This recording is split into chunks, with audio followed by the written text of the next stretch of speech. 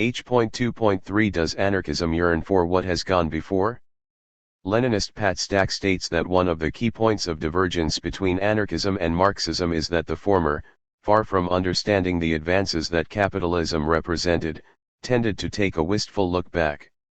Anarchism shares with Marxism an abhorrence of the horrors of capitalism, but yearns for what has gone before. Anarchy in the UK, Socialist Review, number 246. Like his other key point, namely the rejection of class struggle, see last section, Stack is simply wrong. Even the quickest look at the works of Proudhon, Bakunin, and Kropotkin would convince the reader that this is simply distortion. Rather than look backwards for our ideas of social life, anarchists have always been careful to base our ideas on the current state of society and what anarchist thinkers considered positive current trends within it. The dual element of progress is important to remember. Capitalism is a class society, marked by exploitation, oppression and various social hierarchies. In such a society, progress can hardly be neutral. It will reflect vested interests, the needs of those in power, the rationales of the economic system, e.g. the drive for profits, and those who benefit from it, the differences in power between states and companies, and so on.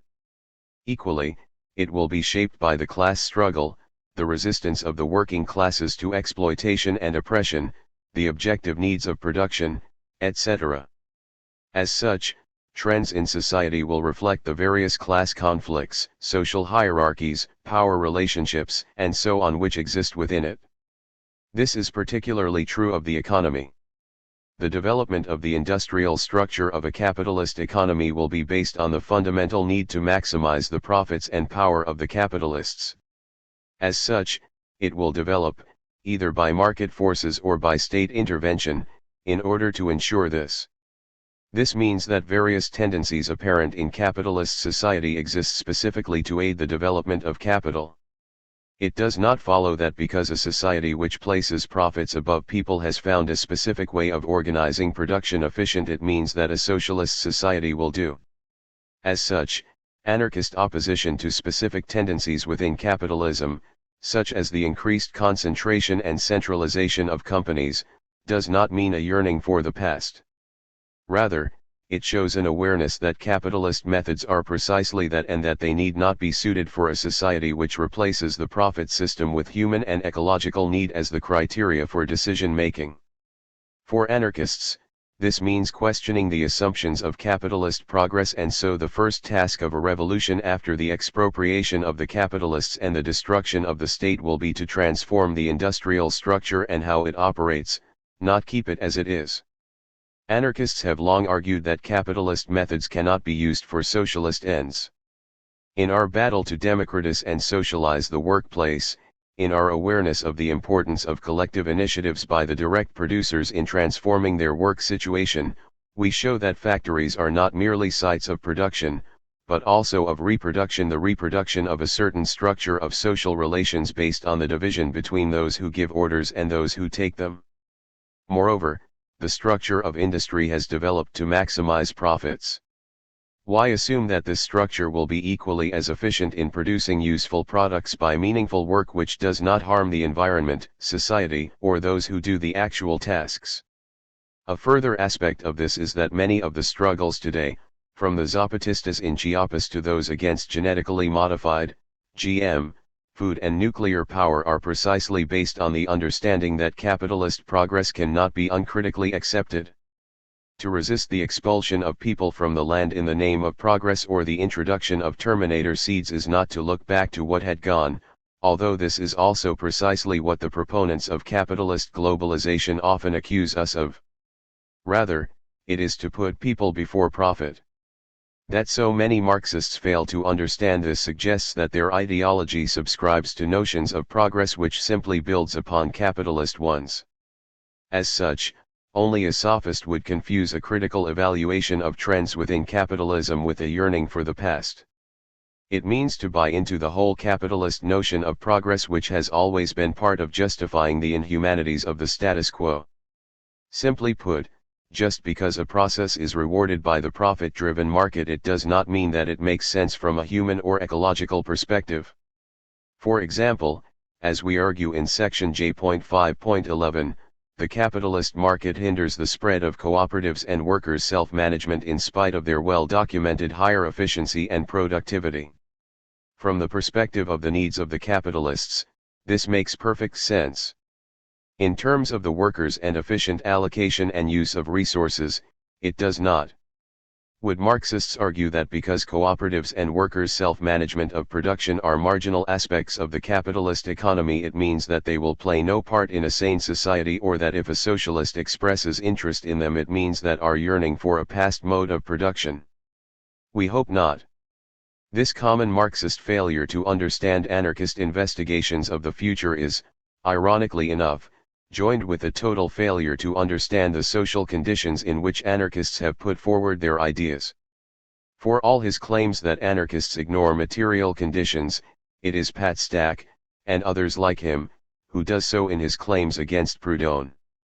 Stack calls the Frenchman the founder of modern anarchism and states that Marx dubbed Proudhon the socialist of the small peasant or master craftsman. Typically, Stack gets even this wrong, as it was Engels who used those words, although Marx would probably have not disagreed if he had been alive when they were penned. The Marx-Engels reader, p. 626. From this, Stack implies that Proudhon was yearning for the past when he advanced his mutualist ideas. Nothing, however, could be further from the truth. This is because the society in which the French anarchist lived was predominantly artisan and peasant in nature. This was admitted by Marx and Engels in the Communist Manifesto. In countries like France, the peasants constitute far more than half of the population. Op. Cit. p. 493. As such, for Proudhon to incorporate the aspirations of the majority of the population is not to yearn for what has gone before, but rather an extremely sensible position to take. This suggests that for Engels to state that the French anarchist was the socialist of the small peasant or master craftsman was unsurprising, a simple statement of fact, as the French working classes were, at the time, predominantly small peasants or master craftsmen, or artisans. It, in other words, reflected the society Proudhon lived in and, as such, did not reflect desires for the past but rather a wish to end exploitation and oppression now rather than some unspecified time in the future. Moreover, Proudhon's ideas cannot be limited to just that, as Marxists try to do. As K. Stephen Vincent points out, Proudhon's social theories may not be reduced to a socialism for only the peasant class, nor was it a socialism only for the petit bourgeois, it was a socialism of and for French workers. And in the mid-19th century, most French workers were still artisans. Indeed, W. Heil Marx was correct in predicting the eventual predominance of the industrial proletariat vis-a-vis skilled workers. Such predominance was neither obvious nor a foregone conclusion in France during the 19th century. The absolute number of small industries even increased during most of the century. Pierre-Joseph Proudhon and the Rise of French Republican Socialism, p. 5 and p. 282. Proudhon himself noted in 1851 that of a population of 36 million, 24 million were peasants and 6 million were artisans. Of the remaining 6 million, these included wage workers for whom workmen's associations would be essential as a protest against the wage system, the denial of the rule of capitalists, and for the management of large instruments of labor. The general idea of the revolution, pages 97-8. To summarize, if the society in which you live is predominantly made up of peasants and artisans, then it is hardly an insult to be called the socialist of the small peasant or master craftsman. Equally, it can hardly represent a desire for what has gone before to tailor your ideas to the actual conditions in the country in which you live. And Stack accuses anarchists of ignoring material conditions. Neither can it be said that Proudhon ignored the development of industrialization in France during his lifetime. Quite the reverse, in fact, as indicated above. Proudhon did not ignore the rise of large-scale industry and argued that such industry should be managed by the workers themselves via workers' associations. As he put it, certain industries required the combined employment of a large number of workers, and so the producer is a collectivity. In such industries we have no choice, and so it is necessary to form an association among the workers, because without that they would remain related as subordinates and superiors, and there would ensue two industrial castes of masters and wage workers, which is repugnant to a free and democratic society. Op. Cit. Pages 215-6. Even Engels had to grudgingly admit that Proudhon supported the association of workers for large industry and large establishments, such as railways. Op. Cit. p. 626. All in all, Stack is simply showing his ignorance of both Proudhon's ideas and the society, the material conditions, in which they were shaped and were aimed for. As can be seen, Proudhon incorporated the development of large-scale industry within his mutualist ideas, and so the need to abolish wage labor by workers' associations and workers' control of production. Perhaps Stack can fault Proudhon for seeking the end of capitalism too soon and for not waiting patiently while it developed further. If he does, he will also have to attack Marx, Lenin and Trotsky as well for the same failing, but this has little to do with yearning for what has gone before. After distorting Proudhon's ideas on industry, Stack does the same with Bakunin. He asserts the following. Similarly, the Russian anarchist leader Bakunin argued that it was the progress of capitalism that represented the fundamental problem. For him, industrialization was an evil. He believed it had created a decadent Western Europe, and therefore had held up the more primitive, less industrialist Slav regions as the hope for change.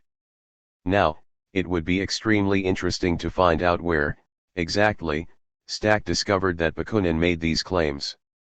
After all, they are at such odds with Bakunin's anarchist ideas that it is tempting to conclude that Stack is simply making it up. This, we suggest, explains the total lack of references for such an outrageous claim. Looking at what appears to be his main source, we discover Paul Avriche writing that in 1848, i.e. nearly 20 years before Bakunin became an anarchist. Bakunin spoke of the decadence of Western Europe and saw hope in the primitive, less industrialist Slavs for the regeneration of the continent. Anarchist portraits, p. 8. The plagiarism is obvious, as are the distortions. Given that Bakunin became an anarchist in the mid-1860s, how his pre-anarchist ideas are relevant to an evaluation of anarchism escapes logic. It makes as much sense as quoting Marx to refute fascism, as Mussolini was originally the leader of the left wing of the Italian Socialist Party. It is, of course, simple to refute Stack's claims. We need only do that which he does not, namely quote Bakunin. For someone who thought industrialization was an evil, a key aspect of Bakunin's ideas on social revolution was the seizing of industry and its placing under social ownership. As he put it, capital and all tools of labor belong to the city workers, to the workers' associations. The whole organization of the future should be nothing but a free federation of workers, agricultural workers as well as factory workers and associations of craftsmen. The political philosophy of Bakunin, p. 410. Bakunin argued that to destroy all the instruments of labor would be to condemn all humanity, which is infinity too numerous today to exist, on the simple gifts of nature, to death by starvation. Thus capital cannot and must not be destroyed. It must be preserved. Only when workers obtain not individual but collective property in capital, and when capital is no longer concentrated in the hands of a separate, exploiting class, will they be able to smash the tyranny of capital. The basic Bakunin, pages 90-1. He stressed that only associated labor, this is labor organized upon the principles of reciprocity and cooperation, is adequate to the task of maintaining the existence of a large and somewhat civilized society. Moreover, the whole secret of the boundless productivity of human labor consists first of all in applying scientifically developed reason, and then in the division of that labor. The political philosophy of Bakunin, pages 341-2. Hardly the thoughts of someone opposed to industrialization. Unsurprisingly, then, Eugene Pizio noted that in an article printed in 1868 Bakunin rejected outright the doctrine of the rottenness of the West and of the messianic destiny of Russia. The Doctrine of Anarchism of Michael A. Bakunin, p. 61. Rather than oppose industrialization and urge the destruction of industry, Bakunin considered one of the first acts of the revolution would be workers' associations taking over the means of production and turning them into collective property managed by the workers themselves. Hence Daniel Guérin's comment. Proudhon and Bakunin were collectivists, which is to say they declared themselves without equivocation in favor of the common exploitation, not by the state but by associated workers of the large-scale means of production and of the public services. Proudhon has been quite wrongly presented as an exclusive enthusiast of private property. From Proudhon to Bakunin, pages 23 to 33, The Radical Papers, Demetrius Irisopoulos, ed. p. 32. Clearly, Stack does not have the faintest idea of what he is talking about. Nor is Kropotkin any safer than Proudhon or Bakunin from Stack's distortions. Peter Kropotkin, another famous anarchist leader to emerge in Russia, also looked backwards for change. He believed the ideal society would be based on small autonomous communities, devoted to small-scale production. He had witnessed such communities among Siberian peasants and watchmakers in the Swiss mountains. First, we must note the plagiarism. Stack is summarizing Paul Avrich's summary of Kropotkin's ideas. Op. Cit. p. 62. Rather than go to the source material, Stack provides an interpretation of someone else's interpretation of someone else's ideas. Clearly, the number of links in the chain means that something is going to get lost in the process and, of course, it does. The something which gets lost is, unfortunately, Kropotkin's ideas. Ultimately, Stack is simply showing his total ignorance of Kropotkin's ideas by making such a statement. At least Avrich expanded upon his summary to mention that Kropotkin's positive evaluation of using modern technology and the need to apply it on an appropriate level to make work and the working environment as pleasant as possible. As Avrich summarizes, placed in small voluntary workshops, machinery would rescue human beings from the monotony and toil of large-scale capitalist enterprise, allow time for leisure and cultural pursuits, and remove forever the stamp of inferiority traditionally borne by manual labor. Op. Cit. p. 63. Hardly backward-looking to desire the application of science and technology to transform the industrial system into one based on the needs of people rather than profit. Stack must be hoping that the reader has, like himself, not read Kropotkin's classic work fields, factories, and workshops, for if they have then they would be aware of the distortion Stack subjects Kropotkin's ideas to. While Avrich does present, in general, a reasonable summary of Kropotkin's ideas, he does place it into a framework of his own making. Kropotkin, while stressing the importance of decentralizing industry within a free society, did not look backward for his inspiration. Rather, he looked to trends within existing society, trends he thought pointed in an anti-capitalist direction. This can be seen from the fact he based his ideas on detailed analysis of current developments in the economy and came to the conclusion that industry would spread across the global, which has happened, and that small industries will continue to exist side by side with large ones, which also has been confirmed. From these facts he argued that a socialist society would aim to decentralize production, combining agriculture with industry and both using modern technology to the fullest.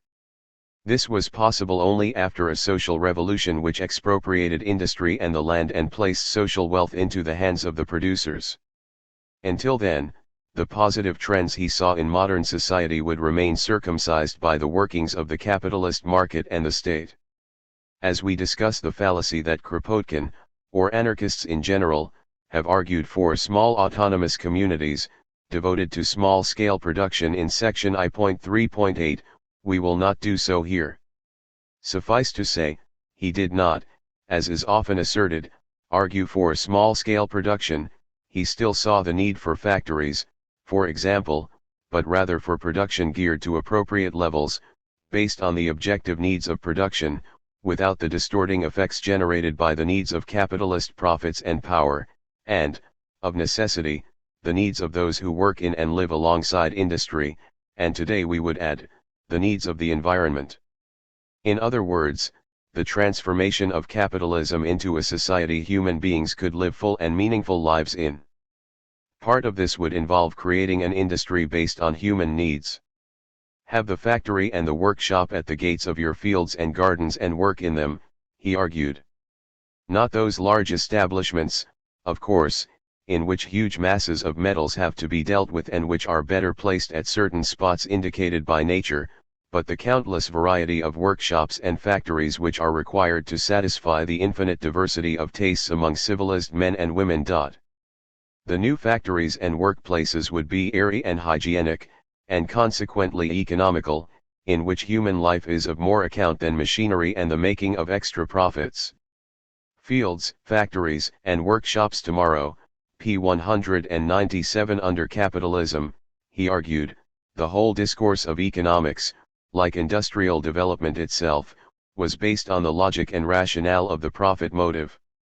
Under the name of profits, rent and interest upon capital, surplus value, and the like, economists have eagerly discussed the benefits which the owners of land or capital, or some privileged nations, can derive, either from the underpaid work of the wage laborer, or from the inferior position of one class of the community towards another class, or from the inferior economical development of one nation towards another nation. In the meantime, the great question, what have we to produce, and how, necessarily remained in the background. The main subject of social economy, that is, the economy of energy required for the satisfaction of human needs, is consequently the last subject which one expects to find treated in a concrete form in economical treatises. Op. Cit. p. 17. Kropotkin's ideas were, therefore, an attempt to discuss how a post-capitalist society could develop, based on an extensive investigation of current trends within capitalism, and reflecting the needs which capitalism ignores.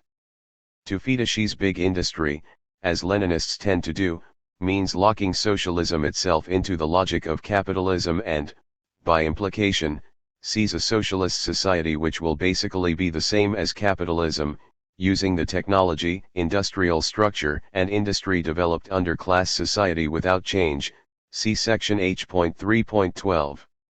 Rather than condemn Kropotkin, Stack's comments, and those like them, simply show the poverty of the Leninist critique of capitalism and its vision of the socialist future.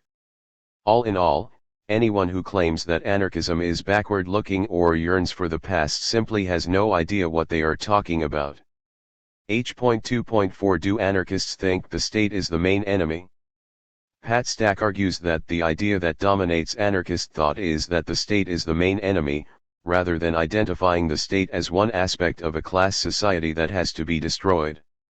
Anarchy in the UK, Socialist Review, number 246. Marxist Paul Thomas states that anarchists insist that the basis source of social injustice is the state. Karl Marx and the Anarchists, p. 2. On the face of it, such assertions make little sense. After all, was not the first work by the first self-declared anarchist called What is Property? And contained the revolutionary maxim property is theft? Surely this fact alone would be enough to put to rest the notion that anarchists view the state as the main problem in the world? Obviously not. Flying in the face of this well-known fact as well as anarchist theory, Marxists have constantly repeated the falsehood that anarchists consider the state as the main enemy. Indeed, Stack and Thomas are simply repeating an earlier assertion by Engels. Bakunin has a peculiar theory of his own, a medley of Prudhonism and communism. The chief point concerning the former is that he does not regard capital, i.e. the class antagonism between capitalists and wage workers which has arisen through social development, but the state as the main enemy to be abolished.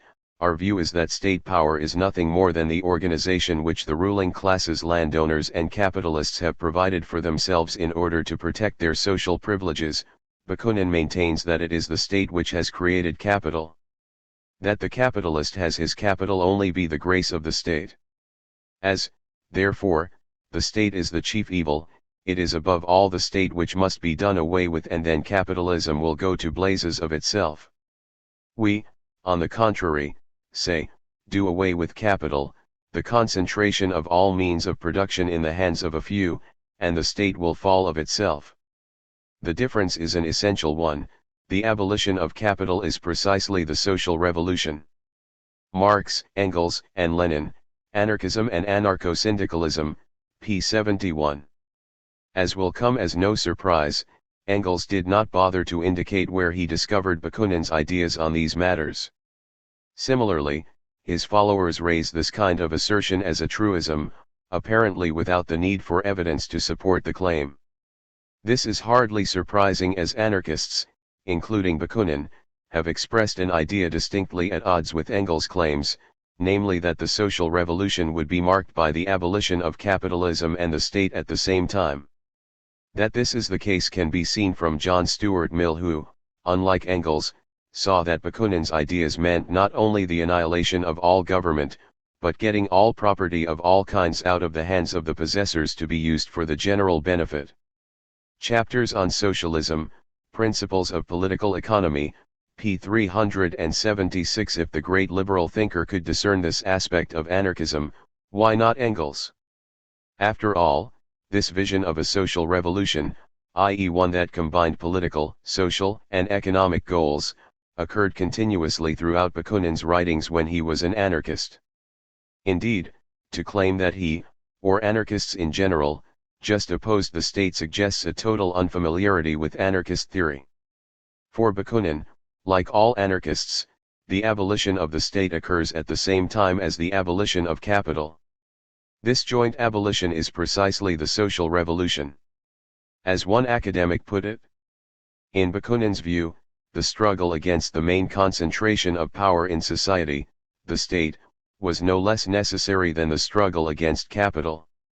Engels, however, puts the matter somewhat differently, arguing that for Bakunin the state was the main enemy, as if Bakunin had not held that capital, too, was an enemy, and that its expropriation was a necessary even if not sufficient condition for the social revolution.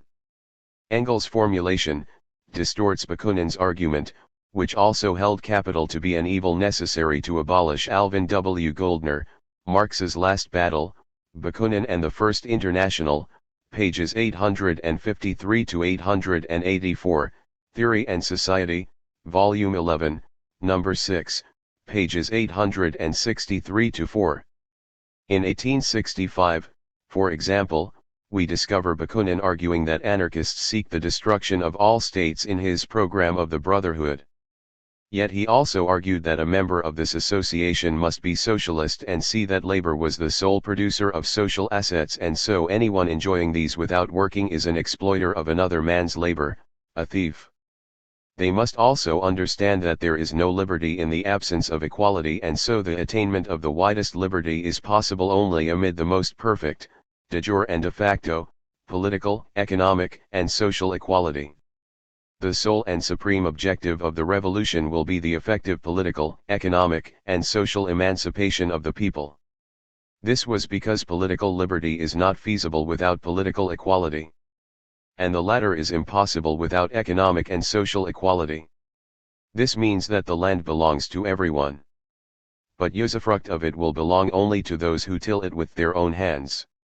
As regards industry, through the unaided efforts and economic powers of the workers' associations, capital and the instruments of labor will pass into the possession of those who will apply them, through their own labors. He opposed sexism, for women are equal in all political and social rights.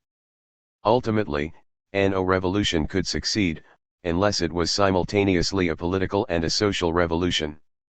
Any exclusively political revolution will, insofar as it consequently does not have the immediate, effective, political, and economic emancipation of the people as its primary objective, prove to be illusory, phony. No Gods, No Masters, Volume 1, pages 134 to 41. In 1868, Bakunin was arguing the same ideas. The Association of the International Brethren seeks simultaneously universal, social, philosophical, economic, and political revolution, so that the present order of things, rooted in property, exploitation, domination, and the authority principle will be destroyed. The revolution as we understand it will set about the complete destruction of the state. The natural and necessary upshot of that destruction will include the dissolution of the army, magistracy, bureaucracy, police, and clergy and productive capital and instruments of labor. Being confiscated for the benefit of toilers' associations, which will have to put them to use in collective production as well as the seizure of all church and state properties. The federated alliance of all labor associations, will constitute the commune. The people must make the revolution everywhere, and, ultimate direction of it must at all times be vested in the people organized into a free federation of agricultural and industrial associations, organized from the bottom up. Cit. Pages 152-6. As these the words of a person who considered the state as the chief evil or that the state is the main enemy? Of course not. Rather, Bakunin clearly identified the state as one aspect of a class society that has to be destroyed. As he put it, the state, which has never had any task other than to regularize, sanction and protect the rule of the privileged classes and exploitation of the people's labor for the rich, must be abolished. Consequently, this requires that society be organized from the bottom up through the free formation and free federation of worker associations, industrial, agricultural, scientific and artisan alike, founded upon collective ownership of the land, capital, raw materials, and the instruments of labor, which is to say, all large-scale property, leaving to private and hereditary possession only those items that are actually for personal use. Cit. p. 182. Clearly, as Wainthorpe notes, for Bakunin only the simultaneous destruction of the state and of the capitalist system, accompanied by the organization from below of a federalist system of administration based upon labor's economic associations, could achieve true liberty. The workers themselves, p. 6. Rather than seeing the state as the main evil to be abolished, Bakunin always stressed that a revolution must be economic and political in nature, that it must ensure political, economic, and social liberty and equality. As such, he argued for both the destruction of the state and the expropriation of capital, both acts conducted, incidentally, by a federation of workers' associations or workers' councils. While the apparatus of the state was being destroyed, dissolution of the army, magistracy, bureaucracy, police, and clergy, capitalism was also being uprooted and destroyed, all productive capital and instruments of labor, confiscated for the benefit of toilers' associations. To assert, as Engels did, that Bakunin ignored the necessity of abolishing capitalism and the other evils of the current system while focusing exclusively on the state, is simply distorting his ideas. As Mark Layer summarizes in his excellent biography of Bakunin, Engels was just flat out wrong. What Bakunin did argue was that the social revolution had to be launched against the state and capitalism simultaneously, for the two reinforced each other. Bakunin, The Creative Passion, p. 274. Kropotkin, unsurprisingly, argued along identical lines as Bakunin. He stressed that the revolution will burn on until it has accomplished its mission, the abolition of property owning and of the state. This revolution, he reiterated, would be a mass rising up against property and the state. Indeed, Kropotkin always stressed that there is one point to which all socialists adhere: the expropriation of capital must result from the coming revolution. This means that the area of struggle against capital, and against the sustainer of capital government, could be one in which various groups can act in agreement, and so any struggle that prepares for that expropriation should be sustained in unanimity by all the socialist groups, to whatever shading they belong. Words of a Rebel, p. 75 and p. 204. Little wonder Kropotkin wrote his famous article Expropriation on this subject. As he put it, expropriation, that is the guiding word of the coming revolution, without which it will fail in its historic mission, the complete expropriation of all those who have the means of exploiting human beings, the return to the community of the nation of everything that in the hands of anyone can be used to exploit others. Cit. Pages 207-8. This was because he was well aware of the oppressive nature of capitalism. For the worker who must sell his labor, it is impossible to remain free, and it is precisely because it is impossible that we are anarchists and communists. Selected writings on anarchism and revolution, p. 305. For Kropotkin, the task we impose ourselves is to acquire sufficient influence to induce the workmen to avail themselves of the first opportunity of taking possession of land and the mines, of railways and factories, to bring working class people to the conviction that they must rely on themselves to get rid of the oppression of capital. Act for yourselves, p. 32. Strange words if Marxist assertions were true. As can be seen, Kropotkin is simply following Bakunin's ideas on the matter. He, like Bakunin, was well aware of the evils of capitalism and that the state protects these evils. Unsurprisingly, he called anarchism the no-government system of socialism. Anarchism, p. 46. For Kropotkin, the state is there to protect exploitation, speculation, and private property. It is itself the byproduct of the rapine of the people. The proletariat must rely on his own hands, he can expect nothing of the state.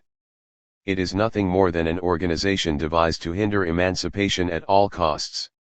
Words of a rebel, p. 27. Rather than see the state as the main evil, he clearly saw it as the protector of capitalism, in other words, as one aspect of a class system which needed to be replaced by a better society. The very words anarchist communism show in what direction society, in our opinion, is already going, and what lines it can get rid of the oppressive powers of capital and government. The first conviction to acquire is that nothing short of expropriation on a vast scale, carried out by the workmen themselves, can be the first step towards a reorganization of our production on socialist principles. Kropotkin, Act for Yourselves, pages 32-3. Similarly with all other anarchists. Emma Goldman, for example, summarized for all anarchists when she argued that anarchism really stands for the liberation of the human body from the domination of property, liberation from the shackles and restraint of government. Goldman was well aware that wealth means power, the power to subdue, to crush, to exploit, the power to enslave, to outrage, to degrade. She considered property not only a hindrance to human well-being, but an obstacle, a deadly barrier, to all progress. A key problem of modern society was that man must sell his labor, and so his inclination and judgment are subordinated to the will of a master. Anarchism, she stressed, was the only philosophy that can and will do away with this humiliating and degrading situation. There can be no freedom in the large sense of the word, so long as mercenary and commercial considerations play an important part in the determination of personal conduct. The state, ironically for Stack's claim, was necessary only to maintain or protect property and monopoly.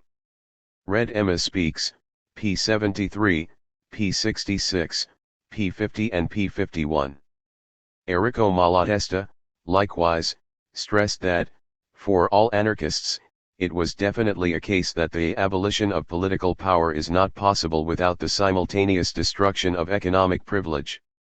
The anarchist program he drafted listed abolition of private property before abolition of government, and argued that the present state of society was one in which some have inherited the land and all social wealth, while the mass of the people, disinherited in all respects, is exploited and oppressed by a small possessing class. It ends by arguing that anarchism wants the complete destruction of the domination and exploitation of man by man, and for expropriation of landowners and capitalists for the benefit of all, and the abolition of government. Enrico Malatesta, His Life and Ideas, p. 158, p. 184, p. 183, p. 197 and p. 198. Nearly 3 decades previously, we find Malatesta arguing the same idea.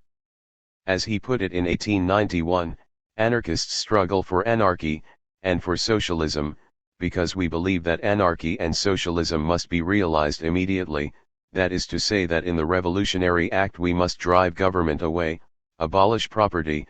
Human progress is measured by the extent government power and private property are reduced. Anarchy, p. 54. Little wonder Bertrand Russell stated that anarchism is associated with belief in the communal ownership of land and capital because, like Marxism, it has the perception that private capital is a source of tyranny by certain individuals over others. Roads to Freedom, p. 40. Russell was, of course, simply pointing out the obvious. As Brian Morris correctly summarizes, another criticism of anarchism is that it has a narrow view of politics, that it sees the state as the fount of all evil, ignoring other aspects of social and economic life. This is a misrepresentation of anarchism. It partly derives from the way anarchism has been defined, and partly because Marxist historians have tried to exclude anarchism from the broader socialist movement.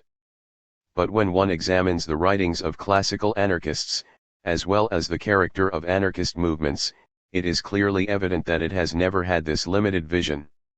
It has always challenged all forms of authority and exploitation, and has been equally critical of capitalism and religion as it has been of the state. Anthropology and Anarchism, pages 35 to 41, Anarchy, A Journal of Desire Armed, number 45, p. 40. All in all, Marxist claims that anarchists view the state as the chief evil or see the destruction of the state as the main idea of anarchism are simply talking nonsense. In fact, rather than anarchists having a narrow view of social liberation, it is, in fact, Marxists who do so. By concentrating almost exclusively on the economic class source of exploitation, they blind themselves to other forms of exploitation and domination that can exist independently of economic class relationships.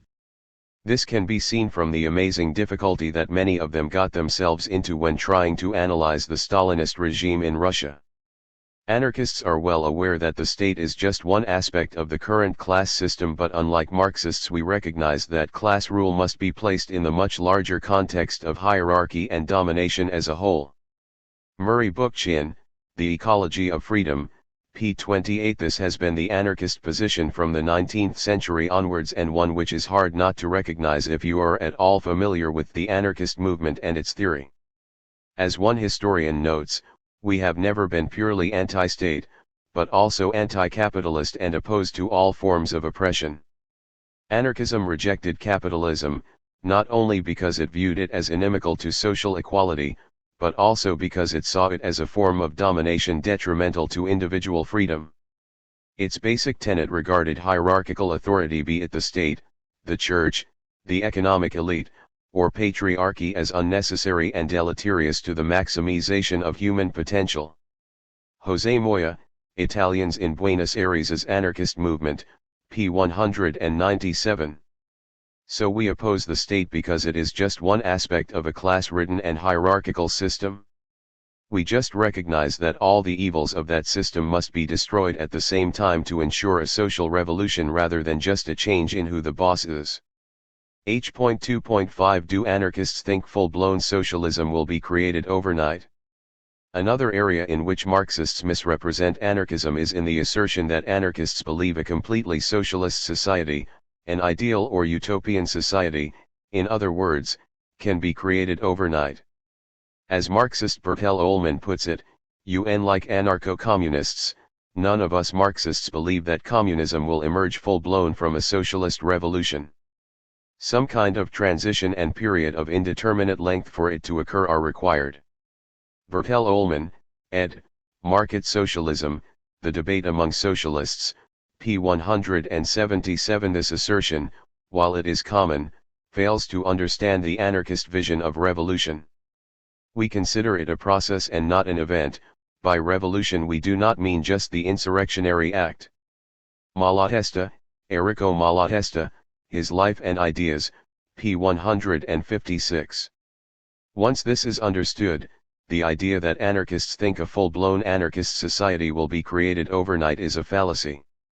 As Murray Bookchin pointed out, Bakunin, Kropotkin, Malatesta were not so naive as to believe that anarchism could be established overnight.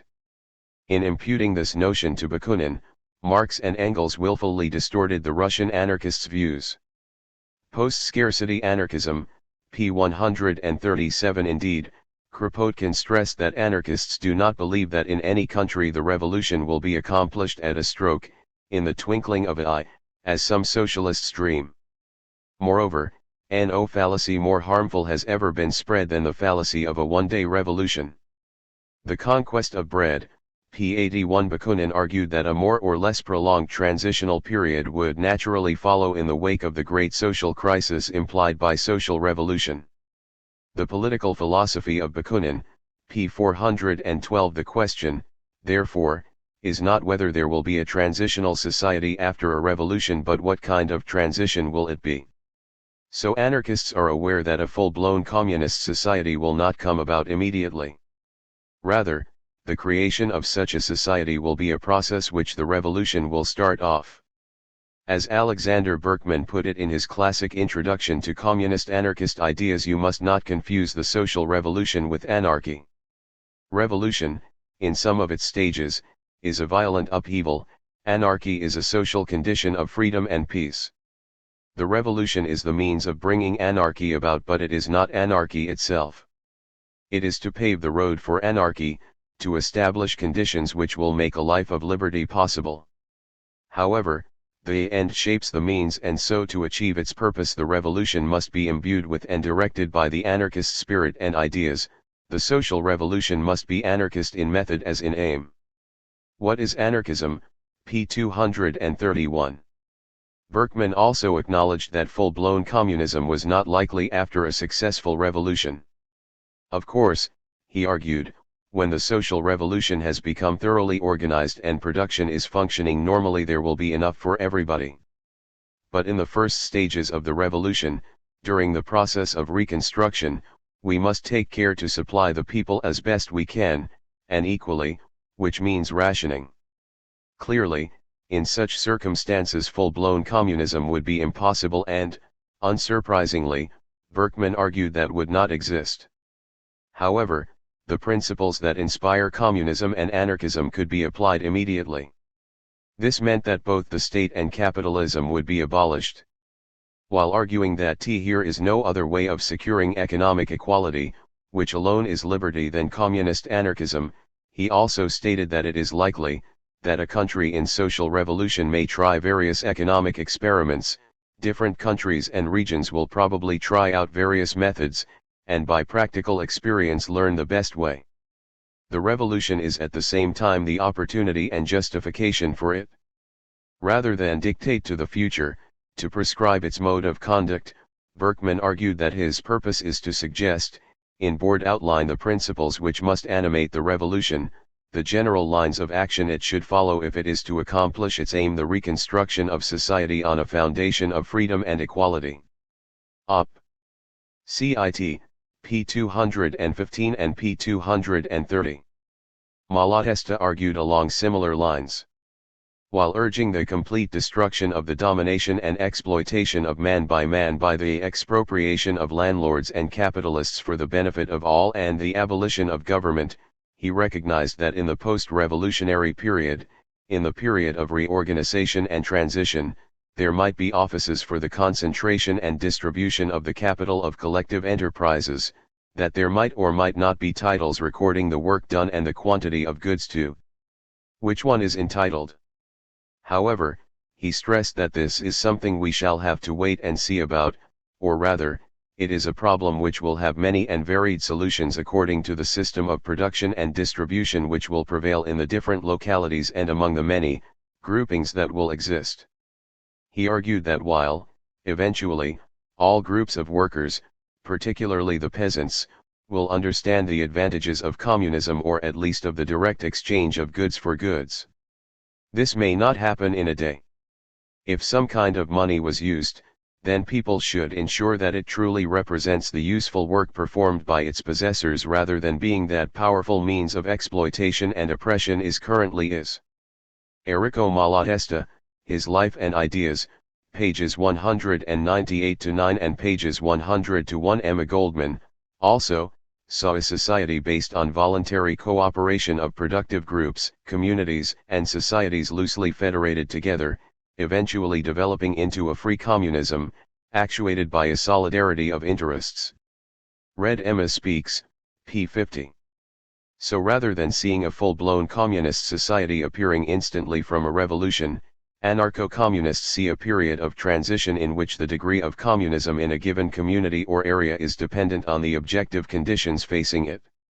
This period of transition would see different forms of social experimentation, but the desire is to see libertarian communist principles as the basis of as much of this experimentation as possible.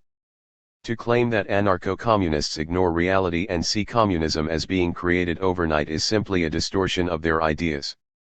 Rather, they are aware that the development towards communism is dependent on local conditions, conditions which can only be overcome in time and by the liberated community reorganizing production and extending it as required.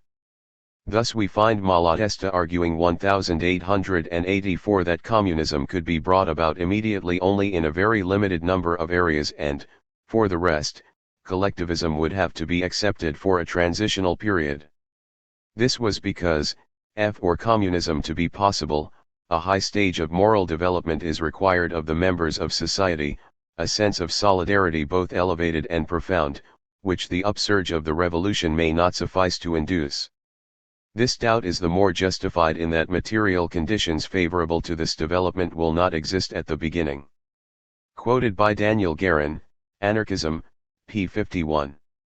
Clearly, our argument contradicts the widely held view that anarchists believed an utopian world would be created instantly after a revolution. Of course, by asserting that anarchists think full-blown communism will occur without some form of transitional period, Marxists paint a picture of anarchism as simply utopian, a theory which ignores objective reality in favor of wishful thinking. However, as seen above, such is not the case. Anarchists are aware that full-blown communism is dependent on objective conditions and, therefore, cannot be implemented until those conditions are met. Until such time as the objective conditions are reached, various means of distributing goods, organizing and managing production, and so on will be tried. Such schemes will be based as far as possible on communistic principles. Such a period of transition would be based on libertarian and communist principles. The organization of society would be anarchist, the state would be abolished and replaced by a free federation of workers and community associations. The economic structure would be socialist, production would be based on self-managed workplaces, and the principles of distribution would be as communistic as possible under the given objective conditions. It also seems strange for Marxists to claim that anarchists thought a full-blown communist society was possible overnight, given that anarchists had always noted the difficulties facing a social revolution. Kropotkin, for example, continually stressed that a revolution would face extensive economic disruption. In his words, "A political revolution can be accomplished without shaking the foundations of industry, but a revolution where the people lay hands upon property will inevitably paralyze exchange and production. This point cannot be too much insisted upon. The reorganization of industry on a new basis cannot be accomplished in a few days, nor, on the other hand, will people submit to be half-starved for years in order to oblige the theorists who uphold the wage system. To tide over the period of stress they will demand what they have always demanded in such cases: communization of supplies, the giving of rations. The Conquest of Bread, pages 72-3. The basic principles of this transition period would, therefore, be based on the socializing of production, consumption, and exchange. The state would be abolished and federated communes would be created. The end of capitalism would be achieved by the expropriation of everything that enables any man, be he financier, mill owner, or landlord, to appropriate the product of others' toil.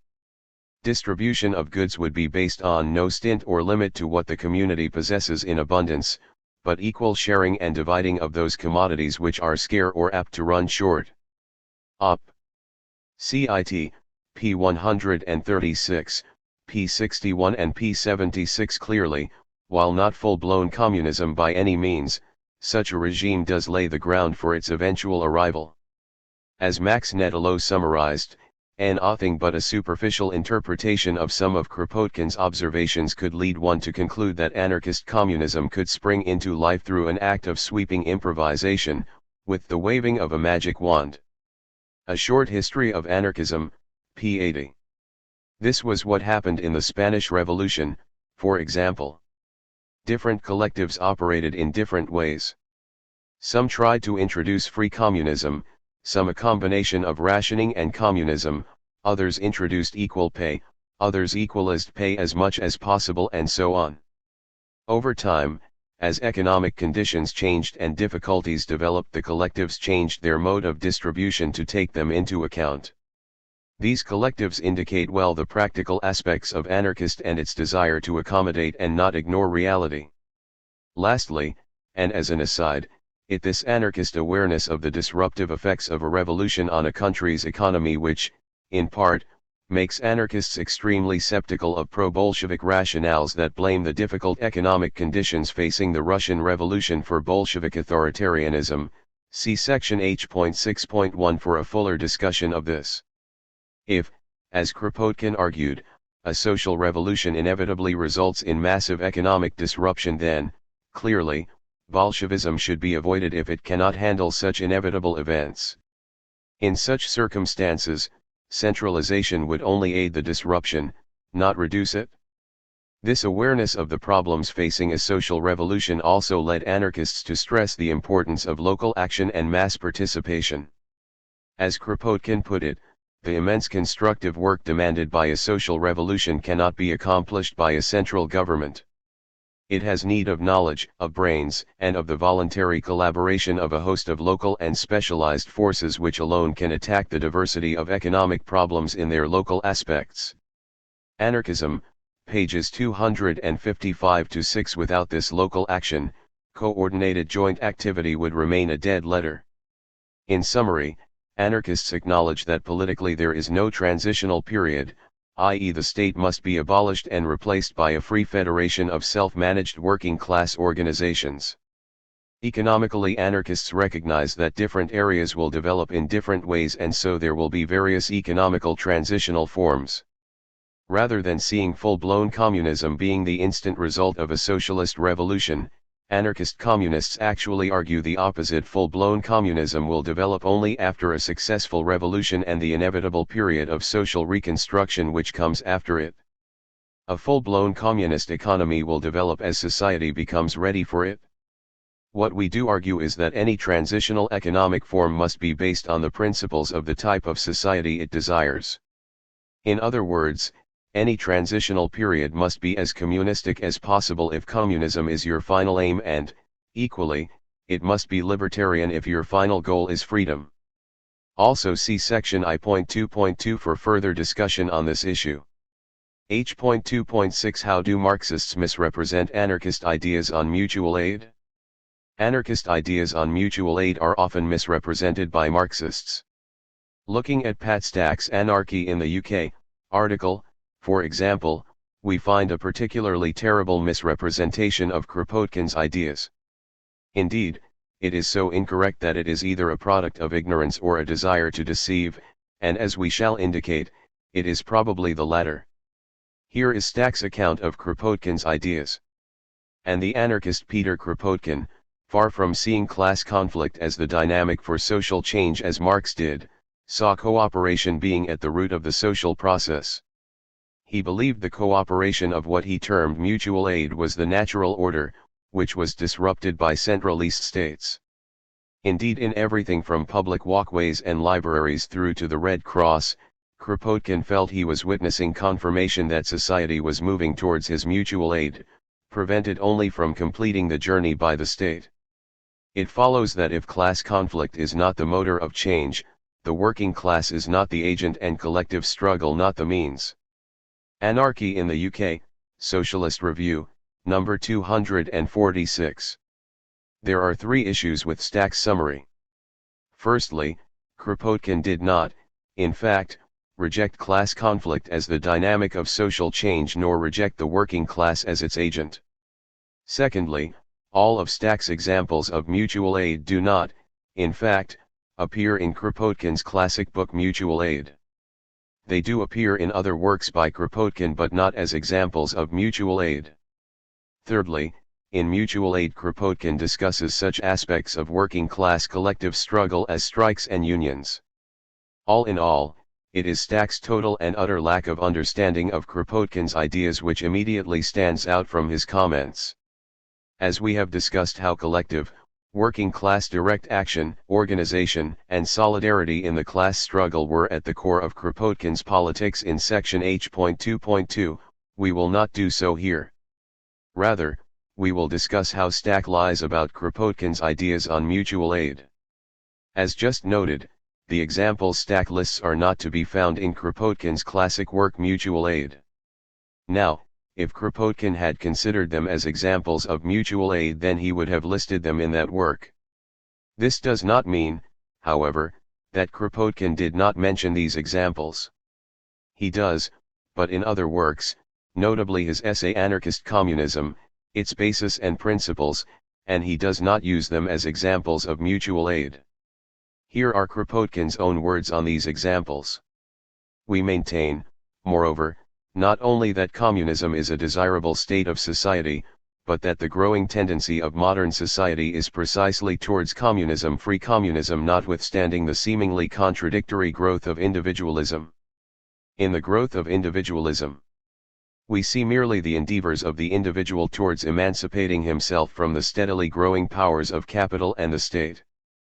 But side by side with this growth we see also, the latent struggle of the producers of wealth to maintain the partial communism of old, as well as to reintroduce communist principles in a new shape. As soon as favorable conditions permit it, the communist tendency is continually reasserting itself and trying to make its way into public life. The penny bridge disappears before the public bridge, and the turnpike road before the free road. The same spirit pervades thousands of other institutions.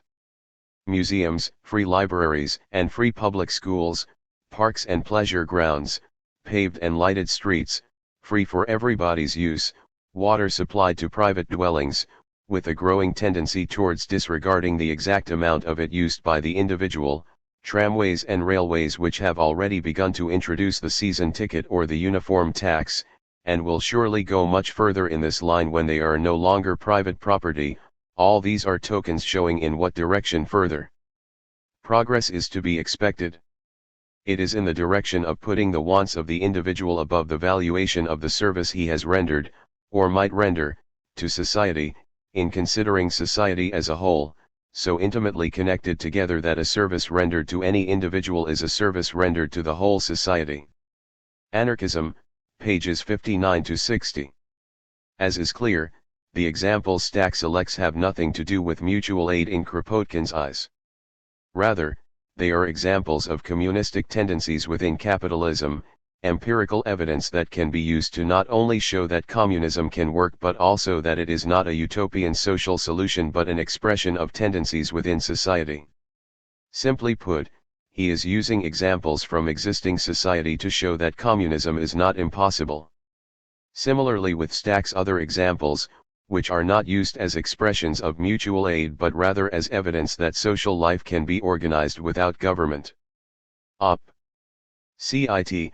Pages 65 to 7. Just as with communism, he gave concrete examples of libertarian tendencies within society to prove the possibility of an anarchist society. And just like his examples of communistic activities within capitalism, his examples of cooperation without the state are not listed as examples of mutual aid. All this would suggest that Stack has either not read Kropotkin's works or that he has unconsciously decided to misrepresent his ideas. In fact, it's a combination of the two. Stack, as proven by his talk at Marxism 2001, gathered his examples of mutual aid from Paul Avrich's essay Kropotkin's Ethical Anarchism contained in his Anarchist Portraits. As such, he has not read the source material. Moreover, he simply distorted what Avrich wrote. In other words, not only has he not read Kropotkin's works, he consciously decided to misrepresent the secondary source he used. This indicates the quality of almost all Marxist critiques of anarchism. For example, Avrich correctly noted that Kropotkin did not deny that the struggle for existence played an important role in the evolution of species. In mutual aid he declares unequivocally that life is struggle, and in that struggle the fittest survive. Kropotkin simply argued that cooperation played a key role in determining who was, in fact, the fittest. Similarly, Avrish listed many of the same examples Stack presents, but not in his discussion of Kropotkin's ideas on mutual aid. Rather, he correctly did so in his discussion of how Kropotkin saw examples of anarchist communism manifesting itself in the thousands of developments of modern life. This did not mean that Kropotkin did not see the need for a social revolution, quite the reverse. As Avrish noted, Kropotkin did not shrink from the necessity of revolution, as he did not expect the propertied classes to give up their privileges and possession without a fight. This was to be a social revolution, carried out by the masses themselves, achieved by means of expropriation of social wealth. Anarchist Portraits, p. 58, p. 62 and p. 66. So much for Stack's claims.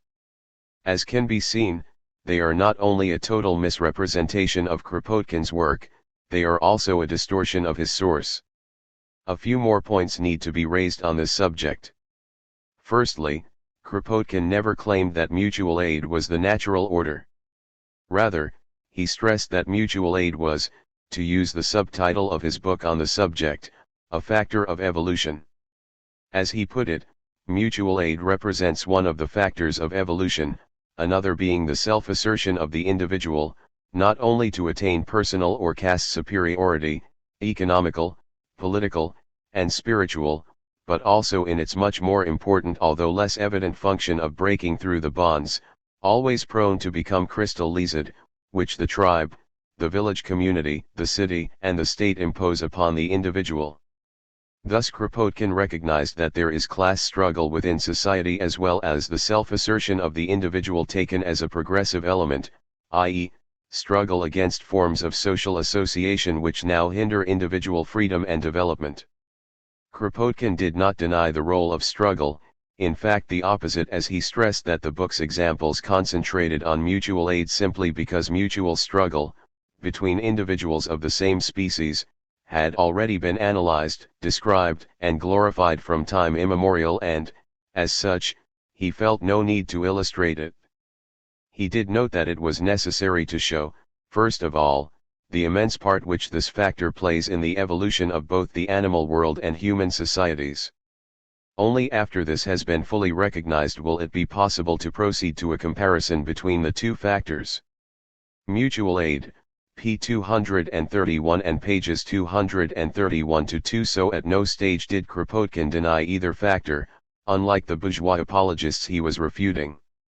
Secondly, Stack's argument that Kropotkin argued that cooperation was the natural order is in contradiction with his other claims that anarchism despises the collectivity and dismisses the importance of the collective nature of change, see section H.2.2. How can you have cooperation without forming a collective? And, equally, surely support for cooperation clearly implies the recognition of the collective nature of change? Moreover, had Stack bothered to read Kropotkin's classic, he would have been aware that both unions and strikes are listed as expressions of mutual aid, a fact, of course, which would undermine Stack's silly assertion that anarchists reject collective working class struggle and organization. Thus we find Kropotkin stating that unionism expressed the workers' need of mutual support, as well as discussing how the state legislated against the workers' unions and that these were the conditions under which the mutual aid tendency had to make its way. To practice mutual support under such circumstances was anything but an easy task. This repression failed, as the workers' unions were continually reconstituted and spread, forming vigorous federal organizations, to support the branches during strikes and prosecutions. In spite of the difficulties in organizing unions and fighting strikes, he noted that every year there are thousands of strikes, the most severe and protracted contests being, as a rule, the so-called sympathy strikes, which are entered upon to support locked-out comrades or to maintain the rights of the unions. Anyone, like Kropotkin, who had lived among strikers, speak with admiration of the mutual aid and support which are constantly practiced by them. Op. Cit. pages 210-3. Kropotkin, as noted, recognized the importance of struggle or competition as a means of survival, but also argued that cooperation within a species was the best means for it to survive in a hostile environment. This applied to life under capitalism. In the hostile environment of class society, then the only way in which working class people could survive would be to practice mutual aid, in other words, solidarity. Little wonder, then, that Kropotkin listed strikes and unions as expressions of mutual aid in capitalist society. Moreover, if we take Stack's arguments at face value, then he clearly is arguing that solidarity is not an important factor in the class struggle and that mutual aid and cooperation cannot change the world. Hardly what you would expect a socialist to argue. In other words, his inaccurate diatribe against Kropotkin backfires on his own ideas. Thirdly, mutual aid is primarily a work of popular science and not a work on revolutionary anarchist theory like, say, The Conquest of Bread or Words of a Rebel. As such, it does not present a full example of Kropotkin's revolutionary ideas and how mutual aid fits into them. However, it does present some insights on the question of social progress which indicate that he did not think that cooperation was at the root of the social process, as Stack claims. For example, Kropotkin noted that WHAN mutual aid institutions began to lose their primitive character, to be invaded by parasitic growths, and thus to become hindrances to process. The revolt of individuals against these institutions took always two different aspects. Part of those who rose up strove to purify the old institutions, or to work out a higher form of commonwealth. But at the same time, others endeavored to break down the protective institutions of mutual support, with no other intention but to increase their own wealth and their own powers. In this conflict lies the real tragedy of history. He also noted that the mutual aid tendency continued to live in the villages and among the poorer classes in the towns.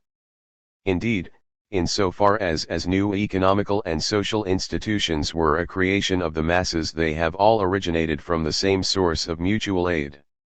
Op. Cit. Pages 18-9 and p. 180. Clearly, Kropotkin saw history marked by both cooperation and conflict as you would expect in a society divided by class and hierarchy. Significantly, Kropotkin considered mutual aid as an attempt to write history from below, from the perspective of the oppressed. As he put it, history, such as it has hitherto been written, is almost entirely a description of the ways and means by which theocracy, military power, autocracy, and, later on, the richer classes' rule have been promoted, established, and maintained. The mutual aid factor has been hitherto totally lost sight of, it was simply denied, or even scoffed at. Op. Cit. p. 231. He was well aware that mutual aid, or solidarity, could not be applied between classes in a class society. Indeed, as noted, his chapters on mutual aid under capitalism contain the strike and union. As he put it in an earlier work, what solidarity can exist between the capitalist and the worker he exploits? Between the head of an army and the soldier? Between the governing and the governed? Words of a Rebel, p. 30. In summary, Stack's assertions about Kropotkin's theory of mutual aid are simply false. He simply distorts the source material and shows a total ignorance of Kropotkin's work, which he obviously has not bothered to read before criticizing it. A truthful account of mutual aid would involve recognizing that Kropotkin showed it being expressed in both strikes and labor unions, and that he saw solidarity between working people as the means of not only surviving within the hostile environment of capitalism but also as the basis of a mass revolution which would end it. H.2.7 Who do anarchists see as their agents of social change? It is often charged, usually without any evidence, that anarchists do not see the working class as the agent of the social revolution. Pat Stack, for example, states the failure of anarchism is to understand the centrality of the working class itself. He argues that for Marx, the working class would change the world and in the process change itself. It would become the agent for social advance and human liberty. For Bakunin, however, skilled artisans and organized factory workers, far from being the source of the destruction of capitalism, were tainted by pretensions and aspirations. Instead, Bakunin looked to those cast aside by capitalism, those most damaged, brutalist, and marginalist. The lumpen proletariat, the outlaws, the uncivilized, disinherited, illiterate, as he put it, would be his agents for change. Anarchy in the UK, Socialist Review, number 246. He fails to provide any references for his accusations. This is unsurprising, as to do so would mean that the reader could check for themselves the validity of Stack's claims. Take, for example, the quote uncivilized, disinherited, illiterate Stack uses as evidence. This expression is from an essay written by Bakunin in 1872 and which expressed what he considered the differences between his ideas and those of Marx. The quote can be found on page 294 of Bakunin on Anarchism. On the previous page, we discover Bakunin arguing that for the International to be a real power, it must be able to organize within its ranks the immense majority of the proletariat of Europe, of America, of all lands. P. 293. Clearly Stack is quoting out of context, distorting Bakunin's position to present a radically false image of anarchism. Moreover, as we will indicate, Stack also quotes them outside the historical context as well. Let us begin with Bakunin's views on skilled artisans and organized factory workers. In Statism and Anarchy, for example, we discover Bakunin arguing that the proletariat must enter the International Workers' Association en masse, form factory, artisan, and agrarian sections, and unite them into local federations for the sake of its own liberation.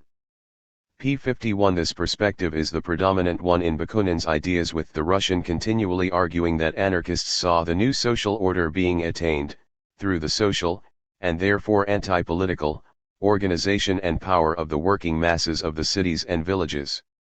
He argued that only the trade union sections can give their members practical education, and consequently only they can draw into the organization of the International the masses of the proletariat, those masses without whose practical cooperation, the social revolution will never be able to triumph.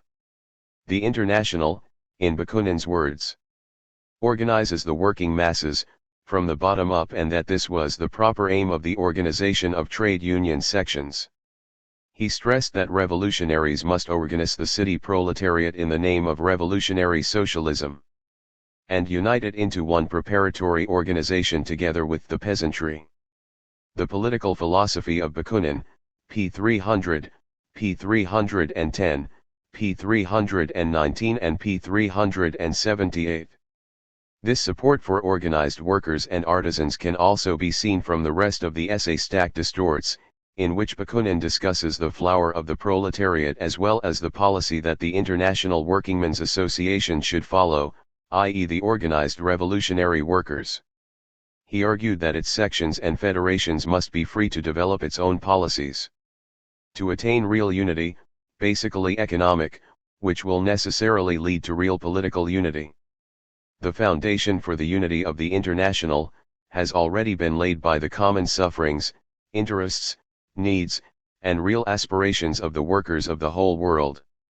He stressed that the International has been the work of the proletariat itself. It was their keen and profound instinct as workers, which impelled them to find the principle and true purpose of the International. They took the common needs already in existence as the foundation and saw the international organization of economic conflict against capitalism as the true objective of this association. In giving it exclusively the space and aim, the workers at once established the entire power of the International. They opened wide the gates to all the millions of the oppressed and exploited. The International, as well as organizing local, national, and international strikes and establishing national and international trade unions, would discuss political and philosophical questions. The workers joined the International for one very practical purpose: solidarity in the struggle for full economic rights against the oppressive exploitation by the bourgeoisie. Bakunin on Anarchism, pages 297-8, pages 298-9 and pages 301-2. All this, needless to say, makes a total mockery of Stack's claim that Bakunin did not see skilled artisans and organized factory workers as the source of the destruction of capitalism and agents for change. Indeed, it is hard to find a greater distortion of Bakunin's ideas. Rather than dismiss skilled artisans and organized factory workers, Bakunin desired to organize them along with agricultural workers into unions and get these unions to affiliate to the International Workers' Association. He argued again and again that the working class, organized in union, were the means of making a revolution, i.e. the source of the destruction of capitalism, to use Stack's words. Only in this context can we understand Bakunin's comments, which Stack selectively quotes. Any apparent contradiction generated by Stack's quoting out of context is quickly solved by looking at Bakunin's work. This reference to the uncivilized, disinherited, illiterate comes from a polemic against Marx. From the context, it can quickly be seen that by these terms Bakunin meant the bulk of the working class.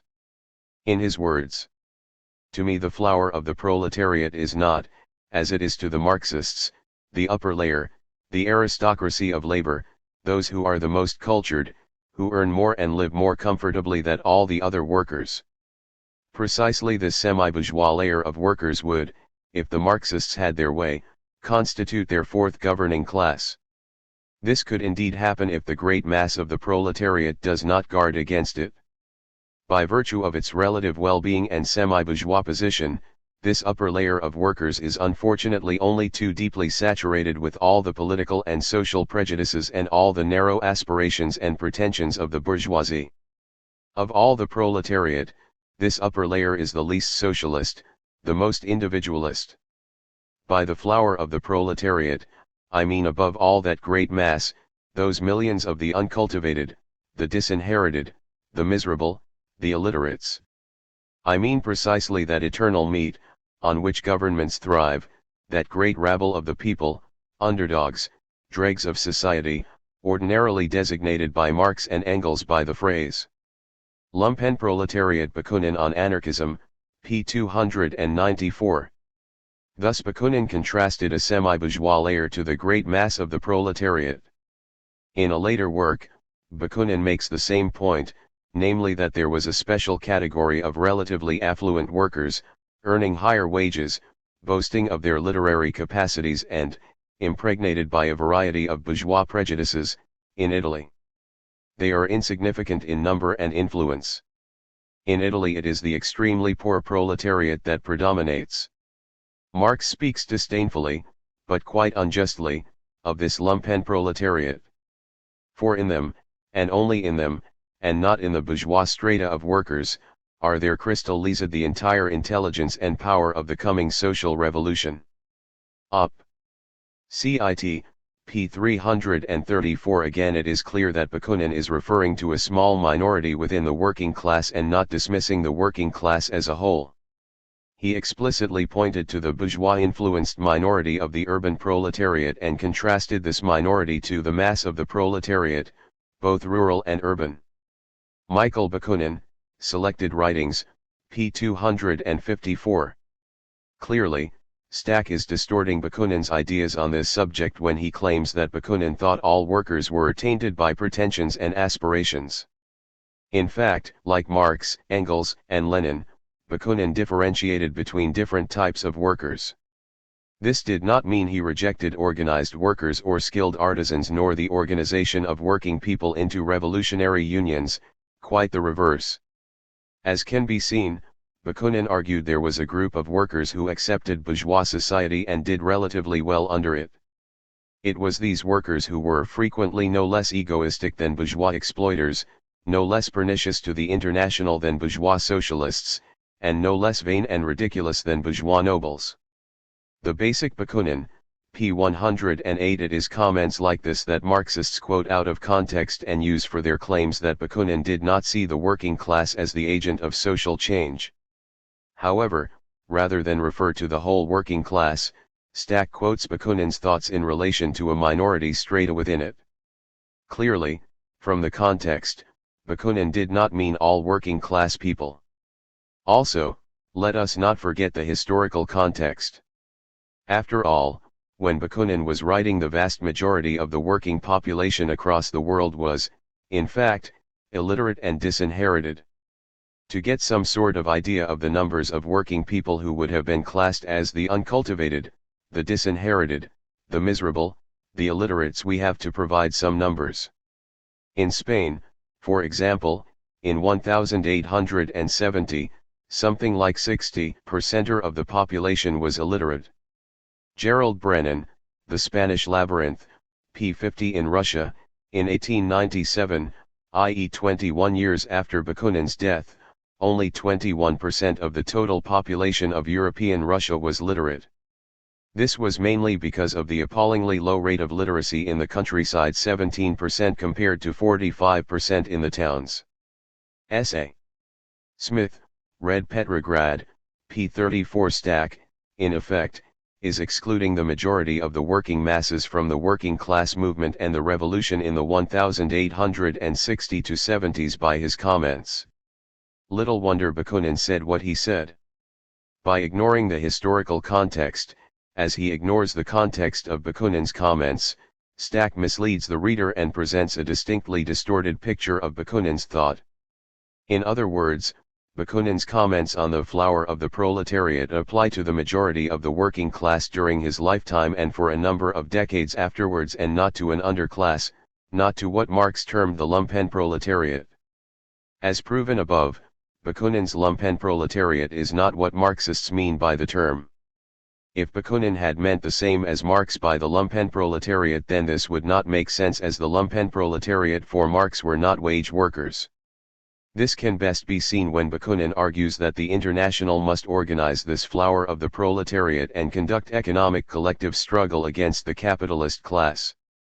In his other works, and in the specific essay these quotes are derived from, Bakunin stressed the need to organize all workers and peasants into unions to fight the state and bosses, and his arguments that workers' associations should not only be the means to fight capitalism but also the framework of an anarchist society.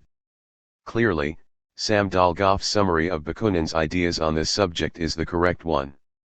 Bakunin's lumpenproletariat was broader than Marx's, since it included all the submerged classes, unskilled, unemployed, and poor workers, poor peasant proprietors, landless agricultural laborers, oppressed racial minorities, alienated and idealistic youth, déclassé intellectuals, and bandits, by whom Bakunin meant insurrectionary Robin Hoods like Pugachev, Stenka and the Italian Carbonari. Introduction, Bakunin on Anarchism, pages 13–4.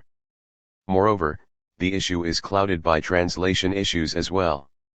As Mark later notes, Bakunin rarely used the word lumpenproletariat. While he does use the French word canaille, this is better translated as mob or rabble. When Bakunin does talk about the canaille or rabble, he usually refers not to the lumpenproletariat as such but to the poorer sections of the working class. While we might translate destitute proletariat as lumpenproletariat, Bakunin himself is referring to a portion of the proletariat and the peasantry, not the lumpenproletariat. Bakunin, The Creative Passion, p. 221.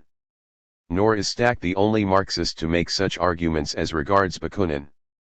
Paul Thomas quotes Bakunin arguing that the working class remains socialist without knowing it because of the very force of its position and all the conditions of its material existence, and then, incredulously, adds that it is for this reason that Bakunin turned away from the proletariat and its scientific socialism towards the peasantry. Karl Marx and the Anarchists, p. 291. A more distorted account of Bakunin's ideas would be hard to find, and there is a lot of competition for that particular honor. The quotes Thomas provides are from Bakunin's The Policy of the International, in which he discussed his ideas on how the International Working Men's Association should operate, namely the collective struggle of the workers against the bosses. At the time, and for some time after, Bakunin called himself a revolutionary socialist and argued that by class struggle, the worker would soon recognize himself or herself to be a revolutionary socialist, and he or she will act like one. The basic Bakunin, p. 103. As such, the argument that the social position workers are placed makes them socialist without knowing does not, in fact, imply that Bakunin thought they would become Marxists, scientific socialism, and, therefore, he turned against them. Rather, it meant that, for Bakunin, Anarchist ideas were a product of working class life, and it was a case of turning instinctive feelings into conscious thought by collective struggle. As noted above, Bakunin did not turn away from these ideas nor the proletariat. Indeed, Bakunin held to the importance of organizing the proletariat, along with artisans and peasants, to the end of his life. Quite simply, Thomas is distorting Bakunin's ideas. Lastly, we have to point out a certain irony, and hypocrisy, in Marxist attacks on Bakunin on this subject. This is because Marx, Engels, and Lenin held similar views on the corrupted upper strata of the working class as Bakunin did. Indeed, Marxists have a specific term to describe this semi-bourgeois strata of workers, namely the labor aristocracy. Marx, for example, talked about the trade unions in Britain being an aristocratic minority, and the great mass of workers has long been outside them. Indeed, the most wretched mass has never belonged. Collected Works, Volume 22, p. 614. Engels also talked about a small, privileged, protected minority within the working class, which he also called the working class aristocracy. Up. Cit. Volume 27, p. 320 and p. 321. Lenin approvingly quotes Engels, arguing that the English proletariat is actually becoming more and more bourgeois, so that this most bourgeois of all nations is apparently aiming at the possession of a bourgeois proletariat alongside the bourgeoisie. Quoted by Lenin, Collected Works, Volume 22, p. 283. Like Lenin, Engels explained this by the dominant position of Britain within the world market. Indeed, Lenin argued that a section of the British proletariat becomes bourgeois. For Lenin, imperialist super-profits make it possible to bribe the labor leaders and the upper stratum of the labor aristocracy. This stratum of workers turned bourgeois, or the labor aristocracy, who are quite Philistine in their mode of life, in the size of their earnings and in their entire outlook, are the real agents of the bourgeoisie in the working class movement, the labor lieutenants of the capitalist class. Op. Cit. p. 284 and p. 194. As can be seen, this is similar to Bakunin's ideas and, ironically enough, nearly identical to Stack's distortion of those ideas, particularly in the case of Marx. However, only someone with a desire to lie would suggest that any of them dismiss the working class as their agent of change based on this selective quoting. Unfortunately, that is what Stack does with Bakunin. Ultimately, Stack's comments seem hypocritical in the extreme, attacking Bakunin while remaining quiet on the near-identical comments of his heroes. It should be noted that this analysis is confirmed by non-anarchists who have actually studied Bakunin. Wayne Thorpe, an academic who specializes in syndicalism, presents an identical summary of Bakunin's ideas on this matter. The workers themselves, p. 280. Marxist selective quoting notwithstanding, for Bakunin, as another academic noted, it seemed self-evident that the revolution, even in Eastern Europe, required the unity of peasantry and city workers because of the latter's more advanced consciousness. The notion that Bakunin stressed the role of the lumpenproletariat is a popular stereotype, but is one more distorted by its decisive omissions than in what it says. Marx, he correctly summarized, accented the revolutionary role of the urban proletariat and tended to deprecate the peasantry, while Bakunin, although accepting the vanguard role of the proletariat in the revolution, felt that the peasantry, too, approached correctly, also had great potential for revolution. Alvin W. Goldner, Marx's Last Battle, Bakunin and the First International, pages 853 to 884, Theory and Society, Volume 11, Number 6, p. 871, p. 869 and p. 869. This flowed from Bakunin's materialist politics. Not restricting the revolution to those societies in which an advanced industrialism had produced a massive urban proletariat, Bakunin observed sensibly that the class composition of the revolution was bound to differ in industrially advanced Western Europe and in Eastern European, where the economy was still largely agricultural. This is a far cry, then, From the Marxist stereotype of Bakunin the anarchist who relied exclusively on the backward peasantry and ignored the proletariat. Op. Cit. p. 870. All in all, once a historic and textual context is placed on Bakunin's words, it is clear which social class was considered as the social revolution's agents of change: the working class, i.e. wage workers, artisans, peasants, and so on. In this, other revolutionary anarchists follow him. Looking at Kropotkin we find a similar perspective to Bakunin's. In his first political work, Kropotkin explicitly raised the question of where our activity be directed and answered it categorically, unquestionably among the peasantry and urban workers.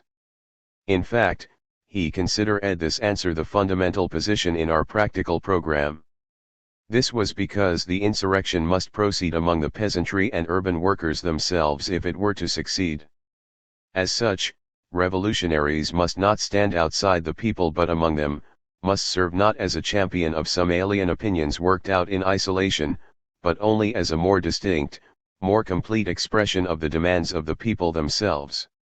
Selected writings on Anarchism and Revolution, pages 85-6. That was in 1873. Nearly 30 years later, Kropotkin expressed identical opinions, stating that he did not need to overrate the qualities of the workers in order to espouse the cause of the social, predominantly workers' revolution. The need was to forge solidarity between workers, and it was precisely to awaken this solidarity, without which progress would be difficult, that we must work to ensure that the syndicates and the trade unions not be pushed aside by the bourgeois. The social position of the working class people ensured their key role in the revolution. Being exploited today at the bottom of the social ladder, it is to his advantage to demand equality. He has never ceased demanding it, he has fought for it and will fight for it again, whereas the bourgeois thinks it is to his advantage to maintain inequality. Unsurprisingly, Kropotkin stressed that I have always preached active participation in the workers' movement, in the revolutionary workers' movement. Op. Cit. p. 299, pages 299-300, p. 300 and p. 304. Much the same can be said for the likes of Goldman, Berkman, Malatesta, and so on, as even a basic familiarity with their writings and activism would confirm. Of all the major anarchist thinkers, it could be objected that Murray Bookchin fits Stack's distortions. After all, he did attack the myth of the proletariat as the agent of revolutionary change, arguing that the traditional class struggle ceases to have revolutionary implications. It reveals itself as the physiology of the prevailing society, not as the labor pains of birth. Yet, even here, Bookchin explicitly argued that he made no claims that a social revolution is possible without the participation of the industrial proletariat, and noted that he tries to show how the proletariat can be won to the revolutionary movement by stressing issues that concern quality of life and work. Thus, class struggle does not center around material exploitation alone, but has a wider understanding which cannot be reduced to a single class defined by its relationship to the means of production. Like other anarchists, he saw social change coming from the oppressed, as the alienated and oppressed sectors of society are now the majority of the people. In other words, for Bookchin, if not other anarchists, expressions like class struggle simply fail to encompass the cultural and spiritual revolt that is taking place along with the economic struggle. Post-scarcity anarchism, p. 117, p. 150, p. 151 and p. 152. So Bookchin's apparent rejection of class struggle and the proletariat is not, on closer reading, any such thing. He urged a wider form of struggle, one which includes issues such as hierarchy, oppression, ecological matters, and so on, rather than the exclusive concern with economic exploitation and class which many radicals, usually Marxists, focus on. Somewhat ironically, it should be noted that this rejection in part flowed from Bookchin's own past in the Stalinist and Trotskyist movements, both of which tended to idealize the industrial worker and limit proletarian to that specific subsection of the working class. Bookchin himself expressed this blinkered perspective when he disposed of the notion that anyone is a proletarian who has nothing to sell but his labor power, as Marx and Engels considered that class as reaching its most advanced form in the industrial proletariat, which corresponded to the most advanced form of capital. Op. Cit. p. 115 fn. Sadly, Bookchin reinforced this debased notion of working class and our struggle in the very process of trying to overcome it.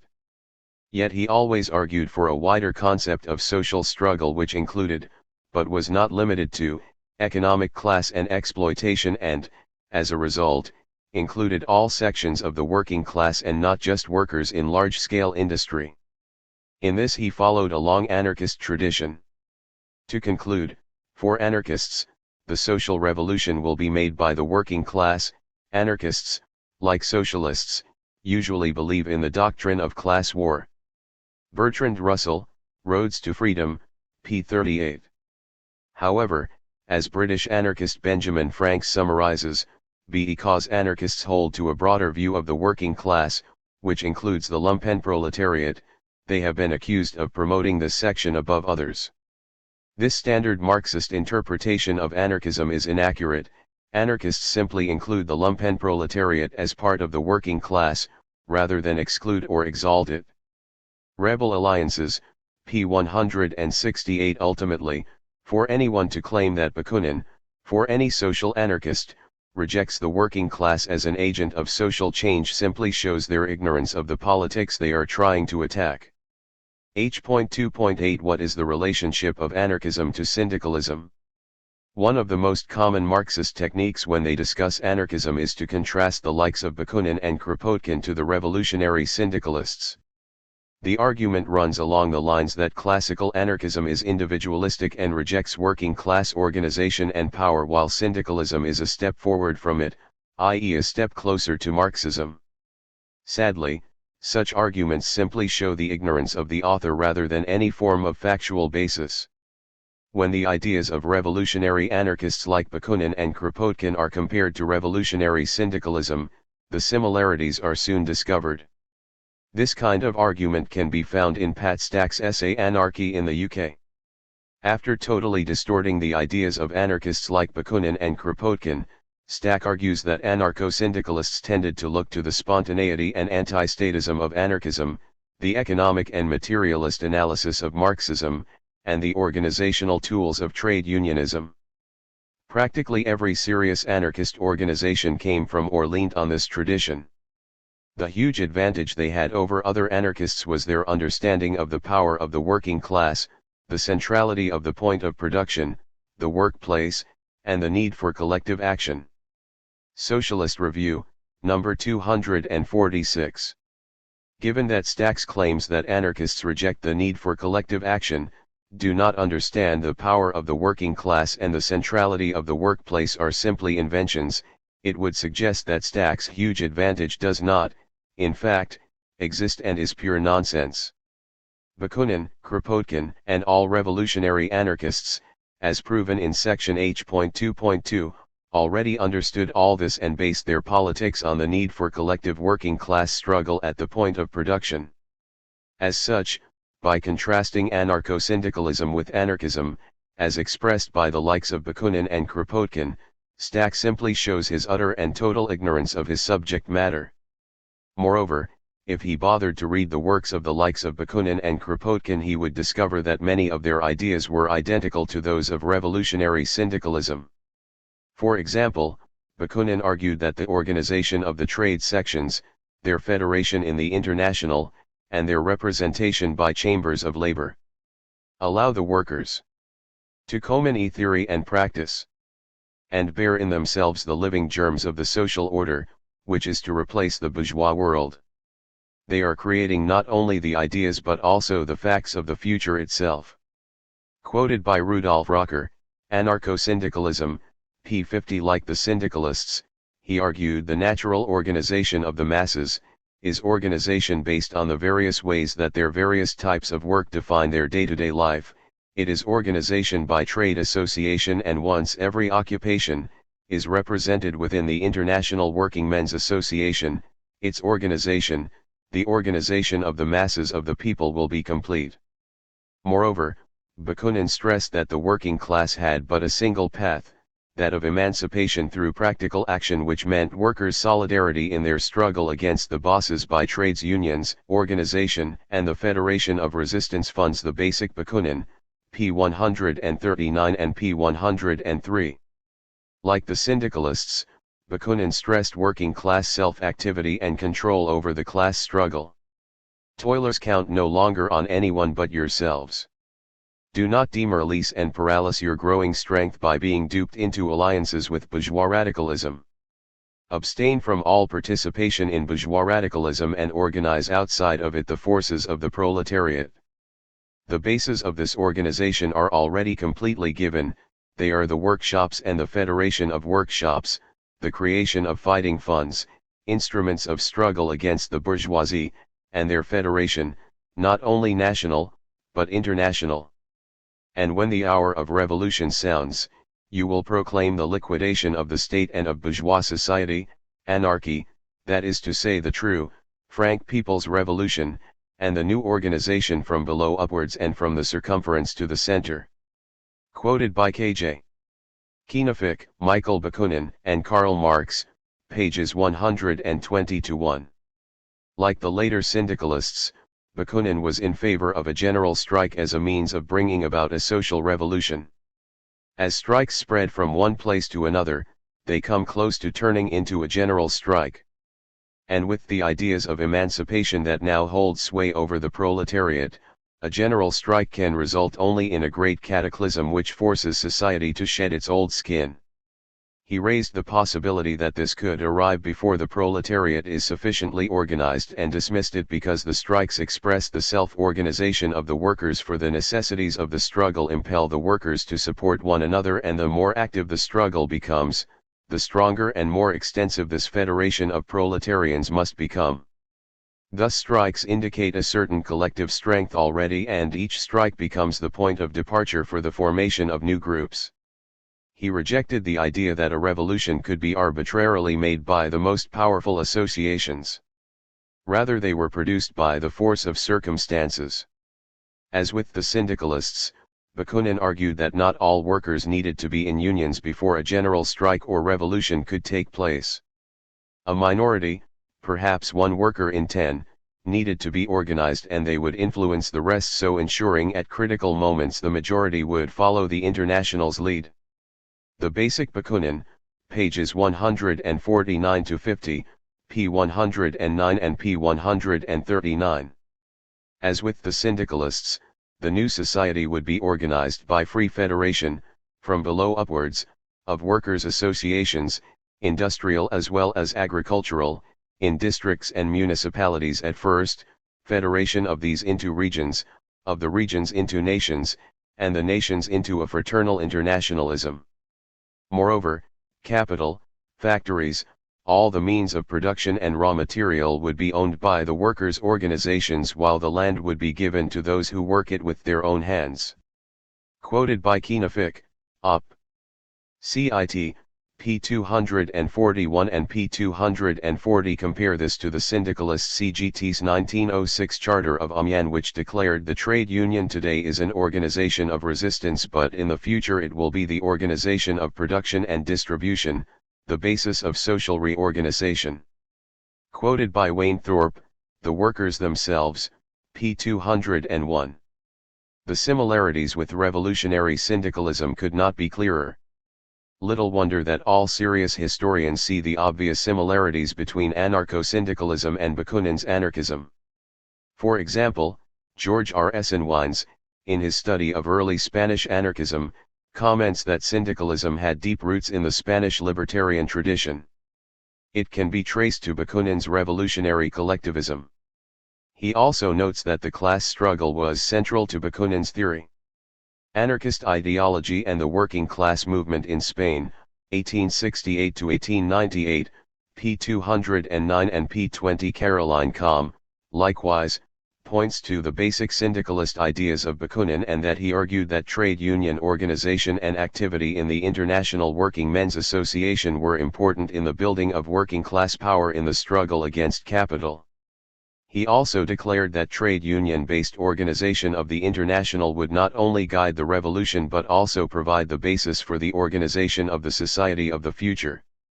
Indeed, he believed that trade unions had an essential part to play in the developing of revolutionary capacities of the workers as well as building up the organization of the masses for revolution. Kropotkin and the Rise of Revolutionary Anarchism, p. 219, p. 215 and p. 216. Paul Avrich, in his essay The Legacy of Bakunin, agreed.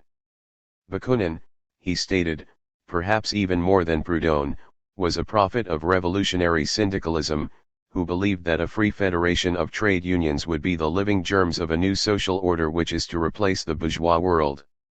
Anarchist Portraits, pages 14 to 15. Bertrand Russell noted that hardly any of these ideas associated with syndicalism are new, almost all are derived from the Bakunist section of the Old International, and that this was often recognized by syndicalists themselves. Roads to Freedom, p. 52. The syndicalists, notes Wainthorpe, identified the First International with its Federalist wing. Are represented initially by the Proudhonists and later and more influentially by the Bakuninists. Op. Cit. p. 2. Needless to say, anarchists agree with this perspective. Arthur Lenning, for example, summarizes the anarchist perspective when he commented that Bakunin's collectivist anarchism ultimately formed the ideological and theoretical basis of anarcho-syndicalism. Introduction, Michael Bakunin, Selected Writings, p. 29. Anarchist academic David Berry also notes that anarchist syndicalists were keen to establish a lineage with Bakunin. The anarchist syndicalism of the turn of the century was a revival of a tactic associated with the Bakuninist International. A History of the French Anarchist Movement, 1917 to 1945, p. 17. Another, Mark Layer, points out that the Wobblies drew heavily on anarchist ideas pioneered by Bakunin. Bakunin, The Creative Passion, p. 298. Kropotkin argued that syndicalism is nothing other than the rebirth of the International Federalist, worker, Latin.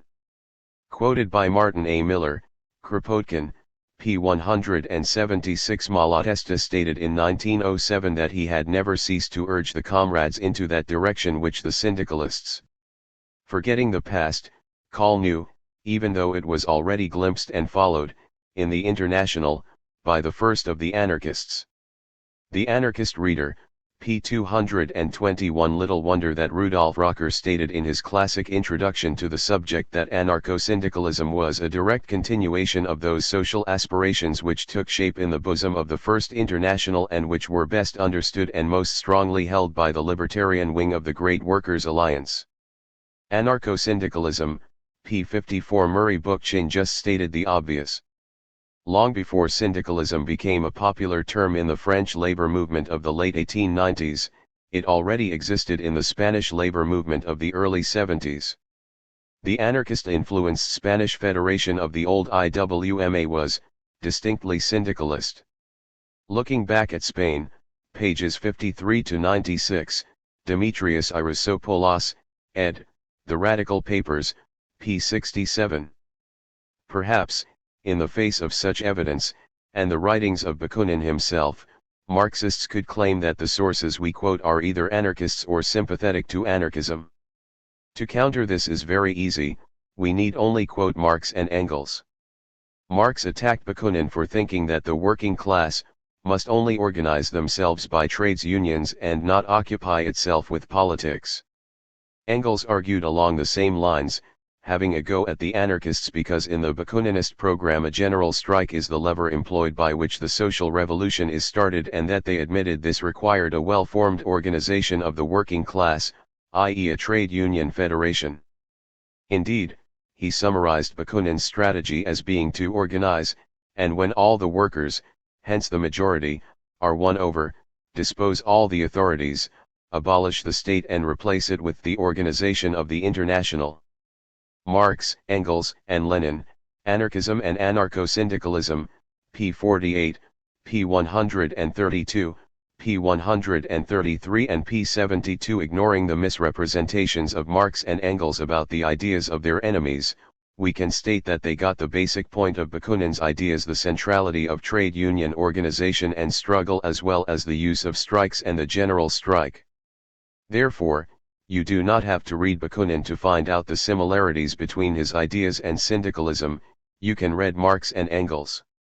Clearly, most Marxist critiques of anarchism have not even done that. Latter anarchists, needless to say, supported the syndicalist movement and, moreover, drew attention to its anarchist roots. Emma Goldman noted that in the First International, Bakunin and the Latin workers forged ahead along industrial and syndicalist lines, and stated that syndicalism is, in essence, the economic expression of anarchism, and that accounts for the presence of so many anarchists in the syndicalist movement.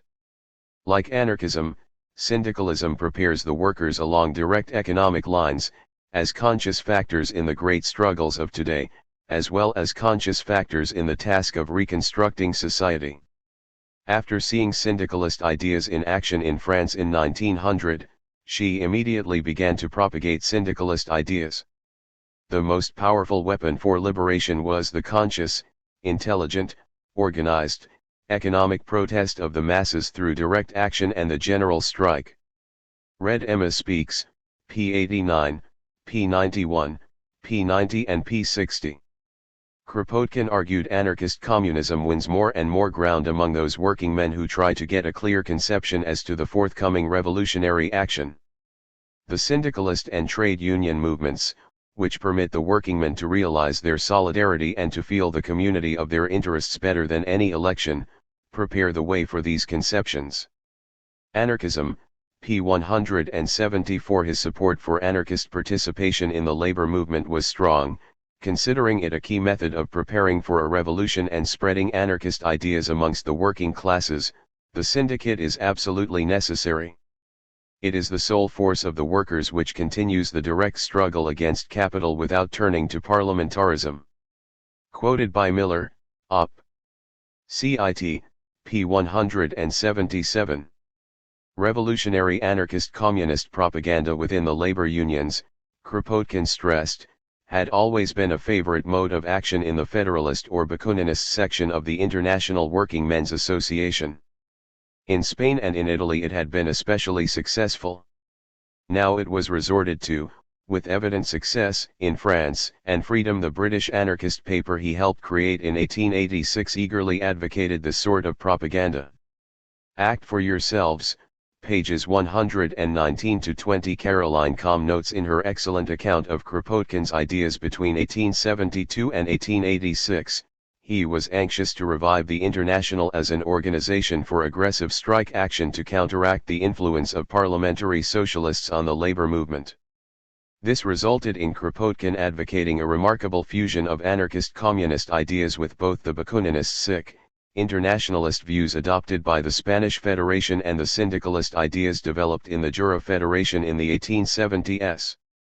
This included seeing the importance of revolutionary labor unions, the value of the strikes as a mode of direct action, and syndicalist action developing solidarity. For Kropotkin, she summarizes, revolutionary syndicalism represented a revival of the great movement of the anti-authoritarian international. It seems likely that he saw in it the strikers' international which he had advocated earlier. Op. Cit. p. 257 and p. 268. Clearly, anyone claiming that there is a fundamental difference between anarchism and syndicalism is talking nonsense. Syndicalist ideas were being argued by the likes of Bakunin and Kropotkin before syndicalism emerged in the French CGT in the 1890s as a clearly labeled revolutionary theory. Rather than being in conflict, the ideas of syndicalism find their roots in the ideas of Bakunin and classical anarchism. This would be quickly seen if the actual writings of Bakunin and Kropotkin were consulted. There are, of course, differences between anarchism and syndicalism, but they are not those usually listed by Marxists. Section J.3.9 discusses these differences and, as will quickly be discovered, they are not based on a rejection of working class organization, direct action, solidarity, and collective struggle. Ultimately, claims like Pat Stack's simply show how unfamiliar the author is with the ideas they are pathetically attempting to critique. Anarchists from Bakunin onwards shared most of the same ideas as syndicalism, which is unsurprising as most of the ideas of anarcho-syndicalism have direct roots in the ideas of Bakunin. In other words, for Stack, the huge advantage anarcho-syndicalists have over other anarchists is that they, in fact, share the same understanding of the power of the working class, the centrality of the point of production, the workplace, and the need for collective action. This, in itself, shows the bankruptcy of Stack's claims and those like it. H.2.9 Do anarchists have liberal politics?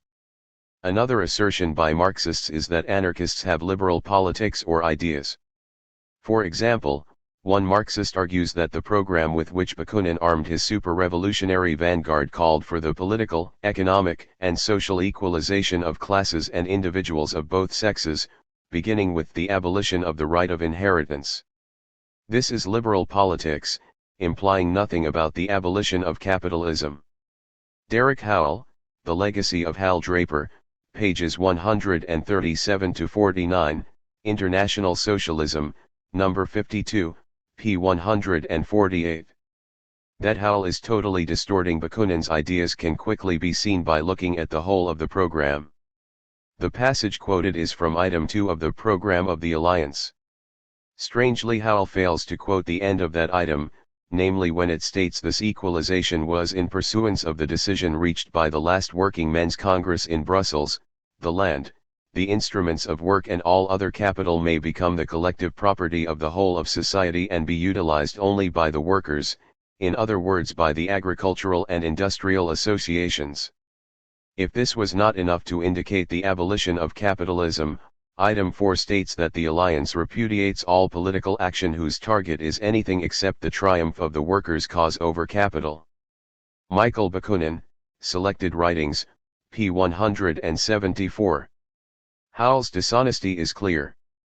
Bakunin explicitly argued for the abolition of capitalism in the same item Howell, selectively, quotes from. If the socialization of land and capital under the control of workers' associations is not the abolition of capitalism, we wonder what is.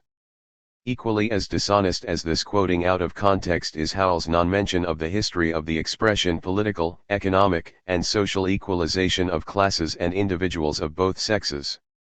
After Bakunin sent the Alliance program to the General Council of the International Workingmen's Association, he received a letter date March 9, 1869 from Marx which stated that the term the equalization of classes literally interpreted would mean harmony of capital and labor as persistently preached by the bourgeois socialists. The letter argued that it was not the logically impossible equalization of classes, but the historically necessary, superseding abolition of classes which was the true secret of the proletarian movement and which forms the great aim of the International Workingmen's Association. Significantly, the letter adds the following. Considering, however, the context in which that phrase equalization of classes occurs, it seems to be a mere slip of the pen, and the General Council feels confident that you will be anxious to remove from your program an expression which offers such a dangerous misunderstanding. Collected Works, Volume 21, p. 46. And, given the context, Marx was right. The phrase equalization of classes placed in the context of the political, economic, and social equalization of individuals obviously implies the abolition of classes. The logic is simple. If both worker and capitalist shared the same economic and social position, then wage labor would not exist. In fact, it would be impossible as it is based on social and economic inequality, and so class society would not exist. Similarly, if the tenant and the landlord were socially equal, then the landlord would have no power over the tenant, which would be impossible. Bakunin agreed with Marx on the ambiguity of the term, and the Alliance changed its program to call for the final and total abolition of classes and the political, economic, and social equalization of individuals of either sex. Bakunin, Op.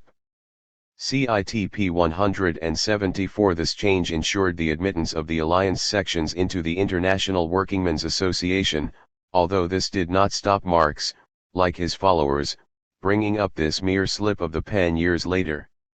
However, How repeating the changed phrase equalization of classes out of context helps discredit anarchism, and so it is done. Simply put, anarchists are not liberals. We are well aware of the fact that without equality, liberty is impossible except for the rich. As Nicholas Walter put it, like liberals, anarchists want freedom, like socialists, anarchists want equality. But we are not satisfied by liberalism alone or by socialism alone. Freedom without equality means that the poor and weak are less free than the rich and strong, and equality without freedom means that we are all slaves together. Freedom and equality are not contradictory, but complementary, in place of the old polarization of freedom versus equality, according to which we are told that more freedom equals less equality, and more equality equals less freedom. Anarchists point out that in practice you cannot have one without the other. Freedom is not genuine if some people are too poor or too weak to enjoy it, and equality is not genuine if some people are ruled by others. About anarchism, p. 29 clearly, anarchists do not have liberal politics. Quite the reverse, as we subject it to extensive critique from a working class perspective. To the claim that anarchism combines a socialist critique of capitalism with a liberal critique of socialism, anarchists reply that it is mistaken. Paul Thomas, Karl Marx, and the Anarchists, p. 7 rather, anarchism is simply a socialist critique of both capitalism and the state. Freedom under capitalism is fatally undermined by inequality. It simply becomes the freedom to pick a master. This violates liberty and equality, as does the state. Any state at all, argued Bakunin, no matter what kind, is a domination and exploitation. It is a negation of socialism, which wants an equitable human society delivered from all tutelage, from all authority and political domination as well as economic exploitation. Quoted by Kinefik, Op. Cit. Pages 95-6. As such, state structures violate not only liberty but also equality.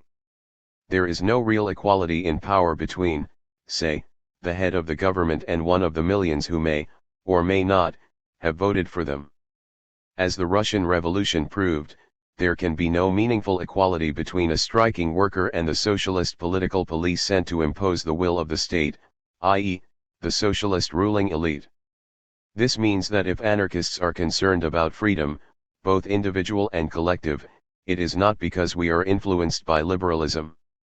Quite the reverse, as liberalism happily tolerates hierarchy and the restrictions of liberty implied by private property, wage labor, and the state. As Bakunin argued, capitalism turns the worker into a subordinate, a passive and obedient servant. The political philosophy of Bakunin, p. 188. So anarchism rejects liberalism, although, as Bakunin put it, if socialism disputes radicalism, this is hardly to reverse it but rather to advance it. The basic Bakunin, p. 87. Therefore, anarchism rejects liberalism, not because it supports the idea of freedom, but precisely because it does not go far enough and fails to understand that without equality, freedom is little more than freedom for the master. In fact, as we argue in section H.4, it is Marxism itself which has a distinctly liberal perspective of freedom, seeing it restricted by association rather than association being an expression of it. Lastly, a few words on the mentality that could suggest that anarchist concern for liberty means that it is a form of liberalism. Rather than suggest the bankruptcy of anarchism, it, in fact, suggests the bankruptcy of the politics of the person making the accusation. After all, the clear implication is that a concern with individual, collective, and social freedom is alien to socialist ideas. It also strikes at the heart of socialism its concern for equality, as it clearly implies that some have more power, namely the right to suppress the liberty of others, than the rest. As such, it suggests a superficial understanding of real socialism. See also our discussion of Marxist claims about anarchist elitism in section H.2.11. To argue that a concern for freedom means liberalism, or, equally, individualism, indicates that the person is not a socialist. After all, a concern that every individual controls their daily lives, i.e. to be free, means a wholehearted support for collective self-management of group affairs. It means a vision of a revolution, and post-revolutionary society, based on direct working class participation and management of society from below upwards. To dismiss this vision by dismissing the principles which inspire it as liberalism means to support rule from above by the enlightened elite, i.e. the party, and the hierarchical state structures. It means arguing for party power, not class power, as liberty is seen as a danger to the revolution and so the people must be protected against the petty bourgeois/reactionary narrowness of the people. To requote Bakunin, every state, even the pseudo-people state concocted by Mr. Marx, is in essence only a machine ruling the masses from above, through a privileged minority of conceited intellectuals who imagine that they know what the people need and want better than do the people themselves. Bakunin on Anarchism, p. 338. Rather than seeing free debate of ideas and mass participation as a source of strength, it sees it as a source of bad influences which the masses must be protected from. Moreover, it suggests a total lack of understanding of the difficulties that a social revolution will face. Unless it is based on the active participation of the majority of a population, any revolution will fail. The construction of socialism, of a new society, will face thousands of unexpected problems and seek to meet the needs of millions of individuals, thousands of communities and hundreds of cultures. Without the individuals and groups within that society being in a position to freely contribute to that constructive task, it will simply wither under the bureaucratic and authoritarian rule of a few party leaders. As such, individual liberties are an essential aspect of genuine social reconstruction. Without freedom of association, assembly, organization, speech, and so on, the active participation of the masses will be replaced by an isolated and atomized collective of individuals subjected to autocratic rule from above. As ex-anarchist turned Bolshevik Viktor Serge concluded in the late 1930s, when it was far too late, the fear of liberty, which is the fear of the masses, marks almost the entire course of the Russian Revolution. If it is possible to discover a major lesson, capable of revitalizing Marxism, one might formulate it in these terms: socialism is essentially democratic, the word, democratic, being used here in its libertarian sense. The Serge Trotsky Papers, p. 181. Ultimately, as Rudolf Rocker suggested, the urge for social justice can only develop properly and be effective, when it grows out of man's sense of personal freedom and it based on that. In other words, socialism will be free, or it will not be at all. In its recognition of this lies the genuine and profound justification for the existence of anarchism. Anarcho-syndicalism, p. 14. H.2.10 Are anarchists against leadership? It is a common assertion by Marxists that anarchists reject the idea of leadership and so think in terms of a totally spontaneous revolution. This is also generally understood to imply that anarchists do not see the need for revolutionaries to organize together to influence the class struggle in the here and now. Hence the British S.W. Peace Duncan Hallis. That an organization of socialist militants is necessary is common ground on the left, a few anarchist purists apart. But what kind of organization? One view, widespread amongst newly radicalized students and young workers, is that of the libertarians. They have hostility to centralist, coordinated activity and profound suspicion of anything smacking of leadership. On this view, nothing more than a loose federation of working groups is necessary or desirable. The underlying assumptions are that centralist organizations inevitably undergo bureaucratic degeneration and that the spontaneous activities of working people are the sole and sufficient basis for the achievement of socialism. Some libertarians draw the conclusion that a revolutionary socialist party is a contradiction in terms. This, of course, is the traditional anarcho-syndicalist position. Towards a revolutionary socialist party, p. 39. Ignoring the usual patronizing references to the age and experience of non-Leninists, this argument can be faulted on many levels. Firstly, while libertarians do reject centralist structures, it does not mean we reject coordinated activity. This may be a common Marxist argument, but it is a straw man one. Secondly, Anarchists do not reject the idea of leadership. We simply reject the idea of hierarchical leadership. Thirdly, while all anarchists do think that a revolutionary socialist party is a contradiction in terms, it does not mean that we reject the need for revolutionary organizations, i.e. organizations of anarchists. While opposing centralist and hierarchical political parties, anarchists have long saw the need for anarchist groups and federations to discuss and spread our ideas and influence. We will discuss each issue in turn. The first argument is the least important. For Marxists, coordination equals centralism, and to reject centralization means to reject coordination of joint activity. For anarchists, coordination does not equal centralism or centralization. This is why anarchism stresses federation and federalism as the means of coordinating joint activity. Under a centralist system, the affairs of all are handed over to a handful of people at the center. Their decisions are then binding on the mass of the members of the organization, whose position is simply that of executing the orders of those whom the majority elect. This means that power rests at the top and decisions flow from the top downwards. As such, the Revolutionary Party simply mimics the very society it claims to oppose, see section H.5.6, as well as being extremely ineffective, see section H.5.8. In a federal structure, in contrast, decisions flow from the bottom up by means of councils of elected, mandated and recallable delegates. In fact, we discover anarchists like Bakunin and Proudhon arguing for elected, mandated and recallable delegates rather than for representatives in their ideas of how a free society worked years before the Paris Commune applied them in practice. The federal structure exists to ensure that any coordinated activity accurately reflects the decisions of the membership. As such, anarchists do not deny the need for coordination between groups, for discipline, for meticulous planning, and for unity in action.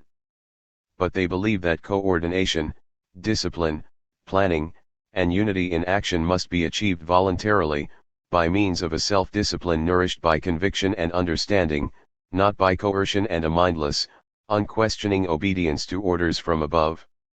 This means we vigorously oppose the establishment of an organizational structure that becomes an end in itself, of committees that linger on after their practical tasks have been completed, of a leadership that reduces the revolutionary to a mindless robot. Murray Bookchin, Post-Scarcity Anarchism, p. 139. In other words, coordination comes from below rather than being imposed from above by a few leaders. To use an analogy, federalist coordination is the coordination created in a strike by workers resisting their bosses. It is created by debate amongst equals and flows from below upwards. Centralist coordination is the coordination imposed from the top down by the boss. Secondly, anarchists are not against all forms of leadership. We are against hierarchical and institutionalist forms of leadership. In other words, of giving power to leaders. This is the key difference, as Albert Meltzer explained. In any grouping, some people, he argued, do naturally give a lead. But this should not mean they are a class apart. What they always reject is institutionalist leadership. That means their supporters become blind followers and the leadership not one of example or originality but of unthinking acceptance. Any revolutionary in a factory where the majority have no revolutionary experience, will at times, give a lead. However, no real anarchist would agree to be part of an institutionalist leadership. Neither would an anarchist wait for a lead, but give one. Anarchism, Arguments for and Against, p. 58 and p. 59. This means, as we argue in section J.3.6, that anarchists seek to influence the class struggle as equals. Rather than aim for positions of power, anarchists want to influence people by the power of their ideas as expressed in the debates that occur in the organizations created in the social struggle itself. This is because anarchists recognize that there is an unevenness in the level of ideas within the working class. This fact is obvious.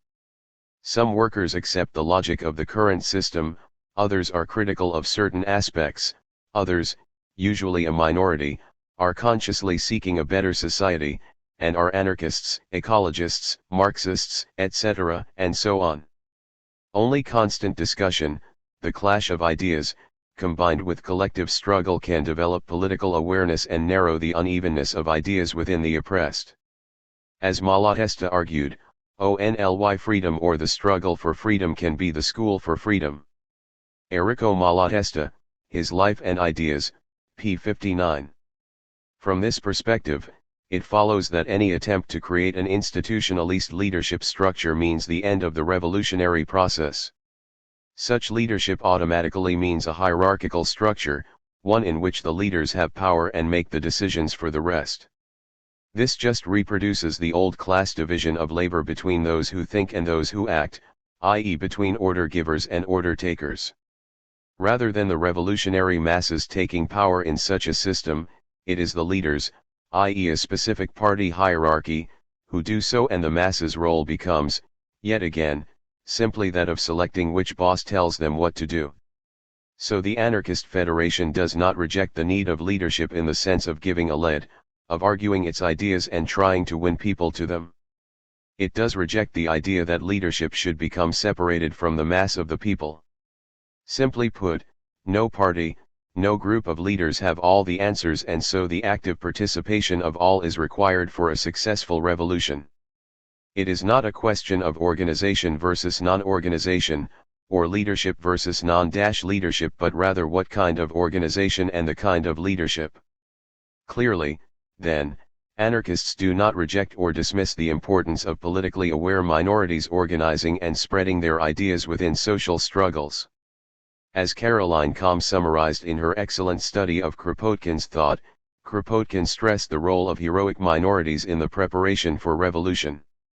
Kropotkin and the Rise of Revolutionary Anarchism, 1872-86, p. 276. Yet, as John Crump correctly argued, the key words here are in the preparation for revolution. By their courage and daring in opposing capitalism and the state, anarchist minorities could teach by example and thereby draw increasing numbers into the struggle. But Kropotkin was not advocating substitutionism. The idea that a minority might carry out the revolution in place of the people was as alien to him as the notion that a minority would exercise rule after the revolution. In fact, Kropotkin recognized that the former would be a prescription for the latter. Hata Shuzo and Pure Anarchism in Interwar Japan, p. 9. In Kropotkin's own words, the idea of anarchist communism, today represented by feeble minorities, but increasingly finding popular expression, will make its way among the mass of the people. Spreading everywhere, the anarchist groups will take strength from the support they find among the people, and will raise the red flag of the revolution. On that day, what is now the minority will become the people, the great mass, and that mass, rising against property and the state, will march forward towards anarchist communism. Words of a Rebel, p. 75. This influence would be gained simply by the correctness of our ideas and the validity of our suggestions. This means that anarchists seek influence through advice and example, leaving the people to adopt our methods and solutions if these are, or seem to be, better than those suggested and carried out by others. As such, any anarchist organization would strive to acquire overwhelming influence in order to draw the revolutionary movement towards the realization of our ideas. But such influence must be won by doing more and better than others, and will be useful if won in that way. This means rejecting taking over command, that is by becoming a government and imposing one's own ideas and interests through police methods. Malatesta, The Anarchist Revolution, pages 108-9. Moreover, unlike leading Marxists like Lenin and Karl Kautsky, anarchists think that socialist ideas are developed within the class struggle rather than outside it by the radical intelligentsia, see section H.5. Kropotkin argued that modern socialism has emerged out of the depths of the people's consciousness. If a few thinkers emerging from the bourgeoisie have given it the approval of science and the support of philosophy, the basis of the idea which they have given their own expression has nonetheless been the product of the collective spirit of the working people. The rational socialism of the International is still today our greatest strength, and it was elaborated in working class organization, under the first influence of the masses. The few writers who offered their help in the work of elaborating socialist ideas have merely been giving form to the aspirations that first saw their light among the workers. Op. Cit. p. 59. In other words, anarchists are a part of the working class, either by birth or by rejecting their previous class background and becoming part of it, the part which has generalized its own experiences, ideas, and needs into a theory called anarchism and seeks to convince the rest of the validity of its ideas and tactics. This would be a dialogue, based on both learning and teaching. As such, this means that the relationship between the specifically anarchist groups and oppressed peoples in struggle is a two-way one. As well as trying to influence the social struggle, anarchists also try and learn from the class struggle and try to generalize from the experiences of their own struggles and the struggles of other working class people. Rather than seeing the anarchist group as some sort of teacher, anarchists see it as simply part of the social struggle, and its ideas can and must develop from active participation within that struggle. As anarchists agree with Bakunin and reject the idea that their organizations should take power on behalf of the masses, it is clear that such groups are not imposing alien ideas upon people but rather try to clarify the ideas generated by working class people in struggle. It is an objective fact that there is a great difference in the political awareness within the masses of oppressed people. This uneven development means that they do not accept, all at once or in their totality, revolutionary ideas. There are layers. Groups of people, by ones and twos and then in larger numbers, become interested, read literature, talk with others, and create new ideas. The first groups that explicitly call their ideas anarchism have the right and duty to try to persuade others to join them. This is not opposed to the self-organization of the working class, rather it is how working class people self-organize. Lastly, most anarchists recognize the need to create specifically anarchist organizations to spread anarchist ideas and influence the class struggle. Suffice to say, the idea that anarchists reject this need to organize politically in order to achieve a revolution is not to be found in the theory and practice of all the major anarchist thinkers nor in the history and current practice of the anarchist movement itself. As Leninists themselves, at times, admit. Ultimately, if spontaneity was enough to create, and ensure the success of, a social revolution, then we would be living in a libertarian socialist society. The fact that we are not suggests that spontaneity, however important, is not enough in itself. This simple fact of history is understood by anarchists and we organize ourselves appropriately. See section J.3 for more details on what organizations anarchists create and their role in anarchist revolutionary theory. Section J.3.6, for example, has a fuller discussion of the role of anarchist groups in the class struggle. For a discussion of the role of anarchists in a revolution, see section J.7.5. H.2.11 Are anarchists anti-democratic?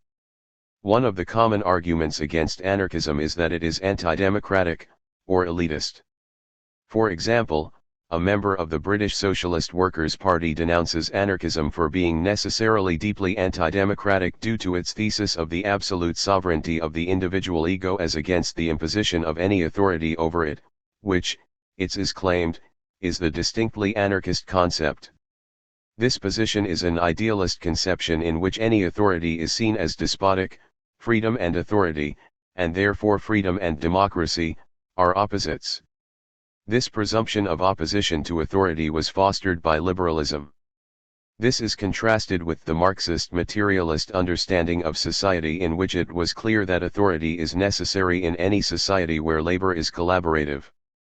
Derek Howell, The Legacy of Hal Draper, pages 137-49, International Socialism, number 52, p. 145. Hal Draper is quoted arguing that by the principle of authority the consistent anarchist means principled opposition to any exercise of authority, including opposition to authority derived from the most complete democracy and exercised in completely democratic fashion.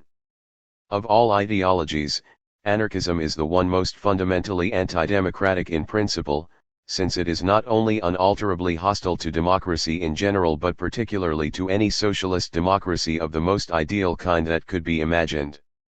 Such as argument is, of course, just ridiculous. Indeed, it is flawed on so many levels it's hard to know where to start. The obvious place is the claim that anarchism is the most fundamentally anti-democratic in principle. Now, given that there are fascists, monarchists, supporters, like Trotsky, of party dictatorship and a host of others who advocate minority rule, even by one person, over everyone else, can it be argued with a straight face that anarchism is the most anti-democratic because it argues for the liberty of all? Is the idea and practice of absolute monarchy and fascism really more democratic than anarchism? Clearly not, although this does indicate the quality of this kind of argument. Equally, the notion that liberalism rests on a presumption of opposition to authority cannot be supported by even a casual understanding of the subject. That ideology has always sought ways to justify the authority structures of the liberal state, not to mention the hierarchies produced by capitalist private property. So the notion that liberalism is against authority is hard to square with both its theory and reality. Another obvious point is that anarchists do not see any authority as despotic. As we discuss in section H.4, this common Marxist assertion is simply not true. Anarchists have always been very clear on the fact they reject specific kinds of authority and not authority as such. In fact, by the term principle of authority, Bakunin meant hierarchical authority, and not all forms of authority. This explains why Kropotkin argued that the origin of the anarchist conception of society lies in the criticism of the hierarchical organizations and the authoritarian conceptions of society, and stressed that anarchism refuses all hierarchical organization. Anarchism, p. 158 and p. 137. This means, just to state the obvious, that making and sticking by collective decisions are not acts of authority. Rather, they simply expressions of individual autonomy. Clearly, in most activities there is a need to cooperate with other people. Indeed, living involves the absolute sovereignty of the individual ego, as if anarchists like Bakunin used such terms, being restricted by exercising that sovereignty. Take, for example, playing football. This involves finding others who seek to play the game, organizing into teams, agreeing on rules and so on. All terrible violations of the absolute sovereignty of the individual ego, yet it was precisely the sovereignty of the individual which produced the desire to play the game in the first place. What sort of sovereignty is it that negates itself when it is exercised? Clearly, then, the Marxist summary of anarchist ideas on this matter, like of many others, is poverty-stricken.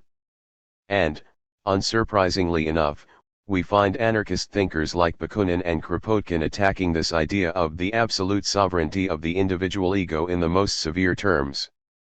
Indeed, they thought was a bourgeois theory which simply existed to justify the continued domination and exploitation of working class people by the ruling class. Kropotkin quite clearly recognized its anti-individual and unfree nature by labeling it the authoritarian individualism which stifles us and stressing its narrow-minded, and therefore foolish nature. Conquest of Bread, p. 130. Similarly, it would do the Marxist argument little good if they quoted Bakunin arguing that the freedom of individuals is by no means an individual matter. It is a collective matter, a collective product. No individual can be free outside of human society or without its cooperation, or that he considered individualism as a bourgeois principle. The basic Bakunin, p. 46 and p. 57, he had nothing but contempt for, as he put it, that individualistic, egotistical, malicious, and illusory freedom which was extolled by all the schools of bourgeois liberalism. Michael Bakunin, Selected Writings, p. 196. Perhaps, of course, these two famous anarchists were not, in fact, consistent anarchists, but that claim is doubtful. The notion that anarchism is inherently an extreme form of individualism seems to be the great assumption of Marxism. Hence the continual repetition of this fact and the continual attempt to link revolutionary anarchism with Stirner's ideas, the only anarchist to stress the importance of the ego.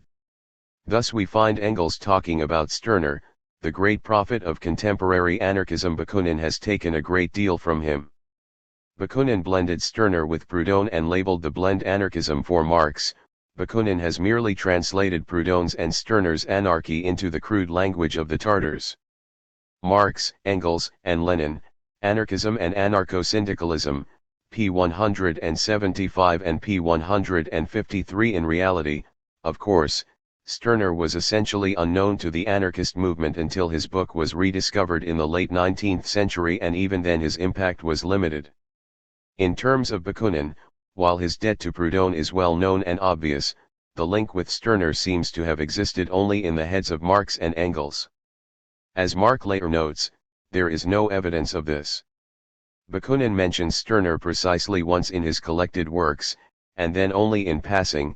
As far as can be determined, Bakunin had no interest, even a negative one, in Stirner's ideas. Bakunin, The Creative Passion, p. 97. Nor was Proudhon influenced by Stirner. It is doubtful he even knew of him, while Stirner criticized the French anarchist. Does that mean Stirner is the only consistent anarchist? Moreover, even in terms of Stirner, Marxist diatribes about the absolute sovereignty of the individual ego fail to note that the egoist himself advocated organization, the union of egos, and was well aware that it required agreements between individuals which, in the abstract, reduced liberty. The union offers a greater measure of liberty while containing a lesser amount of unfreedom. The ego and its own, p. 308. Anarchism does, of course, derive from the Greek for without authority or without rulers, and this, unsurprisingly, informs anarchist theory and visions of a better world. This means that anarchism is against the domination of man by man, and woman by woman, woman by man, and so on. However, as knowledge has penetrated the governed masses, the people have revolted against the form of authority then felt most intolerable. This spirit of revolt in the individual and the masses, is the natural and necessary fruit of the spirit of domination, the vindication of human dignity, and the savior of social life. Thus freedom is the necessary preliminary to any true and equal human association. Charlotte Wilson, Anarchist Essays, p. 54 and p. 40. In other words, anarchism comes from the struggle of the oppressed against their rulers and is an expression of individual and social freedom. Anarchism was born from the class struggle. Taking individual liberty as a good thing, the next question is how do free individuals cooperate together in such a way as to ensure their continued liberty? The belief in freedom assumes that human beings can cooperate. Emma Goldman, Red Emma Speaks, p. 442. This suggests that any association must be one of equality between the associating individuals.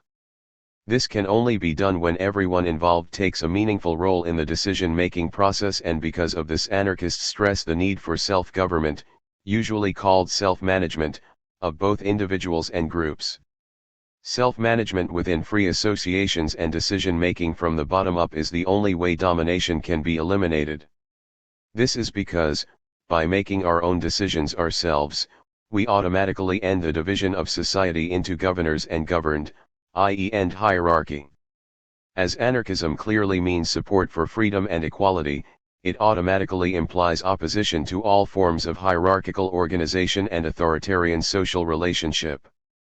This means that anarchist support for individual liberty does not end, as many Marxists assert, in the denial of organization or collective decision-making, but rather in support for self-managed groups. Only this form of organization can end the division of society into rulers and ruled, oppressor and oppressed, exploiter and exploited, and create an environment in which individuals can associate without denying their freedom and equality. Therefore, the positive side of anarchism, which naturally flows from its opposition to authority, results in a political theory which argues that people must control their own struggles, organizations and affairs directly. This means we support mass assemblies and their federation via councils of mandated delegates subject to recall if they break their mandates, i.e. they act as they see fit, i.e. as politicians or bureaucrats, and not as the people who elected them desire.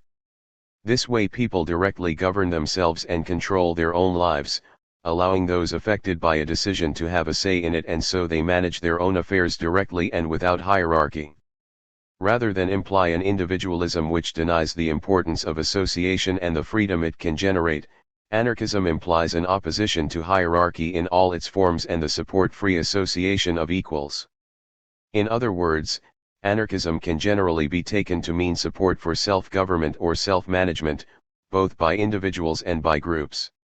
In summary, anarchist support for individual liberty incurs a similar support for self-managed groups. In such groups, individuals cooperate as equals to maximize their liberty. This means, for anarchists, Marxists are just confusing cooperation with coercion, agreement with authority, association with subordination. Thus the Marxist materialist concept of authority distorts the anarchist position and, secondly, is suprahistorical in the extreme. Different forms of decision-making are lumped together, independent of the various forms it may assume. To equate hierarchical and self-managed decision-making, antagonistic and harmonious forms of organization, alienated authority, or authority retained in the hands of those directly affected by it, can only be a source of confusion. Rather than being a materialistic approach, the Marxist one is pure philosophical idealism, the postulating of ahistoric concepts independently of the individuals and societies that generate specific social relationships and ways of working together. Similarly, it would be churlish to note that Marxists themselves have habitually rejected democratic authority when it suited them. Even that higher type of democracy of the Soviets was ignored by the Bolshevik Party once it was in power. As we discuss in section H.6.1, faced with the election of non-Bolshevik majorities to the Soviets, Bolshevik armed force was used to overthrow the results. In addition, they also gerrymandered Soviets once they could not longer count on an electoral majority. In the workplace, the Bolsheviks replaced workers' economic democracy with one-man management appointed from above, by the state, armed with dictatorial power, see section H.3.14. As discussed in section H.3.8, the Bolsheviks generalized their experiences exercising power into explicit support for party dictatorship. Throughout the 1920s and 30s, Trotsky repeated this conclusion and advocated party dictatorship, urging the party to use its power to crush opposition in the working class to its rule. For the Bolshevik tradition, the power of the party to ignore the wishes of the class it claims to represent is a fundamental ideological position. So, remember, when Lenin or Trotsky argue for party dictatorship, the overriding of the democratic decisions of the masses by the party, the elimination of workers' factory committees in favor of appointed managers armed with dictatorial power, or when the Bolshevik disbanded Soviets with non-Bolshevik majorities, it is anarchism which is fundamentally anti-democratic. All in all, that anyone can claim that anarchism is more anti-democratic than Leninism is a joke. However, all these anti-democratic acts do fit in nicely with Howell's materialist Marxist concept that authority is necessary in any society where labor is collaborative. Since authority is essential and all forms of collective decision-making are necessarily authoritarian and involve subordination, then it clearly does not really matter how collectives are organized and how decisions are reached. Hence the lack of concern for the liberty of the working people subjected to the peculiarly bourgeois-like forms of authority preferred by Lenin and Trotsky. It was precisely for this reason, to differentiate between egalitarian, and so libertarian, forms of organization and decision-making and authoritarian ones, that anarchists called themselves anti-authoritarians. Even if we ignore all the anti-democratic acts of Bolshevism, or justify them in terms of the problems facing the Russian Revolution, as most Leninists do, the anti-democratic nature of Leninist ideas still come to the fore. The Leninist support for centralist state power brings their attack on anarchism as being anti-democratic into clear perspective and, ultimately, results in the affairs of millions being decided upon by a handful of people in the Central Committee of the Vanguard Party. As an example, we will discuss Trotsky's arguments against the Makhnovist movement in the Ukraine. For Trotsky, the Makhnovists were against Soviet power. This, he argued, was simply the authority of all the local Soviets in the Ukraine, as they all recognize the central power which they themselves have elected. Consequently, the Makhnovists rejected not only central authority but also the local Soviets as well. Trotsky also suggested that there were no appointed persons in Russia, as there is no authority in Russia but that which is elected by the whole working class and working peasantry.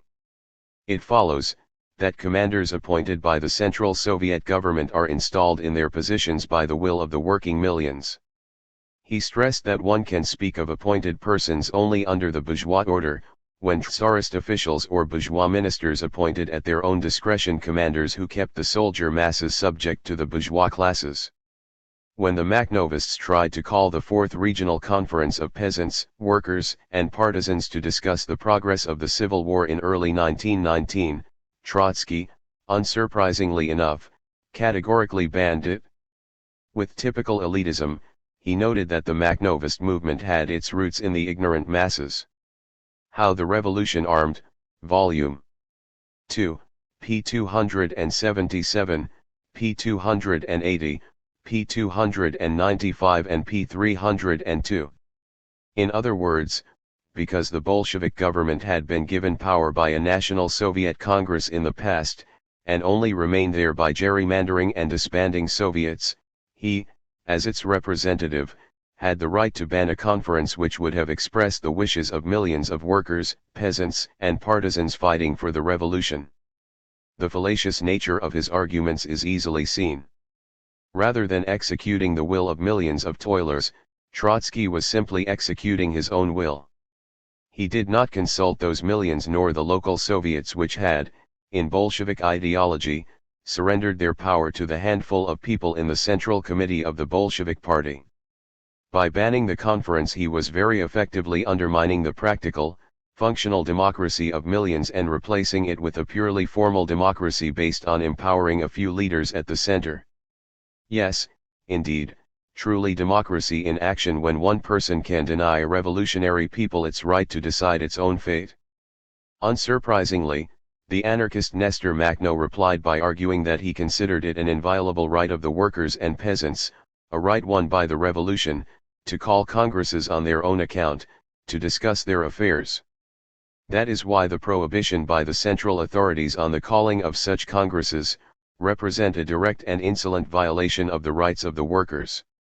Quoted by Peter Arshinov, The History of the Makhnovist Movement, p. 129. We will leave it to the readers to decide which of the two, Trotsky or Makhno, showed the fundamentally anti-democratic perspective.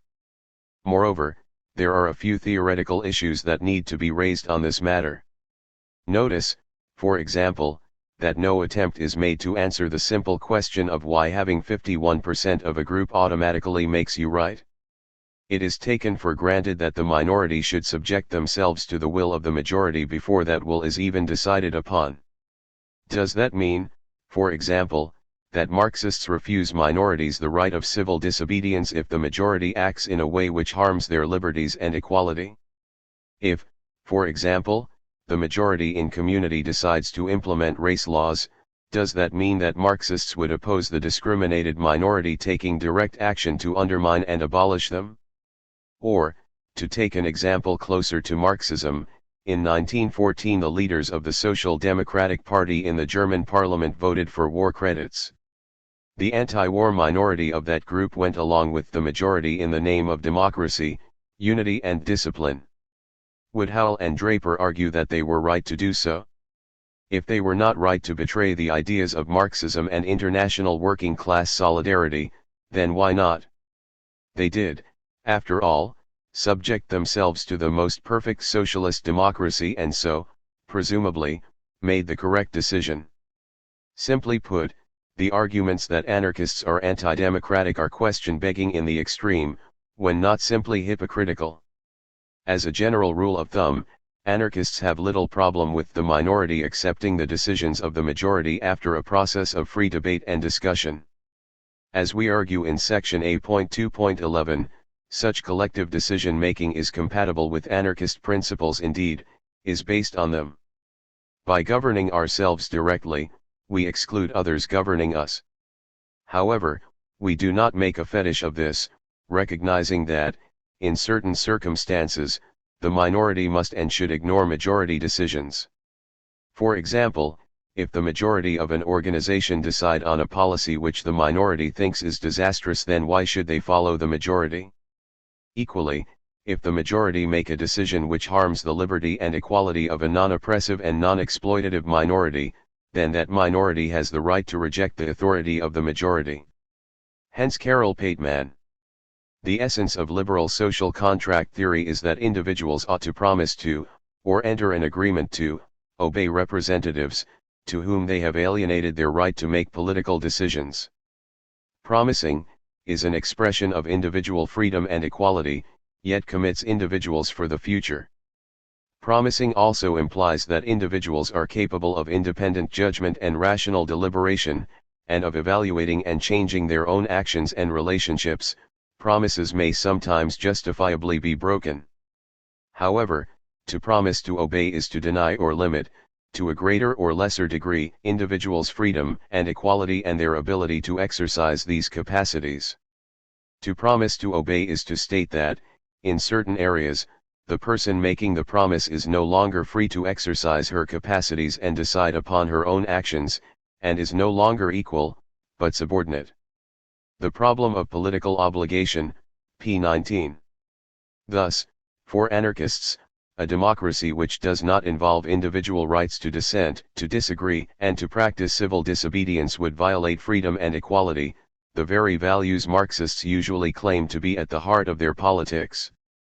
The claim that anarchism is anti-democratic basically hides the argument that the minority must become the slave of the majority with no right of dissent when the majority is wrong. In practice, of course, it is usually meant the orders and laws of the minority who are elected to power. In effect, it wishes the minority to be subordinate, not equal, to the majority. Anarchists, in contrast, because we support self-management, also recognize the importance of dissent and individuality in essence.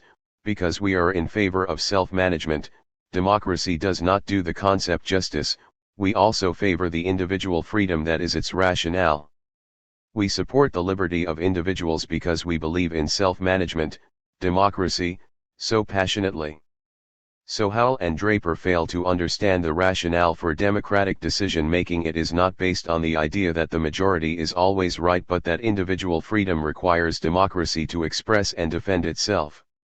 By placing the collective above the individual, they undermine democratic values and replace them with little more than tyranny by the majority, or, more likely, a tiny minority who claim to represent the majority.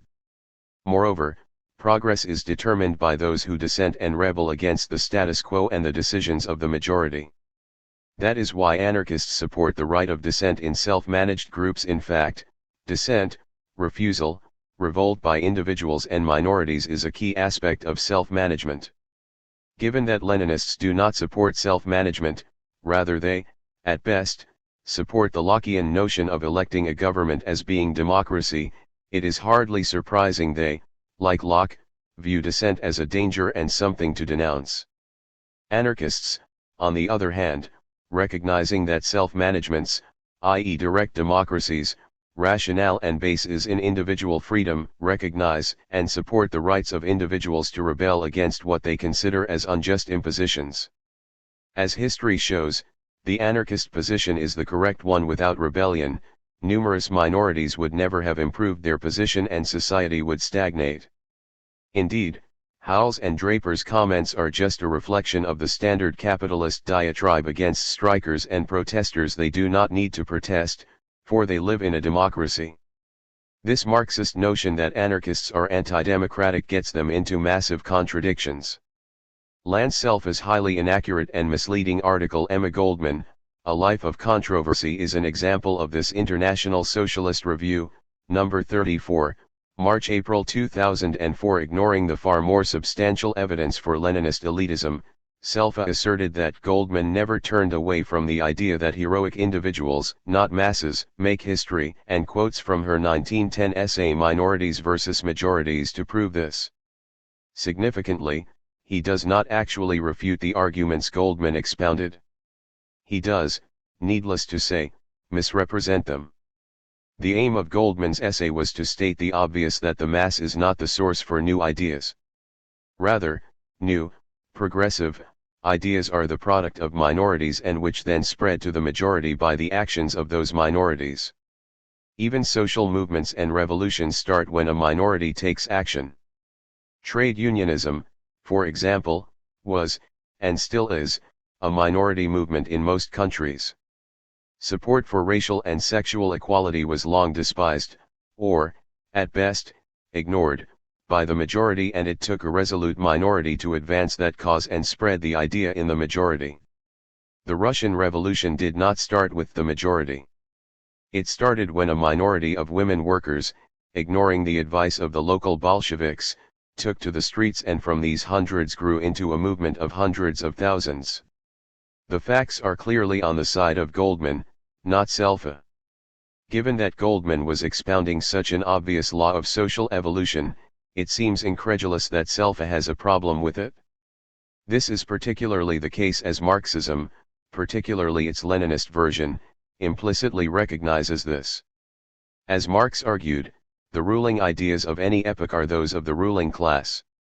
Likewise for Goldman, human thought has always been falsified by tradition and custom, and perverted false education in the interests of those who held power, by the state and the ruling class.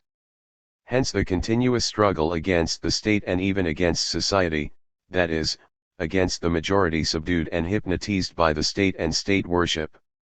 If this were not the case, as Goldman noted, no state could save itself or private property from the masses.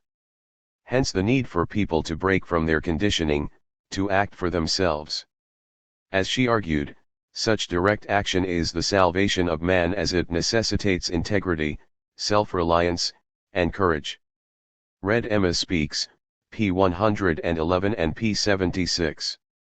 Thus Goldman, like other anarchists, was not dismissing the masses, just stressing the obvious, namely that socialism is a process of self-liberation, and the task of the conscious minority is to encourage this process by encouraging the direct action of the masses. Hence Goldman's support for syndicalism and direct action, a support Selfa, significantly, fails to inform his readers of. So was Goldman's rejection of majorities the elitism Selfa claims it was? No, far from it. This is clear from looking at that work in context. For example, in a debate between her and a socialist, she used the Lawrence strike as an example of direct action. Living My Life, Volume 1, p. 491. The workers in one of the mills started the strike by walking out. The next day 5,000 at another mill struck and marched to another mill and soon doubled their number. The strikers soon had to supply food and fuel for 50,000. Howard Zinn, A People's History of the United States, pages 327-8. Rather than the strike being the act of the majority, it was the direct action of a minority which started it, and it then spread to the majority. A strike, incidentally, Goldman supported and fund-raised for.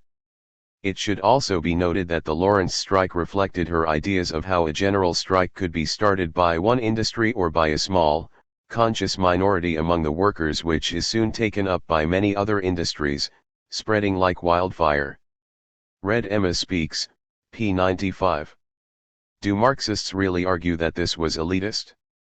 If so, then every spontaneous revolt is elitist. Every attempt by oppressed minorities to resist their oppression is elitist. Indeed, every attempt to change society is elitist, as if it involves a minority not limiting themselves to simply advancing new ideas but, instead, taking direct action to raise awareness or to resist hierarchy in the here and now. Revolutions occur when the ideas of the majority catch up with the minority, who inspire others with their ideas and activity. So in his keenness to label the anarchist movement elitist, Selfa has also, logically, so labeled the labor, feminist, peace, and civil rights movements, among many others.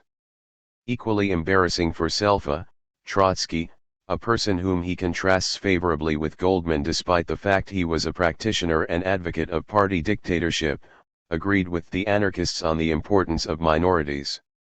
As he put it during the debate on Kronstadt in the late 1930s, a revolution is made directly by a minority. The success of a revolution is possible, however, only where this minority finds more or less support, or at least friendly neutrality, on the part of the majority. The shift in different stages of the revolution is directly determined by changing political relations between the minority and the majority, between the vanguard and the class. Lenin and Trotsky, Kronstadt, p. 85. Not that this makes Trotsky an elitist for self, of course. The key difference is that Goldman did not argue that this minority should seize power and rule the masses, regardless of the wishes of that majority, as Trotsky did. See section H.1.2.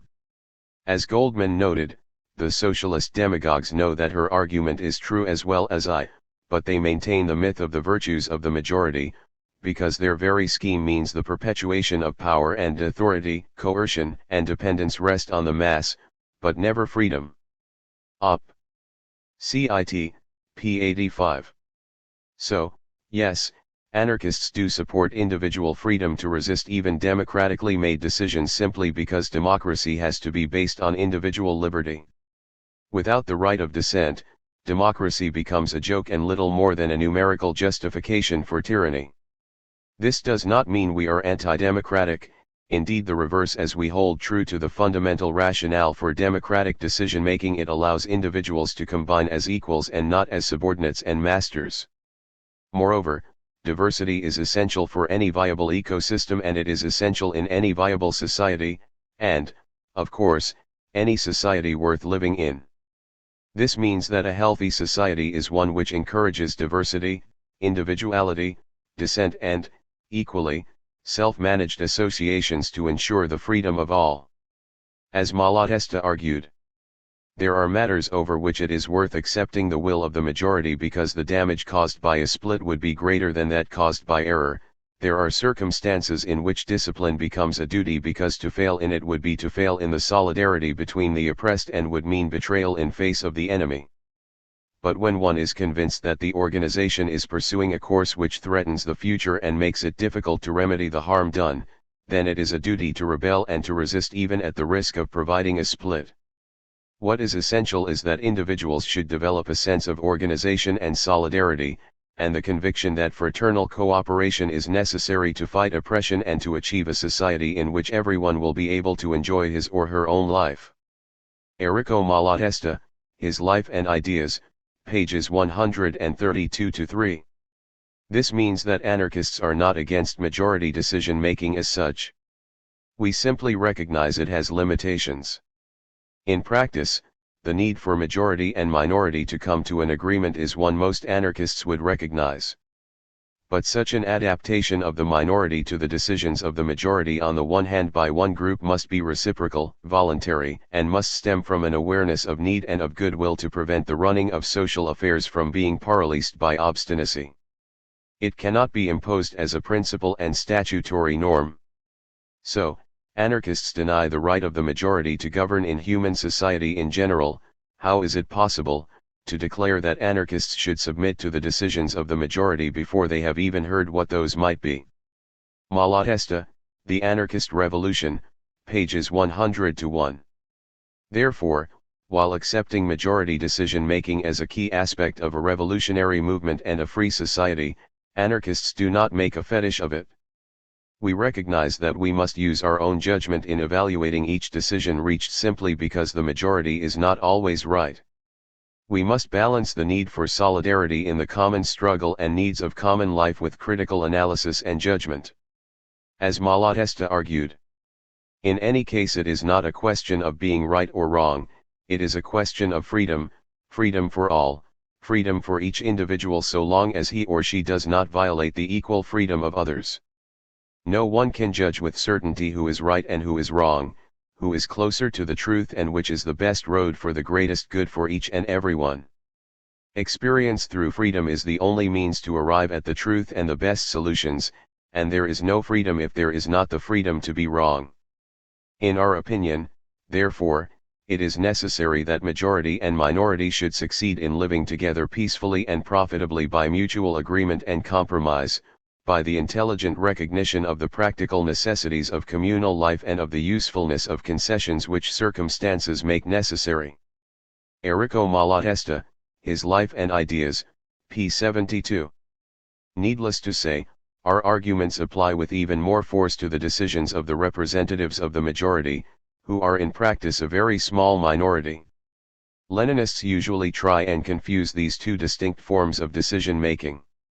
When Leninists discuss majority decision-making, they almost always mean the decisions of those elected by the majority, the Central Committee or the government, rather than the majority of the masses or an organization. Ultimately, the Leninist support for democracy, as the Russian Revolution showed, is conditional on whether the majority supports them or not. Anarchists are not as hypocritical or as elitist as this, arguing that everyone should have the same rights the Leninists usurp for their leaders. This counterpoising of socialism to individualism is significant. The aim of socialism is, after all, to increase individual liberty, to quote the Communist Manifesto, to create an association, in which the free development of each is the condition for the free development of all. The Marx-Engels Reader, p. 491. As such, authentic socialism is individualist in its aspirations and denounces capitalism for being a partial and flawed individualism which benefits the few at the expense of the many, in terms of their development and individuality. This can be seen when Goldman, for example, argued that anarchism alone stresses the importance of the individual, his or her possibilities and needs in a free society. It insists that the center of gravity in society is the individual, that he must think for himself, act freely, and live fully. The aim of anarchism is that every individual in the world shall be able to do so. Needless to say, she differentiated her position from bourgeois ideology. Of course, this has nothing in common with the much boasted rugged individualism. Such predatory individualism is really flabby, not rugged. Their rugged individualism is simply one of the many pretenses the ruling class makes to unbridled business and political extortion. Op. Cit. p. 442 and p. 443. The support for individuality did not preclude solidarity, organizing unions, practicing direct action, supporting syndicalism, desiring communism, and so on, but rather required it, as Goldman's own life showed. It flows automatically from a love of freedom for all. Given this, the typical Leninist attacks against anarchism for being individualism simply exposes the state capitalist nature of Bolshevism. Capitalism promotes egotism, not individuality or individualism. The ego it created is shriveled. The term bourgeois individualism, an epithet widely used by the left today against libertarian elements, reflects the extent to which bourgeois ideology permeates the socialist project, indeed, the extent to which the socialist project, as distinguished from the libertarian communist project, is a mode of state capitalism. Murray Bookchin, Post-Scarcity Anarchism, p. 194 fn. Therefore the Marxist attack on anarchism as anti-democratic is not only false, it is ironic and hypocritical. Firstly, anarchists do not argue for the absolute sovereignty of the individual ego. Rather, we argue for individual freedom. This, in turn, implies a commitment to self-managed forms of social organization. This means that anarchists do not confuse agreement with hierarchical authority. Secondly, Marxists do not explain why the majority is always right or why their opinions are automatically the truth. Thirdly, the logical conclusions of their arguments would result in the absolute enserfment of the individual to the representatives of the majority. Fourthly, rather than being supporters of democracy, Marxists like Lenin and Trotsky explicitly argued for minority rule and the ignoring of majority decisions when they clashed with the decisions of the ruling party. Fifthly, their support for democratic centralist power means, in practice, the elimination of democracy in the grassroots. As can be seen from Trotsky's arguments against the Makhnovists, the democratic organization and decisions of millions can be banned by a single individual. All in all, Marxists' claims that anarchists are anti-democratic just backfire on Marxism. H.2.12 Does anarchism survive only in the absence of a strong workers' movement?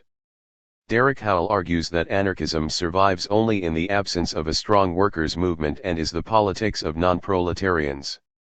As he puts it, there is a class basis to this. Just as Proudhon's anarchism reflected the petty bourgeoisie under pressure, so too Bakuninism as a movement rested upon non-proletarians. In Italy, Bakuninism was based upon the large lumpen bourgeoisie, doomed petty bourgeois layers. In Switzerland, the Jura Federation was composed of a world of cottage industry stranded between the old world and the new, as were pockets of newly proletarianist peasants that characterized anarchism in Spain. He approvingly quotes Hal Draper's assertion that anarchism was an ideology alien to the life of modern working people. The Legacy of Hal Draper, pages 137-49, International Socialism, number 52, p. 148. Ignoring the obvious contradiction of newly proletarianist peasants being non-proletarians, we have the standard Marxist class analysis of anarchism. This is to assert that anarchism is non-proletarian while Marxism is proletarian. On the face of it, such an assertion seems to fly in the face of historical facts. After all, when Marx and Engels were writing the Communist Manifesto, the proletariat was a tiny minority of the population of a mostly rural, barely industrial East Germany. Perhaps it was Engels' experiences as a capitalist in England that allowed him an insight into the life of modern working people. It should also be noted that neither Howell or Draper is being original, they are simply repeating Marx's assertion that anarchism continues to exist only where there is as yet no proper workers' movement. This is a fact. Collected Works, Volume 24, p. 247. Beyond this, there are a few problems with this type of argument. Firstly, there are the factual problems. Simply put, anarchism appealed to modern working people and Marxism has appealed to the non-proletarian groups and individuals, and vice versa, of course. This can be seen from the examples Howell lists as well as the rise of syndicalist ideas after the reformism of the first Marxist movement, social democracy, became apparent. In fact, the rise of Marxism within the labor movement is associated with its descent into reformism, not revolution. Secondly, there is the slight ideological problem that Lenin himself argued that the working class, by its own efforts, did not produce socialist ideas which were generated far from the life of modern working people by the intelligentsia. Lastly, there is the assumption that two long-dead Germans, living in an environment where modern working people, proletarians, were a small minority of the working population, could really determine for all time what is, and is not, proletarian politics. Taking the countries Howell lists, we can see that any claim that anarchism is alien to the working class is simply false. Looking at each one, it is clearly the case that, for Marxists, the politics of the people involved signify their working class credentials, not their actual economic or social class. Thus we have the sociological absurdity that makes anarchist workers petty bourgeois while actual members of the bourgeoisie, like Engels, or professional revolutionaries, and the sons of middle-class families like Marx, Lenin and Trotsky, are considered as representatives of proletarian politics. Indeed, when these radical members of the middle class repress working class people, as did Lenin and Trotsky were in power, they remain figures to be followed and their acts justified in terms of the objective needs of the working people they are oppressing. Ultimately, for most Marxists, whether someone is non-proletariat depends on their ideological viewpoint and not, in fact, their actual class. Hence we discover Marx and Engels, like their followers, blaming Bakunin's success in the International, as one historian notes, on the middle-class leadership of Italy's socialist movement and the backwardness of the country. But if middle-class leaders were the catalysts of proletarian revolutionary efforts in Italy, this was also true of every other country in Europe, not excluding the General Council in London. Tr. Ravindranathan, Bakunin, and the Italians, p. 168. And by interpreting the difficulties for Marxism in this way, Marx and Engels, like their followers, need not question their own ideas and assumptions. As Nunzio Pernicon notes, from the outset, Engels had consistently underestimated Bakunin as a political adversary and refused to believe that Italian workers might embrace anarchist doctrines.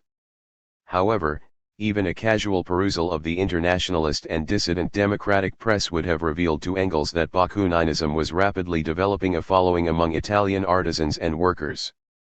But this reality flew in the face of his unshakable belief that Italian internationalists were all a gang of déclassés, the refuse of the bourgeoisie. Even after the rise of the Italian Marxism in the 1890s, the anarchist movement was proportionately more working class than the PSI, and the number of bourgeois intellectuals and professionals that supported the PSI Italian Socialist Party was vastly greater than those supporting anarchism. Indeed, the percentage of party membership derived from the bourgeoisie was significantly higher in the PSI than among the anarchists.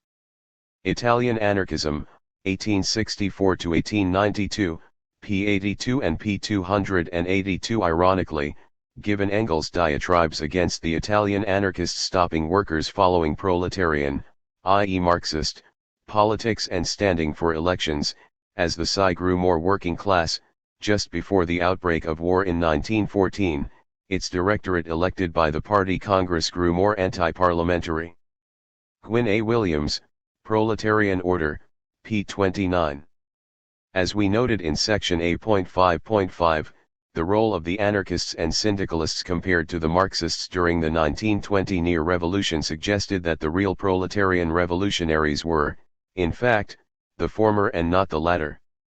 All in all, the history of the Italian labor movement clearly show that, for most Marxists, whether a group represents the proletariat is simply dependent on their ideological commitment, not their actual class.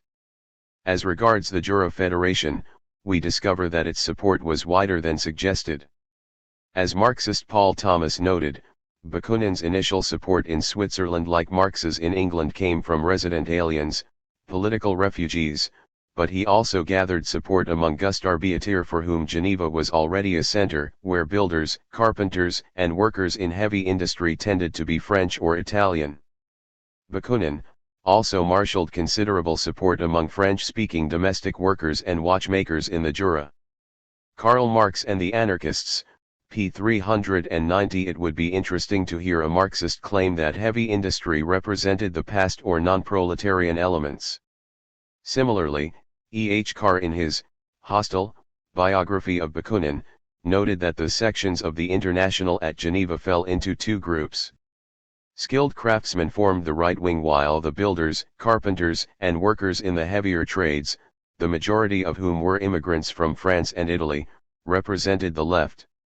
Unsurprisingly, these different groups of workers had different politics.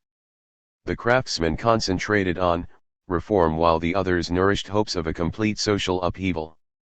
Bakunin, as would be expected, fanned the spirit of revolt among these, the proletarian workers, and soon had a commanding position in the Geneva International. Michael Bakunin, p. 361. It should be noted that Marx and the General Council of the International consistently supported the reformist wing of the International in Geneva, which organized political alliances with the middle-class liberals during elections. Given these facts, it is little wonder that Howell concentrates on the support Bakunin received from domestic workers producing watches. To mention the support for Bakunin by organized, obviously proletarian, workers would undermine his case, and so it is ignored. Lastly, there is Spain. It seems funny that a Marxist would use Spain as an example against the class roots of anarchism. After all, that is one of the countries where anarchism dominated the working class movement. As one historian points out, it was not until the 1860s, when anarchism was introduced, that a substantive working class movement began to emerge, and throughout the history of Spanish anarchism, its survival depended in large measure on the anarchists' ability to maintain direct links with the workers.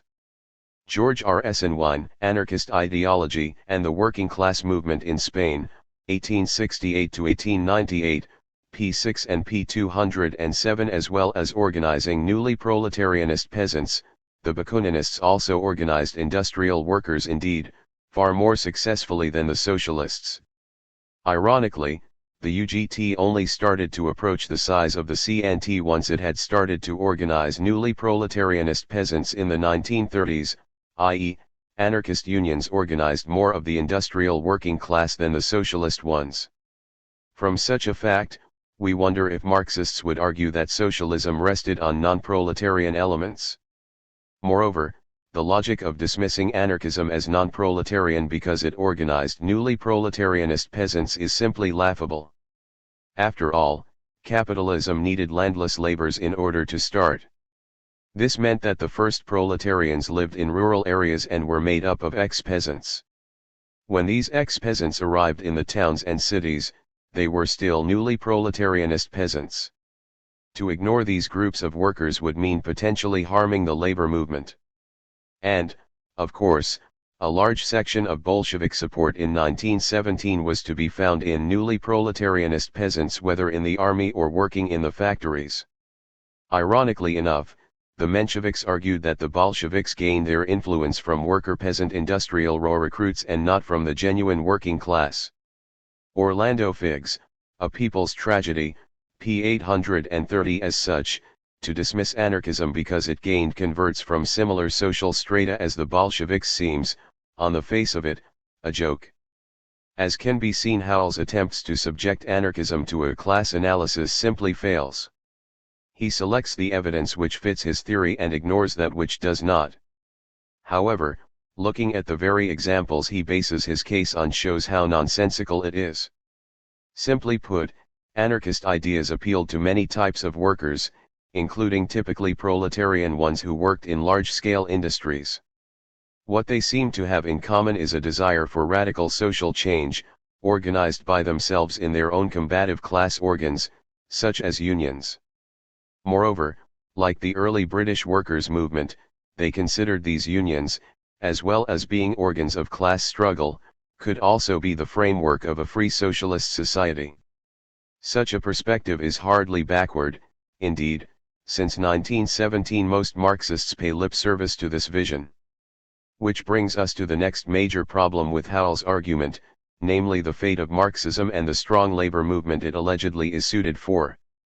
Looking at the only nation which did have a modern working class during the most of Marx's life, Britain, the strong labor movement it produced was, and has, not been anarchist, it is true, but neither was it, nor did it become, Marxist.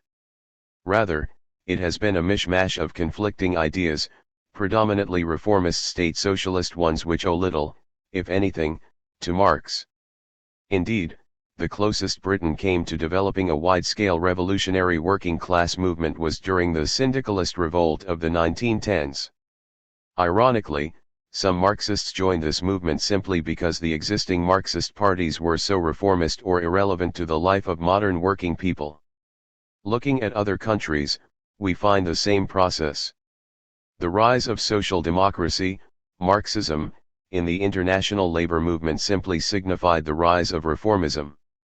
Instead of producing a revolutionary labor movement, Marxism helped produce the opposite, although, initially, hiding reformist activity behind revolutionary rhetoric. So when Howell asserts that anarchism survives in the absence of a strong workers' movement, we have to wonder what planet he is on. Thus, to state matters more correctly, anarchism flourishes during those periods when the labor movement and its members are radical, taking direct action and creating new forms of organization which are still based on workers' self-management. This is to be expected as anarchism is both based upon and is the result of workers' self-liberation through struggle. In less militant times, the effects of bourgeois society and the role of unions within the capitalist economy can deradicalize the labor movement and lead to the rise of bureaucracy within it. It is then, during periods when the class struggle is low, that reformist ideas spread. Sadly, Marxism aided that spread by its tactics, the role of electioneering focused struggle away from direct action and into the ballot box and so on to leaders rather than working class self-activity. Moreover, if we look at the current state of the labor movement, then we would have to conclude that Marxism is an ideology alien to the life of modern working people. Where are the large Marxist working class unions and parties? There are a few large reformist socialist and Stalinist parties in continental Europe, but these are not Marxist in any meaningful sense of the word. Most of the socialist ones used to be Marxist, although they relatively quickly stopped being revolutionary in any meaningful sense of the word a very long time ago. Some, like the German Social Democrats, organized counter-revolutionary forces to crush working-class revolt after the First World War. As for the Stalinist parties, it would be better to consider it a sign of shame that they get any support in the working class at all.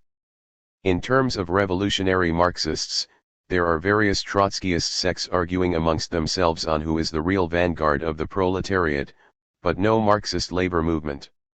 Which, of course, brings us to the next point, namely the ideological problems for Leninists themselves by such an assertion.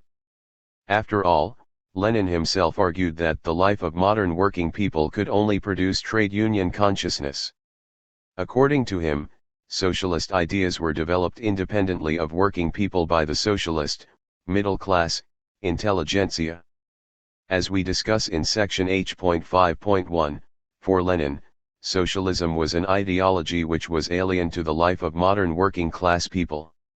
Lastly, there is the question of whether Marx and Engels can seriously be thought of as being able to decree once and for all what is and is not proletarian politics. Given that neither of these men were working class, one was a capitalist, it makes the claim that they would know proletarian politics suspect. Moreover, they formulated their ideas of what constitute proletarian politics before a modern working class actually developed in any country bar Britain. This means, that from the experience of one section of the proletariat in one country in the 1840s, Marx and Engels have decreed for all time what is and is not a proletarian set of politics. On the face of it, it is hardly a convincing argument, particularly as we have over 150 years of experience of these tactics with which to evaluate them. Based on this perspective, Marx and Engels opposed all other socialist groups as sects if they did not subscribe to their ideas. Ironically, while arguing that all other socialists were fostering their sectarian politics onto the workers' movement, they themselves fostered their own perspective onto it. Originally, because the various sections of the International worked under different circumstances and had attained different degrees of development, the theoretical ideals which reflected the real movement also diverged. The International, therefore, was open to all socialist and working class tendencies, and its general policies would be, by necessity, based on conference decisions that reflected this divergence. These decisions would be determined by free discussion within and between sections of all economic, social, and political ideas. Marx, however, replaced this policy with a common program of political action, i.e. electioneering, by mass political parties via the Fixed Hague Conference of 1872. Rather than having this position agreed by the normal exchange of ideas and theoretical discussion in the sections guided by the needs of the practical struggle, Marx imposed what he considered as the future of the workers' movement onto the International and denounced those who disagreed with him as sectarians. The notion that what Marx considered as necessary might be another sectarian position imposed on the workers' movement did not enter his head nor those of his followers. Marx had indeed insisted, in the earlier years of the First International, on the need for building on actual movements rather than constructing a dogma which movements were then required to fit. But when the actual movements took forms which he disliked, as they largely did in Spain and Italy, in Germany under Lassalle's influence, and in Great Britain as soon as the trade unions' most immediate demands had been met, he was apt to forget his own precepts and to become the Grand Inquisitor into heretical misdeeds. Gdh. Cole, A History of Socialist Thought, Volume 2, p. 256. That support for political action was just as sectarian as support for non-participation in elections can be seen from Engels' 1895 comment that here had long been universal suffrage in France, but it had fallen into disrepute through the misuse to which the Bonapartist government had put it. It also existed in Spain since the Republic, but in Spain boycott of elections was ever the rule of all serious opposition parties. The revolutionary workers of the Latin countries had been wont to regard the suffrage as a snare, as an instrument of government trickery. Marx Engels reader, p. 565. Needless to say, he had failed to mention those little facts when he was attacking anarchists for expressing the opinions of the revolutionary workers of the Latin countries and all serious opposition parties in the 1870s. Similarly, the Haymarket martyrs had moved from a Marxist position on elections to an anarchist one after their own experiences using the ballot box, as did the many British socialists who became syndicalists in the early years of the 20th century. It seems strange to conclude that these positions are not expressions of working class struggle while that of Marx and Engels are, particularly given the terrible results of that strategy. Thus the Marxist claim that true working class movements are based on mass political parties based on hierarchical, centralist, leadership, and those who reject this model and political action, electioneering, are sects and sectarians is simply their option and little more. Once we look at the workers' movement without the blinkers created by Marxism, we see that anarchism was a movement of working class people using what they considered valid tactics to meet their own social, economic and political goals, tactics and goals which evolved to meet changing circumstances. Seeing the rise of anarchism and syndicalism as the political expression of the class struggle, guided by the needs of the practical struggle they faced, naturally follows when we recognize the Marxist model for what it is, just one possible interpretation of the future of the workers' movement rather than the future of that movement, and as the history of social democracy indicates, the predictions of Bakunin and the anarchists within the First International were proved correct. This tendency to squeeze the revolutionary workers' movement into the forms decreed by two people in the mid-19th century has proved to be disastrous for it. Even after the total failure of social democracy, the idea of revolutionary parliamentarianism was fostered onto the Third International by the Bolsheviks in spite of the fact that more and more revolutionary workers in advanced capitalist nations were rejecting it in favor of direct action and autonomous working class self-organization. Anarchists and libertarian Marxists based themselves on this actual movement of working people, influenced by the failure of political action, while the Bolsheviks based themselves on the works of Marx and Engels and their own experiences in a backward, semi-feudal society whose workers had already created factory committees and Soviets by direct action. It was for this reason that the anarcho-syndicalist Augustin Souchy said he referred to the tendencies that exist in the modern workers' movement when he argued at the Second Congress of the Communist International. It must be granted that among revolutionary workers the tendency toward parliamentarism is disappearing more and more. On the contrary, a strong anti-parliamentary tendency is becoming apparent in the ranks of the most advanced part of the proletariat. Look at the shop stewards movement in Britain or Spanish syndicalism. The IWW is absolutely anti-parliamentary. I want to point out that the idea of anti-parliamentarism is asserting itself more strongly in Germany, as a result of the revolution itself. We must view the question in this light. Proceedings and Documents of the Second Congress 1920, Volume 1, pages 176-7.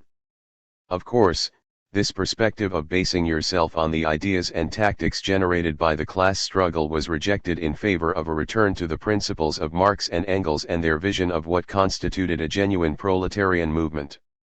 If these tactics were the correct ones, then why did they not lead to a less dismal set of results? After all, the degeneration of social democracy into reformism would suggest their failure, and sticking revolutionary before their tactics, as in revolutionary parliamentarianism, changes little. Marxists, like anarchists, are meant to be materialists, not idealists. What was the actual outcome of the Leninist strategies? Did they result in successful proletarian revolutions? No, they did not. The revolutionary wave peaked and fell, and the Leninist parties themselves very easily and quickly became Stalinist. Significantly, those areas with a large anarchist, syndicalist or quasi-syndicalist, e.g. the Council Communists, workers' movements, Italy, Spain, and certain parts of Germany, came closest to revolution, and by the mid-1930s, only Spain with its strong anarchist movement had a revolutionary labor movement. Therefore, rather than representing non-proletarian or sectarian politics forced upon the working class, Anarchism reflected the politics required to build a revolutionary workers' movement rather than a reformist mass party.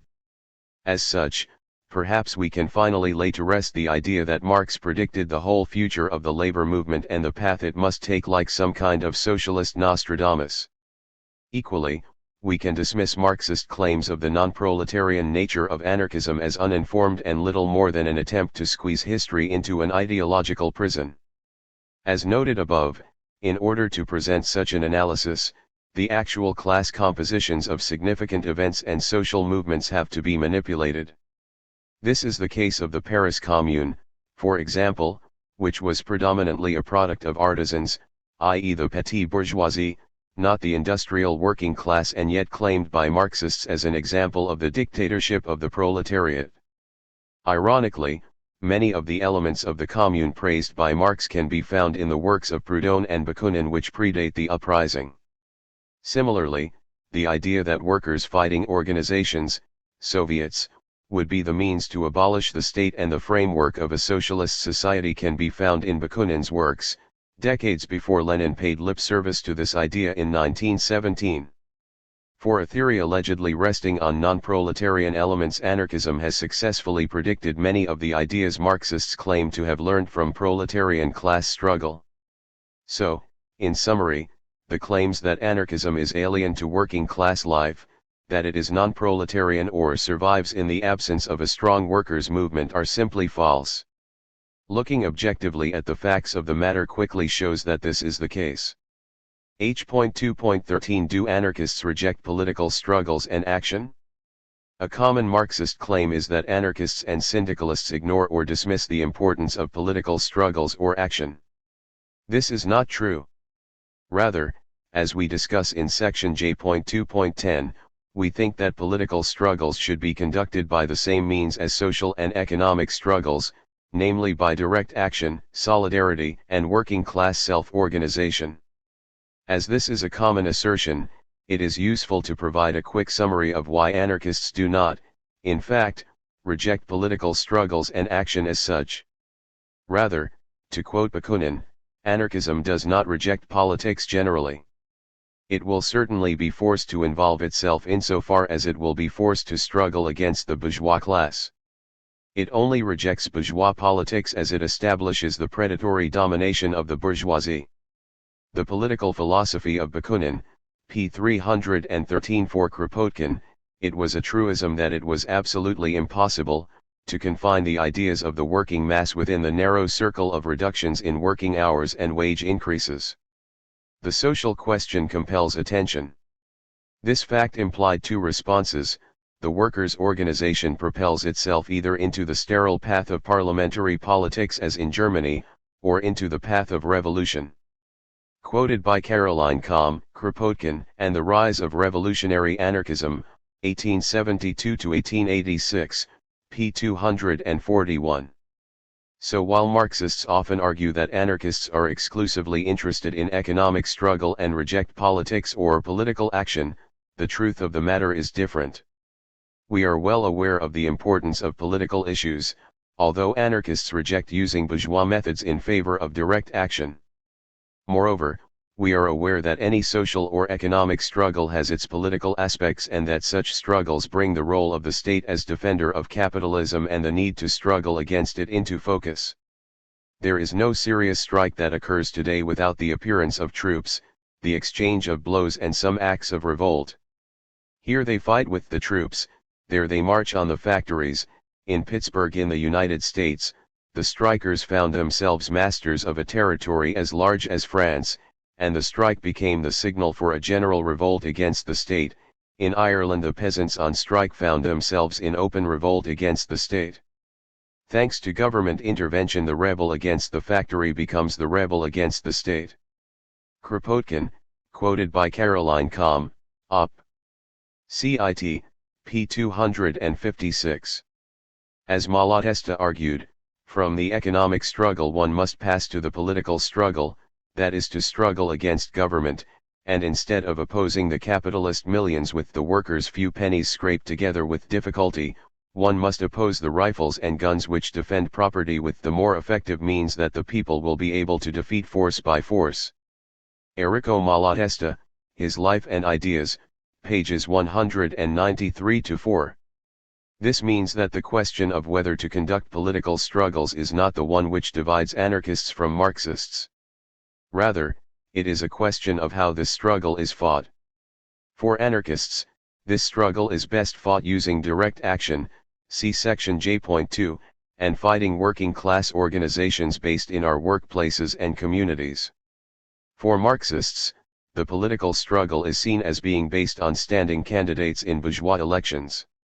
This can be seen from the resolution passed by the Socialist, Second, International in 1893. This resolution was designed to exclude anarchists and stated that only those socialist parties and organizations which recognize the organization of workers and of political action could join the International. By political action it meant that the working class organizations seek, in as far as possible, to use or conquer political rights and the machinery of legislation for the furthering of the interests of the proletariat and the conquest of political power. Quoted by Susan Milner, The Dilemmas of Internationalism, p. 49. Significantly, while this international and its member parties, particular the German Social Democrats, were happy to expel anarchists, they never expelled the leading reformists from their ranks. So, in general, anarchists use the word political action to refer exclusively to the taking part of revolutionaries in bourgeois elections, i.e. electioneering or parliamentarianism. It does not mean a rejection of fighting for political reforms or a lack of interest in political issues, quite the reverse in fact. The reason why anarchists reject this tactic is discussed in section J.2.6. For Kropotkin, the idea that you could somehow prepare for a revolution by electioneering was simply a joke. As if the bourgeoisie, he argued, still holding on to its capital, could allow them the socialists to experiment with socialism even if they succeeded in gaining control of power. As if the conquest of the municipalities were possible without the conquest of the factories. He saw that those who yesterday were considered socialists are today letting go of socialism, by renouncing its mother idea, the need to replace the wage system and to abolish individual ownership of social capital, and passing over into the camp of the bourgeoisie, while retaining, so as to hide their turnabout, the label of socialism. Words of a Rebel, p. 181 and p. 180. The differences in results between direct action and electioneering were obvious. However moderate the war cry, provided it is in the domain of relations between capital and labor, as soon as it proceeds to put it into practice by revolutionary methods, it ends by increasing it and will be led to demand the overthrow of the regime of property. On the other hand, a party which confines itself to parliamentary politics ends up abandoning its program, however advanced it may have been at the beginning. Kropotkin, quoted by Com. Op. Cit. p. 252. Ultimately, the bourgeois tactics used ended up with bourgeois results. As Emma Goldman argued, socialism was led astray by the evil spirit of politics and landed in the political trap, and has now but one desire: to adjust itself to the narrow confines of its cage, to become part of the authority, part of the very power that has slain the beautiful child socialism and left behind a hideous monster. Red Emma Speaks, p. 103. The net effect of political action was the corruption of the socialist movement into a reformist party which betrayed the promise of socialism in favor of making existing society better, so it can last longer. This process confirmed Bakunin's predictions. As Kropotkin put it, the middle class will not give up its power without a struggle. It will resist. And in proportion as socialists will become part of the government and share power with the middle class, their socialism will grow paler and paler. This is, indeed, what socialism is rapidly doing. Were this no so, the middle classes would not share their power with the socialists. Evolution and Environment, p. 102. In addition, as we argue in section J.2.5, direct action is either based on, or creates, forms of self-managed working class organizations. The process of collective struggle, in other words, necessitates collective forms of organization and decision-making. These combative organizations, as well as conducting the class struggle under capitalism, can also be the framework of a free society, see section H.1.4. However, standing in elections does not produce such alternative social structures and, indeed, hinders them as the focus for social changes becomes a few leaders working in existing, i.e. bourgeois, structures and bodies, see section H.1.5. As can be seen, anarchists reject political struggle, i.e. electioneering, for good, and historically vindicated, reasons. This makes a mockery of Marxists' assertions, beginning with Marx, that anarchists like Bakunin opposed all political action by the working class since this would imply recognition of the existing state. Derek Howell, The Legacy of Hal Draper, pages 13 to 49, International Socialism, number 52, p. 147. This, in fact, is a common Marxist claim, namely that anarchists reject political struggle on principle, i.e. for idealistic purposes. In the words of Engels, Bakunin was opposed to all political action by the working class, since this would in fact involve recognition of the existing state. Marx, Engels, and Lenin, Anarchism and Anarcho-Syndicalism, p. 49. Sadly, like all Marxists, he failed to indicate where, in fact, Bakunin actually said that. As can be seen, this was not the case. Bakunin, like all revolutionary anarchists, rejected political action, in the sense of electioneering, simply because they feared that such tactics would be counterproductive and undermine the revolutionary nature of the labor movement. As the experience of Marxist social democracy showed, he was correct. In summary, while anarchists reject standing of socialists in elections, political action, narrowly defined, we do not reject the need to fight for political reforms or specific political issues. However, we see such action as being based on collective working class direct action organized around combative organs of working class self-management and power rather than the individualistic act of placing a cross on a piece of power once every few years and letting leaders fight your struggles for you. H.2.14 Are anarchist organizations ineffective, elitist or downright bizarre? Marxists often accuse anarchist organizations of being elitist or secret. Pat Stack, of the British SWP, ponders the history of anarchist organization, at least the SWP version of that history. How otherwise than Leninist vanguard political parties do revolutionaries organize? Apart from the serious efforts of anarcho-syndicalists to grapple with this problem, anarchists have failed to pose any serious alternative.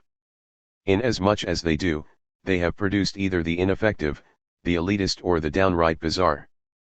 Bakunin's organization, the Alliance of Social Democracy, managed all three. The organization had two overlapping forms, one secret, involving only the intimates, and one public, the Alliance of Social Democracy. Even in its open, public mode, the Alliance was to be a highly centralist organization, with all decisions on the national level approved by the Central Committee. Since it was the real controlling body, the secret organization was even more tightly centralist, with first a Central Committee, then a Central Geneva section acting as the permanent delegation of the permanent Central Committee, and, finally, within the Central Geneva section a Central Bureau, which was to be both the executive power, composed of 3 or 5 or even 7 members of the secret organization and the executive directory of the public organization. That this was far more elitist and less democratic than Lenin's model is clear. Anarchy in the UK, Socialist Review, number 246. There are, as is obvious, numerous problems with Stack's assertions. Firstly, he makes absolutely no attempt to discuss anarchist ideas on the question of revolutionary organization. Rather, he prefers to present a somewhat distorted account of the ideas of Bakunin on the structural aspects of his organization, ideas which died with him in 1876. Secondly, as Stack fails to discuss how anarchists, including Bakunin, see their organizations operating, it's hard to determine whether they are ineffective or elitist. This is hardly surprising, as they are neither. Thirdly, even as regards his own example, Bakunin's alliance, his claim that it was ineffectual seems inappropriate in the extreme. Whether it was elitist or downright bizarre is hard to determine, as Stack quotes an unnamed author and their quotes from its structure. Fourthly, and ironically for Stack, Lenin's model shared many of the same features as those of Bakunin's. Significantly, Stack fails to discuss any of the standard anarchist ideas on how revolutionaries should organize. As we discuss in section J.3, there are three main types: the synthesis federation, the class struggle federation, and those inspired by the platform. In the 21st century, these are the main types of anarchist organization. As such, it would be extremely hard to argue that these are elitist, ineffective, or downright bizarre.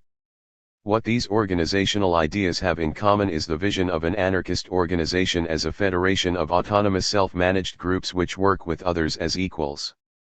How can directly democratic organizations, which influence others by the force of their ideas and by their example, be elitist or downright bizarre?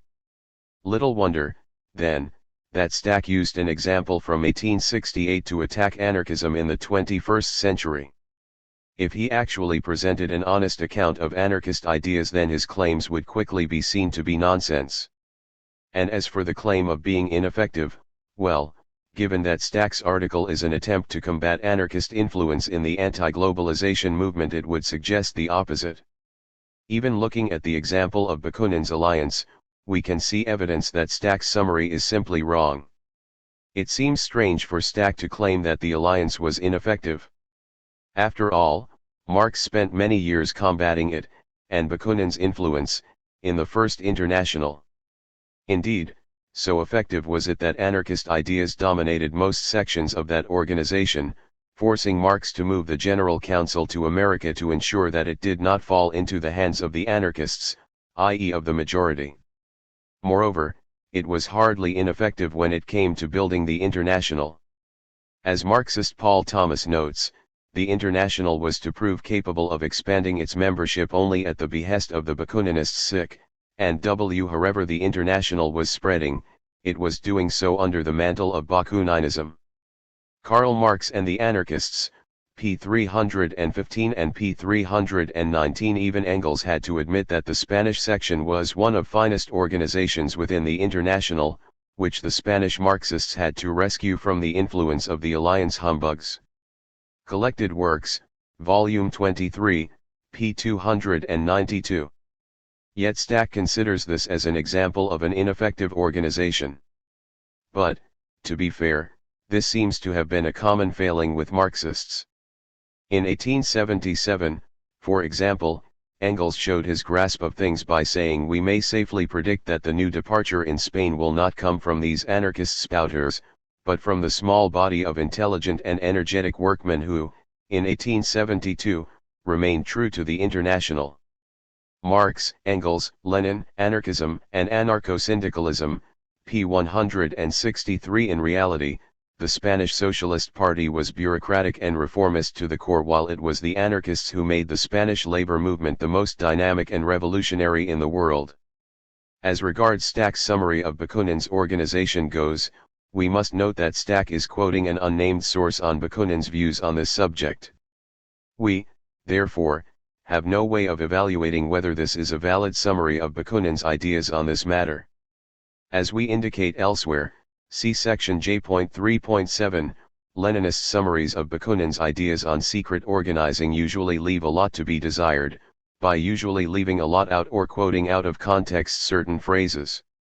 As such, and given the total lack of relevance of this model for anarchists since the 1870s, we will not bother to discuss this summary. Simply put, it is a waste of time to discuss an organizational model which no modern anarchist supports. Moreover, there is a key way in which Bakunin's ideas on this issue were far less elitist and more democratic than Lenin's model. Simply, Bakunin always stressed that his organization rules out any idea of dictatorship and custodial control. Michael Bakunin, Selected Writings, p. 172. The main purpose and task of the organization, he argued, would be to help the people to achieve self-determination. It would not threaten the liberty of the people because it is free from all official character and not placed above the people like state power. Its program consists of the fullest realization of the liberty of the people, and its influence is not contrary to the free development and self-determination of the people, or its organization from below according to its own customs and instincts, because it acts on the people only by the natural personal influence of its members who are not invested with any power. Thus the revolutionary group would be the helper of the masses, with an organization within the people itself. Quoted by Michael Confino, Daughter of a Revolutionary, p. 259, p. 261, p. 256 and p.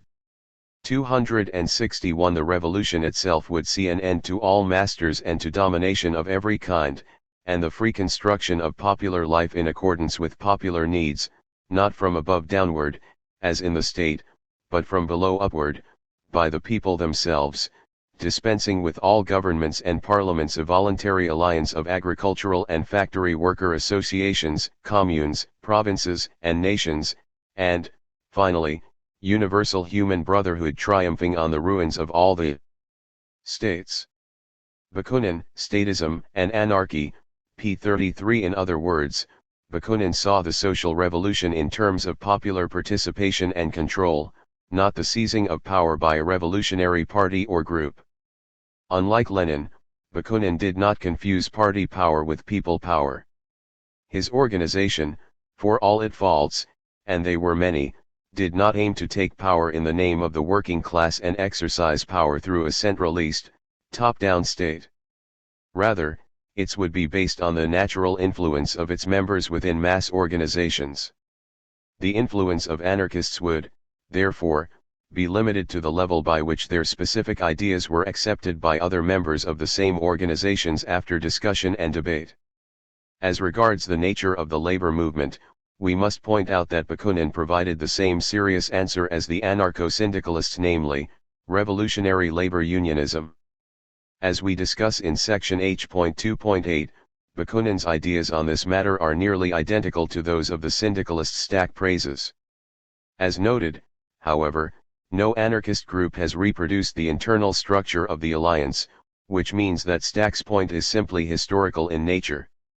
Sadly, this is not the case with his own politics, as the ideas he attacks actually parallel Lenin's model in many ways, although, as indicated above, how Bakunin's organization would function in the class struggle was fundamentally different, as Lenin's party sought power for itself. Given that Stack is proposing Lenin's model as a viable means of organizing revolutionaries, it is useful to summarize it. We shall take as an example two statements issued by the Second World Congress of the Communist International in 1920 under the direction of Lenin. These are 21 conditions of communism and theses on the role of the Communist Party in the proletarian revolution. These two documents provide a vision of Leninist organization which is fundamentally elitist. Lenin's model is clear from these documents. The parties adhering to the Communist International had to have two overlapping forms, one legal, i.e. public, and another illegal, i.e. secret. It was the duty of these parties to create everywhere a parallel illegal organizational apparatus. Proceedings and Documents of the Second Congress 1920, Volume 2, p. 767. Needless to say, this illegal organization would be the real controlling body, as it would have to be made up of trusted communists and could only be even more tightly centralist than the Open Party, as its members could only be appointed from above by the illegal organization's Central Committee. To stress that the illegal, i.e. secret, organization controlled the party, the Communist International agreed that in countries where the bourgeoisie is still in power, the communist parties must learn to combine legal and illegal activity in a planned way. However, the legal work must be placed under the actual control of the illegal party at all times. Op. Cit. Volume 1, p. 198-9. In this, it should be noted, the Leninists followed Marx's in 1850 comments, which he later rejected, on the need to establish an independent secret and public organization of the Workers' Party. Collected Works, Volume 10, p. 282. Even in its open, public mode, the Communist Party was to be a highly centralist organization, with all decisions on the national level made by the Central Committee.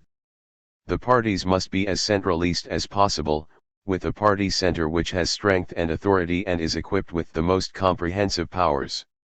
Also, the party press and other publications, and all party publishing houses, must be subordinated to the party presidium. This applied on an international level as well, with the decisions of the Communist International's Executive Committee binding on all parties belonging to it. Op. Cit. Volume 2, p. 769. Moreover, communist cells of all kinds must be subordinate to each other in a strictly hierarchical order of rank as precisely as possible.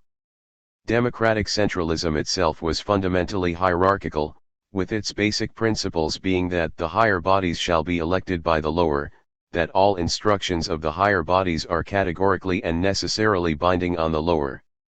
Indeed, there shall be a strong party center whose authority is universally and unquestionably recognized for all leading party comrades in the period between congresses. Any advocacy of broad autonomy for the local party organizations only weakens the ranks of the Communist Party and favors petty bourgeois, anarchist and disruptive tendencies. Op. Cit. Volume 1, p. 198. It seems strange for Stack to argue that Bakunin's ideas, assuming he presents an honest account of them, of course, were far more elitist and less democratic than Lenin's model, as they obviously were not.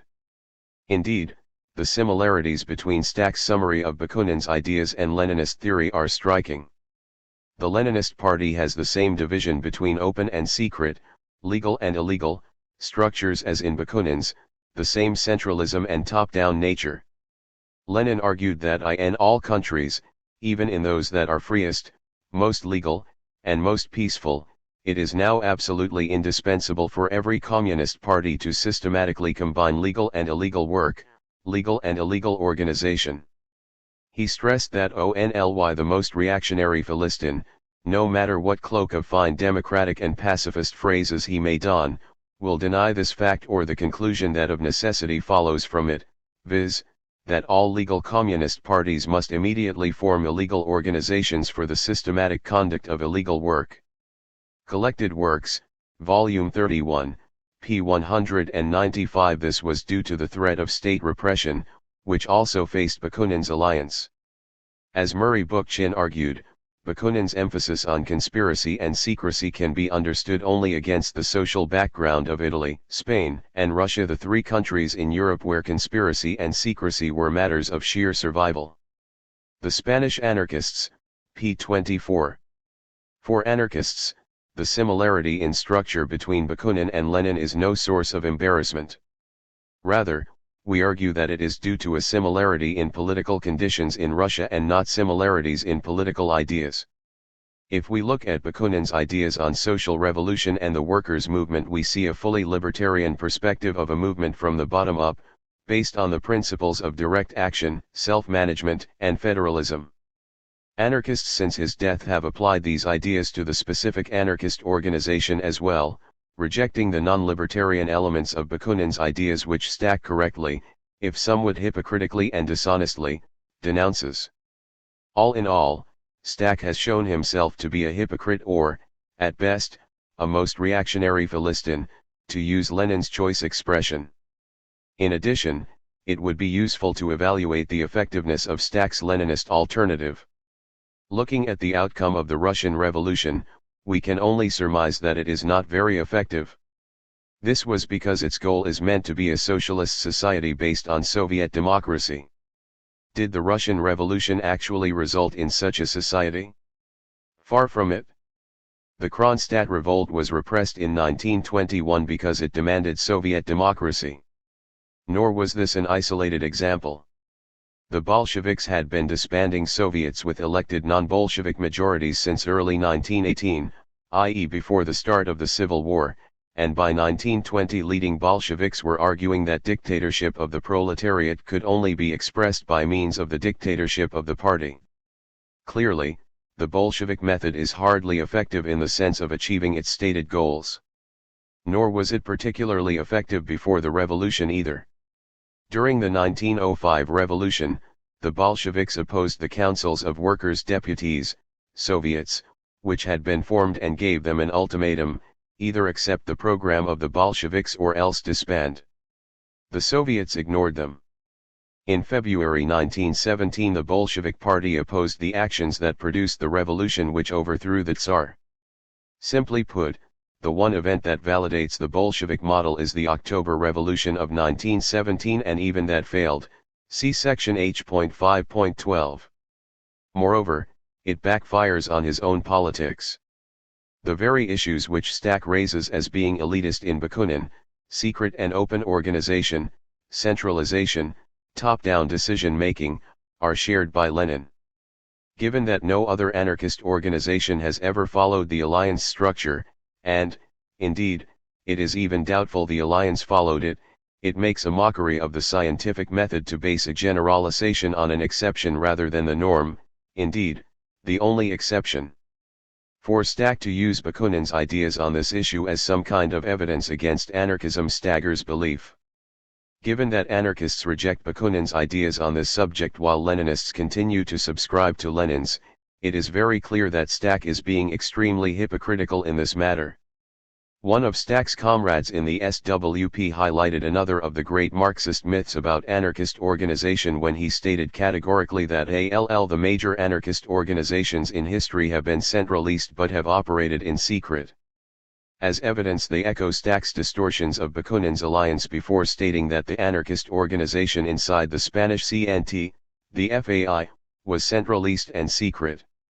A revolutionary party thrives on open debate and common struggle with wider groups of workers. Socialist Worker, number 1714, 16/09/2000. It is just as well it stated all the major anarchist organizations as it is vague enough to allow the denial of obvious counterexamples as not being major enough. We can point to hundreds of anarchist organizations that are/were not secret.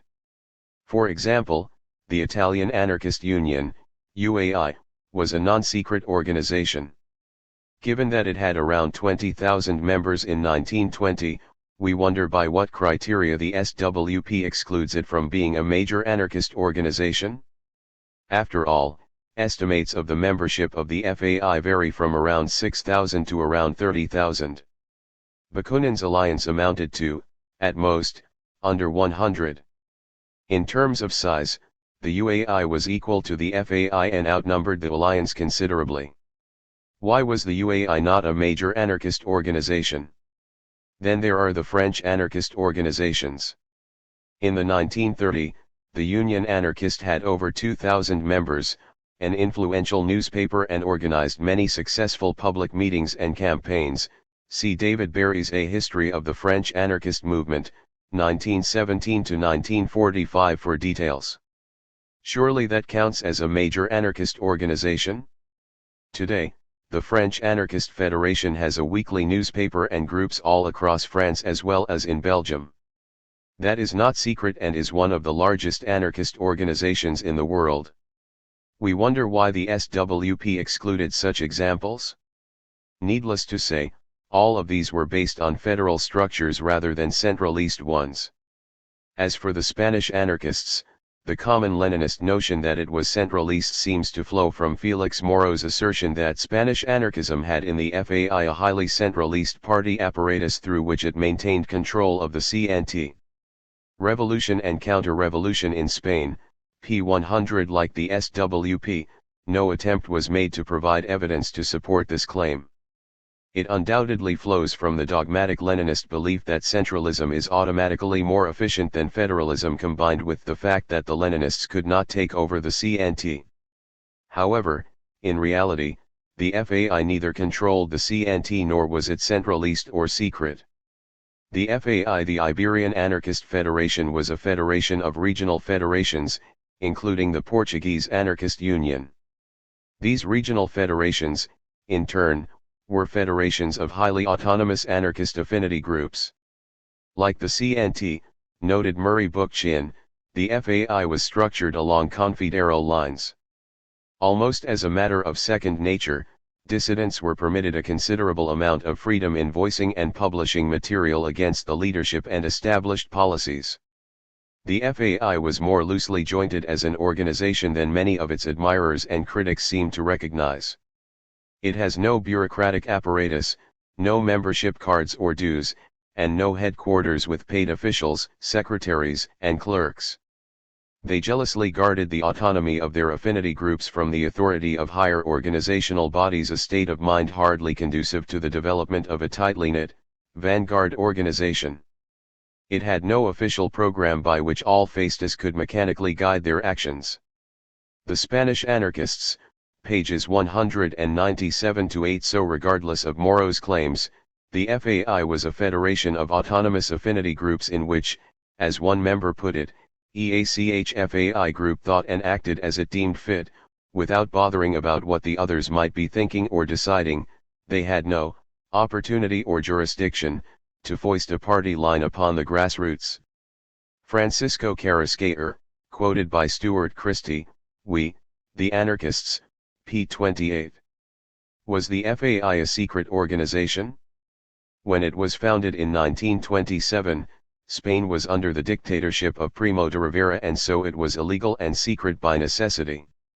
As Stuart Christie correctly notes, as an organization publicly committed to the overthrow of the dictatorship, the FAI functioned, from 1927 to 1931, as an illegal rather than a secret organization. From the birth of the Republic in 1931 onwards, the FAI was simply an organization which, until 1937, refused to register as an organization as required by Republican law. Op. Cit. p. 24. Thus it was illegal rather than secret. As one anarchist militant asked, if it was secret, how come I was able to attend FAI meetings without ever having joined or paid dues to the specific organization? Francesco Carrasqueir, quoted by Christie, Op. Cit. p. 24. The organization held public meetings, attended by thousands, as well as journals and newspapers. Its most notable members, such as Durruti, hardly kept their affiliation secret. Moreover, given the periods of repression suffered by the Spanish libertarian movement throughout its history, including being banned and forced underground during the Republic, being an illegal organization made perfect sense. The SWP, like most Marxists, ignore historical context and so mislead the reader.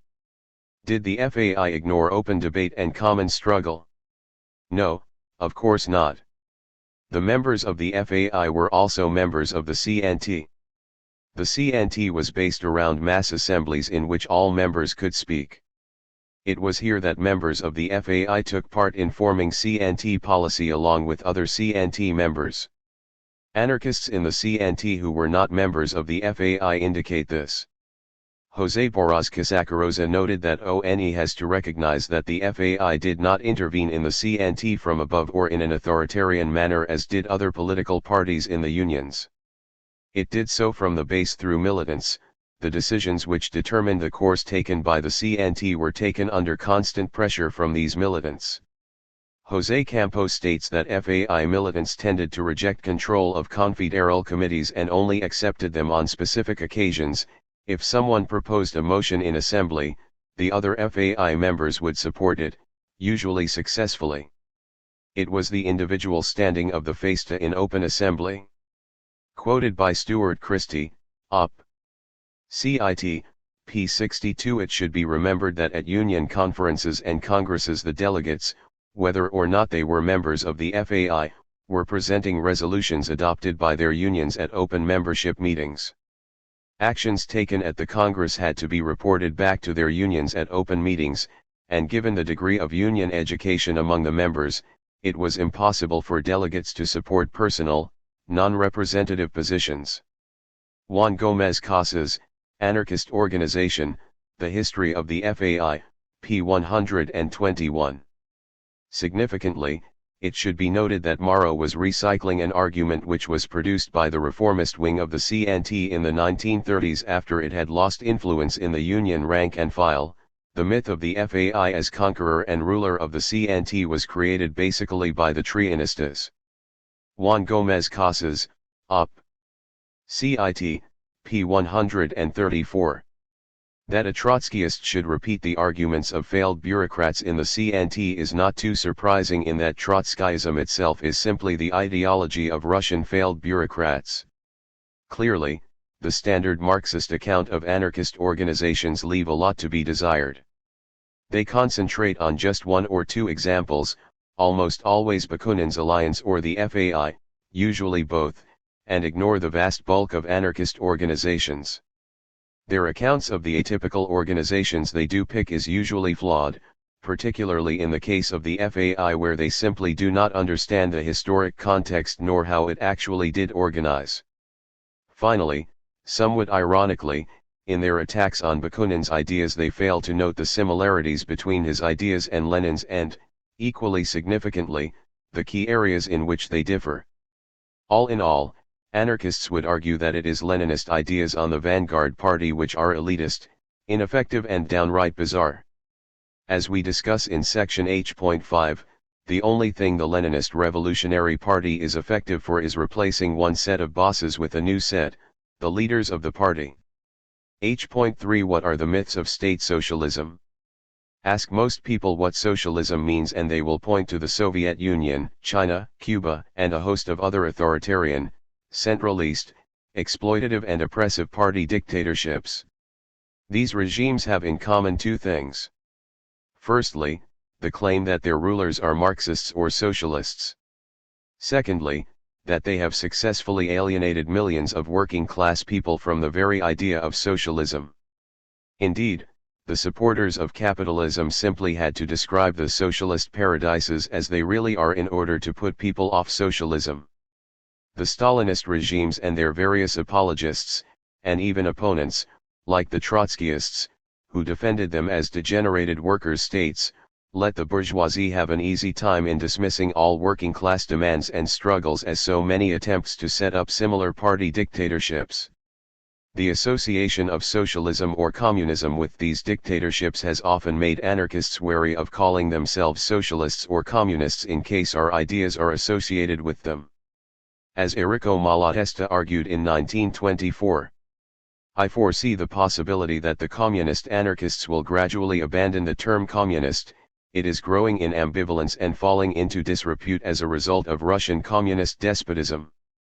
If the term is eventually abandoned, this will be a repetition of what happened with the word socialist. We who, in Italy at least, were the first champions of socialism and maintained and still maintain that we are the true socialists in the broad and human sense of the word, ended by abandoning the term to avoid confusion with the many and various authoritarian and bourgeois deviations of socialism. Thus too we may have to abandon the term communist for fear that our ideal of free human solidarity will be confused with the avaricious despotism which has for some time triumphed in Russia and which one party, inspired by the Russian example, seeks to impose worldwide. The Anarchist Revolution, p. 20. That, to a large degree, happened with anarchists simply calling themselves by that name, without adjectives, or libertarians to avoid confusion. This, sadly, resulted in two problems. Firstly, it gave Marxists even more potential to portray anarchism as being primarily against the state and not being as equally opposed to capitalism, hierarchy, and inequality. As we argue in section H.2.4, anarchists have opposed the state as just one aspect of class and hierarchical society. Secondly, extreme right-wingers tried to appropriate the names libertarian and anarchist to describe their vision of extreme capitalism, as anarchism, they claimed, was simply anti-government. See section F for discussion on why anarcho-capitalism is not anarchist. To counter these distortions of anarchist ideas, many anarchists have reappropriated the use of the words socialist and communist, although always in combination with the words anarchist and libertarian. Such combination of words is essential as the problem Malatesta predicted still remains. If one thing can be claimed for the 20th century, it is that it has seen the word socialism become narrowed and restricted into what anarchists call state socialism, socialism created and run from above, by the state, i.e. by the state bureaucracy, and better described as state capitalism. This restriction of socialism has been supported by both Stalinist and capitalist ruling elites, for their own reasons, the former to secure their own power and gain support by associating themselves with socialist ideals, the latter by discrediting those ideas by associating them with the horror of Stalinism. The Stalinist leadership thus portrays itself as socialist to protect its right to wield the club, and Western ideologists adopt the same pretense in order to forestall the threat of a more free and just society. The latter use it as a powerful ideological weapon to enforce conformity and obedience, to ensure that the necessity to rent oneself to the owners and managers of these capitalist institutions will be regarded as virtually a natural law, the only alternative to the socialist dungeon. In reality, if there is a relation between Bolshevism and socialism, it is the relation of contradiction. The Soviet Union versus Socialism, pages 47 to 52, The Radical Papers, Demetrius Irisopoulos, ed., pages 47 to 8. This means that anarchists and other libertarian socialists have a major task on their hands to reclaim the promise of socialism from the distortions inflicted upon it by both its enemies, Stalinists and capitalists, and its erstwhile and self-proclaimed supporters, social democracy and its offspring Bolshevism. A key aspect of this process is a critique of both the practice and ideology of Marxism and its various offshoots. Only by doing this can anarchists prove, to quote Rocker, that socialism will be free, or it will not be at all. Anarcho-syndicalism, p. 14. Such a critique raises the problem of which forms of Marxism to discuss. There is an extremely diverse range of Marxist viewpoints and groups in existence. Indeed, the different groups spend a lot of time indicating why all the others are not real Marxists, or Marxist-Leninists, or Trotskyists, and so on, and are just sects without real Marxist theory or ideas. This diversity is, of course, a major problem, and somewhat ironic, given that some Marxists like to insult anarchists by stating there are as many forms of anarchism as anarchists.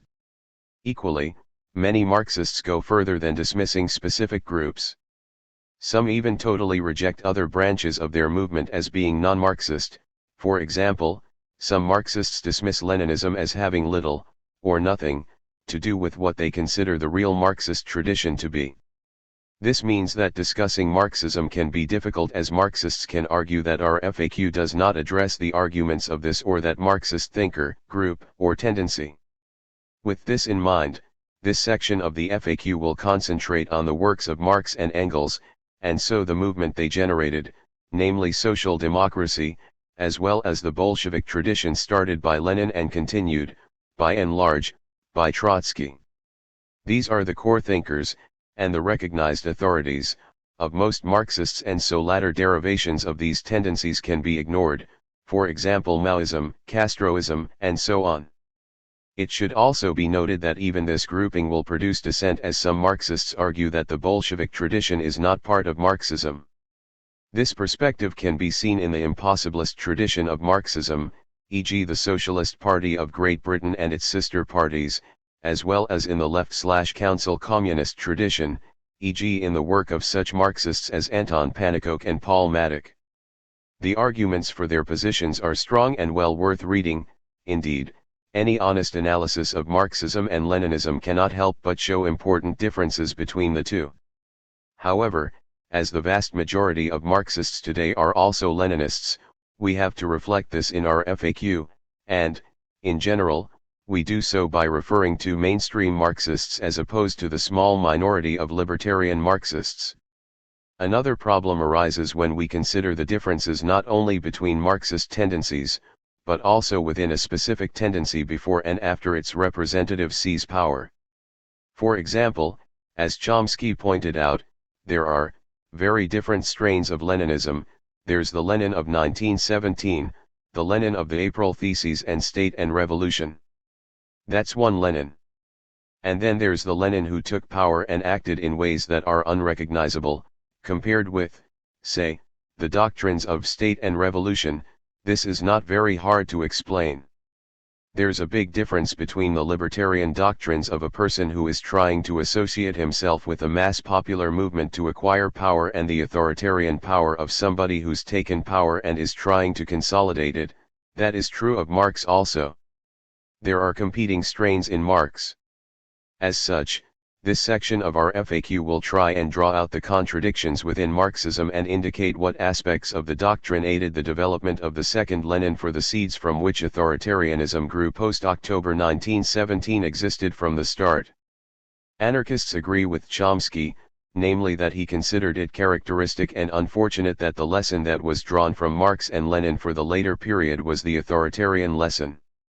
That is, it's the authoritarian power of the vanguard party and destruction of all popular forums in the interests of the masses.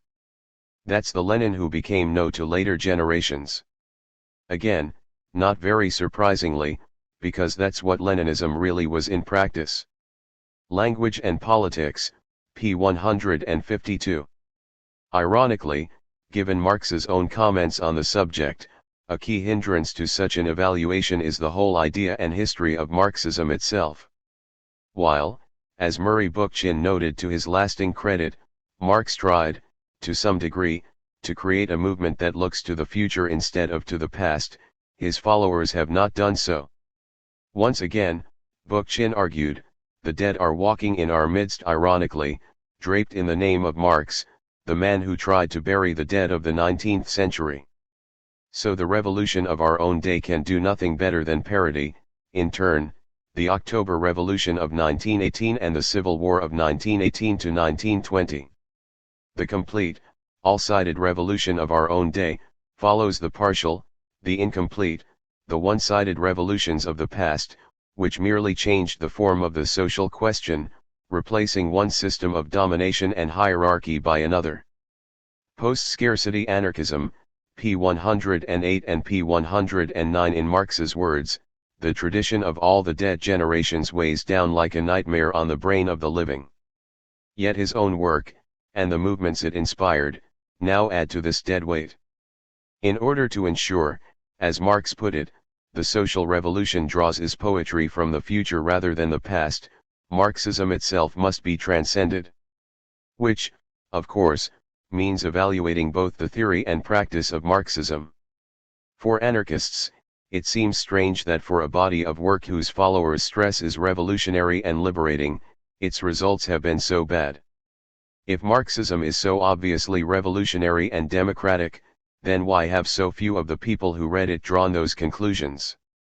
How could it be transmuted so easily into Stalinism? Why are there so few libertarian Marxists, if it were Lenin, or, following Lenin, social democracy, which misinterpreted Marx and Engels? So when Marxists argue that the problem is in the interpretation of the message, not in the message itself, anarchists reply that the reason these numerous, allegedly false, interpretations exist at all simply suggests that there are limitations within Marxism as such rather than the readings it has been subjected to. When something repeatedly fails and produces such terrible results in the progress, then there has to be a fundamental flaw somewhere. Thus Cornelius Castoriadis. Marx was, in fact, the first to stress that the significance of a theory cannot be grasped independently of the historical and social practice it inspires and initiates, to which it gives rise, in which it prolongs itself and under cover of which a given practice seeks to justify itself.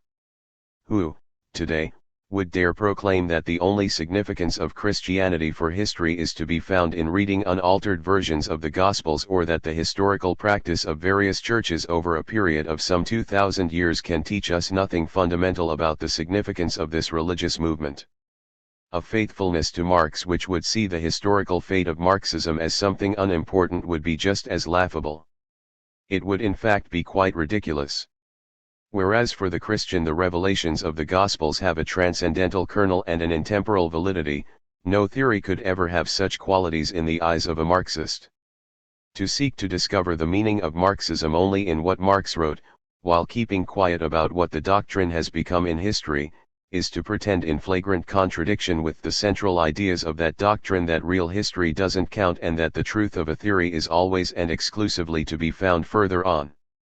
It finally comes to replacing revolution by revelation and the understanding of events by the exegesis of texts. The Fate of Marxism, pages 75 to 84. The Anarchist Papers, Demetrius Rousseau-Poulos, ed. p. 77. This does not mean forsaking the work of Marx and Engels. It means rejecting once and for all the idea that two people, writing over a period of decades over 100 years ago, have all the answers. As should be obvious. Ultimately, anarchists think we have to build upon the legacy of the past, not squeeze current events into it. We should stand on the shoulders of giants, not at their feet. Thus this section of our FAQ will attempt to explain the various myths of Marxism and provide an anarchist critique of it and its offshoots. Of course, the ultimate myth of Marxism is what Alexander Berkman called the Bolshevik myth, namely the idea that the Russian Revolution was a success. However, given the scope of this revolution, we will not discuss it fully here except when it provides useful empirical evidence for our critique. See section H.6 for more on the Russian Revolution. Our discussion here will concentrate for the most part on Marxist theory, showing its inadequacies, its problems, where it appropriated anarchist ideas and how anarchism and Marxism differ. This is a big task and this section of the FAQ can only be a small contribution to it. As noted above, there are minority trends in Marxism which are libertarian in nature, i.e. close to anarchism. As such, it would be simplistic to say that anarchists are anti-Marxist, and we generally do differentiate between the minority, libertarian element and the authoritarian mainstream of Marxism, i.e. social democracy and Leninism in its many forms. Without doubt, Marx contributed immensely to the enrichment of socialist ideas and analysis, as acknowledged by Bakunin, for example. His influence, as to be expected, was both positive and negative. For this reason he must be read and discussed critically. This FAQ is a contribution to this task of transcending the work of Marx. As with anarchist thinkers, we must take what is useful from Marx and reject the rubbish. But never forget that anarchists are anarchists precisely because we think that anarchist thinkers have got more right than wrong, and we reject the idea of tying our politics to the name of a long-dead thinker.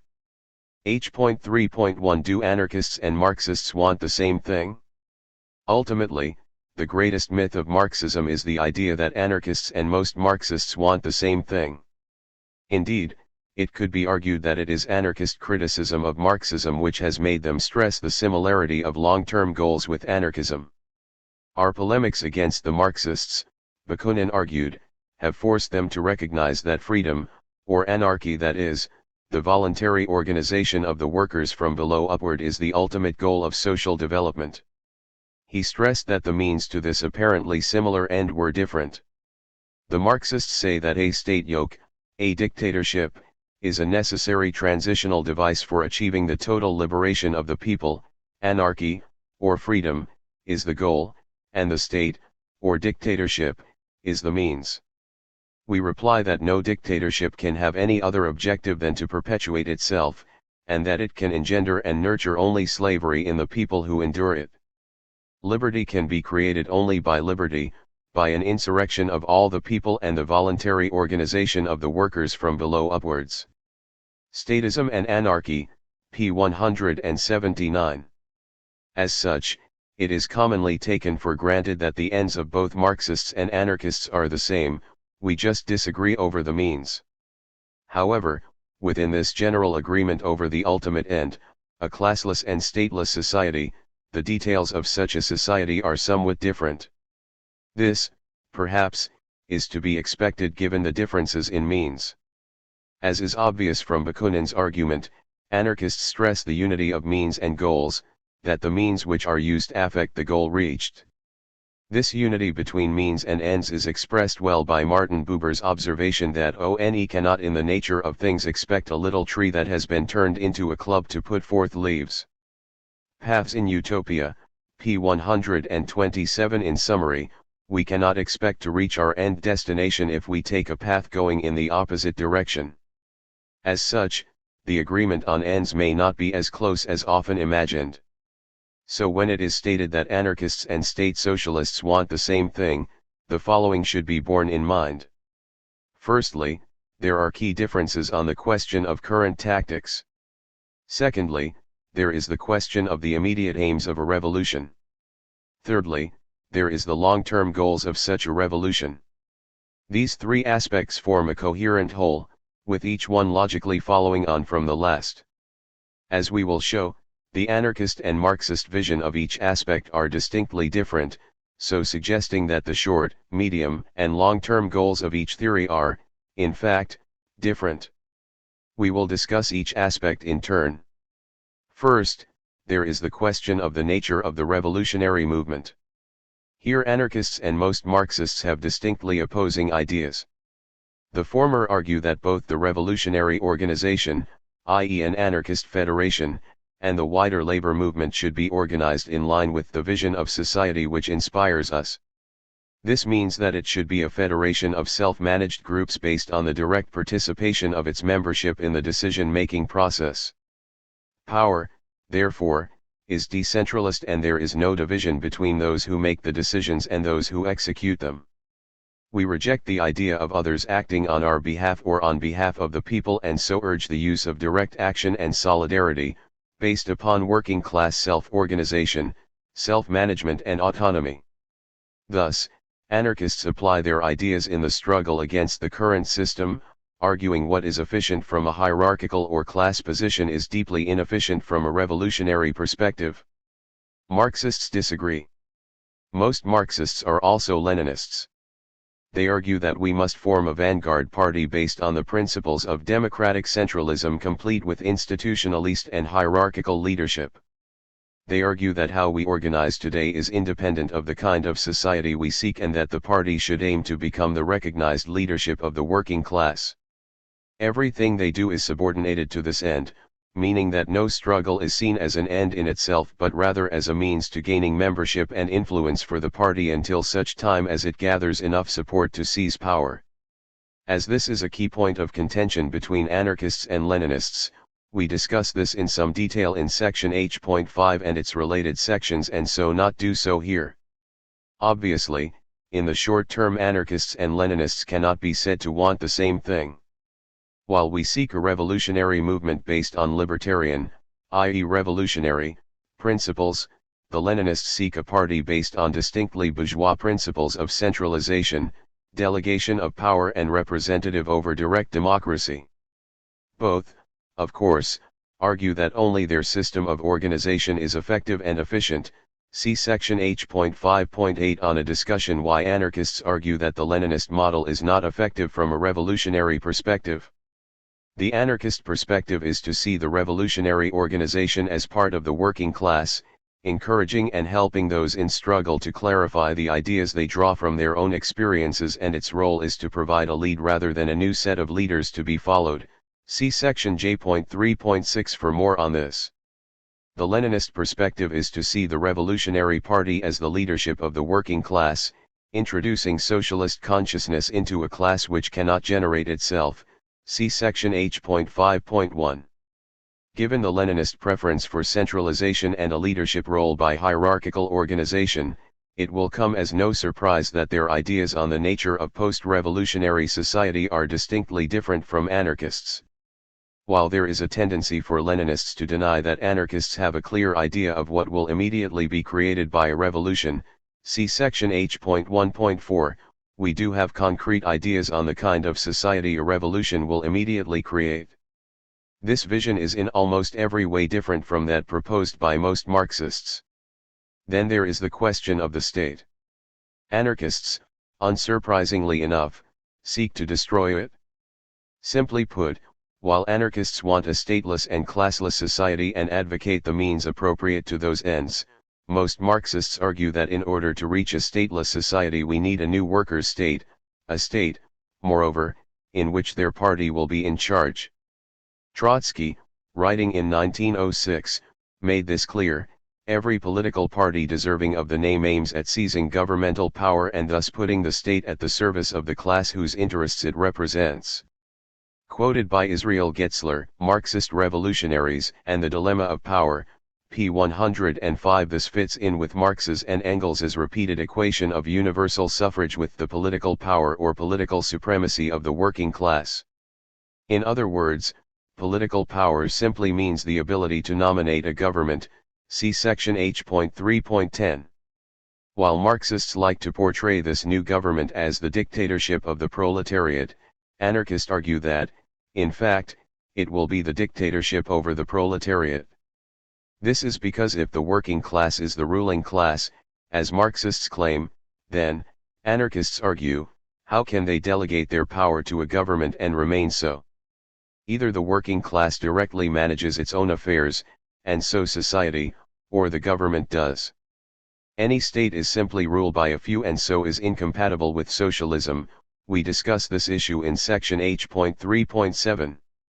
The obvious implication of this is that Marxism seeks party rule, not working class direct management of society, as we discuss in section H.3.8. The Leninist tradition is extremely clear on this matter. Then there is the question of the building blocks of socialism. Yet again, there is a clear difference between anarchism and Marxism. Anarchists have always argued that the basis of socialism is working class organizations, created in the struggle against capitalism and the state. This applies to both the social and economic structure of a post-revolutionary society. For most forms of Marxism, a radically different picture has been the dominant one. As we discuss in section H.3.10, Marxists only reached a similar vision for the political structure of socialism in 1917 when Lenin supported the Soviets as the framework of his workers' state. However, as we prove in section H.3.11, he did so for instrumental purposes only, namely as the best means of assuring Bolshevik power. If the Soviets clashed with the party, it was the latter which took precedence. Unsurprisingly, the Bolshevik mainstream moved from all power to the Soviets to dictatorship of the party rather quickly. Thus, unlike anarchism, most forms of Marxism aim for party power, a revolutionary government above the organs of working-class self-management. Economically, there are also clear differences. Anarchists have consistently argued that the workers ought to be the real managers of industries. Peter Kropotkin, Fields, Factories and Workshops Tomorrow, p. 157. To achieve this, we have pointed to various organizations over time, such as factory committees and labor unions. As we discuss in more detail in section H.3.12, Lenin, in contrast, saw socialism as being constructed on the basis of structures and techniques, including management ones, developed under capitalism. Rather than see socialism as being built around new, working-class organizations, Lenin saw it being constructed on the basis of developments in capitalist organization. The Leninist road to socialism, notes one expert on Lenin, emphatically ran through the terrain of monopoly capitalism. It would, according to Lenin, abolish neither its advanced technological base nor its institutionalist means for allocating resources or structuring industry. The institutionalist framework of advanced capitalism could, to put it shortly, be utilized for realization of specifically socialist goals. They were to become, indeed, the principal, almost exclusive, instruments of socialist transformation. Neil Harding, Leninism, p. 145. The role of workers in this vision was basically unchanged. Rather than demand, like anarchists, workers' self-management of production in 1917, Lenin raised the demand for countrywide, all-embracing workers' control over the capitalists, and this is the important thing, not confiscation of the capitalists' property. The Lenin Anthology, p. 402. Once the Bolsheviks were in power, the workers' own organs, the factory committees, were integrated into a system of state control, losing whatever power they once held at the point of production. Lenin then modified this vision by replacing capitalists with state-appointed, one-man management over the workers, see section H.3.14. In other words, a form of state capitalism in which workers would still be wage slaves under bosses appointed by the state. Unsurprisingly, the control workers exercised over their bosses, i.e. those with real power in production, proved to be as elusive in production as it was in the state. In this, Lenin undoubtedly followed the lead of the Communist Manifesto, which stressed state ownership of the means of production without a word about workers' self-management of production. As we discuss in section H.3.13, state socialism cannot help being state capitalism by its very nature. Needless to say, as far as means go, few anarchists and syndicalists are complete pacifists. As syndicalist Emil Poget argued, history teaches that the privileged have never surrendered their privileges without having been compelled so to do and forced into it by their rebellious victims. It is unlikely that the bourgeoisie is blessed with an exceptional greatness of soul and will abdicate voluntarily, and so our recourse to force will be required. The Party of Labor. This does not mean that libertarians glorify violence or argue that all forms of violence are acceptable, quite the reverse. It simply means that for self-defense against violent opponents, violence is, unfortunately, sometimes required. The way an anarchist revolution would defend itself also shows a key difference between anarchism and Marxism. As we discussed in section H.2.1, anarchists, regardless of Marxist claims, have always argued that a revolution needs to defend itself. This would be organized in a federal, bottom-up way as the social structure of a free society. It would be based on voluntary working-class militias. This model of working-class self-defense was applied successfully in both the Spanish and Ukrainian revolutions, by the CNTFAI and the Makhnovists, respectively. In contrast, the Bolshevik method of defending a revolution was the top-down, hierarchical, and centralist Red Army. As the example of the Makhnovists showed, the Red Army was not the only way the Russian Revolution could have been defended, although it was the only way Bolshevik power could be. So while anarchists have consistently argued that socialism must be based on working-class self-management of production and society based on working-class organizations, the Leninist tradition has not supported this vision, although it has appropriated some of its imagery to gain popular support. Clearly, in terms of the immediate aftermath of a revolution, anarchists and Leninists do not seek the same thing. The former want a free society organized and run from below upwards by the working class based on workers' self-management of production, while the latter seek party power in a new state structure which would preside over an essentially state capitalist economy. Lastly, there is the question of the long-term goal. Even in this vision of a classless and stateless society, there is very little in common between anarchist communism and Marxist communism, beyond the similar terminology used to describe it. This is blurred by the differences in terminology used by both theories. Marx and Engels had raised in the 1840s the long-term goal of an association, in which the free development of each is the condition for the free development of all, replacing the old bourgeois society, with its classes and class antagonisms, in the Communist Manifesto. Before this vast association of the whole nation was possible, the proletariat would be raised to the position of ruling class, and all capital would be centralist in the hands of the state, i.e. of the proletariat organized as the ruling class. As economic classes would no longer exist, the public power would lose its political character, as political power is merely the organized power of one class for oppressing another. Selected works, p. 53. It was this, the means to the end, which was the focus of much debate. See section H.1.1 for details. However, it cannot be assumed that the ends desired by Marxists and anarchists are identical. The argument that the public power could stop being political, i.e. a state, is a tautology, and a particularly unconvincing one at that. After all, if political power is defined as being an instrument of class rule, it automatically follows that a classless society would have a non-political public power and so be without a state. This does not imply that a public power would no longer exist as a structure within, or, more correctly, over, society. It just implies that its role would no longer be political, i.e. an instrument of class rule. Given that, according to the manifesto, the state would centralize the means of production, credit, and transportation and then organize it in accordance with a common plan using industrial armies, Especially for agriculture, this would suggest that the state structure would remain even after its political aspects had, to use Engels' words, died out. Marx and Engels, Op. Cit. Pages 52-3 and p. 424. From this perspective, the difference between anarchist communism and Marxist communism is clear. While both, notes John Clark, foresee the disappearance of the state, the achievement of social management of the economy, the end of class rule, and the attainment of human equality, to mention a few common goals, significant differences in ends still remain. Marxist thought has inherited a vision which looks to high development of technology with a corresponding degree of centralization of social institutions which will continue even after the coming of the social revolution.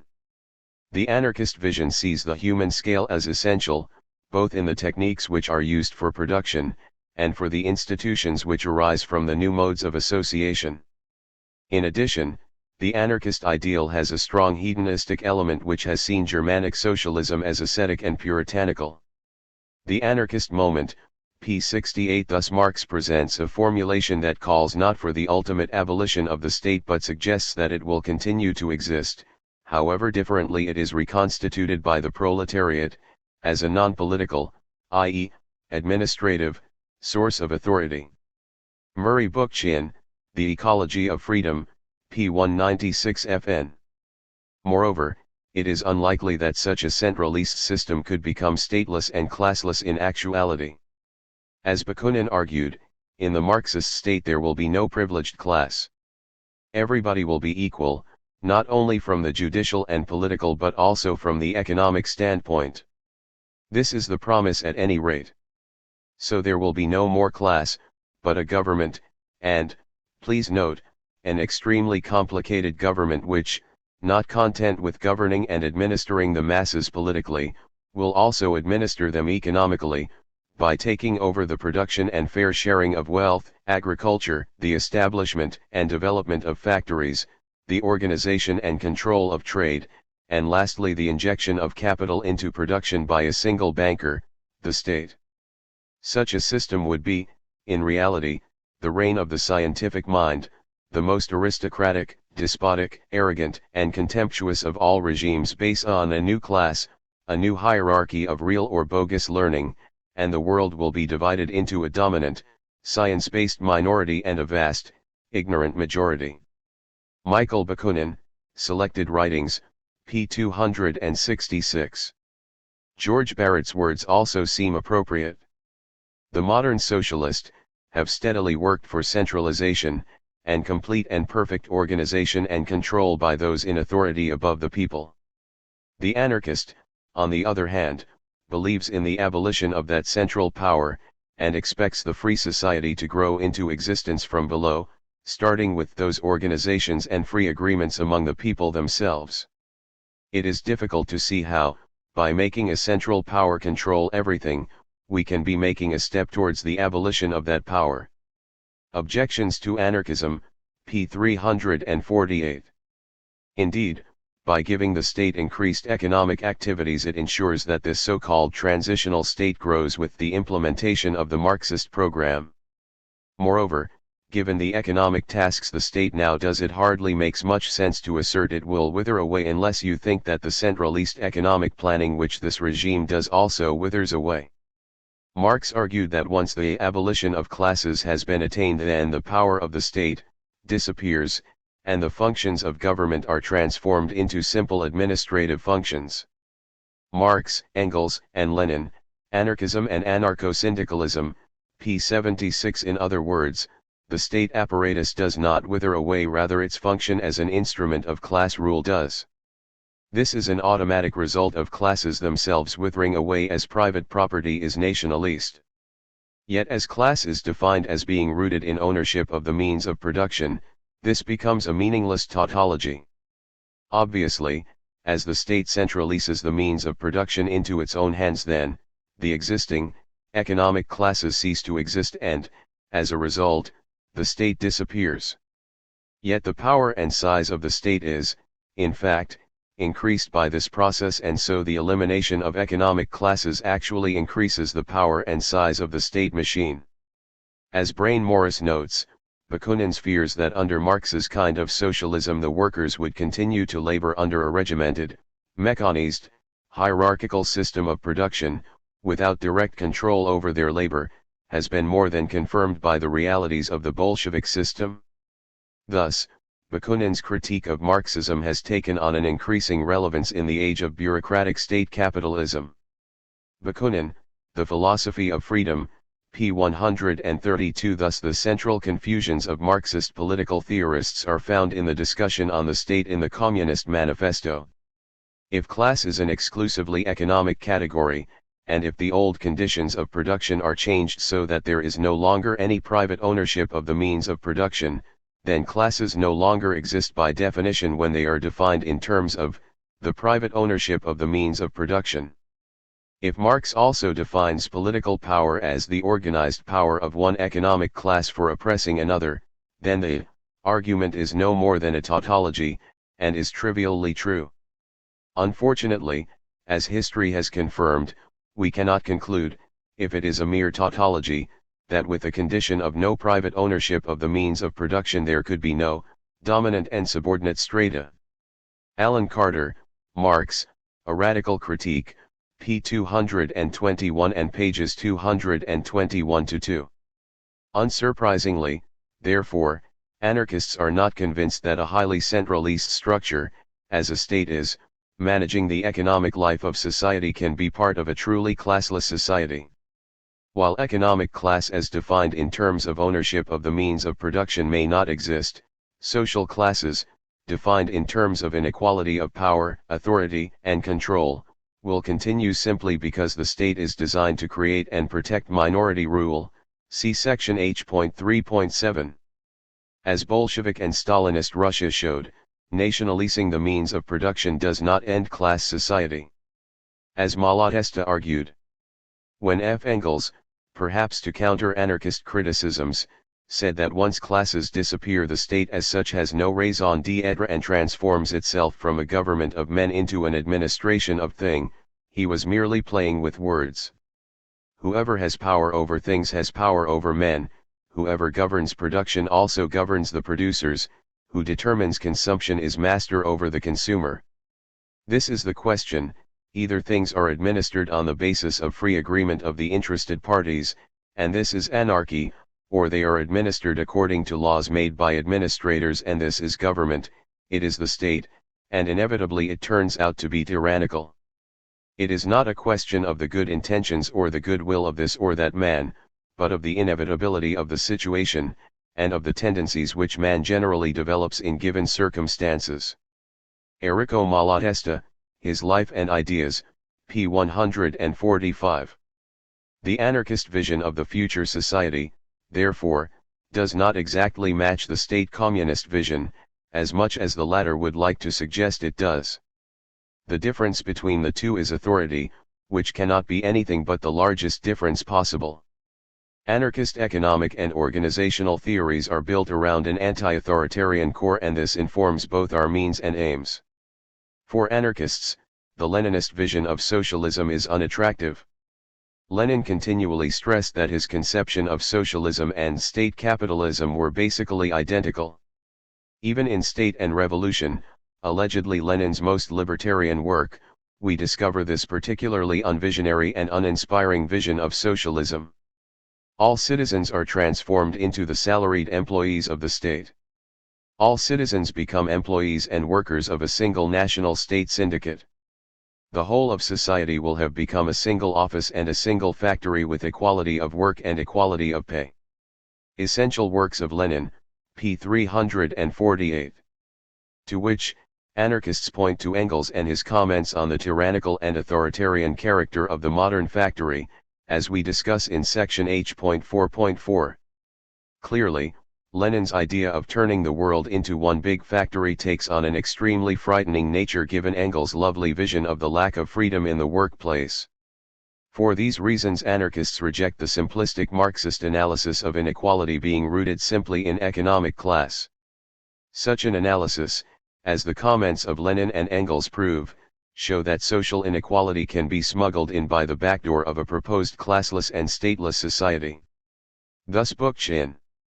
Basic to anti-authoritarian socialism, specifically, to anarchist communism, is the notion that hierarchy and domination cannot be subsumed by class rule and economic exploitation, indeed, that they are more fundamental to an understanding of the modern revolutionary project. Power of human over human long antedates the very formation of classes and economic modes of social oppression. This much is clear: it will no longer do to insist that a classless society, freed from material exploitation, will necessarily be a liberated society.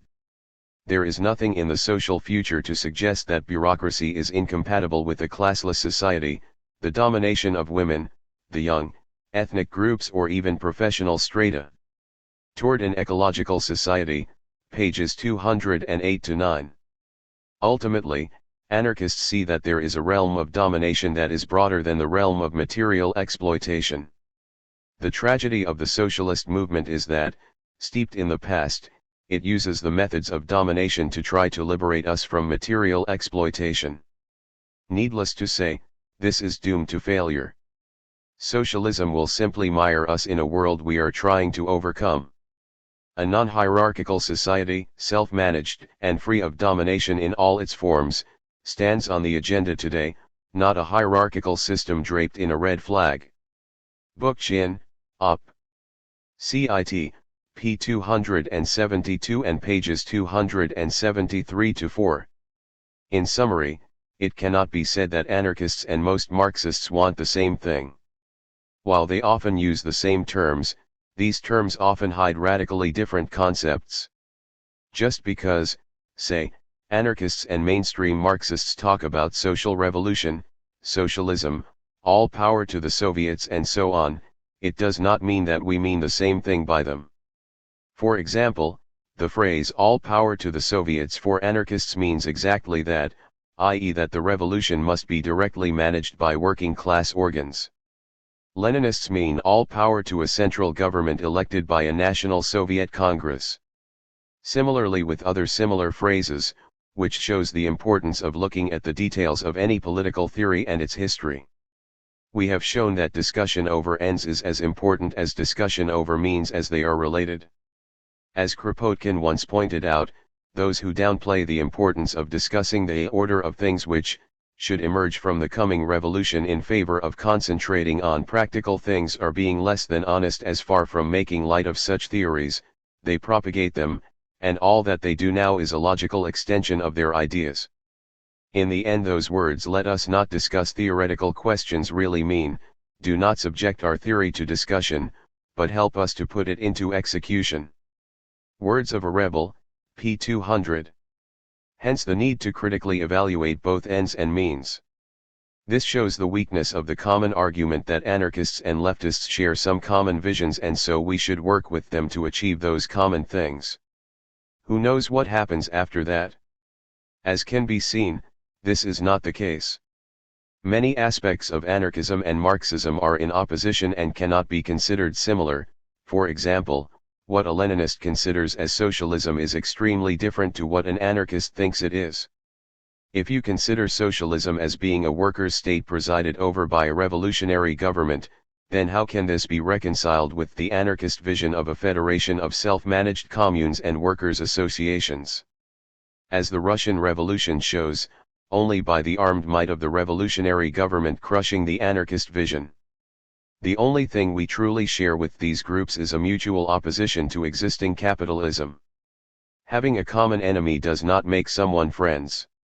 Hence anarchists, while willing to work on certain mutual struggles, are well aware there is substantial differences in both terms of means and goals. The lessons of revolution in the 20th century is that once in power, Leninists will repress anarchists, their current allies, against the capitalist system.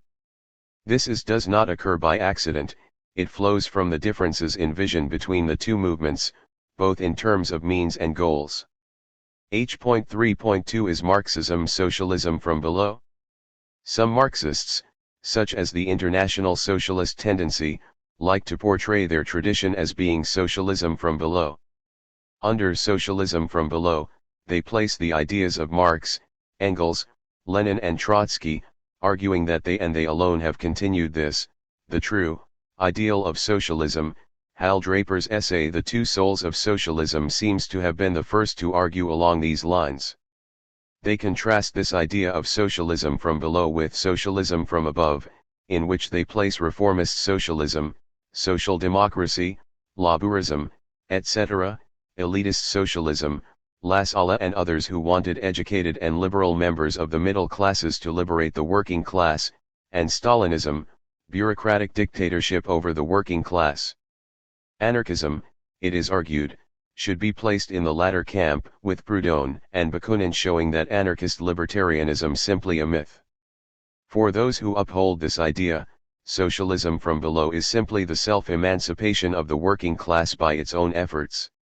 To anarchist heirs, the claim that Marxism, and in particular Leninism, is socialism from below sounds paradoxical, indeed laughable.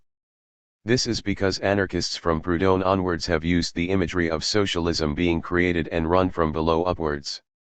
They have been doing so for far longer than Marxists have. As such, socialism from below simply sums up the anarchist ideal. Thus we find Proudhon in 1848 talking about being a revolutionary from below and that every serious and lasting revolution was made from below, by the people. A revolution from above was pure governmentalism, the negation of collective activity, of popular spontaneity, and is the oppression of the wills of those below. Quoted by George Woodcock, Pierre-Joseph Proudhon, p. 143. For Proudhon, the means of this revolution from below would be federations of working class associations for both credit, mutual banks, and production, workers' associations or cooperatives, as well as federations of communes, democratically organized communities. The workers, organized among themselves, without the assistance of the capitalist, would march by work to the conquest of the world by the force of principle. Thus capitalism would be reformed away by the actions of the workers themselves. The problem of association, Proudhon argued, consists in organizing the producers, and by this subjecting capital and subordinating power. Such is the war of liberty against authority, a war of the producer against the non-producer, a war of equality against privilege. An agricultural and industrial combination must be found by means of which power, today the ruler of society, shall become its slave. Quoted by K. Stephen Vincent, Pierre-Joseph Proudhon, and the Rise of French Republican Socialism, p. 148 and p. 157. Ultimately, any revolution, to be effective, must be spontaneous and emanate, not from the heads of authorities, but from the bowels of the people. The only connection between government and labor is that labor, in organizing itself, has the abrogation of governments as its mission. Proudhon, No Gods, No Masters, Volume 1, p. 52. Similarly, Bakunin saw an anarchist revolution as coming from below. As he put it, liberty can be created only by liberty, by an insurrection of all the people and the voluntary organization of the workers from below upward. Statism and Anarchy, p. 179. Elsewhere he wrote that popular revolution would create its own organization from the bottom upwards and from the circumference inwards, in accordance with the principle of liberty, and not from the top downwards and from the center outwards, as in the way of authority. Michael Bakunin, Selected Writings, p. 170. His vision of revolution and revolutionary self-organization and construction from below was a core aspect of his anarchist ideas, and he argued repeatedly for the free organization of the people's lives in accordance with their needs, not from the top down, as we have it in the state, but from the bottom up, an organization formed by the people themselves, a free union of associations of agricultural and factory workers, of communes, regions, and nations. He stressed that the politics of the social revolution was the abolition of the state and the economic, altogether free organization of the people, an organization from below upward, by means of federation. The Political Philosophy of Bakunin, pages 297-8. While Proudhon wanted to revolutionize society, he rejected revolutionary means to do so, i.e. collective struggle, strikes, insurrection, etc.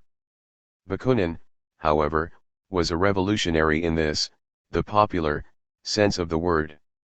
Yet he shared with Proudhon the idea of socialism being created by the working class itself. As he put it, in a social revolution, which in everything is diametrically opposed to a political revolution, the actions of individuals hardly count at all, whereas the spontaneous action of the masses is everything. All that individuals can do is clarify, propagate, and work out the ideas corresponding to the popular instinct, and, what is more, to contribute their incessant efforts to revolutionary organization of the natural power of the masses, but nothing else beyond that. The rest can and should be done by the people themselves. Revolution can be waged and brought to its full development only through the spontaneous and continued mass action of groups and associations of the people. Op. Cit. Pages 298-9. Therefore, the idea of socialism from below is a distinctly anarchist notion, one found in the works of Proudhon and Bakunin and repeated by anarchists ever since. As such, to hear Marxists appropriate this obviously anarchist terminology and imagery appears to many anarchists as opportunistic and attempt to cover the authoritarian reality of mainstream Marxism with anarchist rhetoric. Moreover, the attempt to suggest that anarchism is part of the elitist socialism from above school rests on little more than selective quoting of Proudhon and Bakunin, including from Bakunin's pre-anarchist days, to present a picture of their ideas distinctly at odds with reality. However, there are libertarian strains of Marxism which are close to anarchism. Does this mean that there are no elements of a socialism from below to be found in Marx and Engels? If we look at Marx, we get contradictory impressions. On the one hand, he argued that freedom consists in converting the state from an organ superimposed upon society into one completely subordinate to it. Combine this with his comments on the Paris Commune, see his The Civil War in France, we can say that there are clearly elements of socialism from below in Marx's work. On the other hand, he often stresses the need for strict centralization of power. In 1850, for example, he argued that the workers must not only strive for a single and indivisible German republic, but also within this republic for the most determined centralization of power in the hands of the state authority. This was because the path of revolutionary activity can proceed only from the center. This meant that the workers must be opposed to the federative republic planned by the Democrats and must not allow themselves to be misguided by the democratic talk of freedom for the communities, of self-government, etc.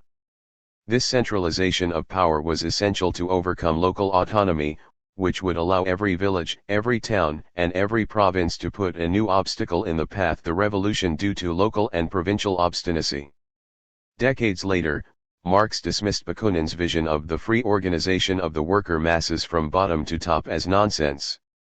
Marx Engels Reader, p. 537, p. 509 and p. 547. Thus we have a contradiction. While arguing that the state must become subordinate to society, we have a central power imposing its will on local and provincial obstinacy.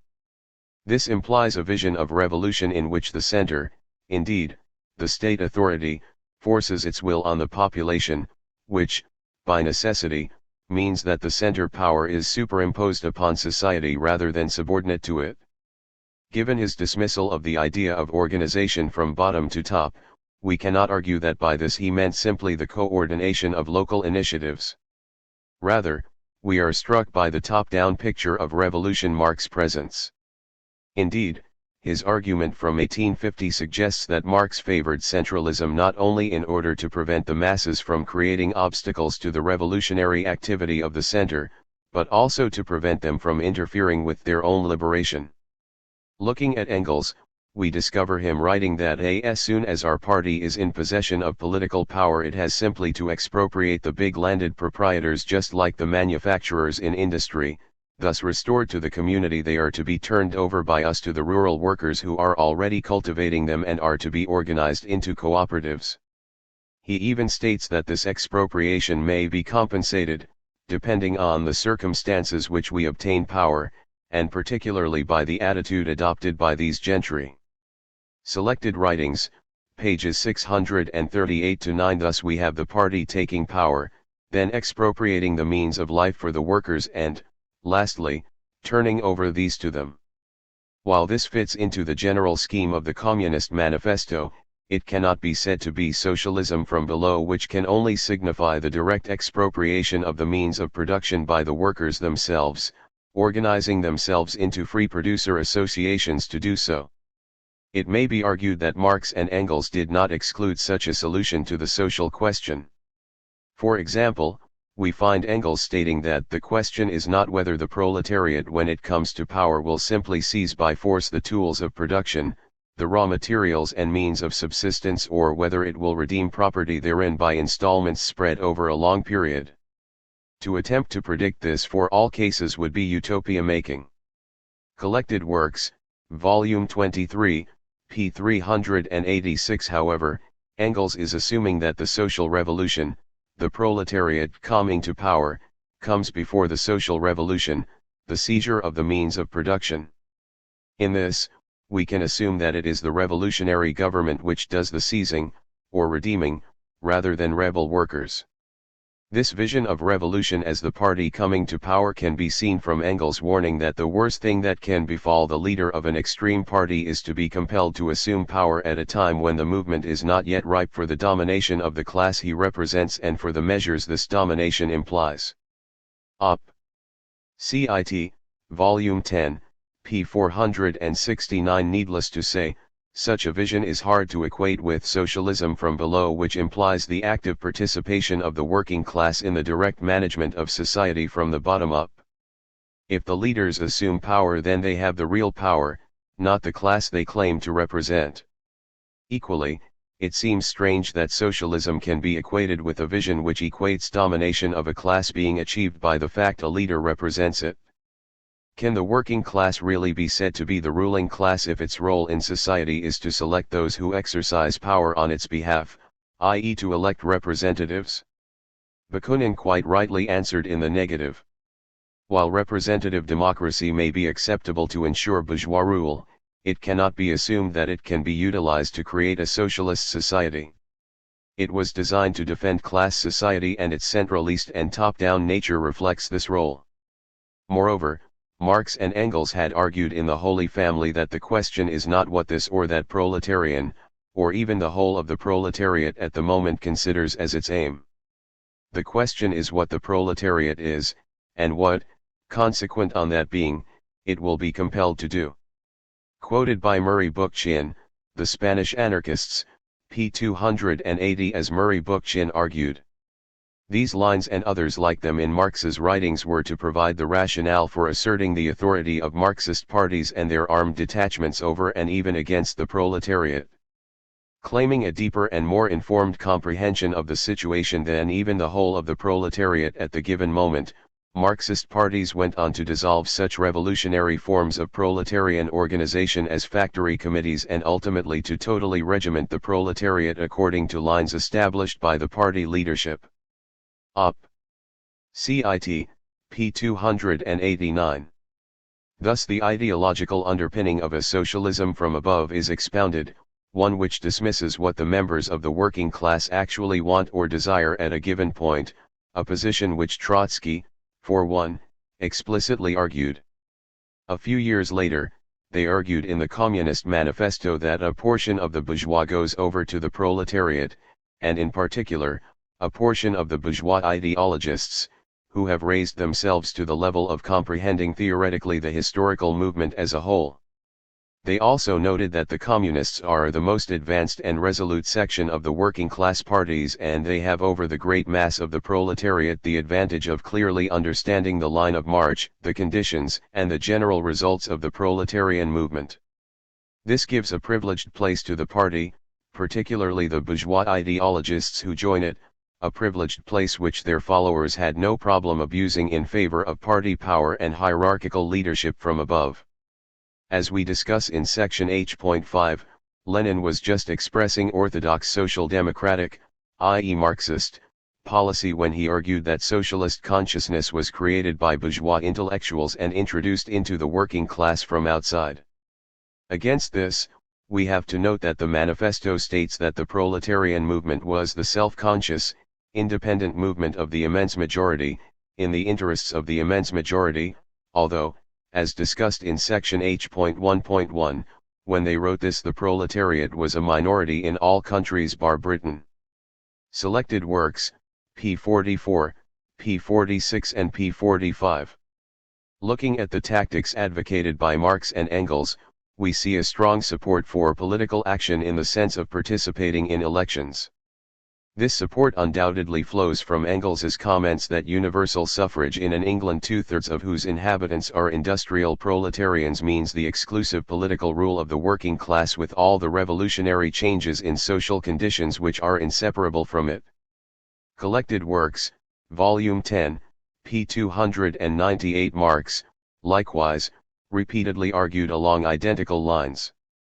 For example, in 1855, he stated that universal suffrage implies the assumption of political power as means of satisfying the workers' social needs and, in Britain, revolution is the direct content of universal suffrage. Op. Cit. Volume 11, pages 335-6. Yet how could an entire class, the proletariat organized as a movement, exercise its power under such a system? While the atomist voting to nominate representatives, who, in reality, held the real power in society, may be more than adequate to ensure bourgeois, i.e. minority, power, could it be used for working class, i.e. majority, power? This seems highly unlikely because such institutions are designed to place policy making in the hands of representatives and were created explicitly to exclude mass participation in order to ensure bourgeois control, see section B.2.5. They do not, indeed, cannot, constitute a proletariat organized as a ruling class. If public policy, as distinguished from administrative activities, is not made by the people themselves, in federations of self-managed assemblies, then a movement of the vast majority does not, cannot, exist. For people to acquire real power over their lives and society, they must establish institutions organized and run, as Bakunin constantly stressed, from below. This would necessitate that they themselves directly manage their own affairs, communities, and workplaces and, for coordination, mandate federal assemblies of revocable and strictly controllable delegates, who will execute their decisions. Only in this sense can a majority class, especially one committed to the abolition of all classes, organize as a class to manage society. As such, Marx and Engels' tactics are at odds with any idea of socialism from below. While, correctly, supporting strikes and other forms of working class direct action, although, significantly, Engels dismissed the general strike, they placed that support within a general political strategy which emphasized electioneering and representative forms. This, however, is a form of struggle which can only really be carried out by means of leaders. The role of the masses is minor, that of voters. The focus of the struggle is at the top, in Parliament, where the duly elected leaders are. As Luigi Gallini argued, this form of action involved the ceding of power by all to someone, the delegate, the representative, individual or group. This meant that rather than the anarchist tactic of direct pressure put against the ruling classes by the masses, the Socialist Party substituted representation and the rigid discipline of the parliamentary socialists, which inevitably resulted in it adopting class collaboration in the legislative arena, without which all reforms would remain a vain hope. It also resulted in the socialists needing authoritarian organizations, i.e. ones which are centralist and disciplined from above down. The end of anarchism, p. 14, p. 12 and p. 14. The end result was the encouragement of a viewpoint that reforms, indeed, the revolution, would be the work of leaders acting on behalf of the masses whose role would be that of voters and followers, not active participants in the struggle. See section J.2 for a discussion on direct action and why anarchists reject electioneering. By the 1890s, the top-down and essentially reformist nature of these tactics had made their mark in both Engels' politics and the practical activities of the social democratic parties. Engels' introduction to Marx's The Class Struggles in France indicated how far Marxism had progressed, and undoubtedly influenced by the rise of social democracy as an electoral power. It stressed the use of the ballot box as the ideal way, if not the only way, for the party to take power. He noted that the revolutionists, the overthrowers, were thriving far better on legal methods than on illegal methods and overthrow, and the bourgeoisie cried despairingly, "Legality is the death of us," and were much more afraid of the legal than of the illegal action of the Workers' Party, of the results of elections than of those of rebellion. He argued that it was essential not to fritter away this daily increasing shock force of party voters in vanguard skirmishes, but to keep it intact until the decisive day. Selected writings, p. 656, p. 650 and p. 655. The net effect of this would simply be keeping the class struggle within the bounds decided upon by the party leaders, so placing the emphasis on the activities and decisions of those at the top rather than the struggle and decisions of the mass of working class people themselves. As we noted in section H.1.1, when the party was racked by the revisionism controversy after Engels' death, it was fundamentally a conflict between those who wanted the party's rhetoric to reflect its reformist tactics and those who sought the illusion of radical words to cover the reformist practice. The decision of the party leadership to support their state in the First World War simply proved that radical words cannot defeat reformist tactics. Needless to say, from this contradictory inheritance, Marxists had two ways of proceeding. Either they become explicitly anti-state, and so approach anarchism, or become explicitly in favor of party and state power and so, by necessity, revolution from above. The Council Communists and other libertarian Marxists followed the first path, the Bolsheviks and their followers the second. As we discuss in the next section, Lenin explicitly dismissed the idea that Marxism proceeded only from below, stating that this was an anarchist principle. Nor was he shy in equating party power with working class power. Indeed, this vision of socialism as involving party power was not alien to the mainstream social democracy Leninism split from. The leading left-wing Menshevik Martov argued as follows. In a class struggle which has entered the phase of civil war, there are bound to be times when the advance guard of the revolutionary class, representing the interests of the broad masses but ahead of them in political consciousness, is obliged to exercise state power by means of a dictatorship of the revolutionary minority. Only a short-sighted and doctrinaire viewpoint would reject this prospect as such. The real question at stake is whether this dictatorship, which is unavoidable at a certain stage of any revolution, is exercised in such a way as to consolidate itself and create a system of institutions enabling it to become a permanent feature, or whether, on the contrary, it is replaced as soon as possible by the organized initiative and autonomy of the revolutionary class or classes as a whole. The second of these methods is that of the revolutionary Marxists who, for this reason, style themselves social democrats. The first is that of the communists. The Mensheviks in the Russian Revolution, Abraham Asher, ed. p. 119. All this is to be expected, given the weakness of the Marxist theory of the state. As we discuss in section H.3.7, Marxists have always had an ahistoric perspective on the state, considering it as purely an instrument of class rule rather than what it is, an instrument of minority class rule. For anarchists, the state is the minority government, from the top downward, of a vast quantity of men.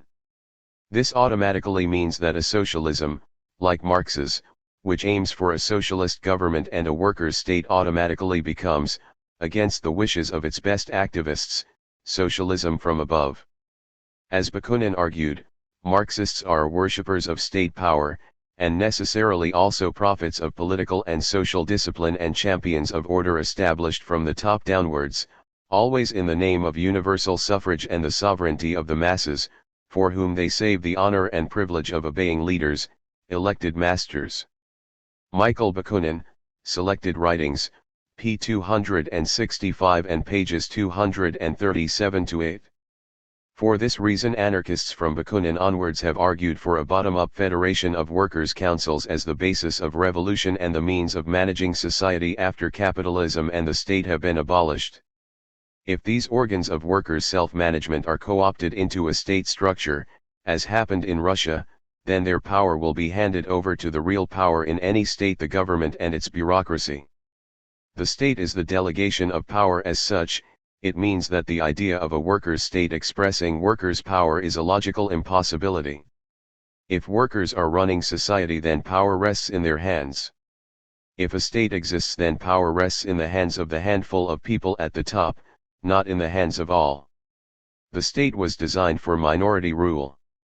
No state can be an organ of working class, i.e. majority, self-management due to its basic nature, structure, and design. So, while there are elements of socialism from below in the works of Marx and Engels, they are placed within a distinctly centralist and authoritarian context which undermines them. As John Clark summarizes, in the context of Marx's consistent advocacy of centralist programs, and the part these programs play in his theory of social development, the attempt to construct a libertarian Marxism by citing Marx's own proposals for social change would seem to present insuperable difficulties. Op. Cit. p. 93. H.3.3 Is Leninism socialism from below? As discussed in the last section, Marx and Engels left their followers with an ambiguous legacy. On the one hand, there are elements of socialism from below in their politics, most explicitly in Marx's comments on the libertarian-influenced Paris Commune. On the other, there are distinctly centralist and statist themes in their work. From this legacy, Leninism took the statist themes. This explains why anarchists think the idea of Leninism being socialism from below is incredible. Simply put, the actual comments and actions of Lenin and his followers show that they had no commitment to a socialism from below. As we will indicate, Lenin disassociated himself repeatedly from the idea of politics from below, considering it, quite rightly, an anarchist idea. In contrast, he stressed the importance of a politics which somehow combined action from above and from below.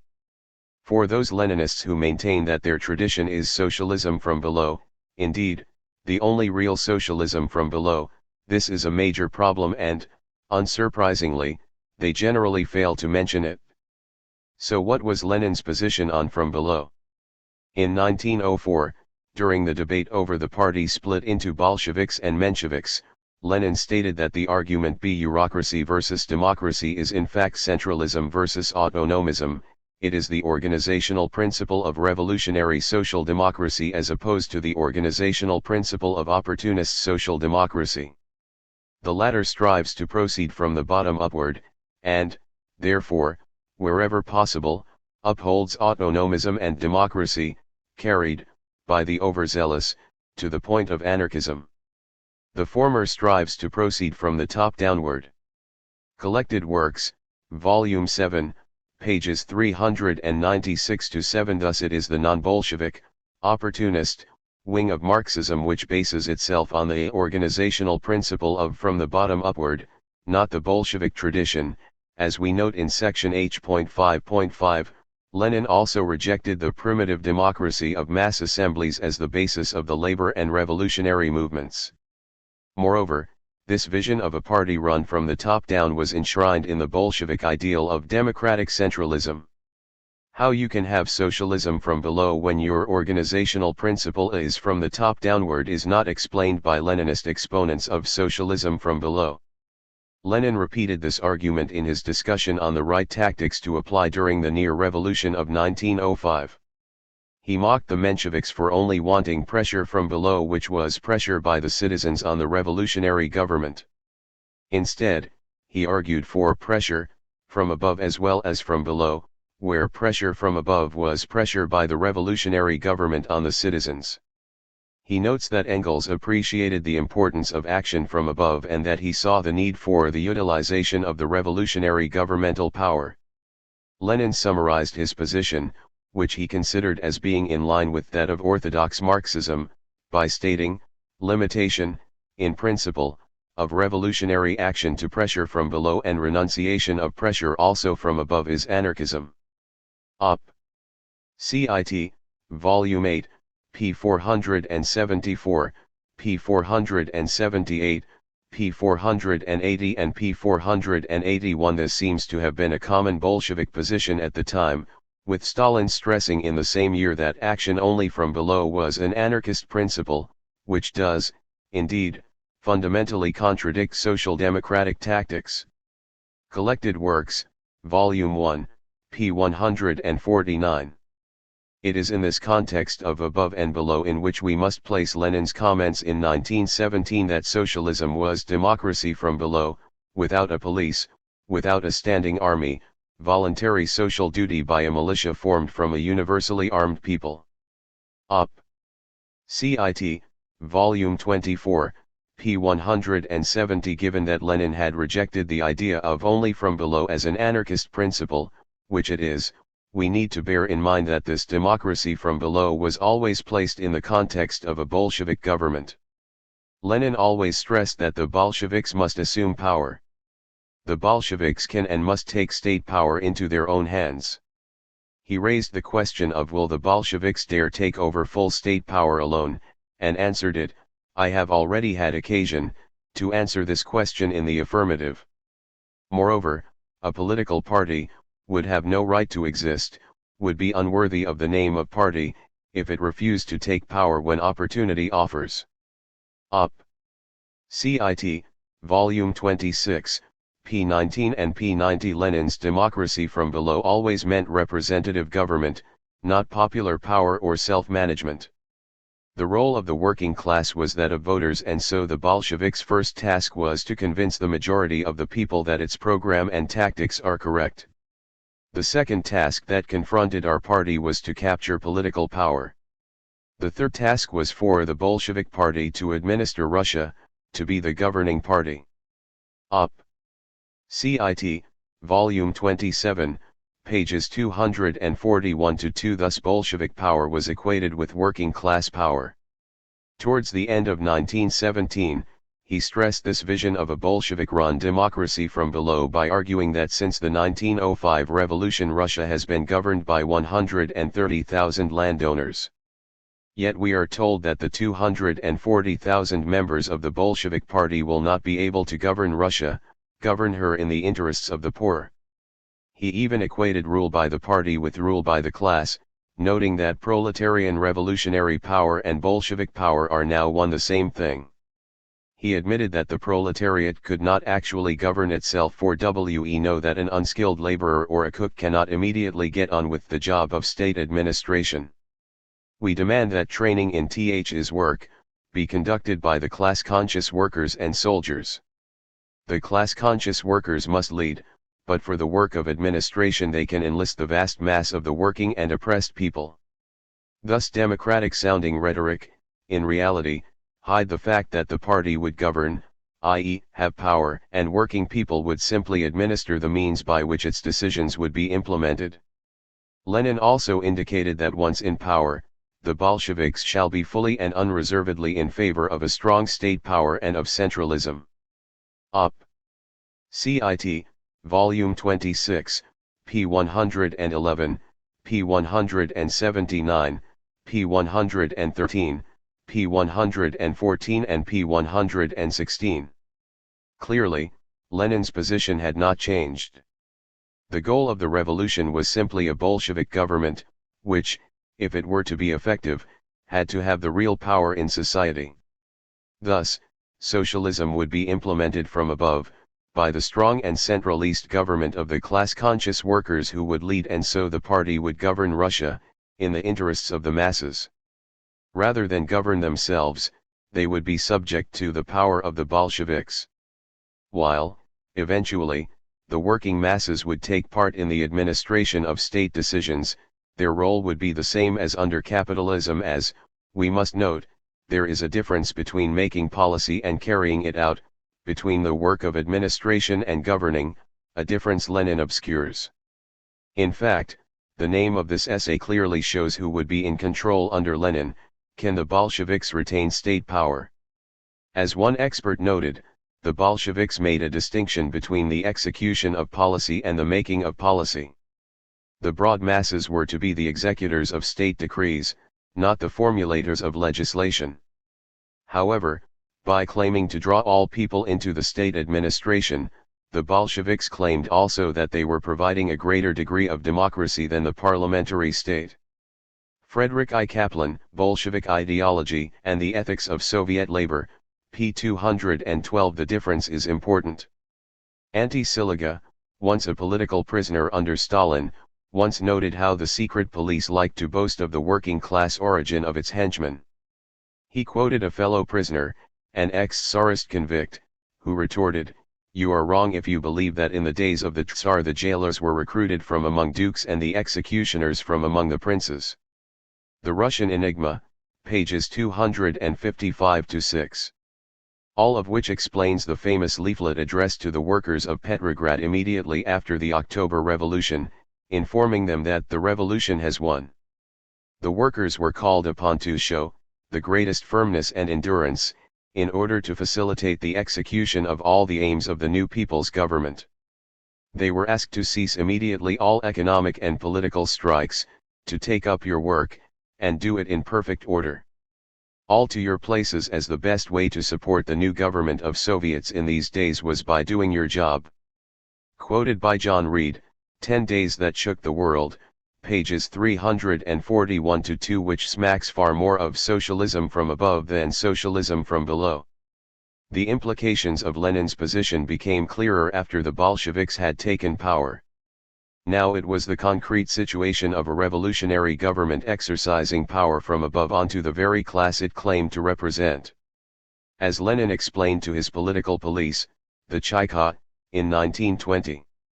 Without revolutionary coercion directed against the avowed enemies of the workers and peasants, it is impossible to break down the resistance of these exploiters.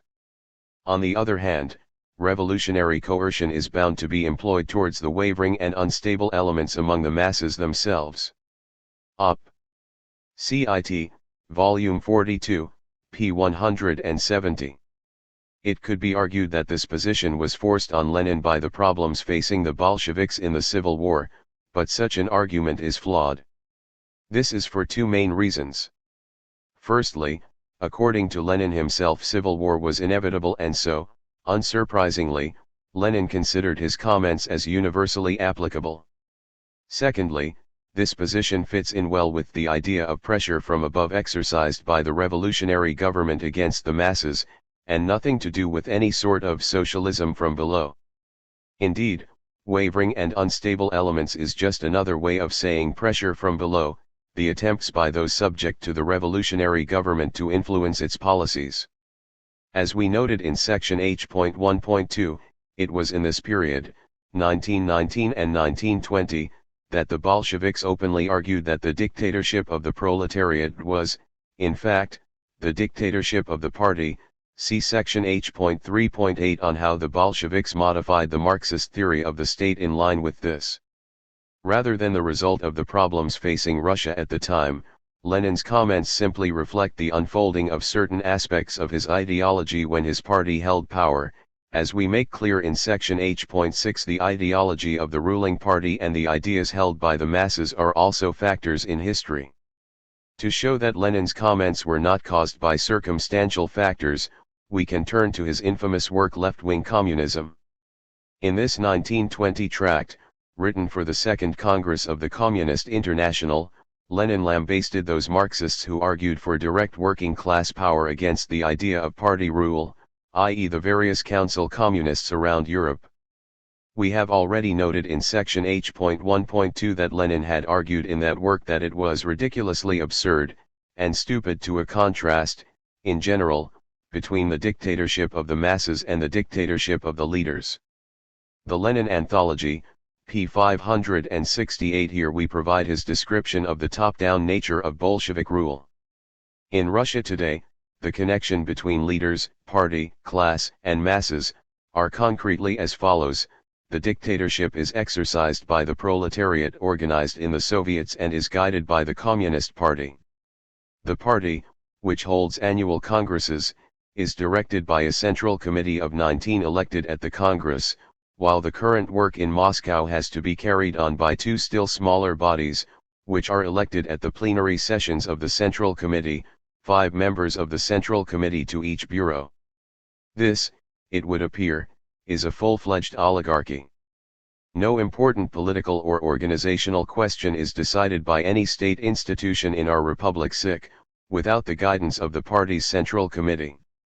In its work, the party relies directly on the trade unions, which have a membership of over 4 million and are formally non-party. Actually, all the directing bodies of the vast majority of the unions are made up of communists, and carry out of all the directives of the party. Thus, we have a formally non-communist, very powerful proletarian apparatus, by means of which the party is closely linked up with the class and the masses, and by means of which, under the leadership of the party, the class dictatorship of the class is exercised. Op.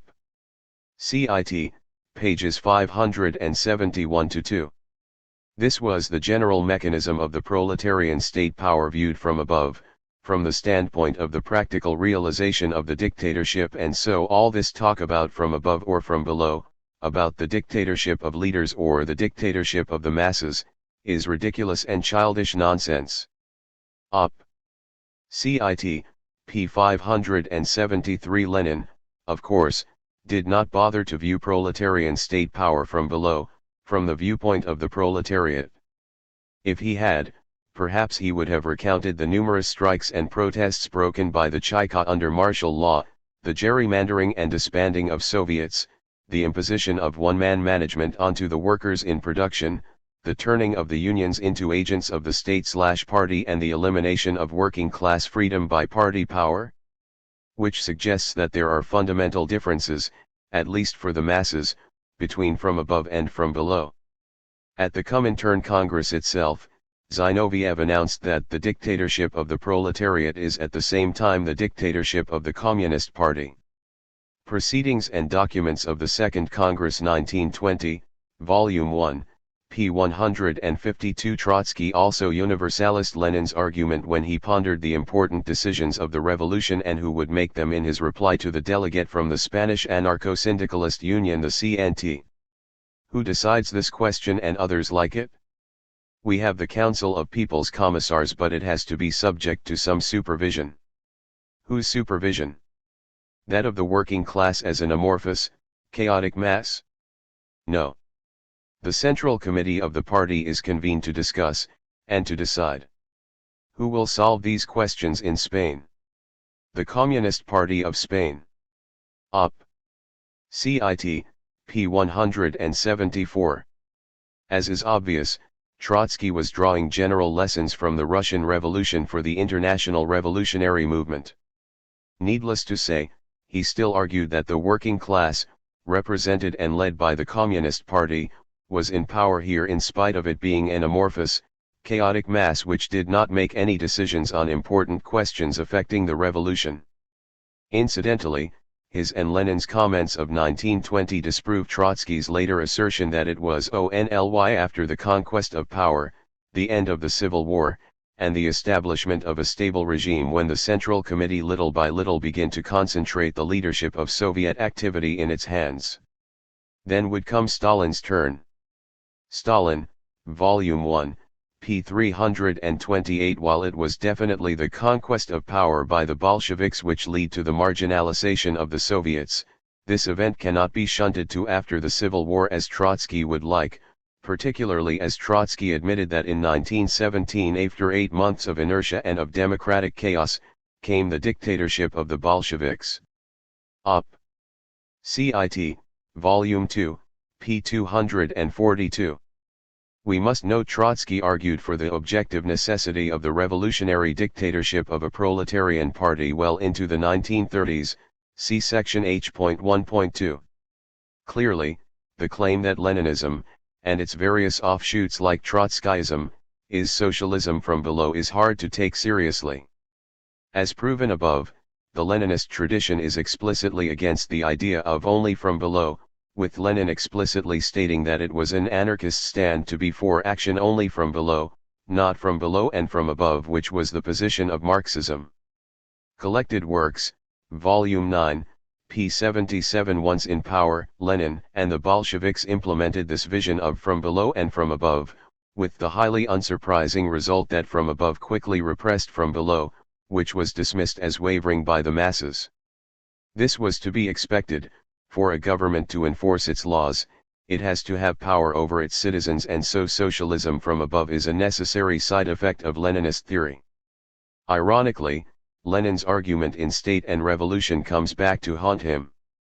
In that work he had argued that the dictatorship of the proletariat meant democracy for the people, which imposes a series of restrictions on the freedom of the oppressors, the exploiters, the capitalists. These must be crushed in order to free humanity from wage slavery. Their resistance must be broken by force. It is clear that where there is suppression there is also violence. There is no freedom, no democracy. Essential works of Lenin, pages 337-8. If the working class itself is being subject to suppression, then, clearly, there is no freedom, no democracy for that class, and the people will feel no better if the stick with which they are being beaten is labeled the people's stick. Bakunin on Anarchism, p. 338. So when Leninists argue that they stand for the principles of socialism from below and state that this means the direct and democratic control of society by the working class, then, clearly, they are being less than honest. Looking at the tradition they place themselves, the obvious conclusion which must be reached is that Leninism is not based on socialism from below in the sense of working class self-management of society, i.e. the only condition when the majority can rule and decisions truly flow from below upwards. At best, they subscribe to the distinctly bourgeois vision of democracy as being simply the majority designating, and trying to control, its rulers. At worst, they defend politics which have eliminated even this form of democracy in favor of party dictatorship and one-man management armed with dictatorial powers in industry. Most members of such parties do not know how the Bolsheviks gerrymandered and disbanded Soviets to maintain power, raised the dictatorship of the party to an ideological truism, and wholeheartedly advocated one-man management rather than workers' self-management of production. As we discuss in section H.5, this latter position flows easily from the underlying assumptions of vanguardism which Leninism is based on. So, Lenin, Trotsky and so on simply cannot be considered as exponents of socialism from below. Anyone who makes such a claim is either ignorant of the actual ideas and practice of Bolshevism or they seek to deceive. For anarchists, socialism from below can only be another name, like libertarian socialism, for anarchism, as Lenin, ironically enough, acknowledged. This does not mean that socialism from below, like libertarian socialism, is identical to anarchism. It simply means that libertarian Marxists and other socialists are far closer to anarchism than mainstream Marxism. H.3.4 Don't anarchists just quote Marxists selectively? No, far from it. While it is impossible to quote everything a person or an ideology says, it is possible to summarize those aspects of a theory which influenced the way it developed in practice. As such, any account is selective in some sense. The question is whether this results in a critique rooted in the ideology and its practice, or whether it presents a picture at odds with both. As Maurice Brinton put it in the introduction to his classic account of workers' control in the Russian Revolution, other charges will also be made. The quotations from Lenin and Trotsky will not be denied, but it will be stated that they are selective and that other things, too, were said. Again, we plead guilty. But we would stress that there are hagiographers enough in the trade whose objectivity is but a cloak for sophisticated apologetics. It therefore seems more relevant to quote those statements of the Bolshevik leaders of 1917 which helped determine Russia's evolution towards Stalinism rather those other statements which, like the May Day speeches of labor leaders, were forever to remain in the realm of rhetoric. The Bolsheviks and Workers' Control, p. 15. Hence the need to discuss all aspects of Marxism rather than take what its adherents like to claim for it as granted. In this, we agree with Marx himself, who argued that we cannot judge people by what they say about themselves but rather what they do. Unfortunately, while many self-proclaimed Marxists, like Trotsky, may quote these comments, fewer apply them to their own ideology or actions, again, like Trotsky. This can be seen from the almost ritualistic way many Marxists respond to anarchist, or other, criticisms of their ideas. When they complain that anarchists selectively quote from the leading proponents of Marxism, they are usually at pains to point people to some document which they have selected as being more representative of their tradition. Leninists usually point to Lenin's State and Revolution, for example, for a vision of what Lenin really wanted.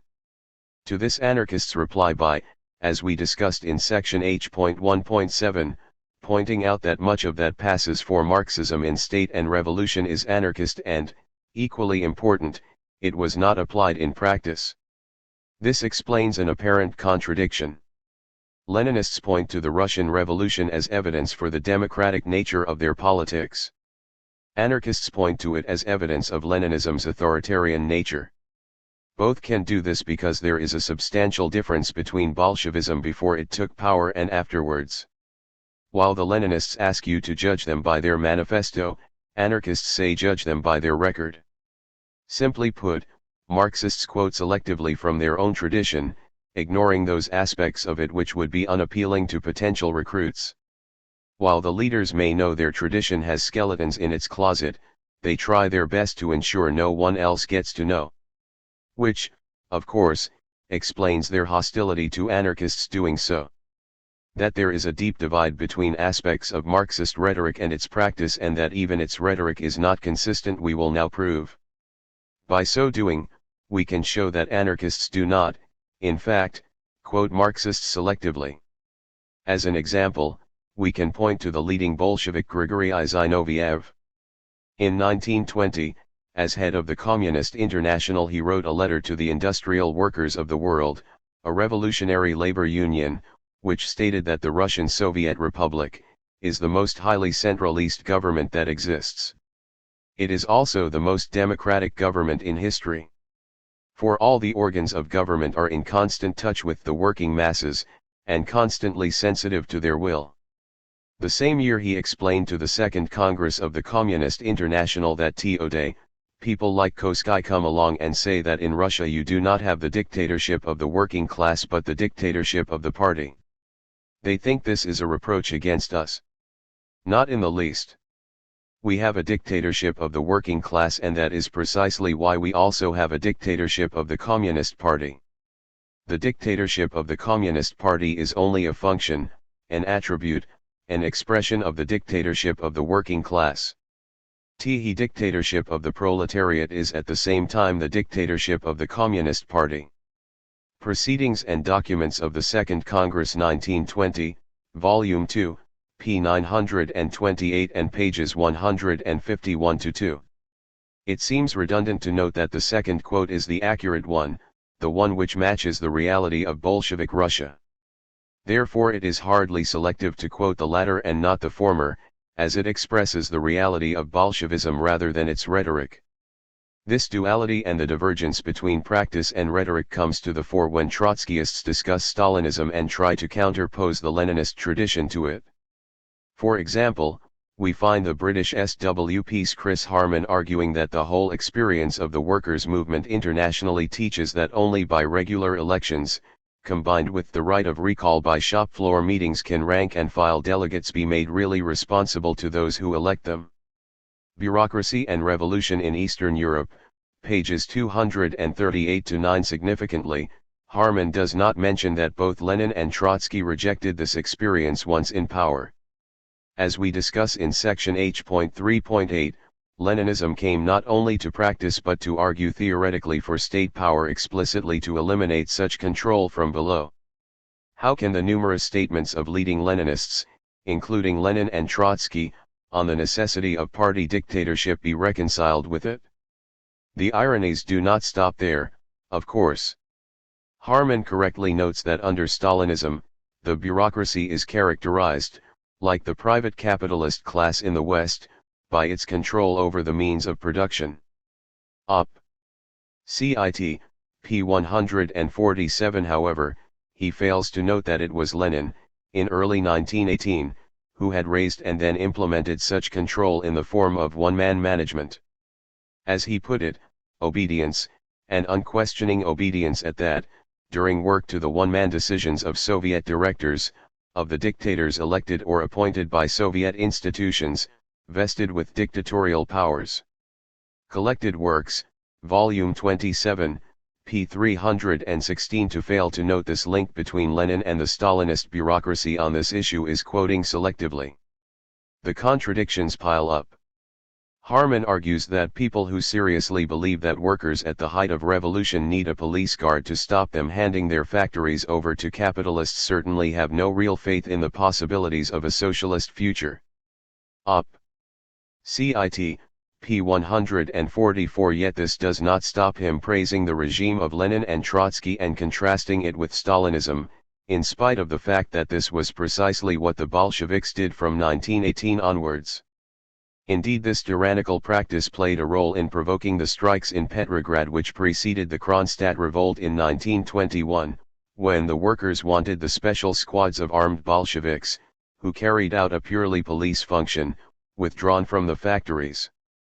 Paul Avrish, Kronstadt 1921, p. 42. It seems equally strange that Harman denounces the Stalinist suppression of the Hungarian Revolution for workers' democracy and genuine socialism while he defends the Bolshevik suppression of the Kronstadt revolt for the same goals.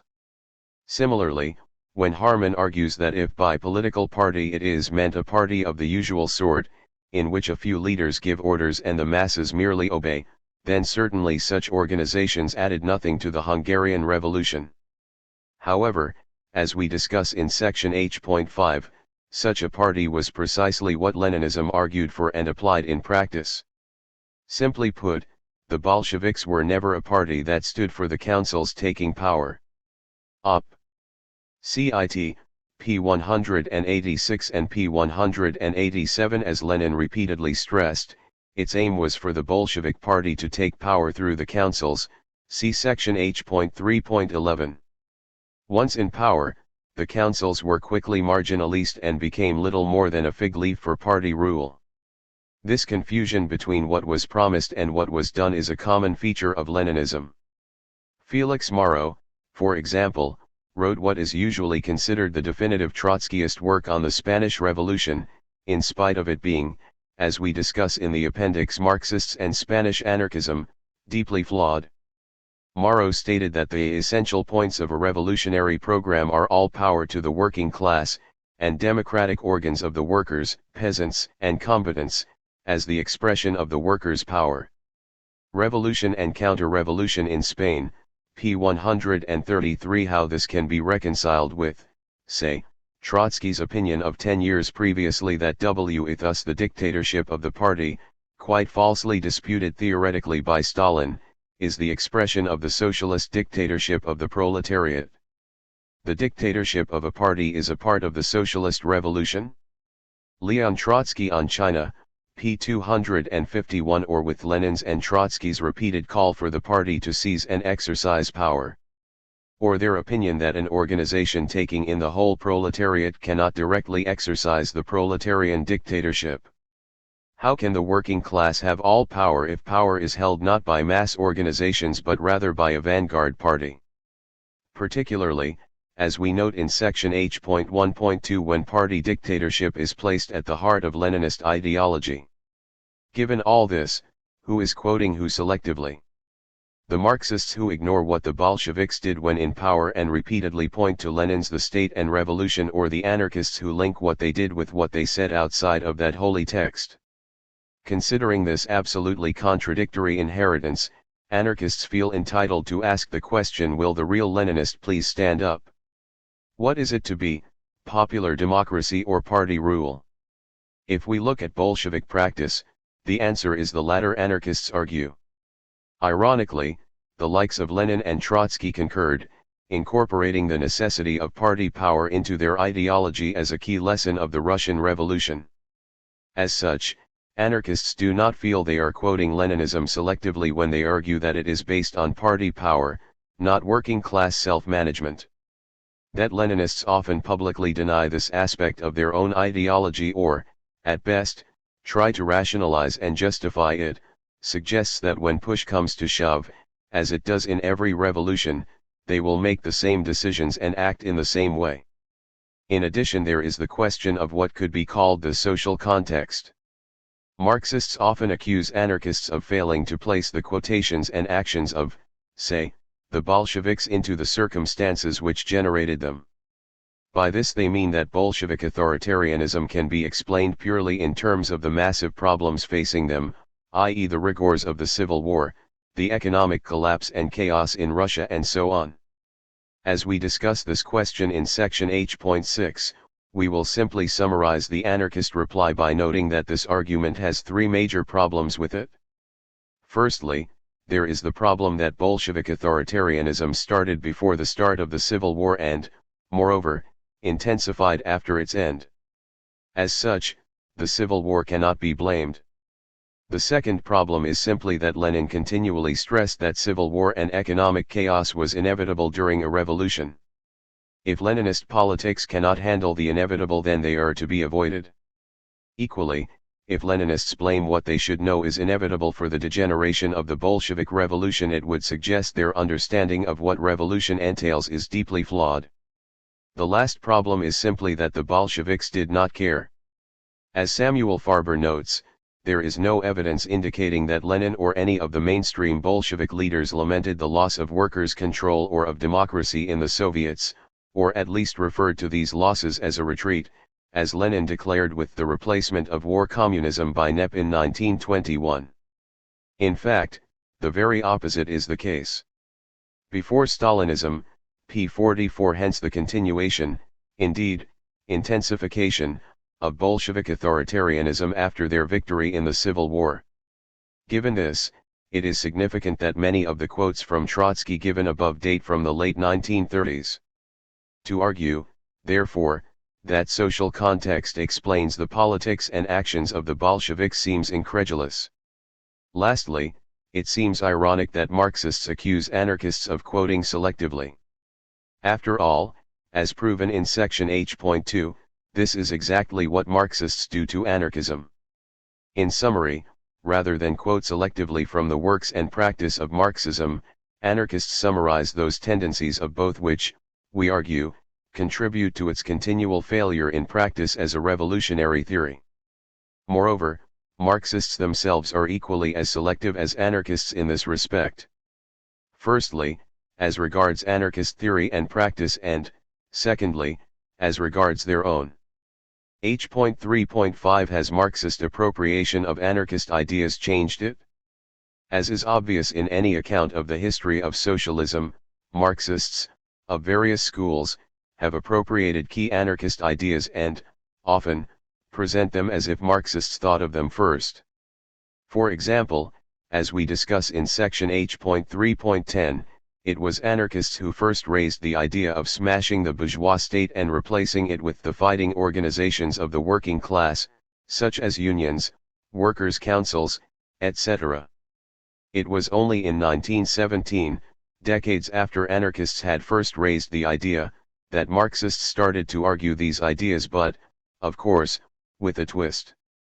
While anarchists meant that working class organizations would be the basis of a free society, Lenin saw these organs as the best means of achieving Bolshevik party power.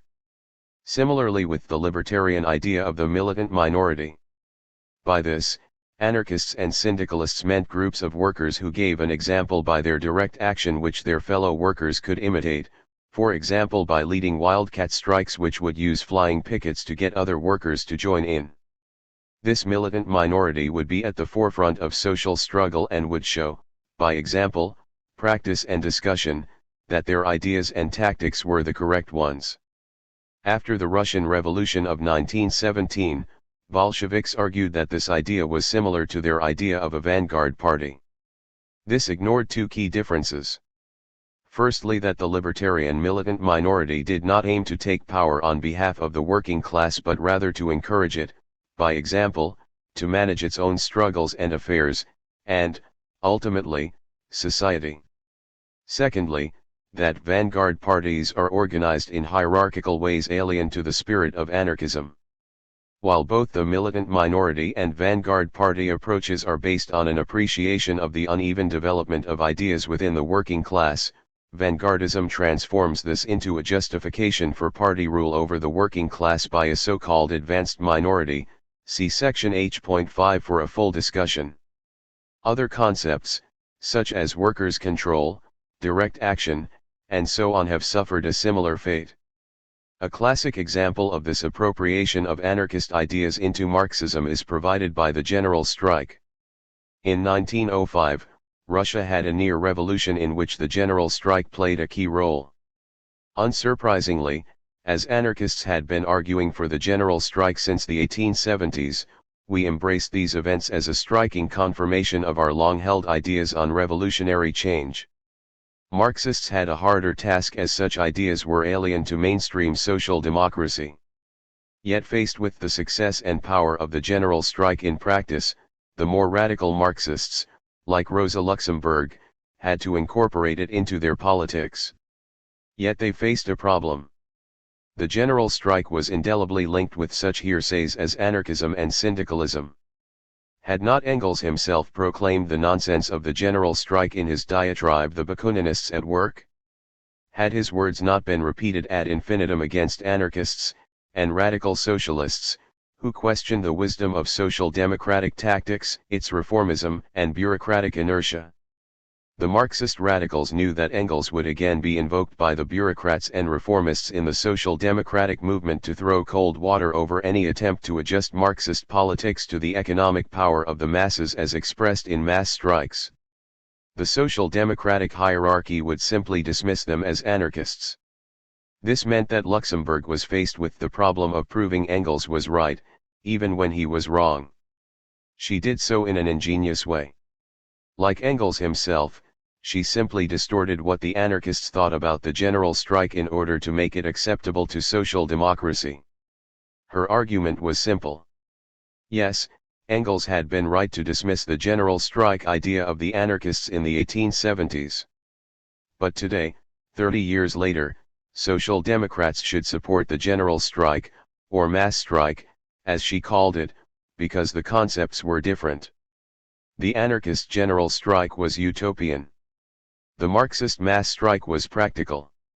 To discover why, we need to see what Engels had argued in the 1870s. Engels mocked the anarchists, or Bakuninists, for thinking that a general strike is the lever employed by which the social revolution is started. He accusing them of imagining that on any fine morning, all the workers in all the industries of a country, or even of the whole world, stop work, thus forcing the propertied classes either humbly to submit within 4 weeks at most, or to attack the workers, who would then have the right to defend themselves and use the opportunity to pull down the entire old society. He stated that at the September 1, 1873 Geneva Congress of the Anarchist Alliance of Social Democracy, it was universally admitted that to carry out the general strike strategy, there had to be a perfect organization of the working class and a plentiful funds. He noted that that was the rub, as no government would stand by and allow the organization or funds of the workers to reach such a level. Moreover, the revolution would happen long before such an ideal organization was set up, and if they had been, there would be no need to use the roundabout way of a general strike to achieve it. Collected Works, Volume 23, pages 584-5. Rosa Luxemburg repeated Engels' arguments in her essay The Mass Strike, the Political Party and the Trade Unions in order to show how her support for the general strike was in no way contrary to Marxism. Rosa Luxemburg speaks, pages 153-218. Her mass strike was different from the anarchist general strike as mocked by Engels, as it was dynamic process and could not be seen as one act, one isolated action which overthrows the bourgeoisie. Rather, the mass strike, to the product of the everyday class struggle within society, leads to a direct confrontation with the capitalist state, and so it was inseparable from the revolution. The only problem with all this is that the anarchists did not actually argue along the lines Engels and Luxemburg claimed. Most obviously, as we indicated in section H.2.8, Bakunin saw the general strike as a dynamic process which would not be set for a specific date and did not need all workers to be organized beforehand. As such, Bakunin's ideas are totally at odds with Engels' assertions on what anarchist ideas on the general strike were about. They, in fact, reflect what actually happened in 1905. But what of the Bakuninists? Again, Engels' account leaves a lot to be desired. Rather than the September 1873 Geneva Congress being, as he claimed, of the disbanded Alliance of Social Democracy, it was in fact a meeting of the non-Marxist federations of the First International. Contra Engels, anarchists did not see the general strike as requiring all workers to be perfectly organized and then passively folding arms one fine morning. The Belgian libertarians who proposed the idea at the Congress saw it as a tactic which could mobilize workers for revolution, a means of bringing a movement onto the street and leading the workers to the barricades. Moreover, leading anarchist James Guillaume explicitly rejected the idea that it had to break out everywhere at an appointed day and hour with a resounding no. In fact, he stressed that they did not even need to bring up this question and suppose things could be like this. Such a supposition could lead to fatal mistakes. The revolution has to be contagious. Quoted by Caroline Kahm, Kropotkin, and the Rise of Revolutionary Anarchism 1872-1886, p. 223 and p. 224. Another account of this meeting notes that how the general strike was to start was left unsaid, with Guillaume recognizing that it is impossible for the anarchists simply to set the hour for the general strike. Another anarchist did not believe that the strike was a sufficient means to win the social revolution but could set the stage for the success of an armed insurrection. Only one delegate, regardless of Engels' claims, thought it demanded the utmost organization of the working class, and if that were the case then the general strike would not be necessary. This was the delegate from the reformist British trade unions, and he was attacking the general strike as an absurd and impractical proposition. Phil H. Goodstein, The Theory of the General Strike, pages 43-5. Perhaps this is why Engels did not bother to quote a single anarchist when recounting their position on this matter. Needless to say, Leninists continue to parrot Engels' assertions to this day. The facts are somewhat different. Clearly, the anarchist strategy of overthrowing the bourgeoisie with one big general strike set for a specific date exists only in Marxist heads, nowhere else. Once we remove the distortions promulgated by Engels and repeated by Luxemburg, we see that the 1905 revolution and historical dialectics did not, as Luxemburg claim, validate Engels and disprove anarchism. Quite the reverse, as the general strikes in Russia followed the anarchist ideas of what a general strike would be like quite closely. Little wonder, then, that Kropotkin argued that the 1905 general strike demonstrated that the Latin workers who had been advocating the general strike as a weapon which would irresistible in the hands of labor for imposing its will had been right. Selected Writings on Anarchism and Revolution, p. 288. So, contra Luxemburg, the fatherland of Bakunin was not the burial place of anarchism's teachings. Op. Cit. p. 157. As Nicholas Walter argued, while the numbers of actual anarchists was small, the 1905 revolution was objectively an anarchist revolution. The military mutinies, peasant uprisings, and workers' strikes, culminating in a general strike, led to the establishment of soldiers' and workers' councils, and peasants' communes, and the beginning of agrarian and industrial expropriation all along the lines suggested by anarchist writers since Bakunin. The Anarchist Past and Other Essays, p. 122. The real question must be, when will Marxists realize that quoting Engels does not make it true? Moreover, without becoming an insurrection, as anarchists had stressed, the limits of the general strike were exposed in 1905. Unlike the some of the syndicalists in the 1890s and 1900s, this limitation was understood by the earliest anarchists. Consequently, they saw the general strike as the start of a revolution and not as the revolution itself. So, for all the Leninist accounts of the 1905 revolution claiming it for their ideology, the facts suggest that it was anarchism, not Marxism, which was vindicated by it. Luxemburg was wrong. The land of Bakunin's birth provided an unsurpassed example of how to make a revolution precisely because it applied, and confirmed, anarchist ideas on the general strike, and, it should be added, workers' councils. Marxists, who had previously quoted Engels to dismiss such things, found themselves repudiating aspect upon aspect of their dogma to remain relevant. Luxemburg, as Bookchin noted, grossly misrepresented the anarchist emphasis on the general strike after the 1905 revolution in Russia in order to make it acceptable to social democracy. He added that Lenin was to engage in the same misrepresentation on the issue of popular control in state and revolution. Towards an Ecological Society, p. 227 fn. As such, while Marxists have appropriated certain anarchist concepts, it does not automatically mean that they mean exactly the same thing by them. Rather, as history shows, radically different concepts can be hidden behind similar-sounding rhetoric. As Murray Bookchin argued, many Marxist tendencies attach basically alien ideas to the withering conceptual framework of Marxism, not to say anything new but to preserve something old with ideological formaldehyde to the detriment of any intellectual growth that the distinctions are designed to foster. This is mystification at its worst, for it not only corrupts ideas but the very capacity of the mind to deal with them. If Marx's work can be rescued for our time, it will be by dealing with it as an invaluable part of the development of ideas, not as pastiche that is legitimate as a method or continually updated by concepts that come from an alien zone of ideas. Op. Cit. p. 242f. This is not some academic point. The ramifications of Marxists appropriating such alien ideas, or, more correctly, the rhetoric associated with those ideas, has had negative impacts on actual revolutionary movements. For example, Lenin's definition of workers' control was radically different than that current in the factory committee movement during the Russian Revolution, which had more in common with anarchist and syndicalist use of the term. The similarities in rhetoric allowed the factory committee movement to put its weight behind the Bolsheviks. Once in power, Lenin's position was implemented while that of the factory committees was ignored.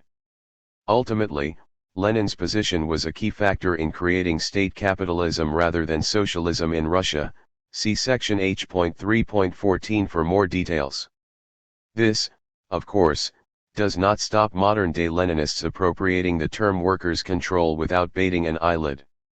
Seeking to capitalize on the confusion now rampant in the movement, these people talk of workers' control as if they meant by those words what the politically unsophisticated mean, i.e. that working people should themselves decide about the fundamental matters relating to production, and b. as if they and the Leninist doctrine to which they claim to adhere had always supported demands of this kind, or as if Leninism had always seen in workers' control the universally valid foundation of a new social order, rather than just a slogan to be used for manipulatory purposes in specific and very limited historical contexts.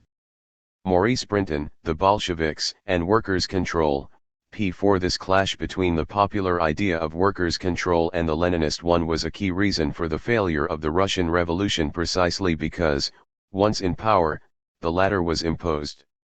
Thus the fact that Leninists have appropriated libertarian, and working class, ideas and demands does not, in fact, mean that we aim for the same thing, as we discussed in section H.3.1, this is far from the case.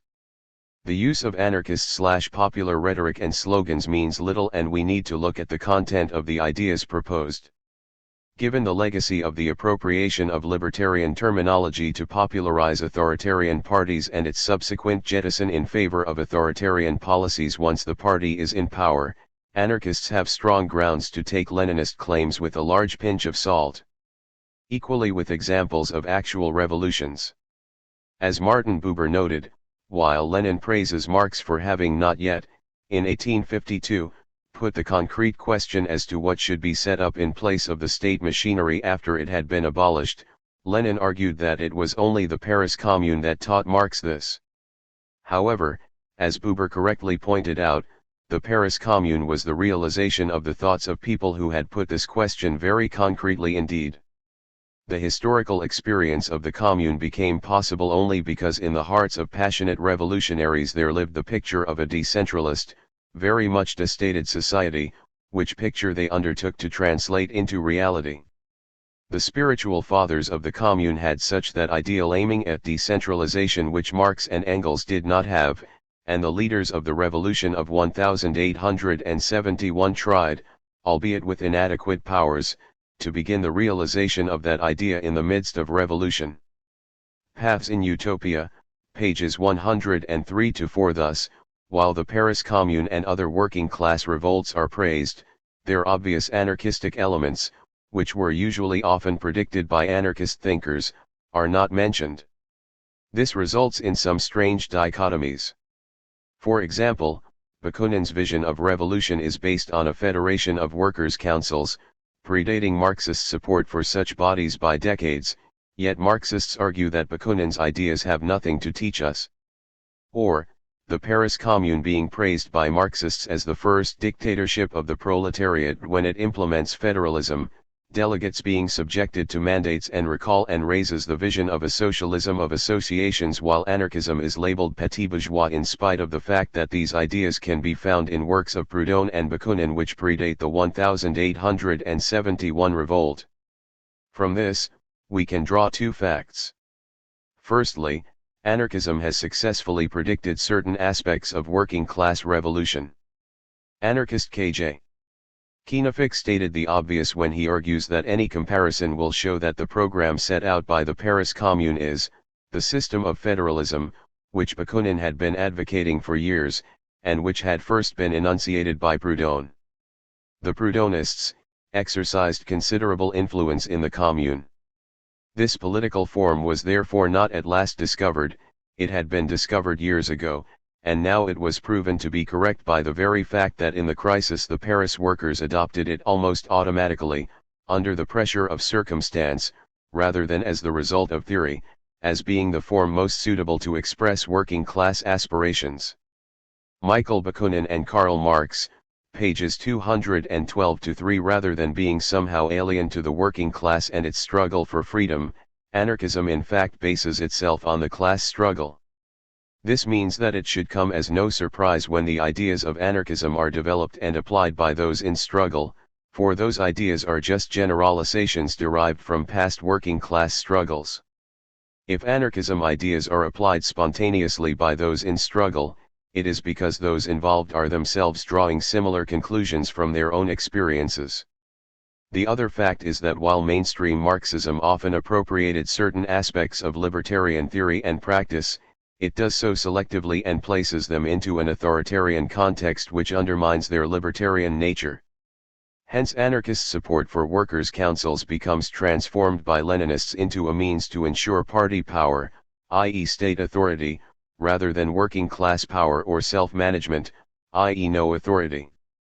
Similarly, anarchist support for leading by example becomes transformed into support for party rule, and often dictatorship. Ultimately, the practice of mainstream Marxism shows that libertarian ideas cannot be transplanted selectively into an authoritarian ideology and be expected to blossom. Significantly, those Marxists who do apply anarchist ideas honestly are usually labeled by their orthodox comrades as anarchists. As an example of Marxists appropriating libertarian ideas honestly, we can point to the Council Communist and currents within autonomist Marxism. The Council Communists broke with the Bolsheviks over the question of whether the party would exercise power or whether the workers' councils would. Needless to say, Lenin labeled them an anarchist deviation. Currents within autonomist Marxism have built upon the Council Communist tradition, stressing the importance of focusing analysis on working class struggle as the key dynamic in capitalist society. In this they go against the mainstream Marxist orthodoxy and embrace a libertarian perspective. As libertarian socialist Cornelius Castoriadis argued, the economic theory expounded by Marx in Capital is based on the postulate that capitalism has managed completely and effectively to transform the worker who appears there only as labor power into a commodity, therefore the use value of labor power the use the capitalist makes of it is, as for any commodity, completely determined by the use, since its exchange value wages is determined solely by the laws of the market. This postulate is necessary for there to be a science of economics along the physico-mathematical model Marx followed. But he contradicts the most essential fact of capitalism, namely, that the use value and exchange value of labor power are objectively indeterminate, they are determined rather by the struggle between labor and capital both in production and in society. Here is the ultimate root of the objective contradictions of capitalism.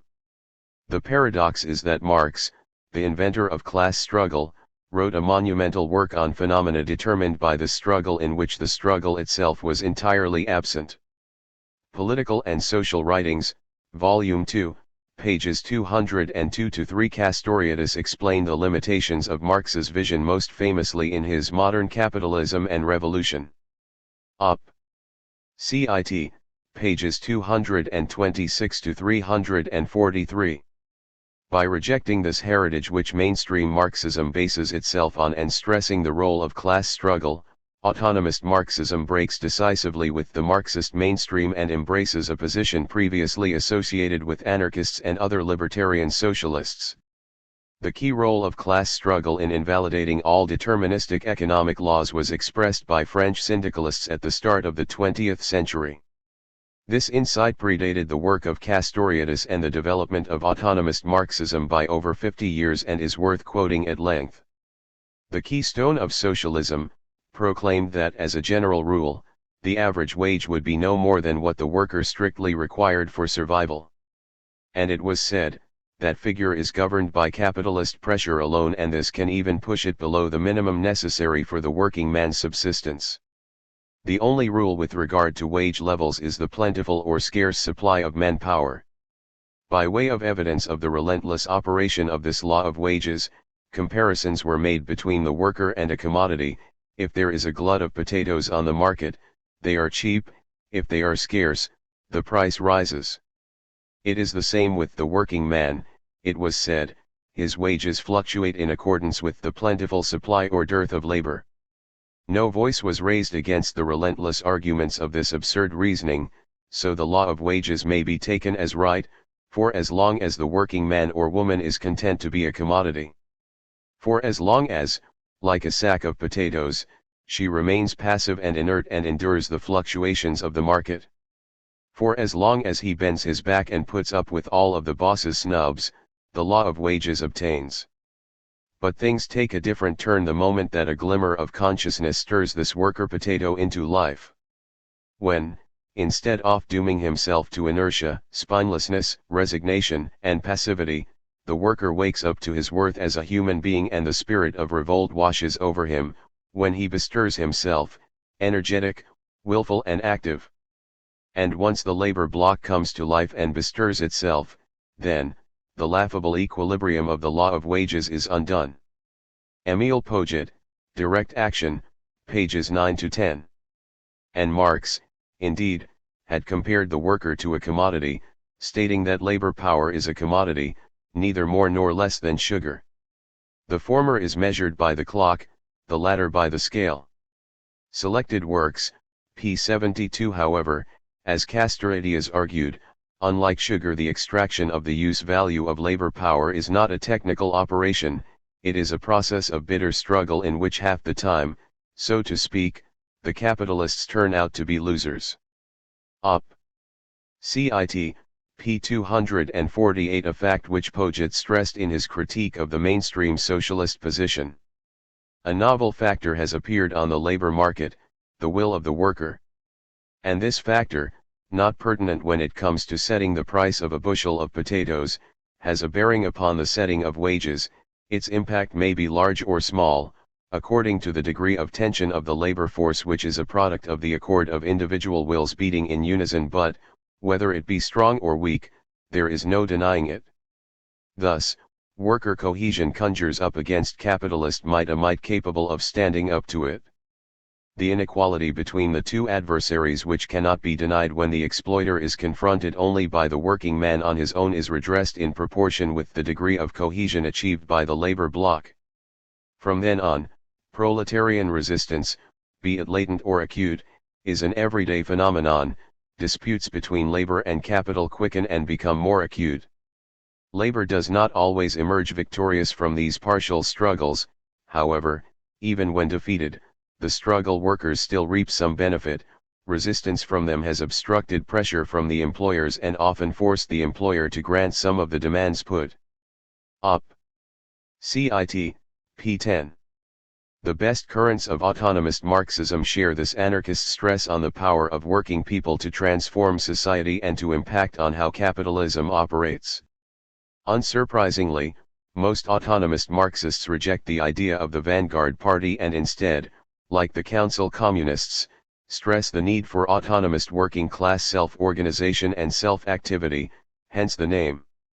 They agree with Poget when he argued that direct action spells liberation for the masses of humanity. It puts paid to the age of miracles, miracles from heaven, miracles from the state, and, in contraposition to hopes vested in providence, no matter what they may be, it announces that it will act upon the maxim, salvation lies within ourselves. Up. Cit. p. 3. As such, they draw upon anarchistic ideas and rhetoric, for many, undoubtedly unknowingly, and draw anarchistic conclusions. This can be seen from the works of the leading U.S. autonomist Marxist Harry Cleaver. His excellent essay Kropotkin, Self-Valorization and the Crisis of Marxism is by far the best Marxist account of Kropotkin's ideas and shows the similarities between communist anarchism and autonomist Marxism. Anarchist Studies, Volume 2, Number 2, pages 119 to 36. Both, he points out, share a common perception and sympathy for the power of workers to act autonomously regardless of the substantial differences on other issues. Reading Capital Politically, p. 15. As such, the links between the best Marxists and anarchism can be substantial.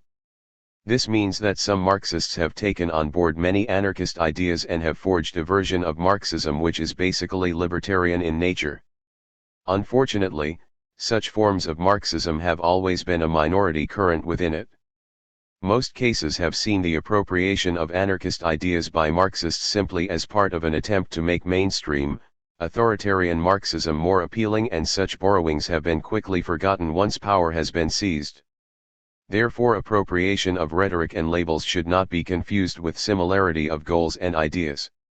The list of groupings which have used inappropriate labels to associate their ideas with other, more appealing, ones is lengthy.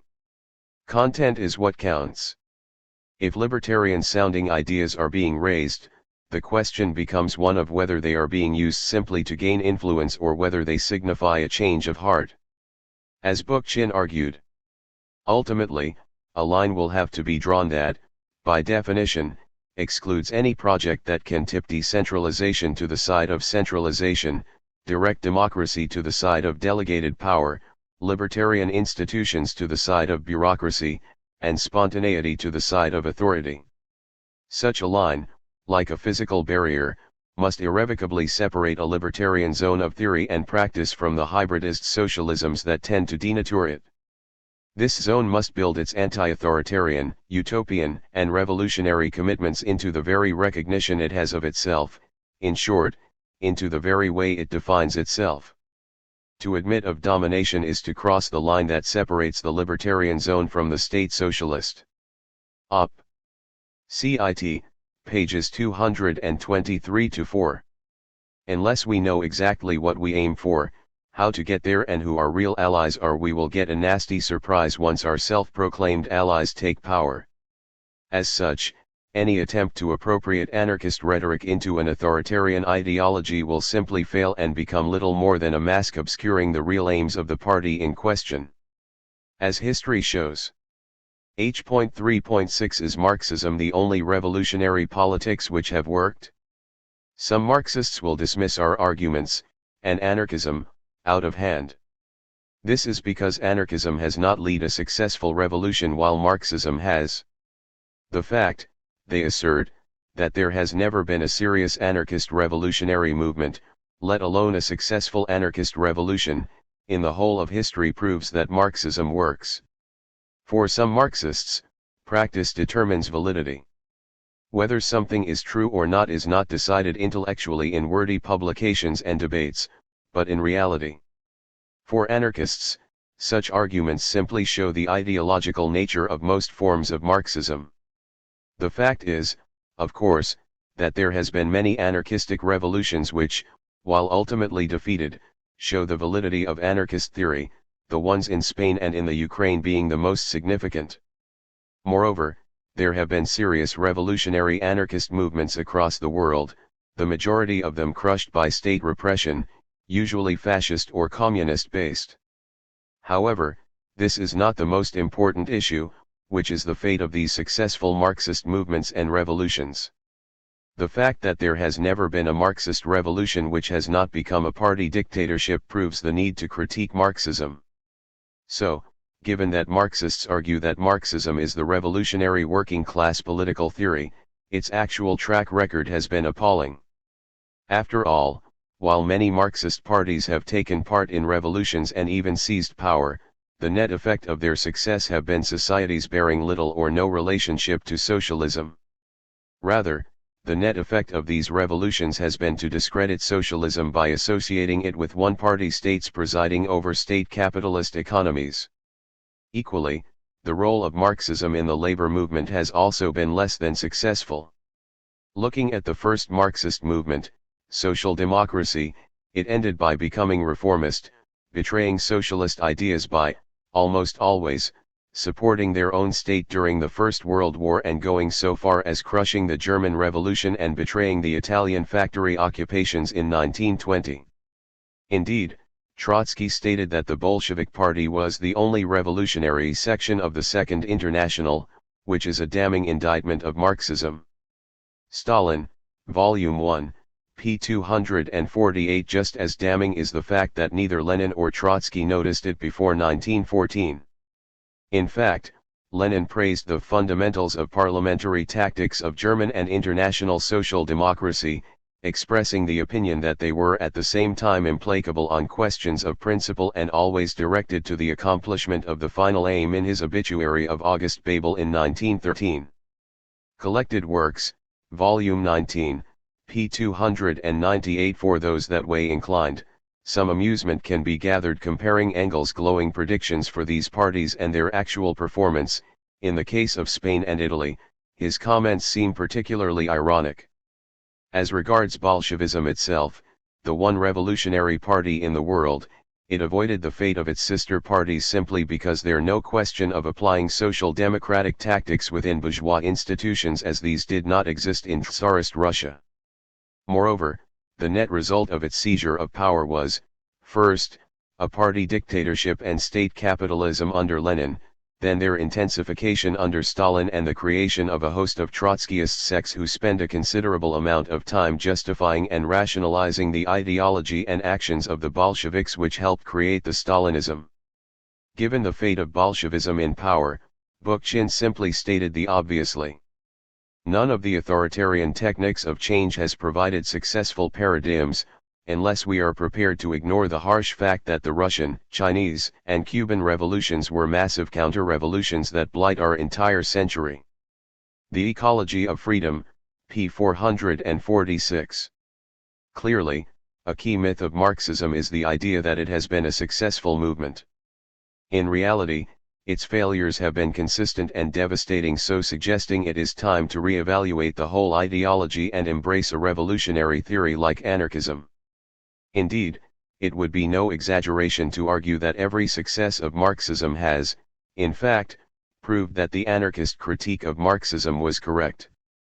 Thus, as Bakunin predicted, the social democratic parties became reformist and the dictatorship of the proletariat became the dictatorship over the proletariat. With victories like these, Marxism does not need failures. Thus Murray Bookchin. A theory which is so readily vulgarized, betrayed, or, more sinisterly, institutionalized into bureaucratic power by nearly all its adherents may well be one that lends itself to such vulgarizations, betrayals, and bureaucratic forms as a normal condition of its existence. What may seem to be vulgarizations, betrayals, and bureaucratic manifestations of its tenets in the heated light of doctrinal disputes may prove to be the fulfillment of its tenets in the cold light of historical development. Toward an Ecological Society, p. 196. Hence the overwhelming need to critically evaluate Marxist ideas and history, such as the Russian Revolution, see section H.6. Unless we honestly discuss and evaluate all aspects of revolutionary ideas, we will never be able to build a positive and constructive revolutionary movement. By seeking the roots of Marxism's problems, we can enrich anarchism by avoiding possible pitfalls and recognizing and building upon its strengths, example where anarchists have identified, however incompletely, problems in Marxism which bear on revolutionary ideas, practice, and transformation. If this is done, anarchists are sure that Marxist claims that Marxism is the revolutionary theory will be exposed for the baseless rhetoric they are. H.3.7 What is wrong with the Marxist theory of the state? For anarchists, the idea that a state, any state, can be used for socialist ends is simply ridiculous. This is because of the nature of the state as an instrument of minority class rule. As such, it precludes the mass participation required for socialism and would create a new form of class society. As we discussed in section B.2, the state is defined by certain characteristics, most importantly, the centralization of power into the hands of a few. Thus, for anarchists, the word state should be reserved for those societies with the hierarchical system and centralization. Peter Kropotkin, Ethics, p. 317f. This defining feature of the state has not come about by chance. As Kropotkin argued in his classic History of the State, a social institution cannot lend itself to all the desired goals, since, as with every organ, the state developed according to the function it performed, in a definite direction and not in all possible directions. This means, by seeing the state as it has been in history, and as it is in essence today, the conclusion anarchists arrive at is for the abolition of the state. Thus the state has developed in the history of human societies to prevent the direct association among men and women, to shackle the development of local and individual initiative, to crush existing liberties, to prevent their new blossoming, all this in order to subject the masses to the will of minorities. The state, its historic role, p. 56. So if the state, as Kropotkin stressed, is defined by the existence of a power situated above society, but also of a territorial concentration as well as the concentration in the hands of a few of many functions in the life of societies, then such a structure has not evolved by chance. Therefore the pyramidal organization, which is the essence of the state, simply cannot lend itself to a function opposed to the one for which it was developed in the course of history, such as the popular participation from below required by social revolution and socialism. Op. Cit.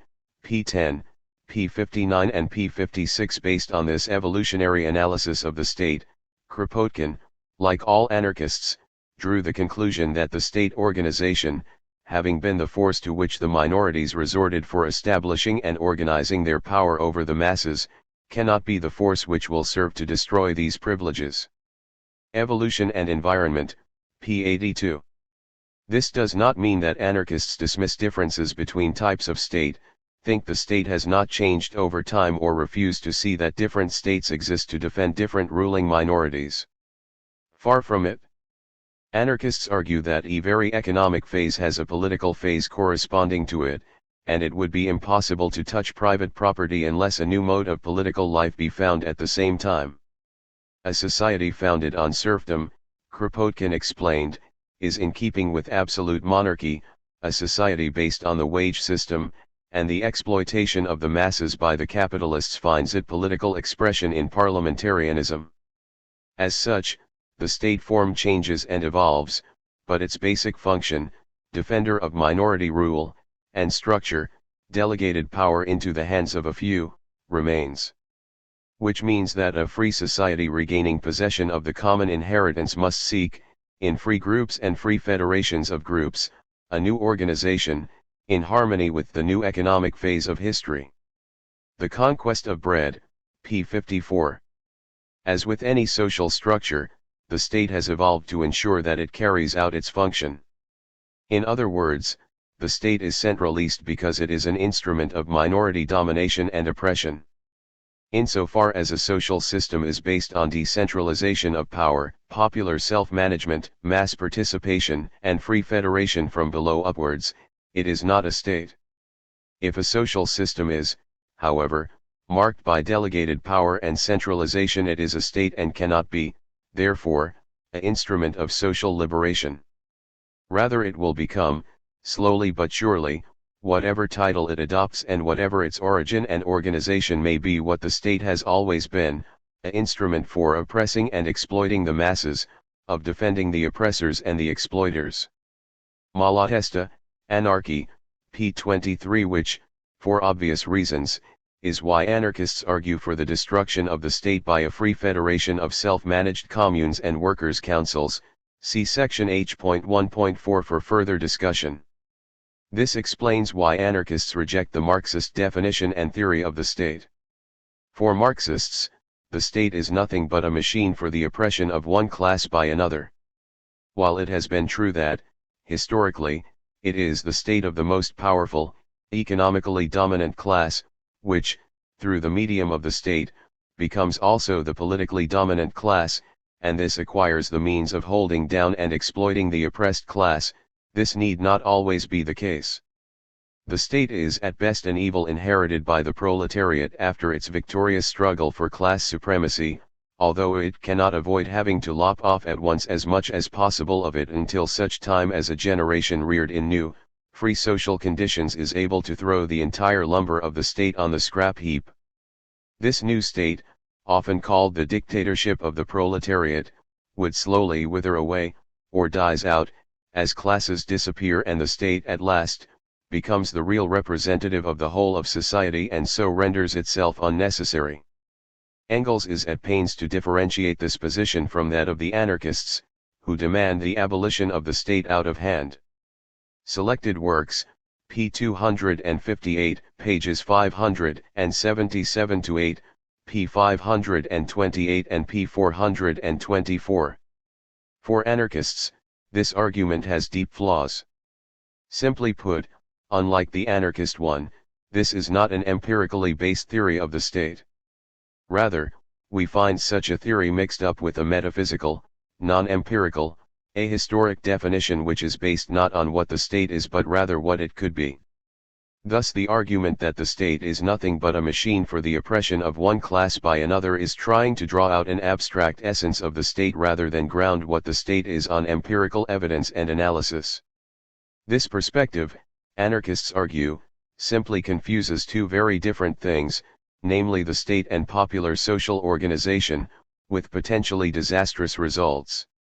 By calling the popular self-organization required by a social revolution the same name as a hierarchical and centralist body constructed for, and evolved to ensure, minority rule, the door is wide open to confuse popular power with party power, to confuse rule by the representatives of the working class with working class self-management of the revolution and society.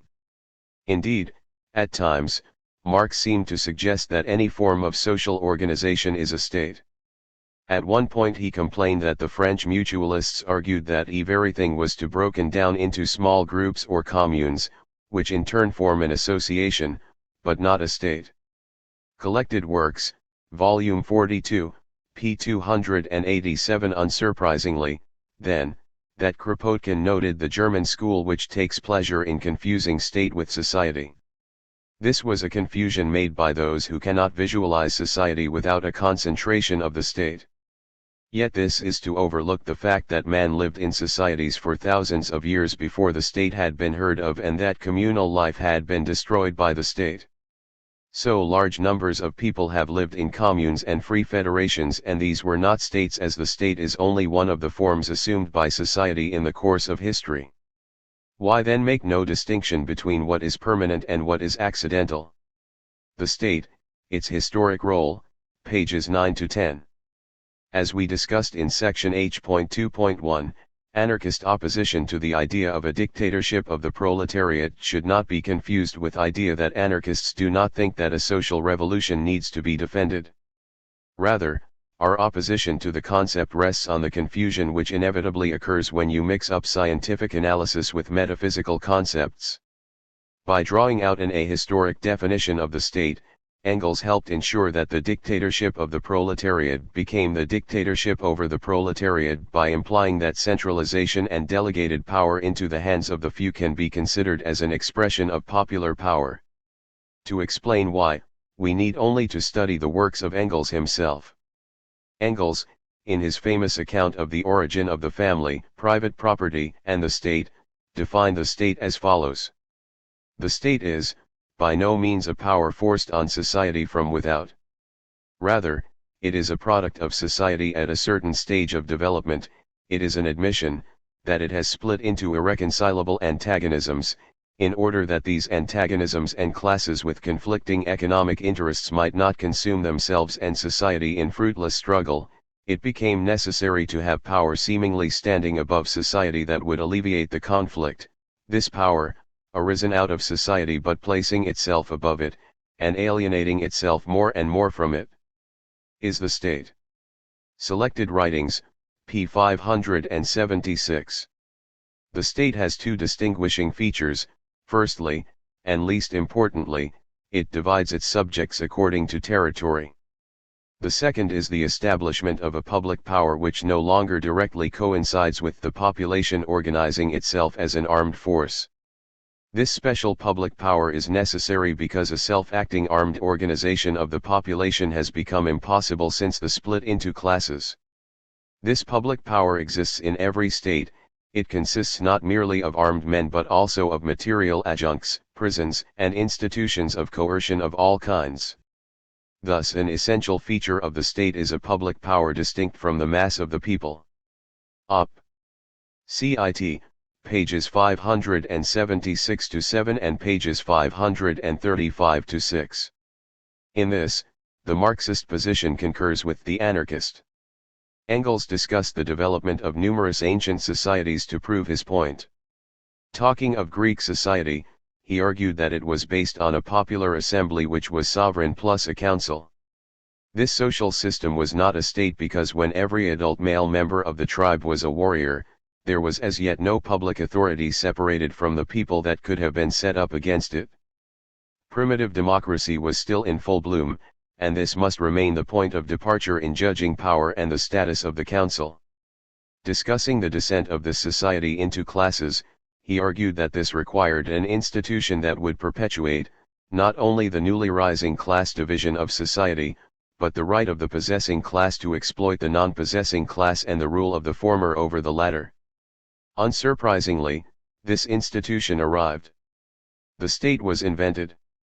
The original communal organs of society were superseded by real governmental authorities, and the defense of society, the actual people in arms, was taken by an armed public power at the service of these authorities and, therefore, also available against the people.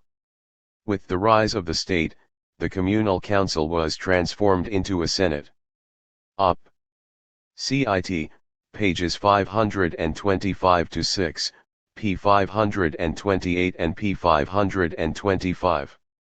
Thus the state arises specifically to exclude popular self-government, replacing it with minority rule conducted via a centralist, hierarchical top-down structure. Government is the natural protector of capitalism and other exploiters of popular labor. Bakunin, Michael Bakunin, Selected Writings, p. 239. This account of the rise of the state is at direct odds with Engels' argument that the state is simply an instrument of class rule. For the dictatorship of the proletariat to be a state, it would have to constitute a power above society, be different from the people armed, and so be a public power distinct from the mass of the people. However, Marx and Engels are at pains to stress that the dictatorship of the proletariat will not be such a regime. However, how can you have something, namely a public power distinct from the mass of the people, you consider as an essential feature of a state missing in an institution you call the same name?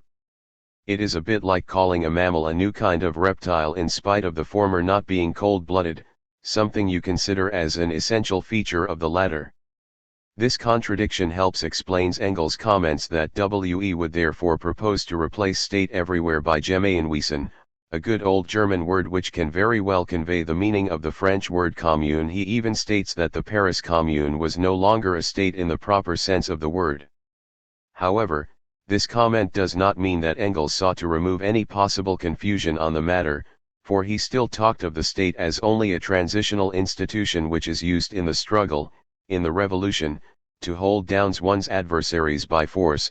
So long as the proletariat still uses the state, it does not use it the interests of freedom but in order to hold down its adversaries, and as soon as it becomes possible to speak of freedom the state as such ceases to exist. Op. Cit. p. 335. Thus the state would still exist and, furthermore, is not identified with the working class as a whole, a self-acting armed organization of the population, rather it is an institution standing apart from the people armed which is used, by the proletariat, to crush its enemies. As an aside, we must stress that to state that it only becomes possible to speak of freedom after the state and classes cease to exist is a serious theoretical error. Firstly, it means to talk about freedom in the abstract, ignoring the reality of class and hierarchical society. To state the obvious, in class society working class people have their freedom restricted by the state, wage labor, and other forms of social hierarchy. The aim of social revolution is the conquest of liberty by the working class by overthrowing hierarchical rule. Freedom for the working class, by definition, means stopping any attempts to restrict that freedom by its adversaries. To state the obvious, it is not a restriction of the freedom of would-be bosses to resist their attempts to impose their rule.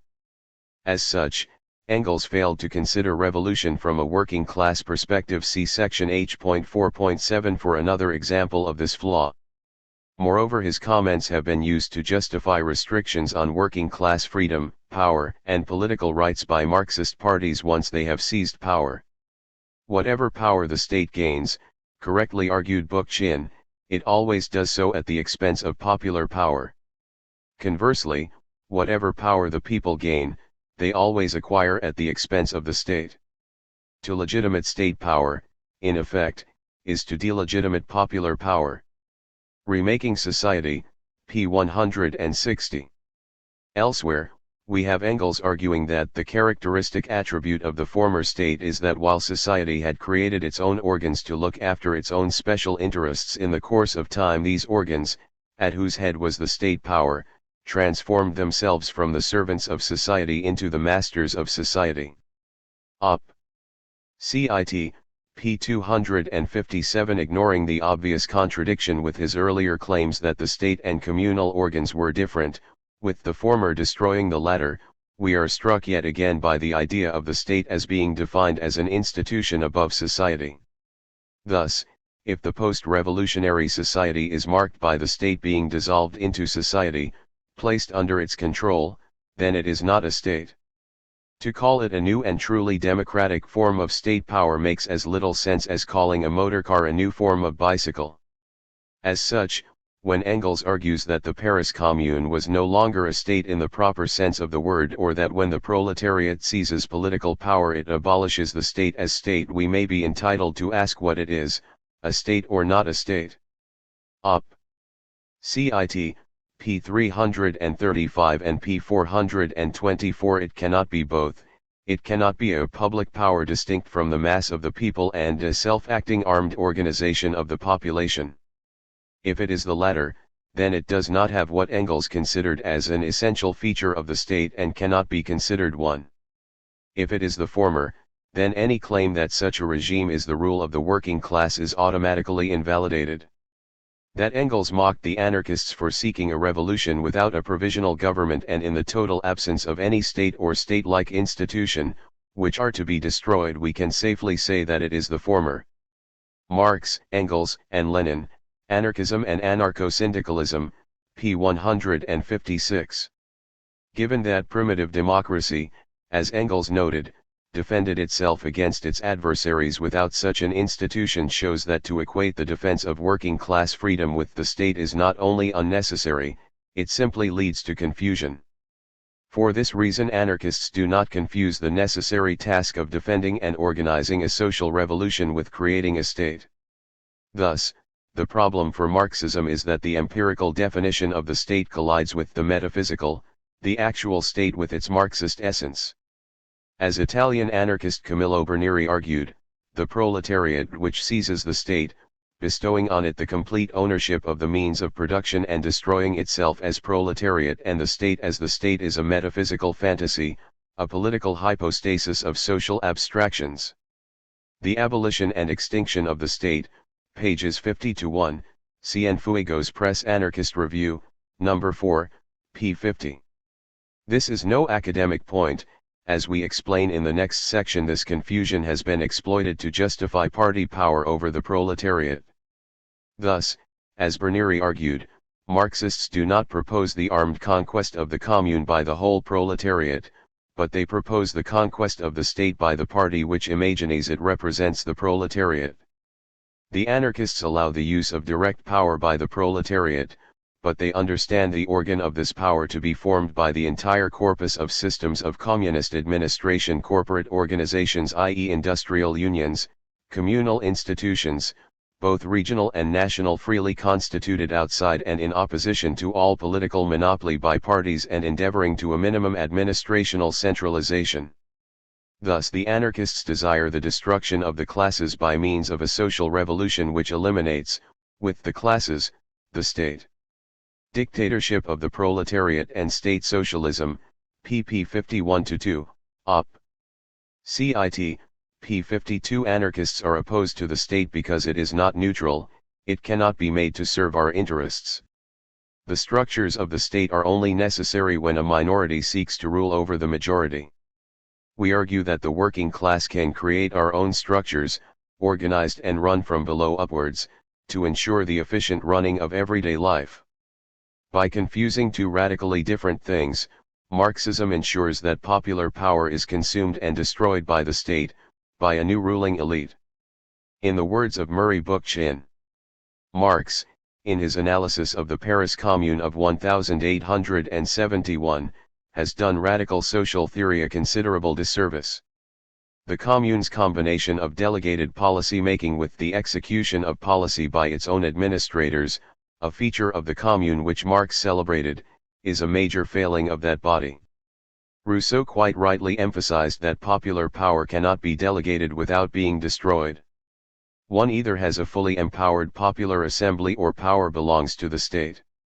Theses on Libertarian Municipalism, pages 9-22, The Anarchist Papers, Demetrius Rousseau-Poulos, ed., p. 14.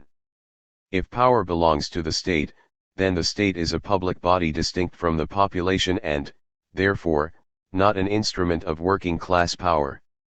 Rather, as an institution designed to ensure minority rule, it would ensure its position within society and become either the ruling class itself or create a new class, which instrument it would be. As we discuss in section H.3.9, the state cannot be considered as a neutral instrument of economic class rule. It has specific interests in itself which can and does mean it can play an oppressive and exploitative role in society independently of an economically dominant class. Which brings us to the crux of the issue, whether this new state will, in fact, be unlike any other state that has ever existed. Insofar as this new state is based on popular self-management and self-organization, anarchists argue that such an organization cannot be called a state as it is not based on delegated power. As long as Bookchin stressed, the institutions of power consisted of armed workers and peasants as distinguished from a professional bureaucracy, police force, army, and cabal of politicians and judges, they were no state. These institutions, in fact, comprised a revolutionary people in arms, not a professional apparatus that could be regarded as a state in any meaningful sense of the term. Looking back at Spain, pages 53-96, The Radical Papers, Demetrius I. Rousseau-Poulos, ed., p. 86. This was why Bakunin was at pains to emphasize that a federal organization, from below upward, of workers' associations, groups, communes, districts, and ultimately, regions and nations could not be considered as the same as centralist states and were contrary to their essence. Statism and Anarchy, p. 13. So when Lenin argued in State and Revolution that in the dictatorship of the proletariat the organ of suppression is now the majority of the population, and not the minority, and that since the majority of the people itself suppresses its oppressors, a special force for the suppression of the bourgeoisie is no longer necessary, he is confusing two fundamentally different things. As Engels made clear, such a social system of primitive democracy is not a state.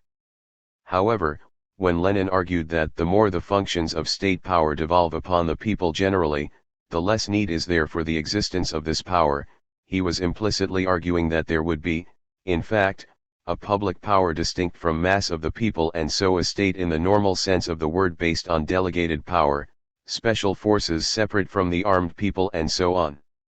Essential Works of Lenin, p. 301. That such a regime would not wither away has been proven by history. The state machine does not, indeed, cannot, represent the interests of the working classes due to its centralist, hierarchical, and elitist nature. All it can do is represent the interests of the party in power, its own bureaucratic needs and privileges, and slowly, but surely, remove itself from popular control. This, as anarchists have constantly stressed, is why the state is based on the delegation of power, on hierarchy and centralization. The state is organized in this way to facilitate minority rule by excluding the mass of people from taking part in the decision-making processes within society. If the masses actually did manage society directly, it would be impossible for a minority class to dominate it. Hence the need for a state. Which shows the central fallacy of the Marxist theory of the state, namely it argues that the rule of the proletariat will be conducted by a structure, the state, which is designed to exclude the popular participation such a concept demands. Considered another way, political power, the state, is simply the power of minorities to enforce their wills. This means that a social revolution which aims to create socialism cannot use it to further its aims. After all, if the state, i.e. political power, has been created to further minority class rule, as Marxists and anarchists agree, then, surely, this function has determined how the organ which exercises it has developed. Therefore, we would expect organ and function to be related and impossible to separate. So when Marx argued that the conquest of political power had become the great duty of the working class because landlords and capitalists always make use of their political privileges to defend their economic monopolies and enslave labor, he drew the wrong conclusion. Building on a historically based, and so evolutionary, understanding of the state, anarchists concluded that it was necessary not to seize political power, which could only be exercised by a minority within any state, but rather to destroy it, to dissipate power into the hands of the working class, the majority. By ending the regime of the powerful by destroying their instrument of rule, the power which was concentrated into their hands automatically falls back into the hands of society. Thus, working class power can only be concrete once political power is shattered and replaced by the social power of the working class based on its own class organizations, such as factory committees, workers' councils, unions, neighborhood assemblies, and so on. As Murray Bookchin put it, the slogan "Power to the people" can only be put into practice when the power exercised by social elites is dissolved into the people. Each individual can then take control of his or her daily life. If power to the people means nothing more than power to the leaders of the people, then the people remain an undifferentiated, manipulated mass, as powerless after the revolution as they were before. Post-scarcity anarchism, PSIF. In practice, this means that any valid social revolution needs to break the state and not replace it with another one. This is because, in order to be a state, any state structure must be based on delegated power, hierarchy, and centralization. Every state, even the most republican and the most democratic, are in essence only machines governing the masses from above, and if there is a state, there must necessarily be domination, and therefore slavery. A state without slavery, overt or concealed, is unthinkable, and that is why we are enemies of the state. Bakunin, The Political Philosophy of Bakunin, p. 211 and p. 287. If power is devolved to the working class, then the state no longer exists, as its essential feature, of delegated power, is absent. What you have is a new form of the primitive democracy which existed before the rise of the state. While this new, modern, form of self-management will have to defend itself against those seeking to recreate minority power, this does not mean that it becomes a state. After all, the tribes with primitive democracy had to defend themselves against their adversaries, and so that, in itself, does not mean that these communities had a state, see section H.2.1. Thus defense of a revolution, as anarchists have constantly stressed, does not equate to a state, as it fails to address the key issue, namely who has power in the system, the masses or their leaders. This issue is fudged by Marx. When Bakunin, in Statism and Anarchy, asked the question, will the entire proletariat head the government, Marx argued in response. Does in a trade union, for instance, the whole union constitute the executive committee?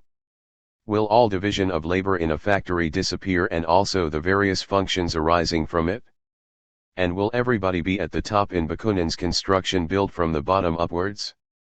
There will in fact be no below then. Will all members of the commune also administer the common affairs of the region? In that case there will be no difference between commune and region. The German, says Bakunin, number nearly 40 million. Will, for example, all 40 million be members of the government? Certainly, for the thing begins with the self-government of the commune. Marx, Engels, and Lenin, Anarchism and Anarcho-Syndicalism, pages 150-1. As Alan Carter argues, this might have seemed to Marx over a century ago to be satisfactory rejoinder, but it can hardly do today. In the infancy of the trade unions, which is all Marx knew, the possibility of the executives of a trade union becoming divorced from the ordinary members may not have seemed to him to be a likely outcome. We, however, have behind us a long history of union leaders selling out and being out of touch with their members.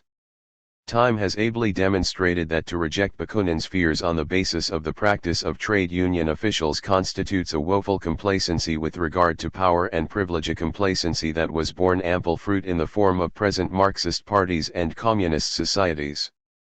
His dispute with Bakunin shows quite clearly that Marx did not stress the continued control of the revolution by the mass of the people as a prerequisite for the transcendence of all significant social antagonisms. Marx, A Radical Critique, pages 217-8. Non-anarchists have also noticed the poverty of Marx's response. For example, as David W. Lovell puts it, taken as a whole, Marx's comments have dodged the issue.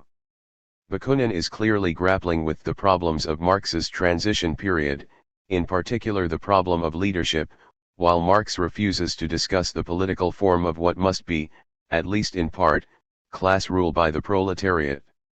From Marx to Lenin, p. 64. As we discussed in section H.3.1, Marx's address to the Communist League, with its stress on the most determined centralization of power in the hands of the state authority, and that the path of revolutionary activity can only proceed with full force from the center, suggests that Bakunin's fears were valid and Marx's answer simply inadequate. Marx Engels reader, p. 509. Simply put, if, as Engels argued, an essential feature of the state is a public power distinct from the mass of the people, then, clearly Marx's argument of 1850, and others like it, signifies a state in the usual sense of the word, one which has to be distinct from the mass of the population in order to ensure that the masses are prevented from interfering with their own revolution. This was not, of course, the desire of Marx and Engels, but this result flows from their theory of the state and its fundamental flaws. These flaws can be best seen from their repeated assertion that the capitalist democratic state could be captured via universal suffrage and used to introduce socialism, see section H.3.10, but it equally applies to notions of creating new states based on the centralization of power favored by ruling elites since class society began. As Kropotkin stressed, one does not make an historical institution follow in the direction to which one points, that is in the opposite direction to the one it has taken over the centuries. To expect this would be a sad and tragic mistake simply because the old machine, the old organization, was slowly developed in the course of history to crush freedom, to crush the individual, to establish oppression on a legal basis, to create monopolists, to lead minds astray by accustoming them to servitude. The state, its historic role, pages 57 to 8. A social revolution needs new, non-statist, forms of social organization to succeed. To give full scope to socialism entails rebuilding from top to bottom a society dominated by the narrow individualism of the shopkeeper. It is not, as has sometimes been said by those indulging in metaphysical woolliness, just a question of giving the worker the total product of his labor, it is a question of completely reshaping all relationships. In every street, in every hamlet, in every group of men gathered around a factory or along a section of the railway line, the creative, constructive and organizational spirit must be awakened in order to rebuild life in the factory, in the village, in the store, in production and in distribution of supplies. All relations between individuals and great centers of population have to be made all over again, from the very day, from the very moment one alters the existing commercial or administrative organization. And they expect this immense task, requiring the free expression of popular genius, to be carried out within the framework of the state and the pyramidal organization which is the essence of the state. They expect the state to become the lever for the accomplishment of this immense transformation. They want to direct the renewal of a society by means of decrees and electoral majorities. How ridiculous! Kropotkin, Op. Cit. pages 58 to 9. Ultimately, the question, of course, is one of power. Does the executive committee have the fundamental decision-making power in society, or does that power lie in the mass assemblies upon which a federal socialist society is built? If the former, we have rule by a few party leaders and the inevitable bureaucratization of the society and a state in the accepted sense of the word. If the latter, we have a basic structure of a free and equal society and a new organization of popular self-management which eliminates the existence of a public power above society. This is not playing with words. It signifies the key issue of social transformation, an issue which Marxism tends to ignore or confuse matters about when discussing. Bookchin clarified what is at stake. To some neo-Marxists who see centralization and decentralization merely as difference of degree, the word centralization may merely be an awkward way of denoting means for coordinating the decisions made by decentralist bodies. Marx, it is worth noting, greatly confused this distinction when he praised the Paris Commune as a working, not a parliamentary body, executive and legislative at the same time. In point of fact, the consolidation of executive and legislative functions in a single body was regressive. It simply identified the process of policy making, a function that rightly should belong to the people in assembly, with the technical execution of these policies, a function that should be left to strictly administrative bodies subject to rotation, recall, limitations of tenure. Accordingly, the melding of policy formation with administration placed the institutional emphasis of classical Marxist socialism on centralist bodies, indeed, by an ironical twist of historical events, bestowing the privilege of formulating policy on the higher bodies of socialist hierarchies and their execution precisely on the more popular revolutionary committees below. Toward an Ecological Society, pages 215 to 6. By confusing coordination with the state, i.e. with delegation of power, Marxism opens the door wide open to the dictatorship of the proletariat being a state in the proper sense. In fact, not only does Marxism open that door, it even invites the state in the proper sense in. This can be seen from Engels' comment that just as each political party sets out to establish its rule in the state, so the German Social Democratic Workers' Party is striving to establish its rule, the rule of the working class. Collected Works, Volume 23, p. 372. By confusing rule by the party in the state with rule of the working class, Engels is confusing party power and popular power. For the party to establish its rule, the state in the normal sense, i.e. a structure based on the delegation of power, has to be maintained. As such, the dictatorship of the proletariat signifies the delegation of power by the proletariat into the hands of the party, and that implies a public power distinct from the mass of the people and so minority rule. This aspect of Marxism, as we argue in the next section, was developed under the Bolsheviks and became the dictatorship of the party, i.e. the dictatorship over the proletariat. Since Marx vigorously opposed Bakunin's efforts to ensure that only libertarian and decentralist means were employed by revolutionaries so as to facilitate the revolution remaining in the hands of the mass of workers, he must accept a fair measure of culpability for the authoritarian outcome of the Russian Revolution. Bakunin was not satisfied with trusting revolutionary leaders to liberate the oppressed. The oppressed people had to be made aware that the only security against replacing one repressive structure with another was the deliberate retaining of control of the revolution by the whole of the working classes, and not naively trusting it to some vanguard. Alan Carter, Marx, A Radical Critique, pages 218-9. It is for this reason why anarchists are extremely critical of Marxist ideas of social revolution. As Alan Carter argues, it is to argue not against revolution, but against revolutionary praxis employing central authority. It is to argue that any revolution must remain in the hands of the mass of people and that they must be aware of the dangers of allowing power to fall into the hands of a minority in the course of the revolution. Latent within Marxist theory is the tacit condoning of political inequality in the course and aftermath of revolutionary praxis. Only when such inequality is openly and widely rejected can there be any hope of a libertarian communist revolution. The lesson to learn is that we must oppose not revolutionary practice, but authoritarian revolutionary practice. Such authoritarian practice will continue to prevail in revolutionary circles as long as the Marxist theory of the state and the corresponding theory of power remain above criticism within them. Op. Cit. p. 231.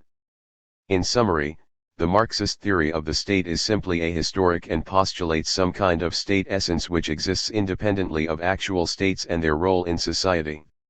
To confuse the organ required by a minority class to execute and maintain its rule and that required by a majority class to manage society is to make a theoretical error of great magnitude.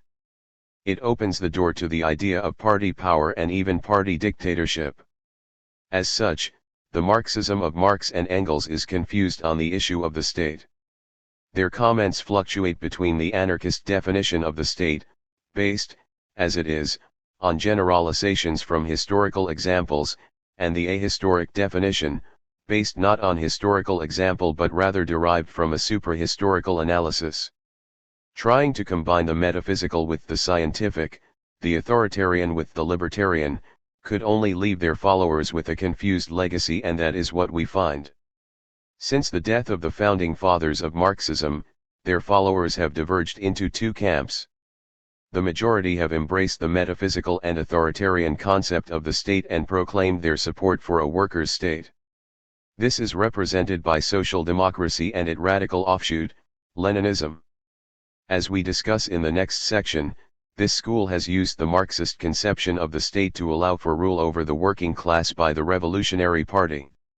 The minority has become increasingly and explicitly anti-state, recognizing that the Marxist legacy is contradictory and that for the proletarian to directly manage society then there can be no power above them. To this camp belongs the libertarian Marxists of the Council Communist, Situationist and other schools of thought which are close to anarchism. H.3.8 What is wrong with the Leninist theory of the state? As discussed in the last section, there is a contradiction at the heart of the Marxist theory of the state. On the one hand, it acknowledges that the state, historically, has always been an instrument of minority rule and is structured to ensure this. On the other, it argues that you can have a state, the dictatorship of the proletariat, which transcends this historical reality to express an abstract essence of the state as an instrument of class rule. This means that Marxism usually confuses two very different concepts, namely the state, a structure based on centralization and delegated power, and the popular self-management and self-organization required to create and defend a socialist society. This confusion between two fundamentally different concepts proved to be disastrous when the Russian Revolution broke out. Confusing party power with working class power, the Bolsheviks aimed to create a workers' state in which their party would be in power, see section H.3.3. As the state was an instrument of class rule, it did not matter if the new workers' state was centralist, hierarchical and top-down like the old state, as the structure of the state was considered irrelevant in evaluating its role in society. Thus, while Lenin seemed to promise a radical democracy in which the working class would directly manage its own affairs in his state and revolution, in practice he implemented a dictatorship of the proletariat which was, in fact, the organization of the vanguard of the oppressed as the ruling class.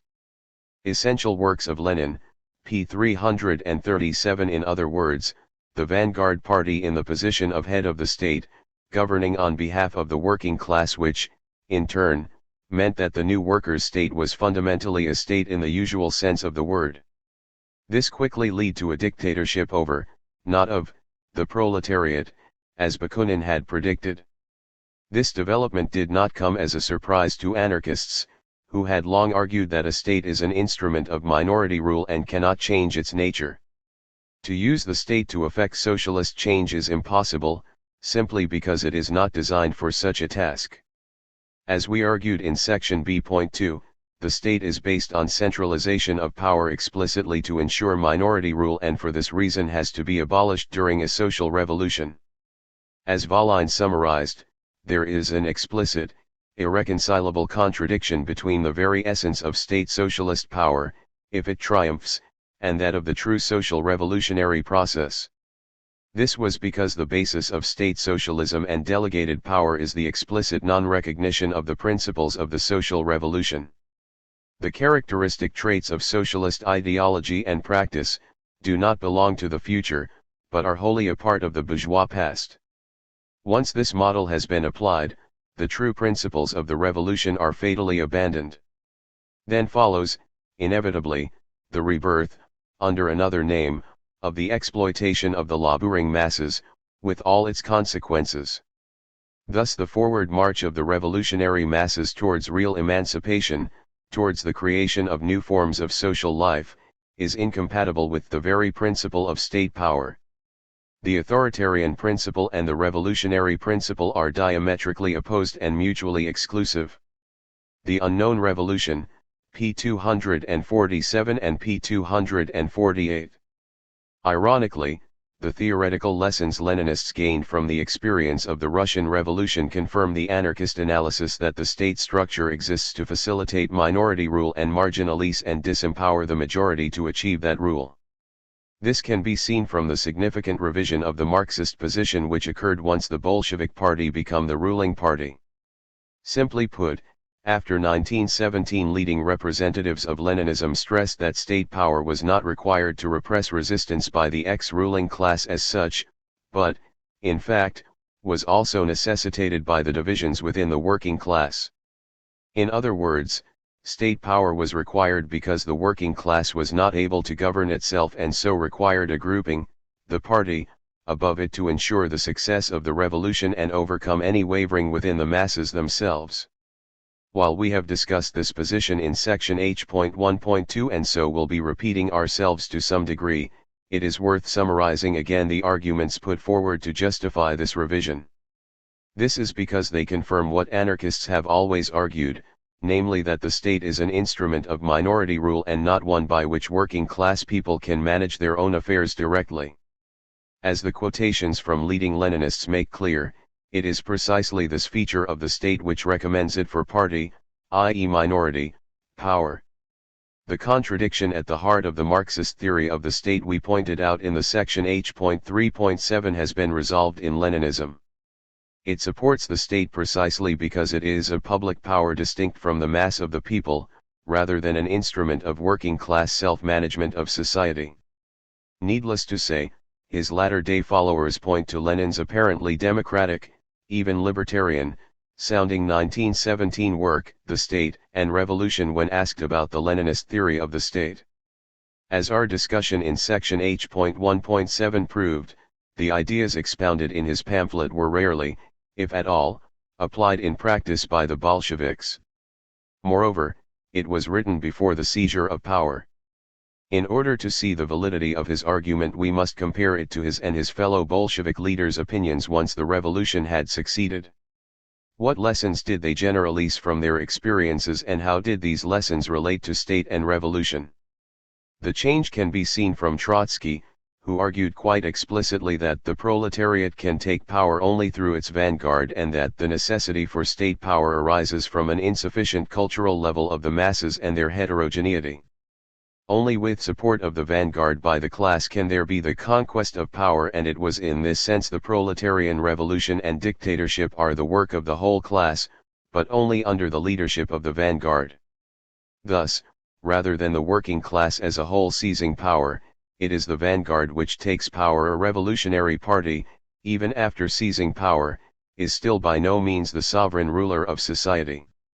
Thus state power is required to govern the masses, who cannot exercise power themselves.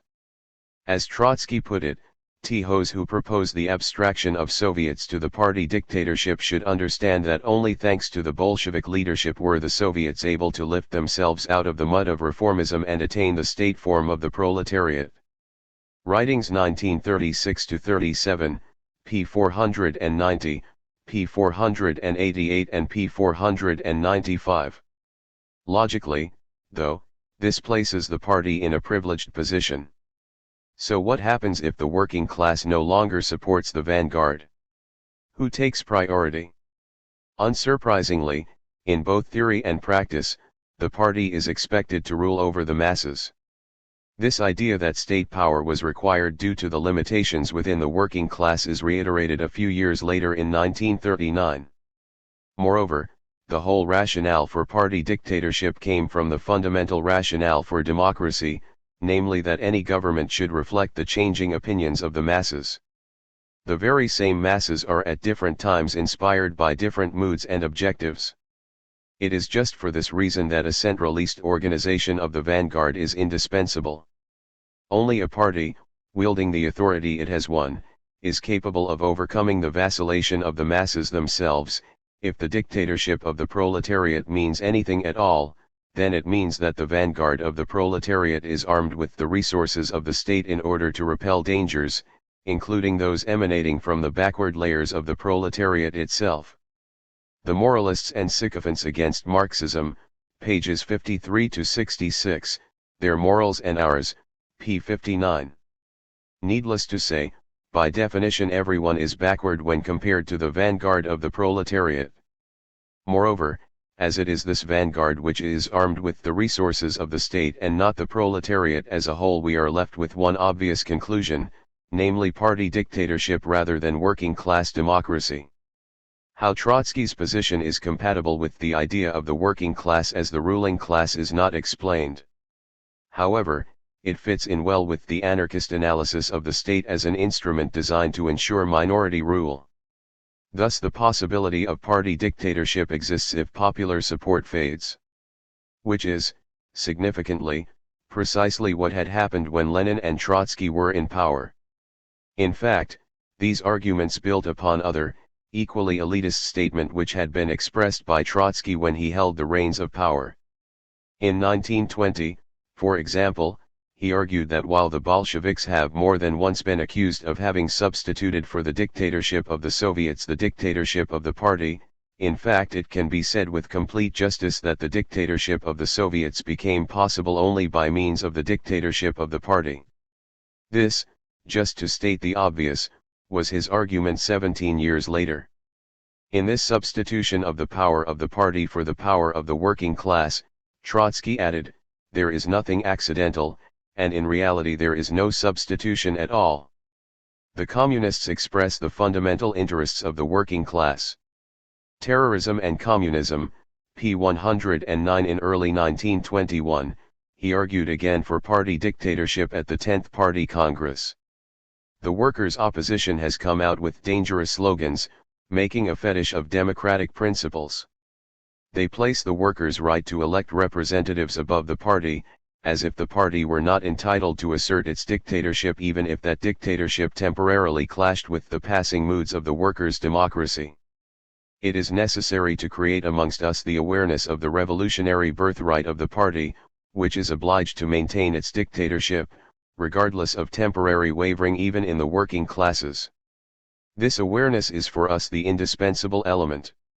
The dictatorship does not base itself at every given moment on the formal principle of a workers' democracy. Quoted by Samuel Farber, Before Stalinism, p. 209. The similarities with his arguments of 1939 are obvious. Unsurprisingly, he maintained this position in the intervening years. He stated in 1922 that we maintain the dictatorship of our party. The first 5 years of the Communist International, Volume 2, p. 255. The next year saw him arguing that if there is one question which basically not only does not require revision but does not so much as admit the thought of revision, it is the question of the dictatorship of the party. He stressed that our party is the ruling party and that to allow any changes whatever in this field meant bringing into question all the achievements of the revolution and its future. He indicated the fate of those who did question the party's position. Whoever makes an attempt on the party's leading role will, I hope, be unanimously dumped by all of us on the other side of the barricade. Leon Trotsky speaks, p. 158 and p. 160. By 1927, when Trotsky was in the process of being dumped on the other side of the barricade by the ruling bureaucracy, he still argued for the Leninist principle, inviolable for every Bolshevik, that the dictatorship of the proletariat is and can be realized only through the dictatorship of the party. It was stressed that the dictatorship of the proletariat demands as its very core a single proletarian party. The challenge of the left opposition, 1926-7, p. 395 and p. 441 as we noted in section H.1.2, 10 years later, he was still explicitly arguing for the revolutionary dictatorship of a proletarian party. Thus, for Trotsky over a 20-year period, the dictatorship of the proletariat was fundamentally a dictatorship of the party. While the working class may be allowed some level of democracy, the rule of the party was repeatedly given precedence. While the party may be placed into power by a mass revolution, once there the party would maintain its position of power and dismiss attempts by the working class to replace it as wavering or vacillation due to the insufficient cultural level of the masses and their heterogeneity. In other words, the party dictatorship was required to protect working class people from themselves, their tendency to change their minds based on changing circumstances, evaluating the results of past decisions, debates between different political ideas and positions, make their own decisions, reject what is in their best interests, as determined by the party, and so on. Thus the underlying rationale for democracy, namely that it reflects the changing will of the voters, their passing moods so to speak, is used to justify party dictatorship. The importance of party power over the working class was not limited to Trotsky. It was considered of general validity by all leading Bolsheviks and, moreover, quickly became mainstream Bolshevik ideology.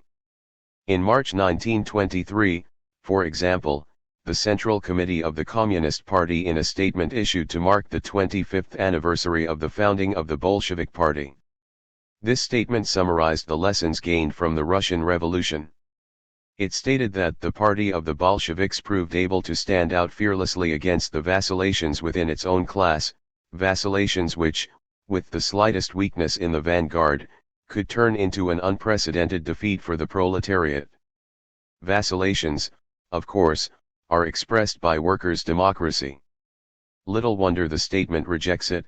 The dictatorship of the working class finds its expression in the dictatorship of the party. To the workers of the USSR in G. Zinoviev, History of the Bolshevik Party, p. 213 and p. 214. Trotsky and other leading Bolsheviks were simply following Lenin's lead, who had admitted at the end of 1920 that while the dictatorship of the proletariat was inevitable in the transition of socialism, it is not exercised by an organization which takes in all industrial workers. The reason is given in the theses of the Second Congress of the Communist International on the role of political parties, more on which later. This means that the party, shall we say, absorbs the vanguard of the proletariat, and this vanguard exercises the dictatorship of the proletariat. This was required because in all capitalist countries, the proletariat is still so divided, so degraded, and so corrupted in parts that it can be exercised only by a vanguard. The dictatorship of the proletariat cannot be exercised by a mass proletarian organization. Collected Works, Volume 32, p. 20 and p. 21. For Lenin, revolutionary coercion is bound to be employed towards the wavering and unstable elements among the masses themselves. Op. Cit. Volume 42, p. 170. Needless to say, Lenin failed to mention this aspect of his system in The State and Revolution, a failure usually repeated by his followers. It is, however, a striking confirmation of Bakunin's comments: the state cannot be sure of its own self-preservation without an armed force to defend it against its own internal enemies, against the discontent of its own people. Michael Bakunin, Selected Writings, p. 265. Looking at the lessons leading leaders of Leninism gained from the experience of the Russian Revolution, we have to admit that the Leninist workers' state will not be, in fact, a new kind of state, a semi-state, or, to quote Lenin, a new state which is no longer a state in the proper sense of the word. If, as Lenin argued in early 1917, the state in the proper sense of the term is domination over the people by contingents of armed men divorced from the people, then Bolshevism in power quickly saw the need for a state in the proper sense. Op. Cit. Volume 24, p. 85. While the state in the proper sense had existed from the start of Bolshevik rule, it was only from early 1919 onwards, at the latest, that the leaders of Bolshevism had openly brought what they said into line with what they did. It was only by being a state in the proper sense could the Bolshevik party rule and exercise the dictatorship of the party over the wavering working class. So when Lenin stated that Marxism differs from anarchism in that it recognizes the need for a state for the purpose of the transition to socialism, anarchists agree. Op. Cit.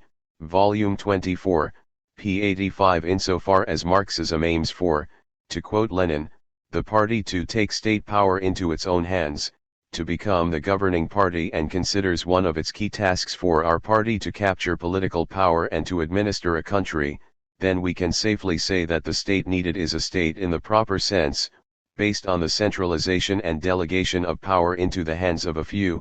See our discussion of Leninism as socialism from above in section H.3.34. Details. This recreation of the state in the proper sense did not come about by chance or simply because of the will to power of the leaders of Bolshevism. Rather, there are strong institutional pressures at work within any state structure, even a so-called semi-state, to turn it back into a proper state. We discuss this in more detail in section H.3.9. However, we should not ignore that many of the roots of Bolshevik tyranny can be found in the contradictions of the Marxist theory of the state.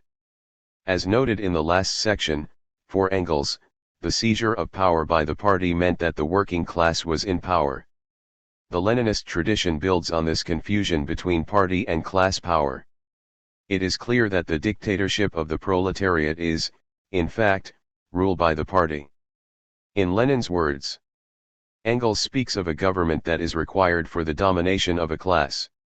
Applied to the proletariat, it consequently means a government that is required for the domination of the proletariat, i.e. the dictatorship of the proletariat for the effectuation of the socialist revolution. Op. Cit. Volume 8, p. 279. The role of the working class in the state was also indicated, as only a revolutionary dictatorship supported by the vast majority of the people can be at all durable. Op. Cit. p. 291. In other words, the revolutionary government has the power, not the working class in whose name it governs. In 1921 he made this explicit: to govern you need an army of steeled revolutionary communists. We have it, and it is called the party. The party is the leader, the vanguard of the proletariat, which rules directly. For Lenin, as long as we, the party's central committee and the whole party, continue to run things, that is govern we cannot dispense with, removals, transfers, appointments, dismissals, etc. of workers, officials, and party members from above. Up.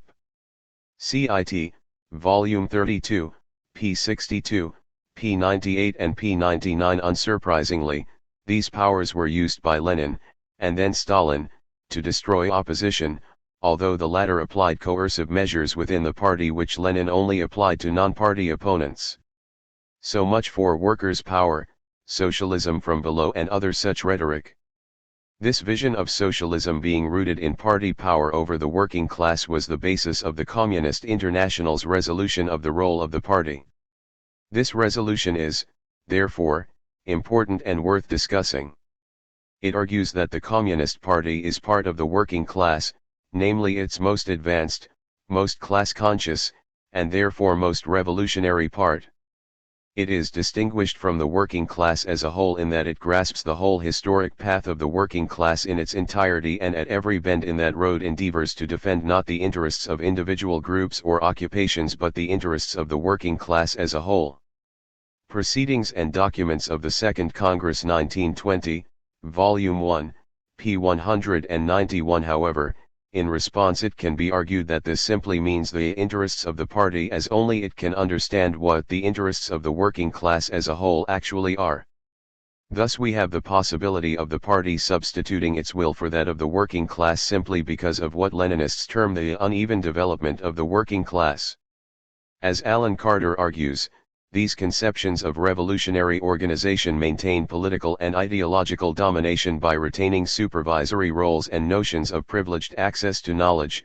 The term class consciousness is employed to facilitate such domination over the workers. It is not what the workers think, but what the party leaders think they ought to think that constitutes the revolutionary consciousness imputed to the workers. The ideological basis for a new class structure is created as the Leninist revolutionary praxis is carried forward to post-revolutionary institutions. Marx, A Radical Critique, p. 175. The resolution stresses that before the revolution, the party will encompass only a minority of the workers. Even after the seizure of power, it will still not be able to unite them all into its ranks organizationally. It is only after the final defeat of the bourgeois order will all or almost all workers begin to join it. Thus the party is a minority of the working class. The resolution then goes on to state that every class struggle is a political struggle. This struggle, which inevitably becomes transformed into civil war, has as its goal the conquest of political power. Political power cannot be seized, organized, and directed other than by some kind of political party. Up. CIT, p. 192, p. 193. And as the party is a part of the working class which cannot unite all workers into its ranks, this means that political power can only be seized, organized, and directed by a minority. Thus we have minority rule, with the party, or more correctly its leaders, exercising political power. The idea that the party must dissolve into the councils, that the councils can replace the Communist Party is fundamentally wrong and reactionary. This is because, to enable the Soviets to fulfill their historic tasks, there must be a strong Communist Party, one that does not simply adapt to the Soviets but is able to make them renounce adaptation to the bourgeoisie. Up. CIT, p. 196. Thus rather than the workers' councils exercising power, their role is simply that of allowing the Communist Party to seize political power. As we indicated in section H.3.4, the underlying assumption behind this resolution was made clear by Zinoviev during his introductory speech to the Congress meeting which finally agreed the resolution. The dictatorship of the party was the dictatorship of the proletariat. Little wonder that Bertrand Russell, on his return from Lenin's Russia in 1920, wrote that friends of Russia here in Britain think of the dictatorship of the proletariat as merely a new form of representative government, in which only working men and women have votes, and the constituencies are partly occupational, not geographical. They think that proletariat means proletariat, but dictatorship does not quite mean dictatorship. This is the opposite of the truth. When a Russian communist speaks of a dictatorship, he means the word literally, but when he speaks of the proletariat, he means the word in a Pickwickian sense. He means the class-conscious part of the proletariat, i.e. the Communist Party. He includes people by no means proletarian, such as Lenin and Chikrin, who have the right opinions, and he excludes such wage earners as have not the right opinions, whom he classifies as lackeys of the bourgeoisie. The Practice and Theory of Bolshevism, pages 26 to 27. Significantly, Russell pointed, like Lenin, to the Comintern resolution on the role of the Communist Party. In addition, he noted the reason why this party dictatorship was required: no conceivable system of free elections would give majorities to the communists, either in the town or country. Op. Cit. pages 40 to 1. Nor are followers of Bolshevism shy in repeating its elitist conclusions. Founder and leader of the British SWP, Tony Cliff, for example, showed his lack of commitment to working-class democracy when he opined that the actual level of democracy, as well as centralism, during a revolution depends on three basic factors: 1. The strength of the proletariat, 2. The material and cultural legacy left to it by the old regime, and 3. The strength of capitalist resistance. The level of democracy feasible must be in direct proportion to the first two factors, and in inverse proportion to the third. The captain of an ocean liner can allow football to be played on his vessel; on a tiny raft in a stormy sea the level of tolerance is far lower.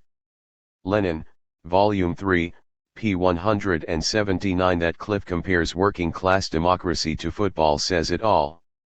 Rather than seeing it as the core gain of a revolution, he relegates it to the level of a game, which may or may not be tolerated. And need we speculate who the paternalistic captain in charge of the ship of the state would be? Replacing Cliff's revealing analogies, we get the following: the party in charge of a workers' state can allow democracy when the capitalist class is not resisting; when it is resisting strongly, the level of tolerance is far lower. So, democracy will be tolerated in the extremely unlikely situation that the capitalist class will not resist a revolution.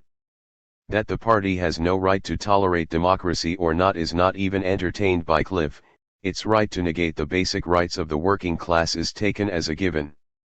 Clearly the key factor is that the party is in power.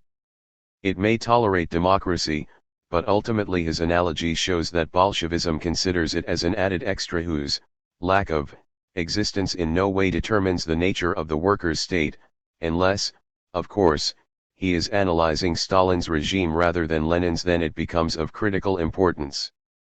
Perhaps, therefore, we may add another basic factor to Cliff's three, namely 4. The strength of working-class support for the party. The level of democracy feasible must be in direct proportion to this factor, as the Bolsheviks made clear.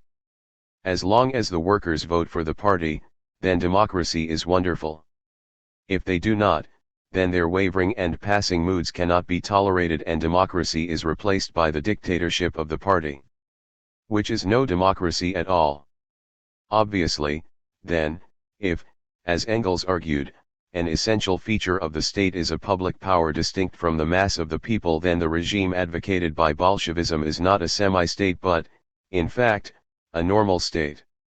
Trotsky and Lenin are equally clear that said state exists to ensure that the mass of the people do not participate in public power, which is exercised by a minority, the party, or, more correctly, the leaders of the party.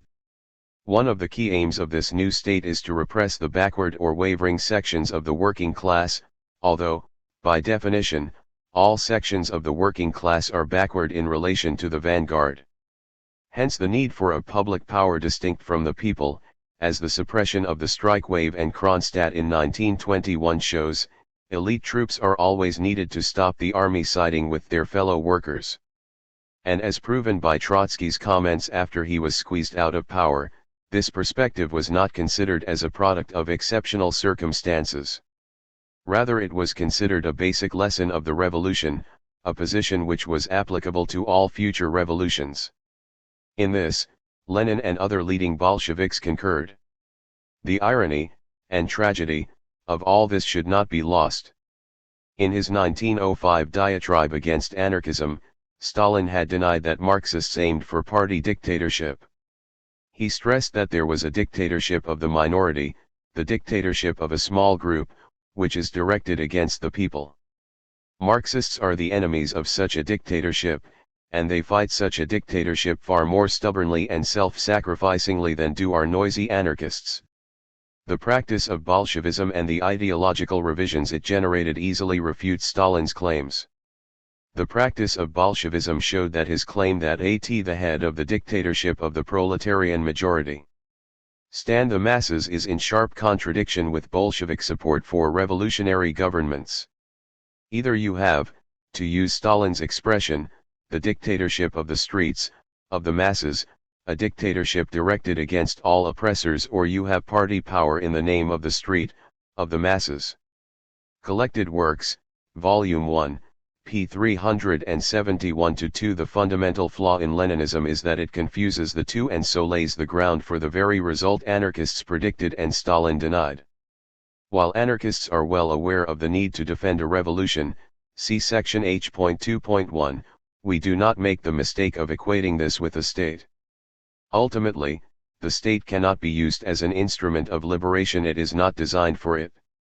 Which, incidentally, is why we have not discussed the impact of the Russian Civil War on the development of Bolshevik ideology.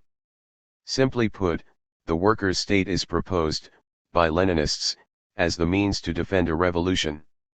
As such, you cannot blame what it is meant to be designed to withstand, counter-revolution and civil war, for its degeneration.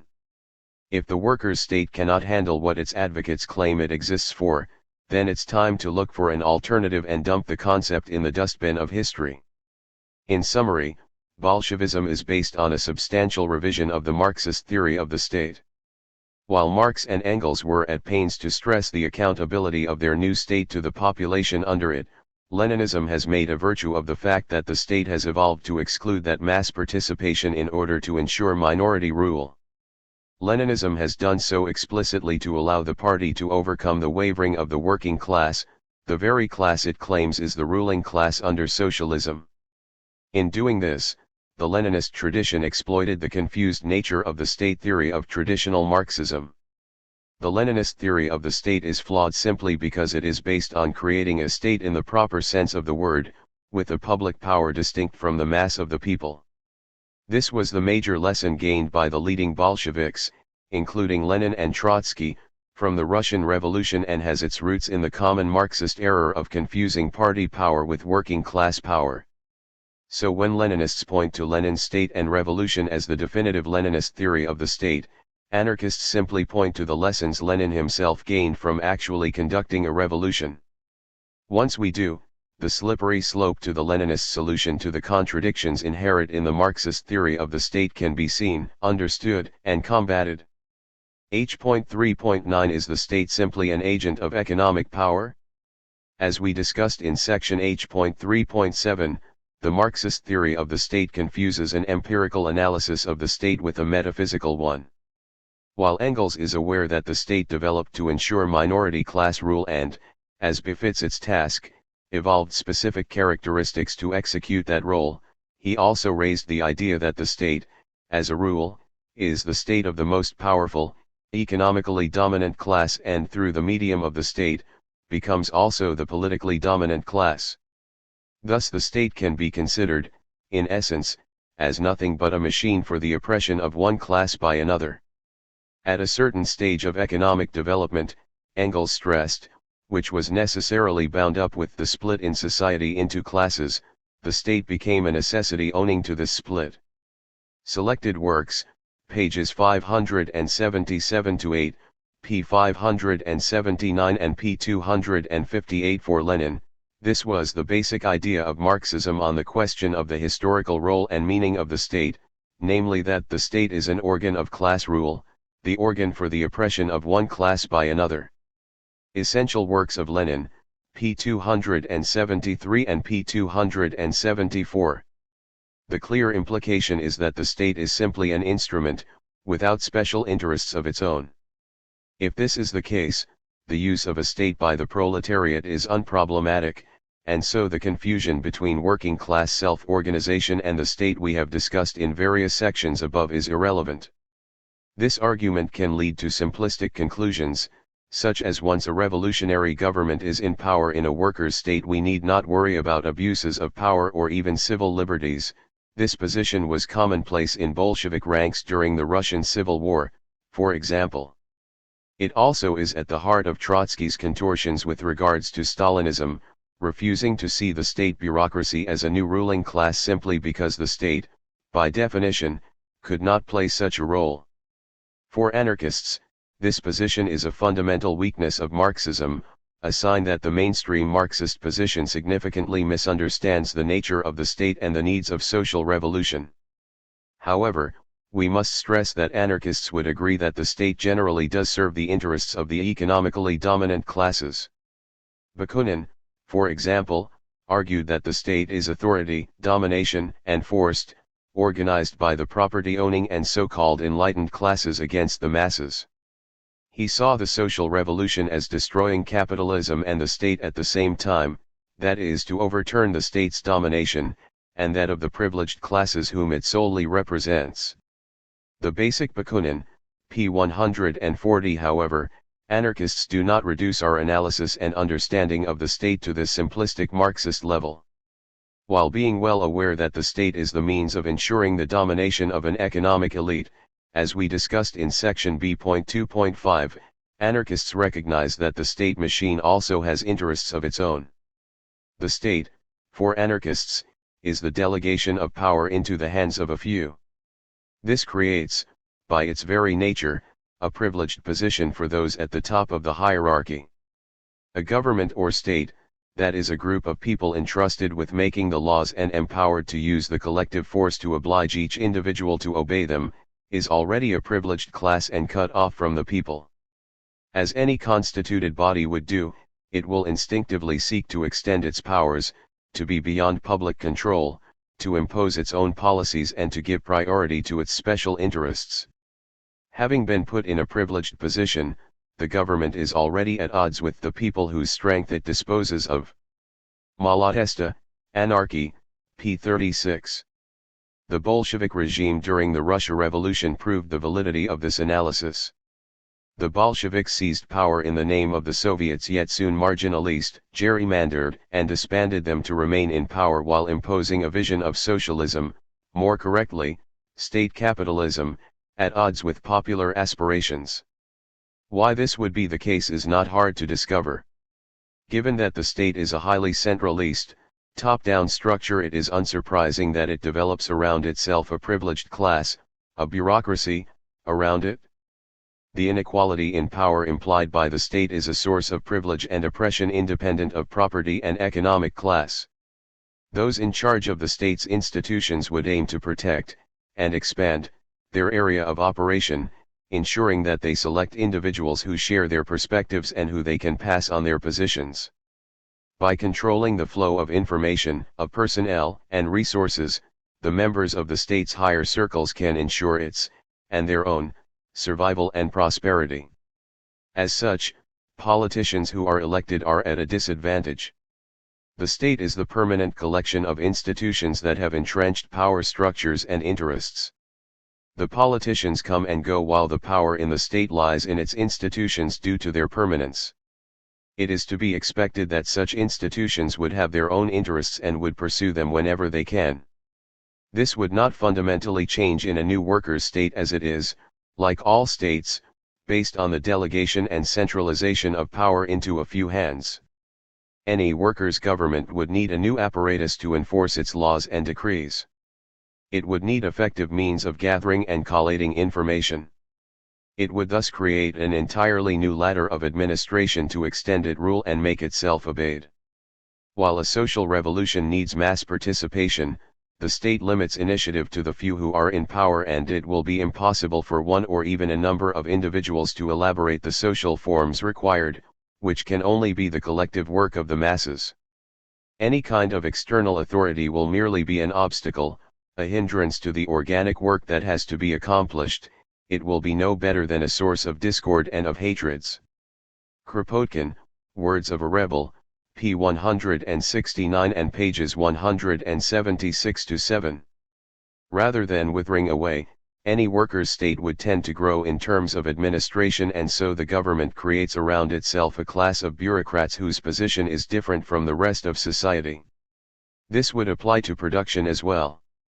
Being unable to manage everything, the state would have to reintroduce hierarchical management in order to ensure its orders are met and that a suitable surplus is extracted from the workers to feed the needs of the state machine. By creating an economically powerful class which it can rely on to discipline the workforce, it would simply recreate capitalism anew in the form of state capitalism. This is precisely what happened during the Russian Revolution. To enforce its will onto the people it claims to represent, specialized bodies of armed people, police, army, would be required and soon created. All of which is to be expected, as state socialism entrusts to a few the management of social life and so leads to the exploitation and oppression of the masses by the few. Malatesta, Op. Cit. p. 47. This process takes time. However, the tendency for government to escape from popular control and to generate privileged and powerful institutions around it can be seen in all revolutions, including the Paris Commune and the Russian Revolution. In the former, the communal council was largely ignored, after it was installed. The insurrection, the actual management of the city's affairs and finally the fighting against the Versailles, were undertaken mainly by popular clubs, the neighborhood vigilance committees, and the battalions of the National Guard. Had the Paris Commune, the municipal council, survived, it is extremely doubtful that it could have avoided conflict with these loosely formed street and militia formations. Indeed, by the end of April, some 6 weeks after the insurrection, the Commune constituted an all-powerful Committee of Public Safety, a body redolent with memories of the Jacobin dictatorship and the Terror, which suppressed not only the right in the Great French Revolution of a century earlier, but also the left. Murray Bookchin, Post-Scarcity Anarchism, p. 90. A minority of council members, essentially those active in the International, stated that the Paris Commune has surrendered its authority to a dictatorship and it was hiding behind a dictatorship that the electorate have not authorized us to accept or to recognize. The Paris Commune of 1871, The View from the Left, Eugene Schulkind, ed. p. 187. The Commune was crushed before this process could fully unfold, but the omens were there, although it would have undoubtedly been hindered by the local scale of the institutions involved. As we discuss in section H.6, a similar process of a revolutionary government escaping from popular control occurred right from the start of the Russian Revolution.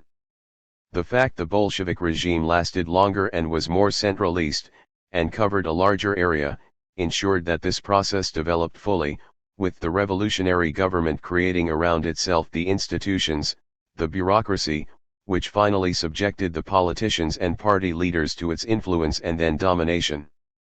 Simply put, the vision of the state as merely an instrument of class rule blinds its supporters to the dangers of political inequality in terms of power, the dangers inherent in giving a small group of people power over everyone else. The state has certain properties because it is a state, and one of these is that it creates a bureaucratic class around it due to its centralist, hierarchical nature. Within capitalism, the state bureaucracy is, generally, under the control of the capitalist class. However, to generalize from this specific case is wrong, as the state bureaucracy is a class in itself, and so trying to abolish classes without abolishing the state is doomed to failure. The state has always been the patrimony of some privileged class, the sacerdotal class, the nobility, the bourgeoisie, and finally, when all the other classes have exhausted themselves, the class of the bureaucracy enters upon the stage, and then the state falls, or rises, if you please, to the position of a machine. Bakunin, The Political Philosophy of Bakunin, p. 208. Thus the state cannot simply be considered as an instrument of rule by economic classes. It can be quite an effective parasitical force in its own right, as both anthropological and historical evidence suggest. The former raises the possibility that the state arose before economic classes and that its roots are in inequalities in power, i.e. hierarchy, within society, not inequalities of wealth. The latter points to examples of societies in which the state was not, in fact, an instrument of economic class rule but rather pursued an interest of its own. As regards anthropology, Michael Taylor summarizes that the evidence does not give the Marxist proposition that the rise of economic classes caused the creation of the state a great deal of support. Much of the evidence which has been offered in support of it shows only that the primary states, not long after their emergence, were economically stratified. But this is of course consistent also with the simultaneous rise of political and economic stratification, or with the prior development of the state, i.e. of political stratification and the creation of economic stratification by the ruling class. Community, Anarchy, and Liberty, p. 132. He quotes Ellman's service on this. In all of the archaic civilizations and historically known chiefdoms and primitive states, the stratification was, mainly of two classes, the governors and the governed political strata, not strata of ownership groups. Quoted by Taylor, Op. Cit. p. 133. Taylor argues that the weakening of community and the development of gross inequalities are the concomitants and consequences of state formation. He points to the germ of state formation being in the informal social hierarchies which exist in tribal societies. Op. Cit. p. 133 and p. 134. Thus the state is not, initially, a product of economic classes but rather an independent development based on inequalities of social power. Harold Barclay, an anarchist who has studied anthropological evidence on this matter, concurs.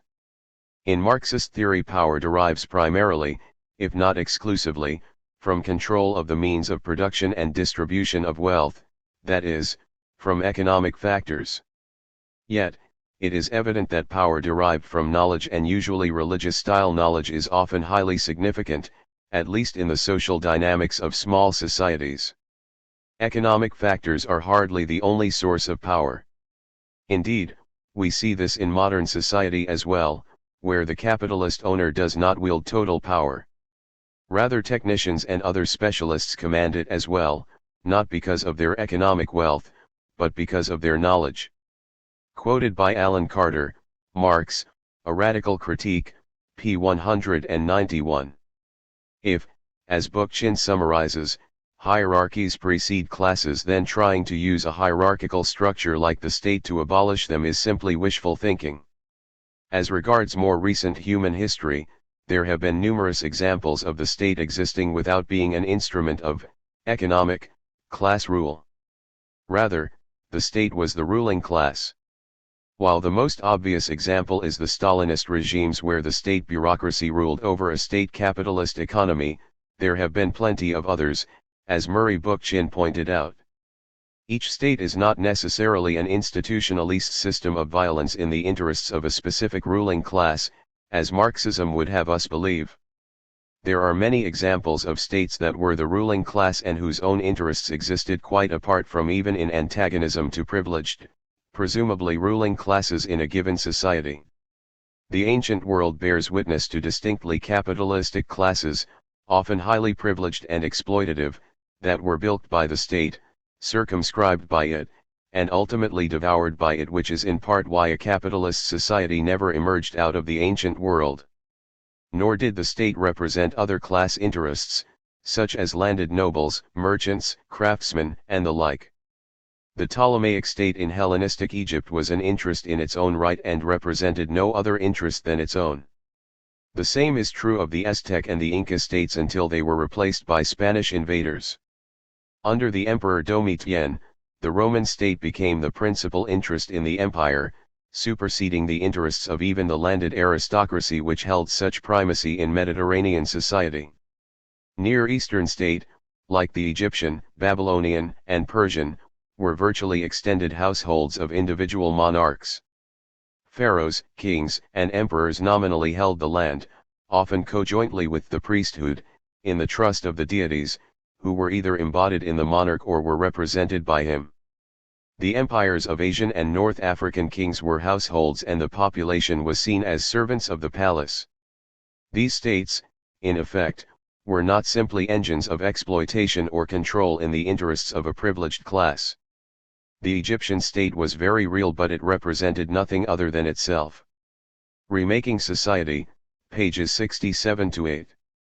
Bakunin pointed to Turkish Serbia, where economically dominant classes do not even exist. There is only a bureaucratic class. Thus, the Serbian state will crush the Serbian people for the sole purpose of enabling Serbian bureaucrats to live a fatter life. Statism and Anarchy, p. 54. Leninist Tony Cliff, in his attempt to prove that Stalinist Russia was state capitalist and its bureaucracy a ruling class, pointed to various societies which had deep class differentiation, based not on private property but on state property.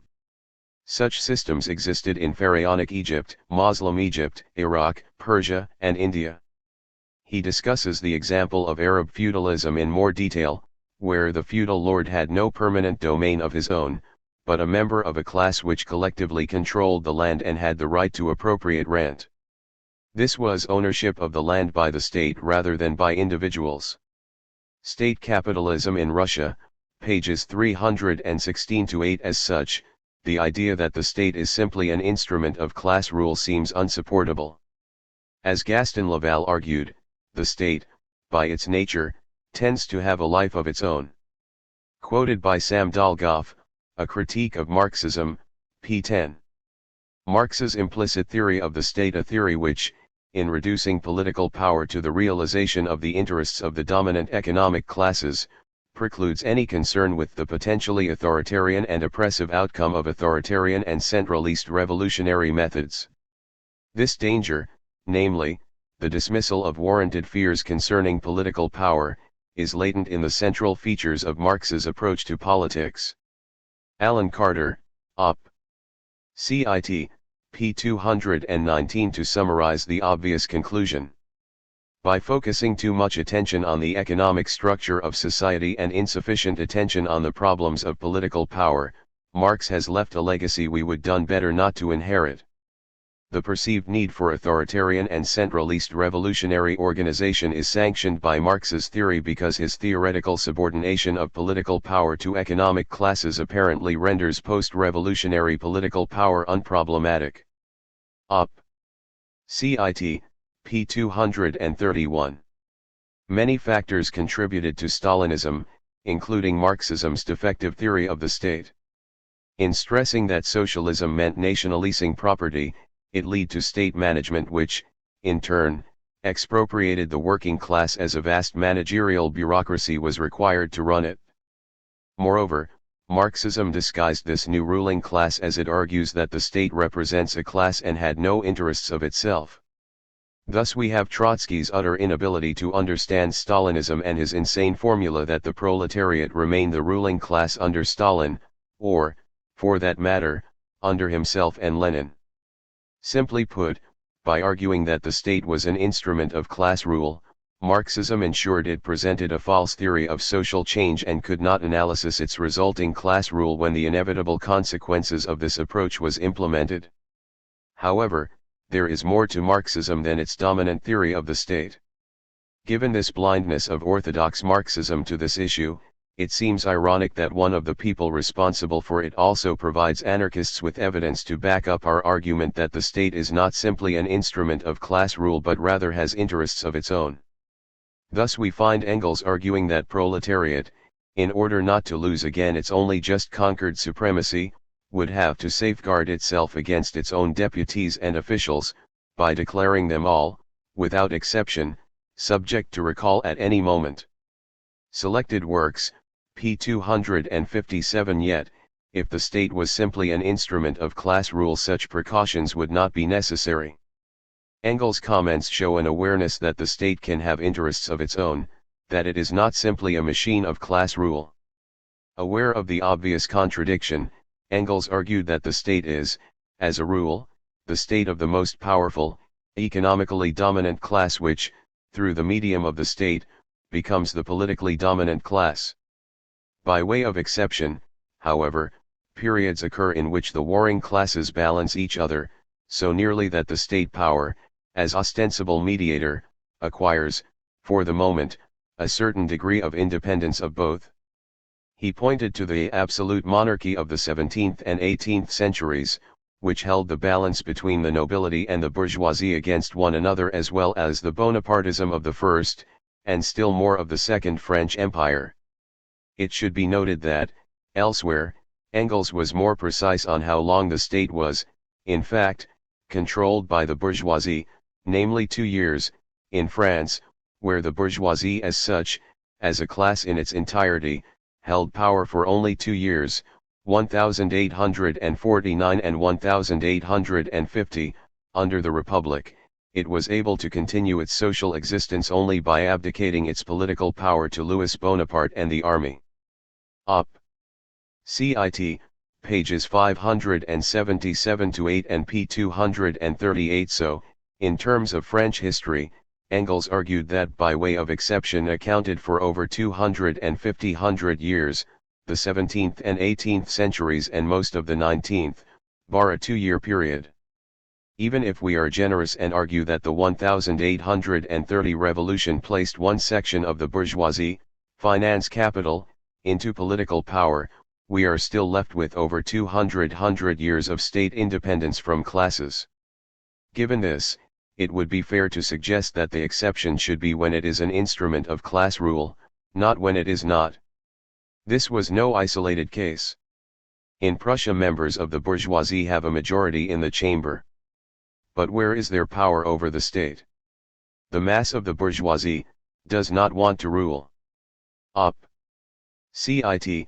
Pages 236-7. And so, in Germany, there exists alongside the basic condition of the old absolute monarchy an equilibrium between the landowner aristocracy and the bourgeoisie, the basic condition of modern Bonapartism, an equilibrium between the bourgeoisie and the proletariat. This meant that both in the old absolute monarchy and in the modern Bonapartist monarchy the real government power lies in the hands of a special caste of army officers and state officials, and so the independence of this case, which appears to occupy a position outside and, so to speak, above society, gives the state the semblance of independence in relation to society. However, this did not stop Engels asserting that the state is nothing but the organized collective power of the exploiting classes, the landlords and the capitalists, as against the exploited classes, the peasants and the workers. What the individual capitalists do not want, their state also does not want. Collected Works, Volume 23, p. 363 and p. 362. So, according to Engels, the executive of the state, like the state itself, can become independent from classes if the opposing classes were balanced. This analysis, it must be pointed out, was an improvement on the earliest assertions of Marx and Engels on the state. In the 1840s, it was a case of the independence of the state is only found nowadays in those countries where the estates have not yet completely developed into classes, where consequently no section of the population can achieve dominance over the others. Op. Cit. Volume 5, p. 94. Engels, From the moment the state administration and legislature fall under the control of the bourgeoisie, the independence of the bureaucracy ceases to exist. Op. Cit. Volume 6, p. 88. It must, therefore, have come as a surprise for Marx and Engels when the state and its bureaucracy appeared to become independent in France under Napoleon III. Talking of which, it should be noted that, initially for Marx, under Bonapartism the state power is not suspended in mid-air. Bonaparte represents a class, and the most numerous class of French society at that, the small holding parcelan peasants. The Bonaparte who dispersed the bourgeois parliament is the chosen of the peasantry. However, this class is incapable of enforcing their class interests in their own name. They cannot represent themselves, they must be represented. Their representative must at the same time appear as their master, as an authority over them, as an unlimited governmental power. The political influence of the small holding peasants, therefore, finds its final expression in the executive power subordinating society to itself. Yet Marx himself admits that this regime experienced peasant risings in half of France, organized raids on the peasants by the army and the mass incarceration and transportation of peasants. A strange form of class rule, when the class represented is oppressed by the regime. Rest assured, though, the Bonaparte dynasty represents not the revolutionary, but the conservative peasant.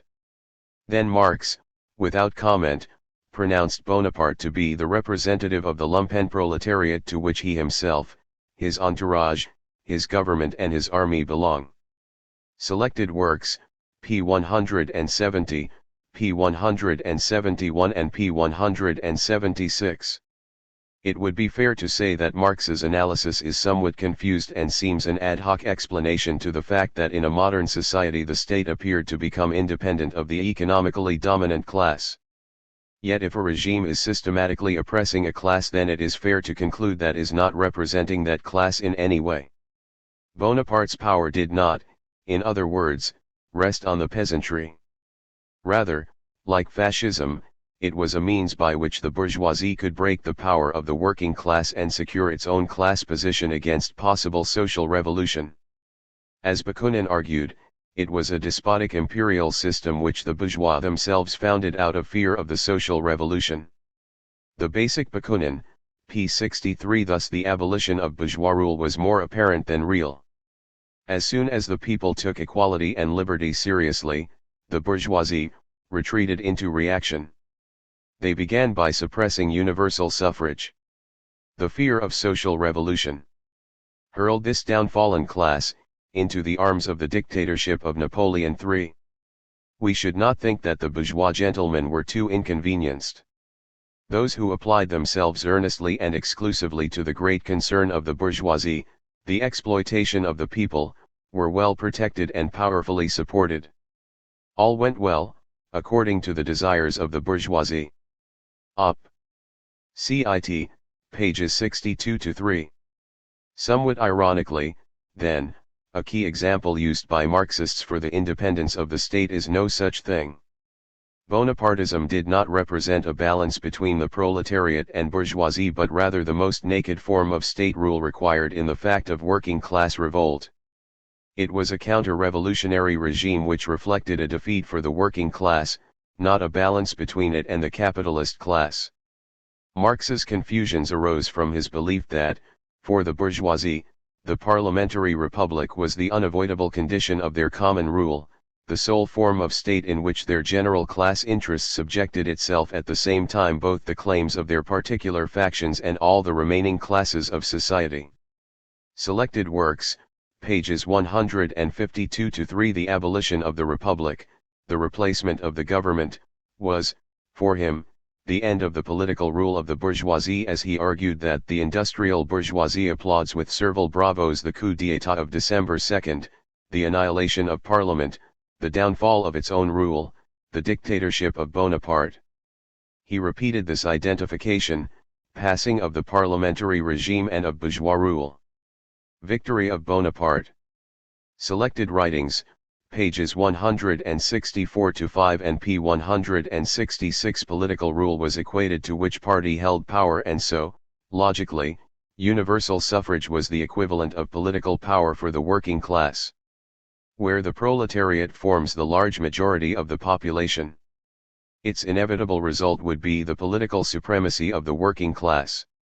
Collected Works, Volume 11, pages 335-6. This was, of course, simply wrong, on both counts, as he, himself, seemed to become aware of 2 decades later.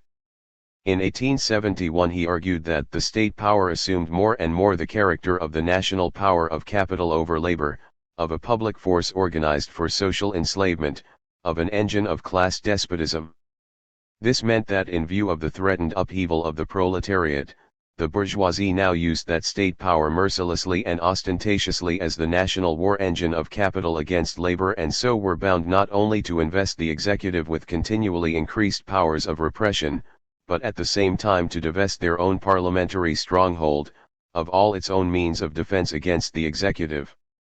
The executive, in the person of Louis Bonaparte, turned them out. Marx now admitted that this regime only professed to rest upon the peasantry while, in reality, it was the only form of government possible at a time when the bourgeoisie had already lost, and the working class had not yet acquired, the faculty of ruling the nation. However, under its sway, bourgeois society, freed from political cares, attained a development unexpected even by itself. Selected works, p. 285, p. 286, pages 286 to 7 and p. 287. Yet capitalists often do well under regimes which suppress the basic liberties of the working class, and so the bourgeoisie remained the ruling class and the state remained its organ. In other words, there is no balance between classes under Bonapartism even if the political regime is not subject to electoral control by the bourgeoisie and has more independence to pursue its own agenda. This is not the only confirmation of the anarchist critique of the Marxist theory of the state which can be found in Marxism itself. Marx, at times, also admitted the possibility of the state not being an instrument of economic class rule. For example, he mentioned the so-called Asiatic mode of production in which there are no private landowners but rather the state, which confronts the peasants directly as simultaneously landowner and sovereign. Rent and tax coincide. Here the state is the supreme landlord. Sovereignty here is landed property concentrated on a national scale. Capital, Volume 3, p. 927. Thus the state is the real landlord in the Asiatic system. Collected Works, Volume 12, p. 215. In other words, the ruling class could be a state bureaucracy and so be independent of economic classes.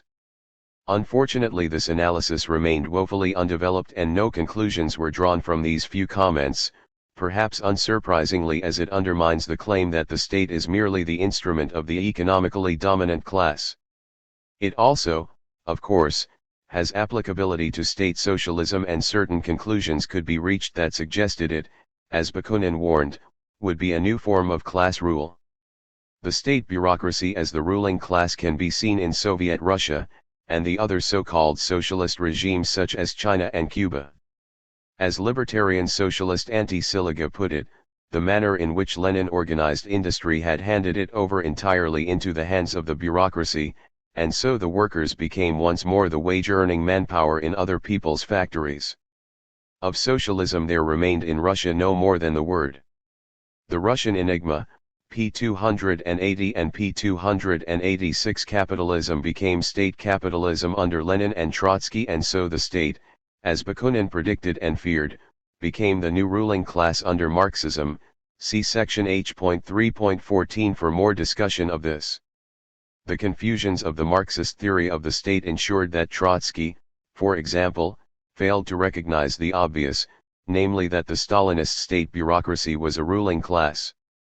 Rather, it was the new ruling caste, or the ruling stratum. While admitting, at one stage, that the transfer of the factories to the state changed the situation of the workers only juridically, Trotsky then ignored the obvious conclusion that this has left the working class as an exploited class under a new form of capitalism, to assert that the nature of Stalinist Russia was a proletarian state because of its nationalization of the means of life, which constitute the basis of the Soviet social structure.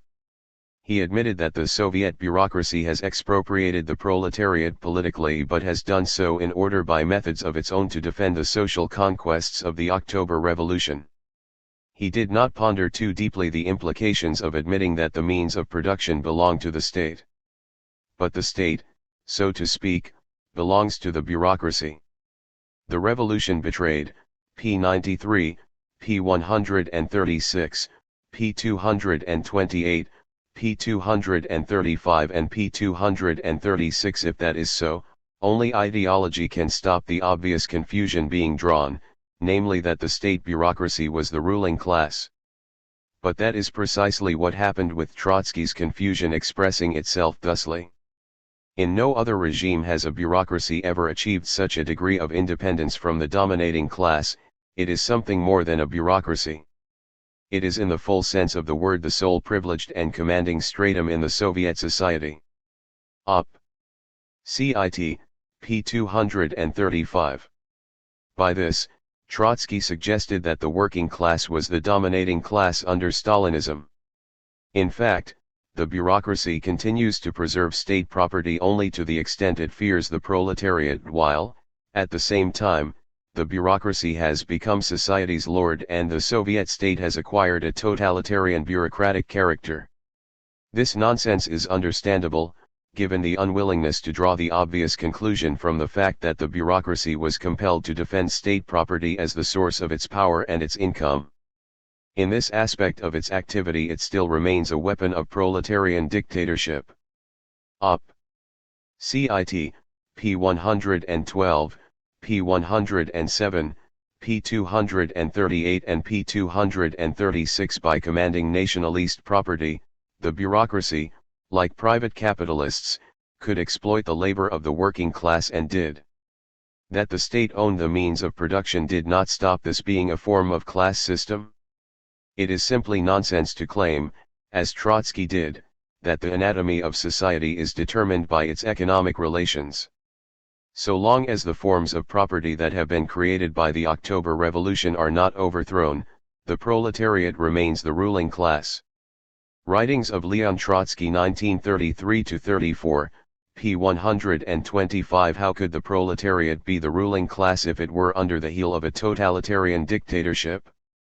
State ownership of property was precisely the means by which the bureaucracy enforced its control over production and so the source of its economic power and privileges. To state the obvious, if the working class does not control the property it is claimed to own, then someone else does. The economic relationship thus generated is a hierarchical one, in which the working class is an oppressed class. Significantly, Trotsky combated those of his followers who drew the same conclusions as had anarchists and libertarian Marxists while he and Lenin held the reins of power. Perhaps this ideological blindness is understandable, given Trotsky's key role in creating the bureaucracy in the first place. So Trotsky did criticize, if in a confused manner, the Stalinist regime for its injustice, oppression, differential consumption, and so on, even if he had supported them when he himself was in the elite.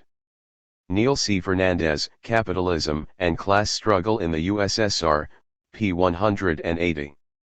Then there is the awkward conclusion that if the bureaucracy were a ruling class under Stalin, then Russia was also state capitalist under Lenin and Trotsky, for the economic relations were identical in both. This obvious conclusion haunts those, like the British SWP, who maintain that Stalinism was state capitalist but not Bolshevism. See section H.3.13. Suffice to say, if the state itself can be the economically dominant class, then the state cannot be a mere instrument of an economic class. Moreover, Engels also presented another analysis of the state which suggested that it arose before economic classes appeared. In 1886 he wrote of how society creates for itself an organ for the safeguarding of its common interests against internal and external attacks. This organ is the state power. Hardly come into being, this organ makes itself independent vis-a-vis society, and, indeed, the more so, the more it becomes the organ of a particular class, the more it directly enforces the supremacy of that class. Society, he argued 4 years later, gives rise to certain common function which it cannot dispense with. The persons appointed for this purpose form a new branch of the division of labor within society.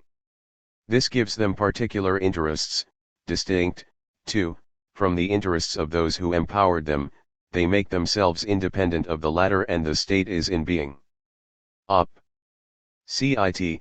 p. 617 and pages 685-6 in the schema. The independence of the state comes first and is then captured by rising economically powerful class. Regardless of when and how the state arises, the key thing is that Engels recognized that the state was endowed with relative independence. Rather than being a simple expression of economic classes and their interests, this new independent power, while having in the main to follow the movement of production, reacts in its turn, by virtue of its inherent relative independence, that is, the relative independence once transferred to it and gradually further developed upon the conditions and course of production. It is the interaction of two unequal forces, on the one hand, the economic movement, on the other, the new political power, which strives for as much independence as possible, and which, having once been established, is endowed with a movement of its own. There were three types of reaction of the state power upon economic development. The state can act in the same direction and then it is more rapid, or it can oppose it and can do great damage to the economic development. Finally, it can prevent the economic development proceeding along certain lines, and prescribe other lines.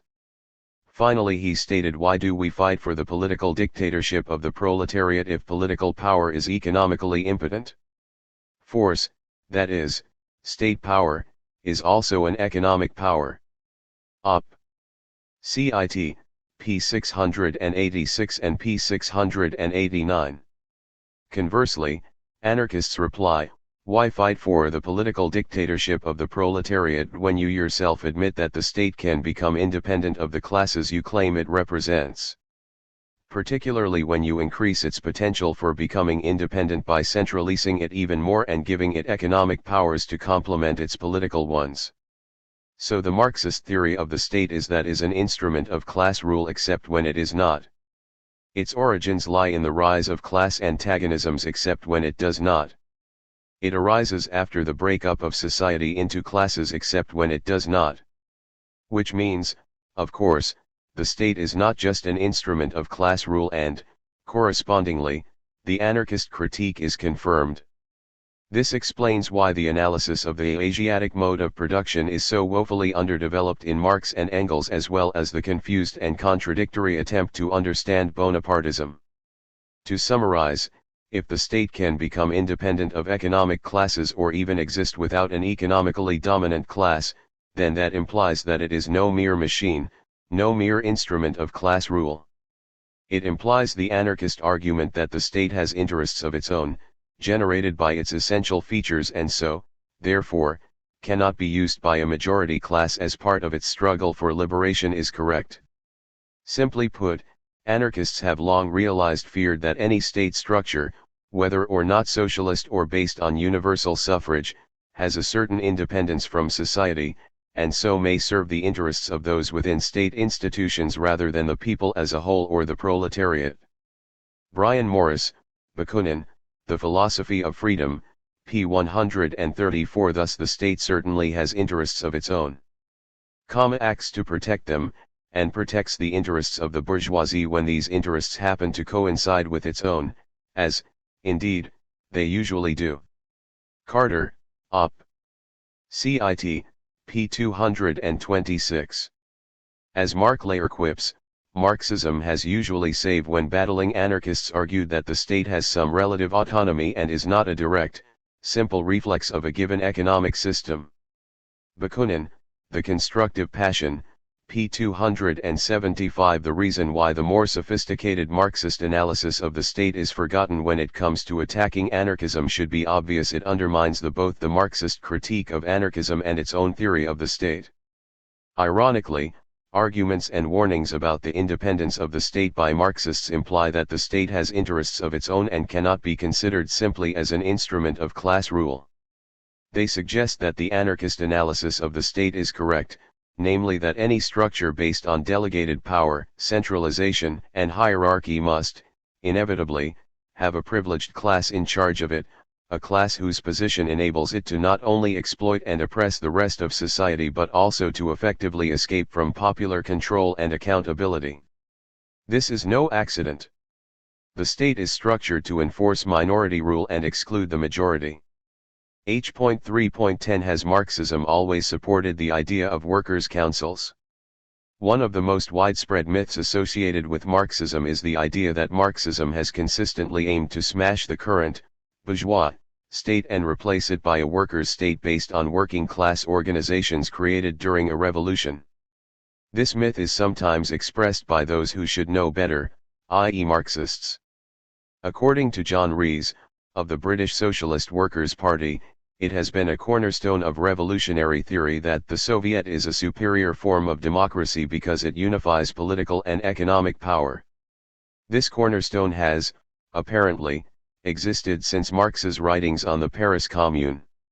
In Defense of October, pages 3 to 82, International Socialism, number 52, p. 25. In fact, nothing could be further from the truth, as Marx's writings on the Paris Commune prove beyond doubt.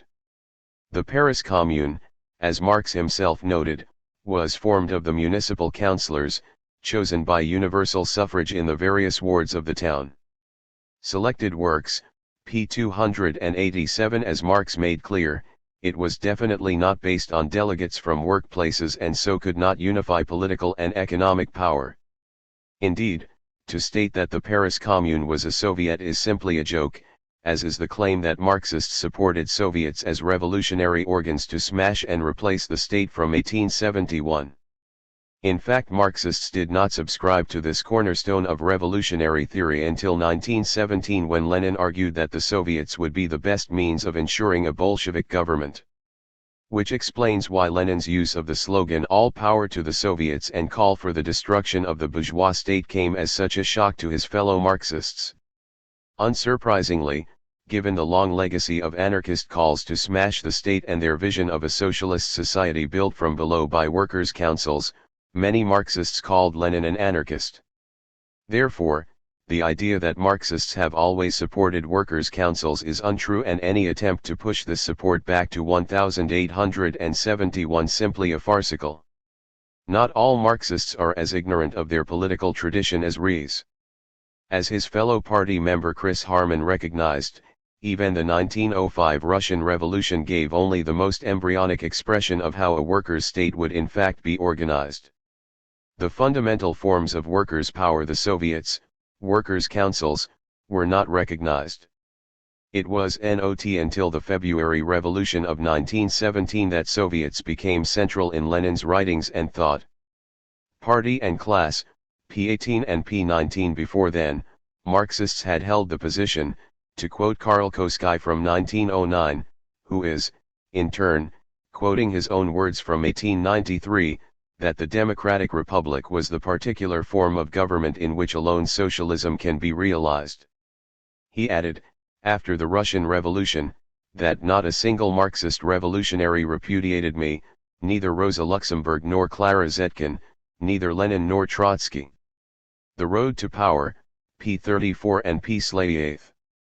Lenin himself, even after social democracy supported their respective states in the First World War and before his return to Russia, still argued that Koski's work contained a most complete exposition of the tasks of our times, and it was most advantageous to the German Social Democrats, in the sense of the promise they held out, and moreover came from the pen of the most eminent writer of the Second International. Social democracy wants conquest of political power by the proletariat, the dictatorship of the proletariat. Collected Works, Volume 21, p. 94. There was no hint that Marxism stood for anything other than seizing power in a republic, as expounded by the likes of Koski. Before continuing, it should be stressed that Harman's summary is correct only if we are talking about the Marxist movement.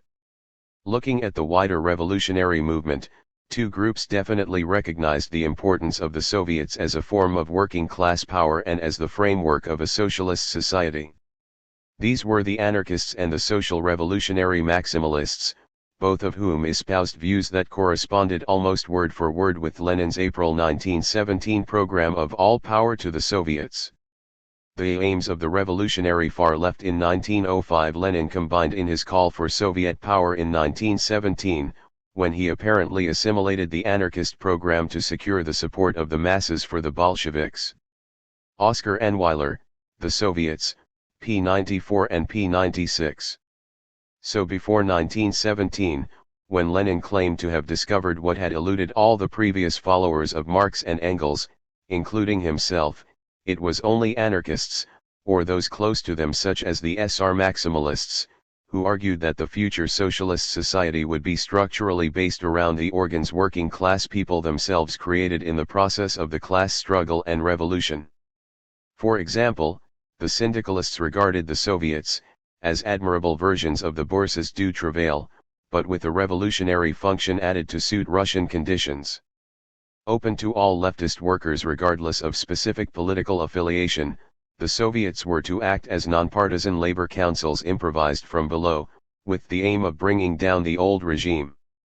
The anarchists of Club Ivalier also likened the 1905 Petersburg Soviet as a non-party mass organization to the Central Committee of the Paris Commune of 1871. Paul Avriche, The Russian Anarchists, pages 80-1. In 1907, it was concluded that the revolution required the proclamation in villages and towns of workers' communes with Soviets of workers' deputies at their head.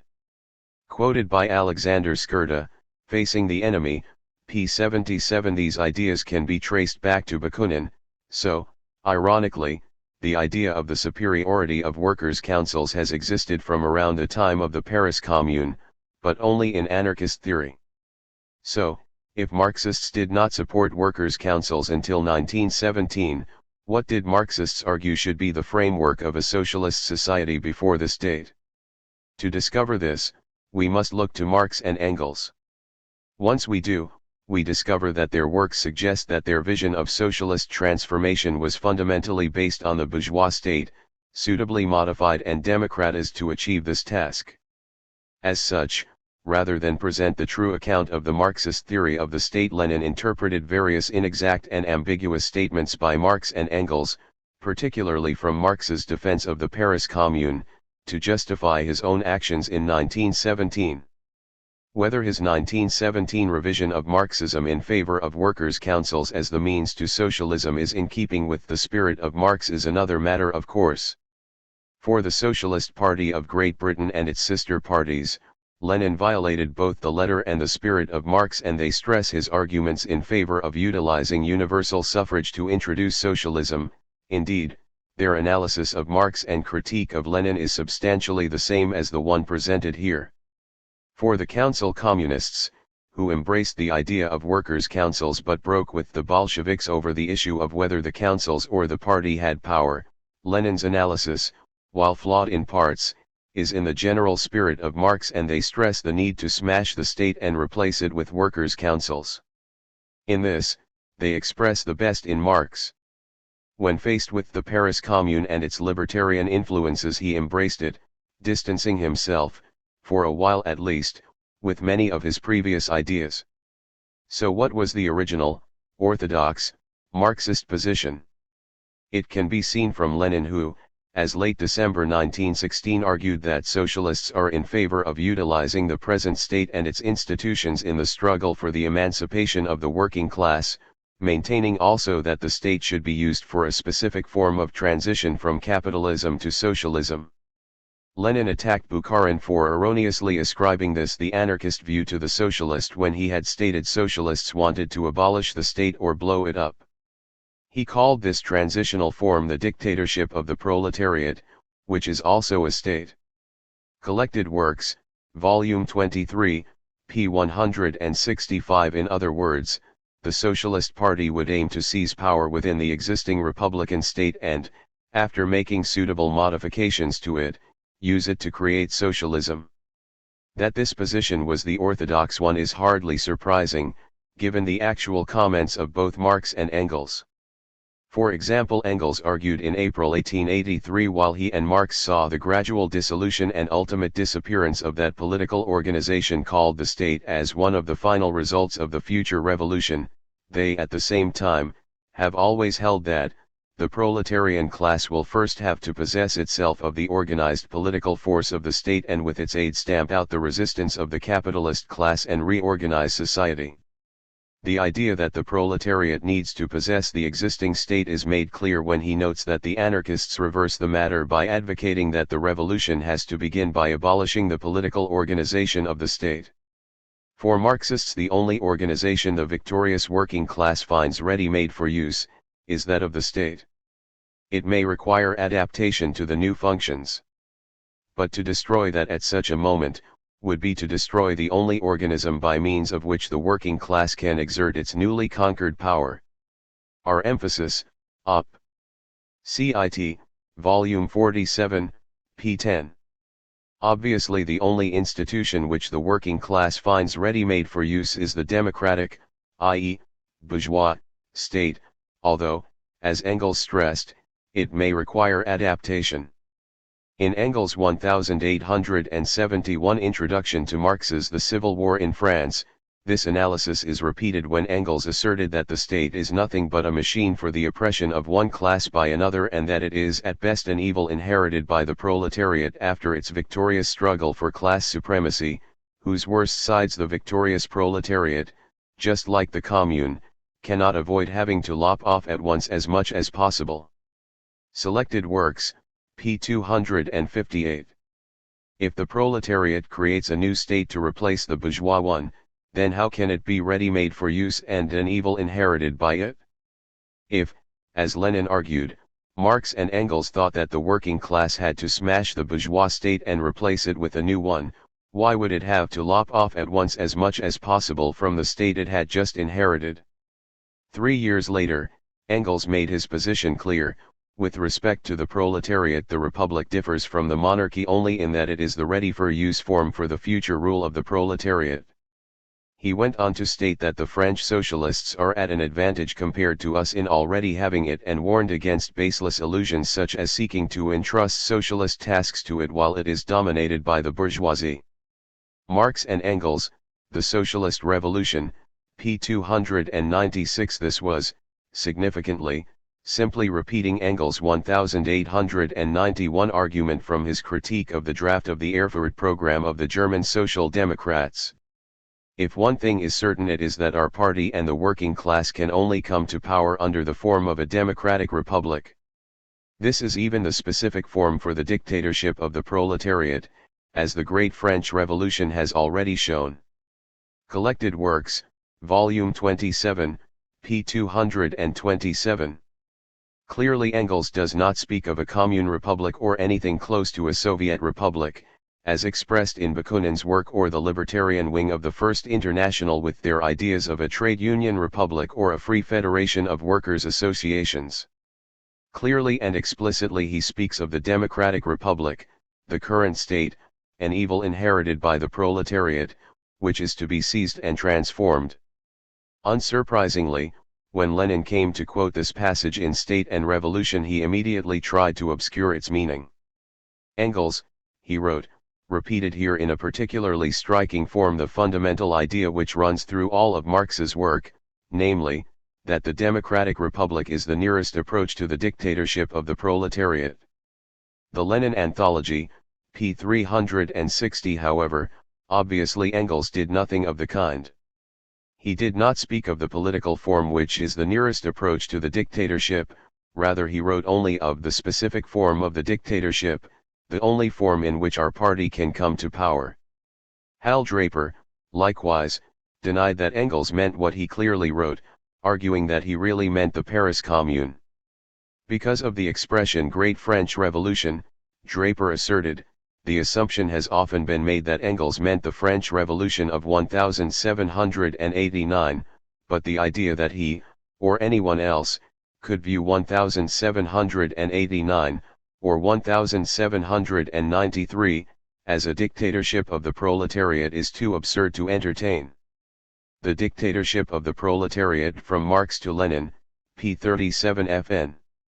Yet, contextually, no evidence exists to support such a claim, and what does disputes it. Engels discusses French history and makes no mention of the Commune, but does mention the Republic of 1792 to 1799. Significantly, Lenin makes no attempt to suggest that Engels meant the Paris Commune or anything else bar a democratic republic. In fact, Engels goes on to argue that from 1792 to 1799 each French department, each commune, enjoyed complete self-government on the American model, and this is what we too must have. How self-government is to be organized and how we can manage without a bureaucracy has been shown to us by America and the First French Republic. Significantly, Engels was explicitly discussing the need for a Republican Party program, commenting that it would be impossible for our best people to become ministers under an emperor, and arguing that, in Germany at the time, they could not call for a republic and had to raise the demand for the concentration of all political power in the hands of the people's representatives. Engels stressed that the proletariat can only use the form of the one and indivisible republic with self-government, meaning officials elected by universal suffrage. Op. Cit. pages 227-9. Clearly, the assumption Draper denounced makes more sense than his own or Lenin's. This is particularly the case when it is clear that both Marx and Engels viewed the French Republic under the Jacobins as a situation where the proletariat held political power, although, like Marx with the Paris Commune, they do not use the term dictatorship of the proletariat to describe it. Engels wrote of the rule of the Mountain Party as being the short time when the proletariat was at the helm of the state in the French Revolution, and from May 31, 1793 to July 26, 1794, not a single bourgeois dared show his face in the whole of France. Marx, similarly, wrote of this period as one in which the proletariat overthrows the political rule of the bourgeoisie, but due to the material conditions its acts were in service of the bourgeois revolution. The bloody action of the people only prepared the way for the bourgeoisie by destroying feudalism, something which the bourgeoisie was not capable of. Op. Cit. Volume 6, p. 373, p. 5 and p. 319. Apparently Engels did not consider it too absurd to entertain that the French Republic of 1793 was a dictatorship of the proletariat, and, ironically, Draper's anyone else turned out to be Marx. Moreover, this was well known in Marxist circles long before Draper made his assertion. Julius Martov, for example, after quoting Marx on this issue, summarized that, for Marx and Engels, the reign of terror in France was the momentary domination of the democratic petty bourgeoisie and the proletariat over all the possessing classes, including the authentic bourgeoisie. The State and Socialist Revolution, p. 51. Similarly, Lenin quoted Engels on the proletariat seizing state power and nationalizing the means of production, an act by which it abolishes itself as proletariat and abolishes the state as state. Significantly, it is Lenin who has to write that Engels speaks here of the proletarian revolution abolishing the bourgeois state, while the words about the state withering away refer to the remnants of the proletariat state after the socialist revolution. Yet Engels himself makes no such differentiation and talks purely of the state and it becoming the real representative of the whole of society by taking possession of the means of production in the name of society. Perhaps Lenin was right and Engels really meant two different states, but, sadly, he failed to make that point explicitly, so allowing Marxism, to use Lenin's words, to be subjected to the crudest distortion by its followers, Prundi and Reduc to opportunism. Op. Cit. Pages 320-2. Then there are Engels' 1887 comments that in the USA the workers' next step towards their deliverance was the formation of a political workingmen's party, with a platform of its own, and the conquest of the Capitol and the White House for its goal. This new party, like all political parties everywhere, aspires to the conquest of political power. Engels then discusses the electoral battle going on in America. Marx and Engels, Collected Works, Volume 26, p. 435 and p. 437. Significantly, 40 years previously in 1847, Engels had argued that the revolution will establish a democratic constitution, and through this, the direct dominance of the proletariat where the proletarians are already a majority of the people. He noted that a democratic constitution has been introduced in America. Op. Cit. Volume 6, p. 350 and p. 356. The continuity is significant, particularly as these identical arguments come before and after the Paris Commune of 1871. This was no isolated statement. Engels had argued along the same lines, and, likewise, echoed early statements, as regards Britain in 1881, where the industrial and agricultural working class forms the immense majority of the people. Democracy means the dominion of the working class, neither more nor less. Let, then, that working class prepare itself for the task in store for it, the ruling of this great empire. And the best way to do this is to use the power already in their hands, the actual majority they possess, to send to Parliament men of their own order. In case this was not clear enough, he lamented that everywhere the laborer struggles for political power, for direct representation of his class in the legislature everywhere but in Great Britain. Op. Cit. Volume 24, p. 405 for Engels. In every struggle of class against class, the next end fought for is political power.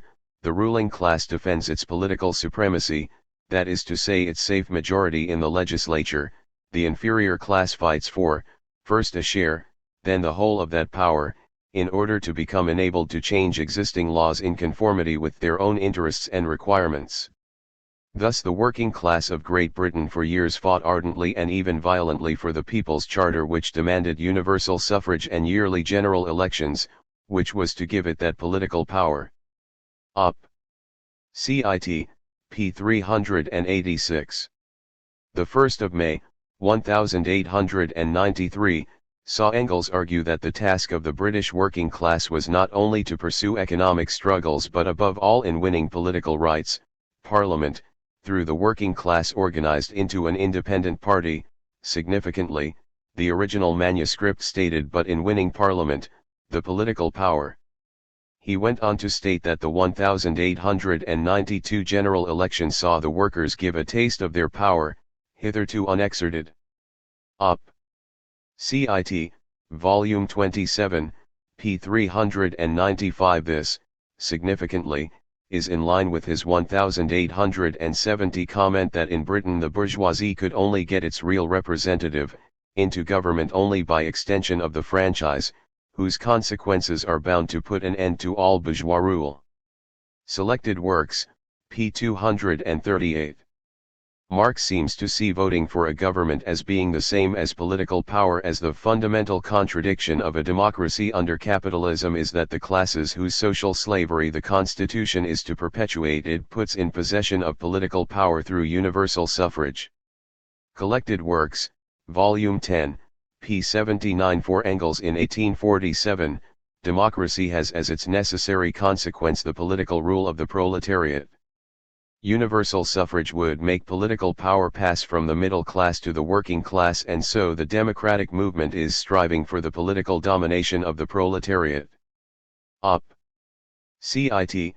Volume 7, p. 299, p. 440 and p. 368. As noted in section H.3.9, Marx concluded that Bonaparte's coup ended the political power of the bourgeoisie and, for Engels, the whole bourgeoisie ruled, but for 3 years only during the Second French Republic of 1848–51. Significantly, during the previous regime of Louis-Philippe, 1830–48, a very small portion of the bourgeois ruled the kingdom, as by far the larger part were excluded from the suffrage by high property qualifications. Op. Cit. Volume 27, p. 297. All of which, of course, fits into Marx's account of the Paris Commune, where, as noted above, the Commune was formed of the municipal councillors who had been chosen by universal suffrage in the various wards of the town in the municipal elections held on March 26, 1871. Once voted into office, the Commune then smashed the state machine inherited by it, recognizing that the working class cannot simply lay hold of the ready-made state machinery, and wield it for its own purposes. The first decree of the Commune was the suppression of the standing army, and the substitution for it of the armed people. Thus the Commune lops off one of the ubiquitous organs associated with the centralist state power once it had inherited the state via elections. Selected Works, p. 287, p. 285, p. 287 and p. 285. Indeed, this is precisely what was meant, as confirmed by Engels in a letter written in 1884 clarifying what Marx meant. It is simply a question of showing that the victorious proletariat must first refashion the old bureaucratic, administrative centralist state power before it can use it for its own purposes, whereas all bourgeois republicans since 1848 inveighed against this machinery so long as they were in the opposition, but once they were in the government they took it over without altering it and used it partly against the reaction but still more against the proletariat. Collected Works, Volume 47, p. 74. Interestingly, in the second outline of the Civil War in France, Marx used words almost identical to Engels' latter explanation. But the proletariat cannot, as the ruling classes and their different rival fractions have done in the successive hours of their triumph, simply lay hold on the existent state body and wield this ready-made agency for their own purpose. The first condition for the holding of political power, is to transform its working machinery and destroy it as an instrument of class rule. Our emphasis, Collected Works, Volume 22, p. 533. It is, of course, true that Marx expressed in his defense of the Commune the opinion that new communal constitution was to become a reality by the destruction of the state power, yet he immediately argues that the merely repressive organs of the old government power were to be amputated and its legitimate functions were to be wrested from it and restored to the responsible agents of society. Selected Works, pages 288-9. This corresponds to Engels' arguments about removing aspects from the state inherited by the proletariat and signifies the destruction of the state machinery, its bureaucratic military aspects, rather than the republic itself. In other words, Lenin was right to state that Marx's idea is that the working class must break up, smash the ready-made state machinery, and not confine itself to merely laying hold of it. This was never denied by thinkers like Karl Kautsky, rather they stressed that for Marx and Engels universal suffrage was the means by which political power would be seized, at least in a republic, while violent revolution would be the means to create a republic and to defend it against attempts to restore the old order. As Engels put it in 1886, Marx had drawn the conclusion that, at least in Europe, England is the only country where the inevitable social revolution might be effected entirely by peaceful and legal means. He certainly never forgot to add that he hardly expected the English ruling classes to submit, without a pro-slavery rebellion, to this peaceful and legal revolution. Preface to the English edition in Marx, Capital, Volume 1, p. 113. Thus Kautsky stressed that the abolition of the standing army was absolutely necessary if the state is to be able to carry out significant social reforms once the party of the proletariat was in a position to control legislation. This would mean the most complete democracy, a malicious system after, echoing the Communist Manifesto, the conquest of democracy had been achieved. The Road to Power, p. 69, p. 70 and p. 72. Essentially, then, Lenin was utilizing a confusion between smashing the state and smashing the state machine once the Workers' Party had achieved a majority within a democratic republic. In other words, Lenin was wrong to assert that this lesson had not only been completely ignored, but positively distorted by the prevailing, Kautskyite, interpretation of Marxism. As we have proved, the false notion that universal suffrage in the present-day state is really capable of revealing the will of the majority of the working people and of securing its realization was not invented by the petty bourgeois Democrats nor the social chauvinists and opportunists. It can be found repeatedly in the works of Engels and Marx themselves, and so Engels's perfectly clear, concise, and concrete statement is distorted at every step, not only at every step in the propaganda and agitation of the official, i.e., opportunist, socialist parties, but also by Engels himself. Op. CITP 336 and pages 319-20. Significantly, we find Marx recounting in 1852 how the executive power with its enormous bureaucratic and military organization, with its wide-ranging and ingenious state machinery, sprang up in the days of the absolute monarchy, with the decay of the feudal system which it had helped to hasten. After 1848, in its struggle against the revolution, the parliamentary republic found itself compelled to strengthen, along with the repressive, the resources and centralization of governmental power. All revolutions perfected this machine instead of smashing it. The parties that contended in turn for domination regarded the possession of this huge state edifice as the principal spoils of the victor. However, under the absolute monarchy, during the First Revolution, under Napoleon, bureaucracy was only the means of preparing the class rule of the bourgeoisie. Under the Restoration, under Louis Philippe, under the parliamentary republic, it was the instrument of the ruling class, however much it strove for power of its own. It was only under the second Bonaparte does the state seem to have made itself completely independent. Selected works, pages 169 to 70. This analysis is repeated in the Civil War in France, except the expression the state power is used as an equivalent to the state machinery.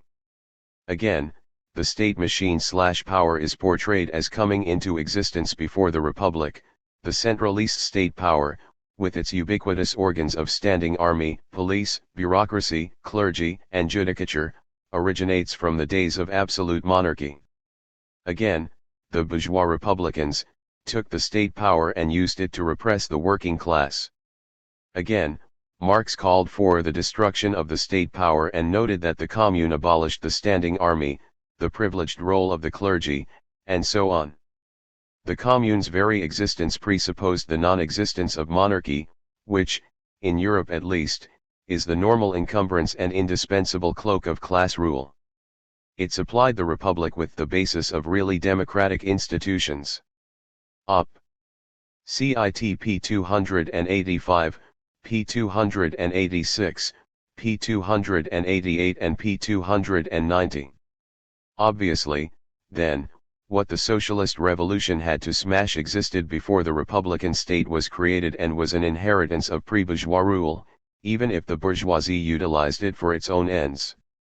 How this machine was to be smashed was left unspecified, but given that it was not identical to the parliamentary republic, Marx's arguments cannot be taken as evidence that the democratic state needed to be smashed or destroyed rather than seized by means of universal suffrage, and reformed appropriately, by smashing the state machinery as well as including recall of representatives and the combining of administrative and legislative tasks into their hands. Clearly, Lenin's attempt to equate the parliamentary republic with the state machinery cannot be supported in Marx's account. At best, it could be argued that it is the spirit of Marx's analysis, perhaps bringing it up to date. However, this was not Lenin's position.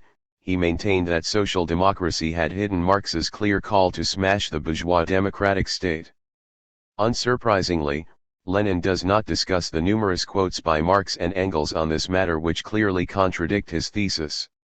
Nor mention that in 1871, a few months after the Commune, Marx argued that in Britain, the way to show i.e., manifest political power lies open to the working class. Insurrection would be madness where peaceful agitation would more swiftly and surely do the work. Collected Works, Volume 22, p. 602. The following year, saw him suggest that America could join it as the workers can achieve their aims by peaceful means there as well. Op. Cit. Volume 23, p. 255. How if Marx had concluded that the capitalist state had to be destroyed rather than captured and refashioned, then he quickly changed his mind.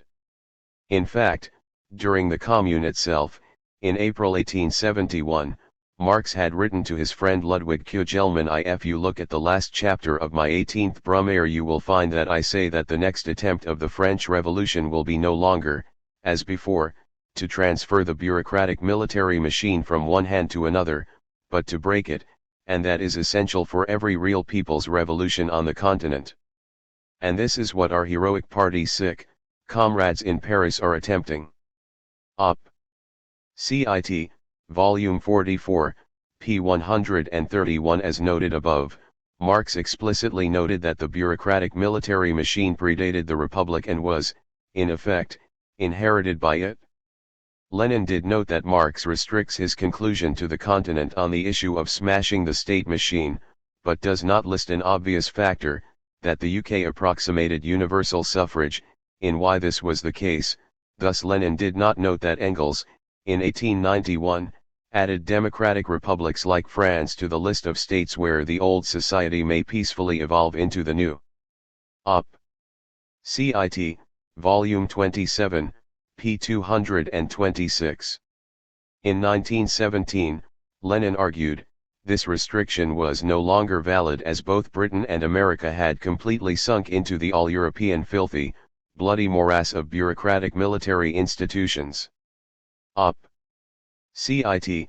pages 336-7. Subsequently, he repeated this claim in his polemic against Karl Koski, stating that notions that reforming the state were now out of date because of the existence of militarism and a bureaucracy which were non-existent in Britain and America in the 1870s. He pointed to how the most democratic and republican bourgeoisie in America deal with workers on strike as further proof of his position. Collected Works, Volume 28, p. 238 and p. 244. However, this does not impact on the question of whether universal suffrage could be utilized in order to be in a position to smash the state machine or not. Equally, Lenin failed to acknowledge the violent repression of strikes in the 1870s and 1880s in America, such as the Great Upheaval of 1877 or the crushing of the 8-hour day movement after the Haymarket Police riot of 1886.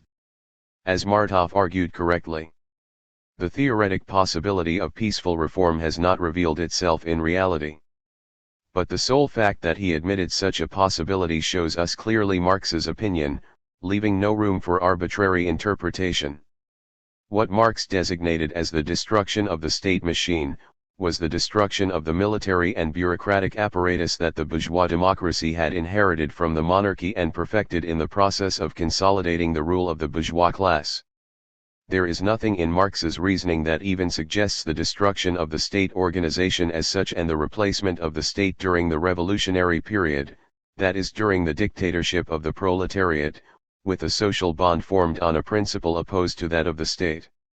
Marx and Engels foresaw such a substitution only at the end of a process of a progressive withering away of the state and all the functions of social coercion.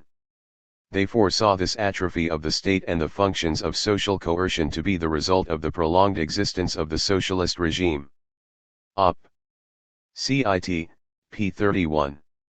It should also be remembered that Marx's comments on smashing the state machine were made in response to developments in France, a regime that Marx and Engels viewed as not being purely bourgeois. Marx notes in his account of the Commune how, in France, peculiar historical circumstances had prevented the classical development of the bourgeois form of government. Selected Works, p. 289. For Engels, Proudhon confuses the French bureaucratic government with the normal state of a bourgeoisie that rules both itself and the proletariat. Collected Works, Volume 11, p. 548. In the 1870s, Marx considered Holland, Britain, and the USA to have the genuine capitalist state. Op. Cit. Volume 24, p. 499. Significantly, it was precisely these states in which Marx had previously stated a peaceful revolution could occur. We know that the institutions, customs, and traditions in the different countries must be taken into account, and we do not deny the existence of countries like America, England, and if I knew your institutions better I might add Holland, where the workers may achieve their aims by peaceful means. That being the true, we must admit that in most countries on the continent it is force which must be the lever of our revolution, it is force which will have to be resorted to for a time in order to establish the rule of the workers. Op. Cit. Volume 23, p. 255. Interestingly, in 1886, Engels expanded on Marx's speculation as regards Holland and confirmed it. Holland, he argued, as well as a residue of local and provincial self-government, also had an absence of any real bureaucracy in the French or Prussian sense because, alone in Western Europe, it did not have an absolute monarchy between the 16th and 18th century. This meant that only a few changes will have to be made to establish that free self-government by the working people, which will necessarily be our best tool in the organization of the mode of production. Op. Cit. Volume 47, pages 397-8. Few would argue that smashing the state and its replacement with a new workers' one would really constitute a few changes. However, Engels' position does fit in with the notion that the state machine to be smashed is a legacy of absolute monarchy rather than the state structure of a bourgeois democratic republic. It also shows the nature of a Marxist revolution in a republic, in a genuine capitalist state of the type Marx and Engels expected to be the result of the first stage of any revolt. The source of Lenin's restatement of the Marxist theory of the state, which came as such a shock to so many Marxists, can be found in the nature of the Paris Commune. After all, the major influence in terms of political vision of the Commune was anarchism. The rough sketch of national organization which the Commune had no time to develop, which Marx praises but does not quote, was written by a follower of Proudhon. Selected works, p. 288. It expounded a clearly federalist and bottom-up organizational structure. It clearly implied the destruction of the state power rather than seeking to inherit it. Based on this libertarian revolt, it is unsurprising that Marx's defense of it took on a libertarian twist. As noted by Bakunin, who argued that its general effect was so striking that the Marxists themselves, who saw their ideas upset by the uprising, found themselves compelled to take their hats off to it. They went further, and proclaimed that its program and purpose were their own, in face of the simplest logic. This was a truly farcical change of costume, but they were bound to make it, for fear of being overtaken and left behind in the wave of feeling which the rising produced throughout the world. Michael Bakunin, Selected Writings, p. 261. The nature of the civil war in France and the circumstances in which it was written explains why. Marx, while publicly opposing any kind of revolt beforehand, did support the Commune once it began. His essay is primarily a propaganda piece in defense of it and is, fundamentally, reporting on what the Commune actually did and advocated. Thus, as well as reporting the communal constitution's vision of a federation of communes, we find Marx noting, also without comment, that Commune decreed the surrender to associations of workmen, under reserve of compensation, of all closed workshops and factories. Op. Cit. p. 294. While Engels, at times, suggested that this could be a possible policy for a socialist government, it is fair to say that few Marxists consider Marx's reporting of this particular aspect of the Commune as being a key aspect of his ideology. As Marx's account reports on the facts of the Commune, it could hardly not reflect the libertarian ideas which were so strong in both it and the French sections of the International, ideas he had spent much time and energy opposing. Moreover, given the frenzy of abuse the communards were subject to it by the bourgeoisie, it was unlikely that Marx would have aided the reaction by being overly critical. Equally, given how positively the Commune had been received in working class and radical circles, Marx would have been keen to gain maximum benefit from it for both the International and his own ideology and influence.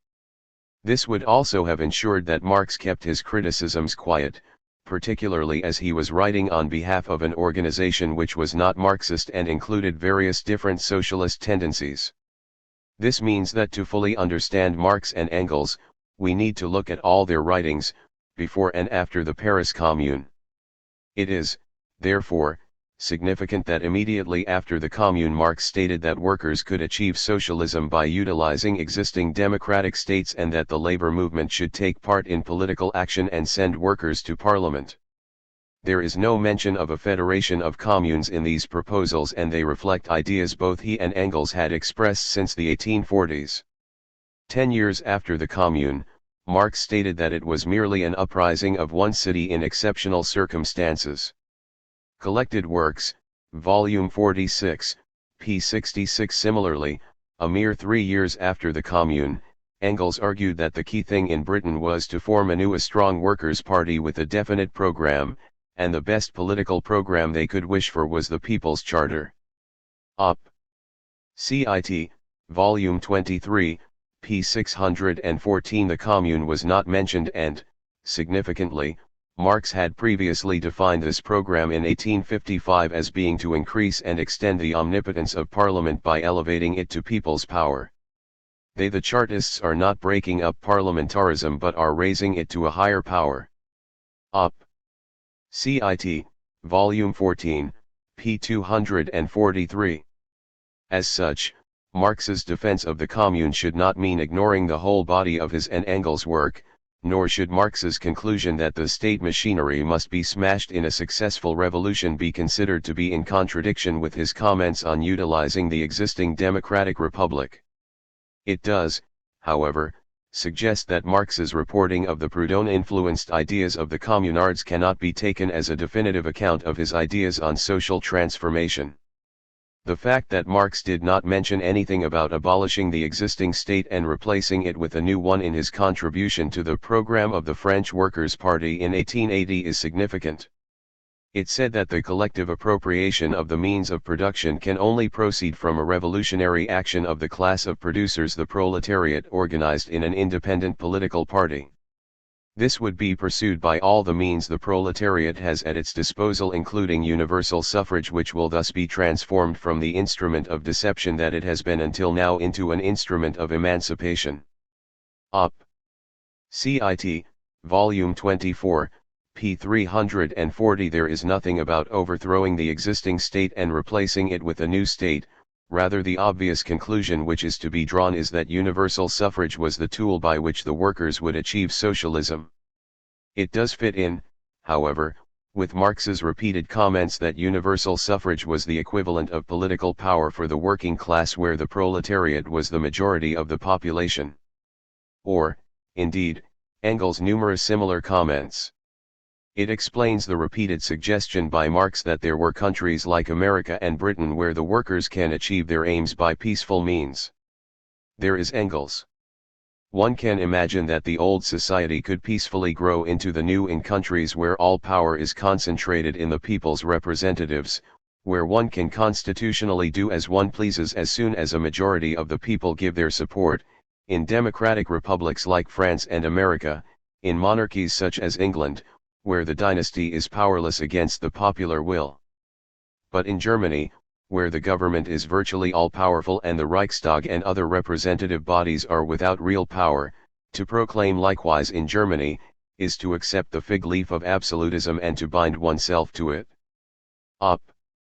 Cit. Volume 27, p. 226. This, significantly, repeats Marx's comments in an unpublished article from 1878 on the Reichstag debates on the anti-socialist laws, where, in part, he suggested that if in England, or the United States, the working class were to gain a majority in Parliament or Congress, they could by lawful means, rid themselves of such laws and institutions as impeded their development. However, the peaceful movement might be transformed into a forcible one by resistance on the part of those interested in restoring the former state of affairs. If they are put down by force, it is as rebels against lawful force. Op. Cit. Volume 24, p. 248. Sadly, he never finished and published it, but it is in line with many of his public pronouncements on this subject. Marx also excluded countries on the European mainland, with the possible exception of Holland, from his suggestions of peaceful reform. In those countries, presumably, the first stage of the revolution would be, as stressed in the Communist Manifesto, creating a fully democratic republic. To win the battle for democracy, see section H.1.1. As Engels put it, the first and direct result of the revolution with regard to the form can and must be nothing but the bourgeois republic. But this will be here only a brief transitional period. The bourgeois republic will enable us to win over the great masses of the workers to revolutionary socialism. Only them can we successfully take over. The proletariat can only use the form of the one and indivisible republic, for it is the sole political form in which the struggle between the proletariat and the bourgeoisie can be fought to a finish. Marx and Engels, The Socialist Revolution, p. 265, p. 283 and p. 294, as he summarized.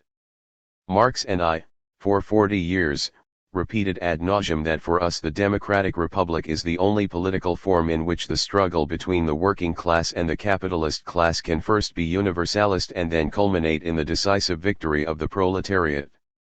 Collected Works, Volume 27, p. 271. It is for these reasons that orthodox Marxism up until 1917 held the position that the socialist revolution would be commenced by seizing the existing state, usually by the ballot box, or by insurrection if that was impossible. Martov, in his discussion of Lenin's discovery of the real Marxist theory on the state, in State and Revolution, stressed that the idea that the state should be smashed by the workers who would then transplant into the structure of society the forms of their own combat organizations was a libertarian idea, alien to Marx and Engels. While acknowledging that in our time, working people take to the idea of the Soviets after knowing them as combat organizations formed in the process of the class struggle at a sharp revolutionary stage, he distanced Marx and Engels quite successfully from such a position. Op. Cit. p. 42. As such, he makes a valid contribution to Marxism and presents a necessary counter-argument to Lenin's claims, at which point, we are sure, 9 out of 10 Leninists will dismiss our argument regardless of how well it explains apparent contradictions in Marx and Engels or how much evidence can be presented in support of it. This position should not be confused with a totally reformist position, as social democracy became. Marx and Engels were well aware that a revolution would be needed to create and defend a republic. Engels, for example, noted how totally mistaken is the belief that a republic, and not only a republic, but also a communist society, can be established in a cozy, peaceful way. Thus violent revolution was required to create a republic. Marx and Engels were revolutionaries, after all. Within a republic, both recognized that insurrection would be required to defend democratic government against attempts by the capitalist class to maintain its economic position.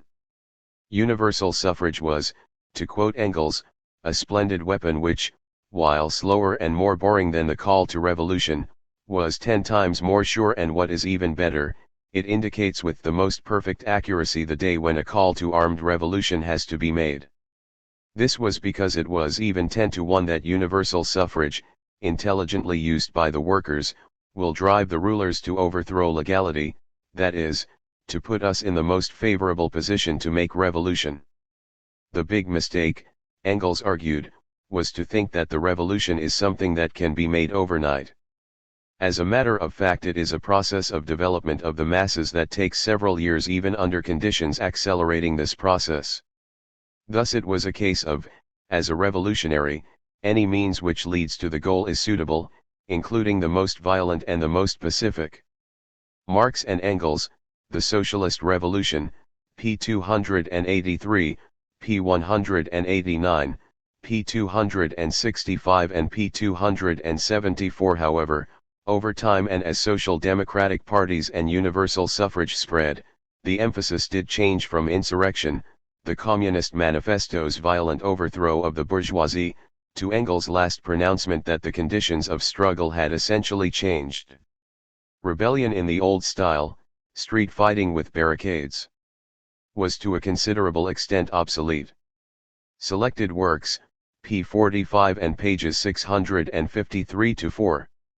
Obviously, neither Marx nor Engels, unlike Bakunin, significantly, saw the rise of reformism, which usually made this need for the ruling class to overthrow legality redundant. Nor, for that matter, did they see the effect of economic power in controlling workers' parties once in office. Sure, armed coups have taken place to overthrow even slightly reformist governments, but, thanks to the use of political action, the working class was in no position to make revolution in response. Not, of course, that these have been required in most republics, as utilizing Marxist methods have made many radical parties so reformist that the capitalists can easily tolerate their taking office or can utilize economic and bureaucratic pressures to control them. So far from arguing, as Lenin suggested, for the destruction of the capitalist state, Marx and Engels consistently advocated the use of universal suffrage to gain control over the state, control which then would be used to smash or shatter the state machine. Revolution would be required to create a republic and to defend it against reaction, but the key was the utilization of political action to take political power within a democratic state. The closest that Marx or Engels came to advocating workers' councils was in 1850, when Marx suggested that the German workers establish their own revolutionary workers' governments alongside of the new official governments. These could be of two forms, either of municipal committees and municipal councils, or workers' clubs or workers' committees. There is no mention of how these would be organized, but their aim would be to supervise and threaten the official governments by authorities backed by the whole mass of the workers. These clubs would be centralist. In addition, workers' candidates are to be put up alongside of the bourgeois democratic candidates to preserve their independence. Although this independence meant taking part in bourgeois institutions so that the demands of the workers must everywhere be governed by the concessions and measures of the Democrats.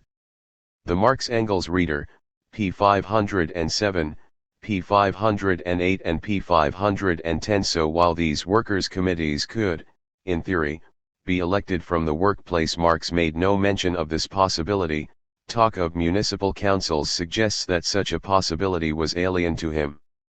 It also should be noted that Marx was echoing Proudhon, who, the year before, had argued that the clubs had to be organized. The organization of popular societies was the fulcrum of democracy, the cornerstone of the republican order. No Gods, No Masters, Volume 1, p. 48. So, as with the Soviets, even the idea of workers' clubs as a means of ensuring mass participation was first raised by anarchists, although, of course, inspired by working-class self-organization during the 1848 French Revolution. All this may seem a bit academic to many. Does it matter? After all, most Marxists today subscribe to some variation of Lenin's position, and so, in some aspects, what Marx and Engels really thought is irrelevant. Indeed, it is possible that Marx, faced with workers' councils, as he was with the Commune, would have embraced them. Perhaps not, as he was dismissive of similar ideas expressed in the libertarian wing of the First International.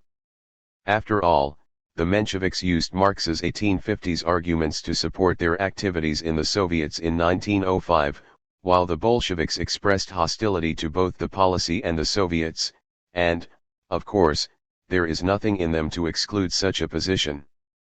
What is important is that the idea that Marxists have always subscribed to the idea that a social revolution would be based on the workers' own combat organizations, be they unions, Soviets, or whatever, is a relatively new one to the ideology. If, as John Rees asserts, the socialist revolution must counterpoise the Soviet to parliament, precisely because it needs an organ which combines economic power, the power to strike and take control of the workplaces, with an insurrectionary bid for political power and breaking the old state, then the ironic thing is that it was Bakunin, not Marx, who advocated such a position. Op. Cit. p. 25. Given this, the shock which met Lenin's arguments in 1917 can be easily understood. Rather than being rooted in the Marxist vision of revolution, as it has been in anarchism since at least the 1860s, workers' councils have played, rhetoric aside, the role of fig leaf for party power, libertarian Marxism being a notable exception. They have been embraced by its Leninist wing purely as a means of ensuring party power. Rather than being seen as the most important gain of a revolution as they allow mass participation, workers' councils have been seen, and used, simply as a means by which the party can seize power. Once this is achieved, the Soviets can be marginalized and ignored without affecting the proletarian nature of the revolution in the eyes of the party. While it is true that Lenin recognized the different functions and democratic raison d'etre for both the Soviets and his party, in the last analysis it was the party that was more important than the Soviets. In other words, the party was the final repository of working-class sovereignty. Thus, Lenin did not seem to have been reflected on or have been particularly perturbed by the decline of the Soviets after 1918. Samuel Farber, Before Stalinism, p. 212. This perspective can be traced back to the lack of interest Marx and Engels expressed in the forms which a proletarian revolution would take, as exemplified by Engels' comments on having to lop off aspects of the state inherited by the working class. The idea that the organizations people create in their struggle for freedom may help determine the outcome of the revolution is missing. Rather, the idea that any structure can be appropriated and, after suitable modification, used to rebuild society is clear. This cannot but flow from the flawed Marxist theory of the state we discussed in section H.3.7. If, as Marx and Engels argued, the state is simply an instrument of class rule, then it becomes unproblematic to utilize the existing republican state or create a new form of state complete with representative structures. The Marxist perspective, moreover, cannot help take emphasis away from the mass working class organizations required to rebuild society in a socialist manner and place it on the group who will inherit the state and lop off its negative aspects, namely the party and the leaders in charge of both it and the new workers' state. This focus towards the party became, under Lenin, and the Bolsheviks in general, a purely instrumental perspective on workers' councils and other organizations. They were of use purely insofar as they allowed the Bolshevik party to take power. Indeed, Lenin constantly identified workers' power and Soviet power with Bolshevik power, and as Martin Buber noted, for Lenin all power to the Soviets meant, at bottom, all power to the party through the Soviets. It can, therefore, be argued that his book State and Revolution was a means to use Marx and Engels to support his newfound idea of the Soviets as being the basis of creating a Bolshevik government rather than a principled defense of workers' councils as the framework of a socialist revolution. We discuss this issue in the next section. H.3.11 Does Marxism aim to give power to workers' organizations? The short answer depends on which branch of Marxism you mean. If you are talking about libertarian Marxists such as council communists, situationists, and so on, then the answer is a resounding yes. Like anarchists, these Marxists see a social revolution as being based on working class self-management and, indeed, criticized, and broke with, Bolshevism precisely on this question. Some Marxists, like the Socialist Party of Great Britain, stay true to Marx and Engels and argue for using the ballot box, see last section, although this not exclude utilizing such organs once political power is seized by those means. However, if we look at the mainstream Marxist tradition, namely Leninism, the answer has to be an emphatic no. As we noted in section H.1.4, anarchists have long argued that the organizations created by the working class in struggle would be the initial framework of a free society. These organs, created to resist capitalism and the state, would be the means to overthrow both as well as extending and defending the revolution. Such bodies have included the Soviets and factory committees of the Russian Revolution, the collectives in the Spanish Revolution, popular assemblies of the 2001 Argentine revolt against neoliberalism and the French Revolution, revolutionary unions, and so on. Thus working class self-management is at the core of the anarchist vision, and so we stress the importance, and autonomy, of working class organizations in the revolutionary movement and the revolution itself. Anarchists work within such bodies at the base, in the mass assemblies, and do not seek to replace their power with that of their own organization, see section J.3.6. Leninists, in contrast, have a different perspective on such bodies. Rather than placing them at the heart of the revolution, Leninism views them purely in instrumental terms, namely, as a means of achieving party power. Writing in 1907, Lenin argued that Social Democratic Party organizations may, in case of necessity, participate in inter-party Soviets of workers' delegates, and in congresses, of these organizations, and may organize such institutions, provided this is done on strict party lines for the purpose of developing and strengthening the Social Democratic Labor Party, that is, utilize such organs for the purpose of developing the Social Democratic movement. Significantly, given the fate of the Soviets post-1917, Lenin noted that the party must bear in mind that if social democratic activities among the proletarian masses are properly, effectively, and widely organized, such institutions may actually become superfluous. Collected Works, Volume 12, pages 143-4. Thus the means by which working class can manage their own affairs would become superfluous once the party was in power. How the working class could be considered the ruling class in such a society is hard to understand. As Oscar Enweiler summarizes in his account of the Soviets during the two Russian revolutions, the drawback of the new Soviet democracy hailed by Lenin in 1906 is that he could envisage the Soviets only as controlled organizations. For him they were instruments by which the party controlled the working masses, rather than true forms of a workers' democracy. The basic contradiction of the Bolshevik Soviet system, which purports to be a democracy of all working people but in reality recognizes only the rule of one party, is already contained in Lenin's interpretation of the Soviets during the First Russian Revolution. The Soviets, p. 85. 13 years later, Lenin repeated this same vision of party power as the goal of revolution in his infamous diatribe against left-wing communism, i.e. those Marxists close to anarchism, as we noted in section H.3.3. The Bolsheviks had, by this stage, explicitly argued for party dictatorship and considered it a truism that the whole proletariat could not rule, nor could the proletarian dictatorship be exercised by a mass working class organization. Therefore, rather than seeing revolution being based upon the empowerment of working class organization and the socialist society being based on this, Leninists see workers' organizations in purely instrumental terms as the means of achieving a Leninist government. With all the idealized glorification of the Soviets as a new, higher, and more democratic type of state, Lenin's principal aim was revolutionary strategic rather than social structural. The slogan of the Soviets was primarily tactical in nature. The Soviets were in theory organs of mass democracy, but in practice tools for the Bolshevik Party.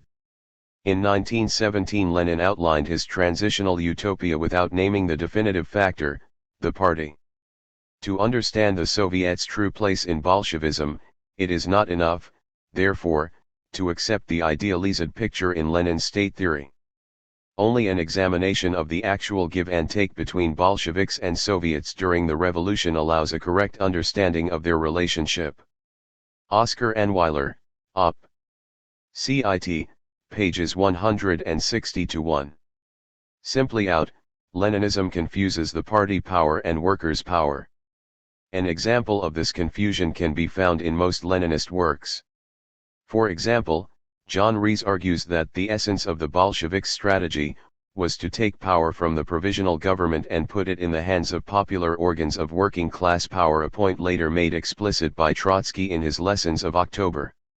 In Defense of October, pages 3-82, International Socialism, number 52, p. 73. However, in reality Lenin had always been clear that the essence of the Bolshevik strategy was the taking of power by the Bolshevik Party itself.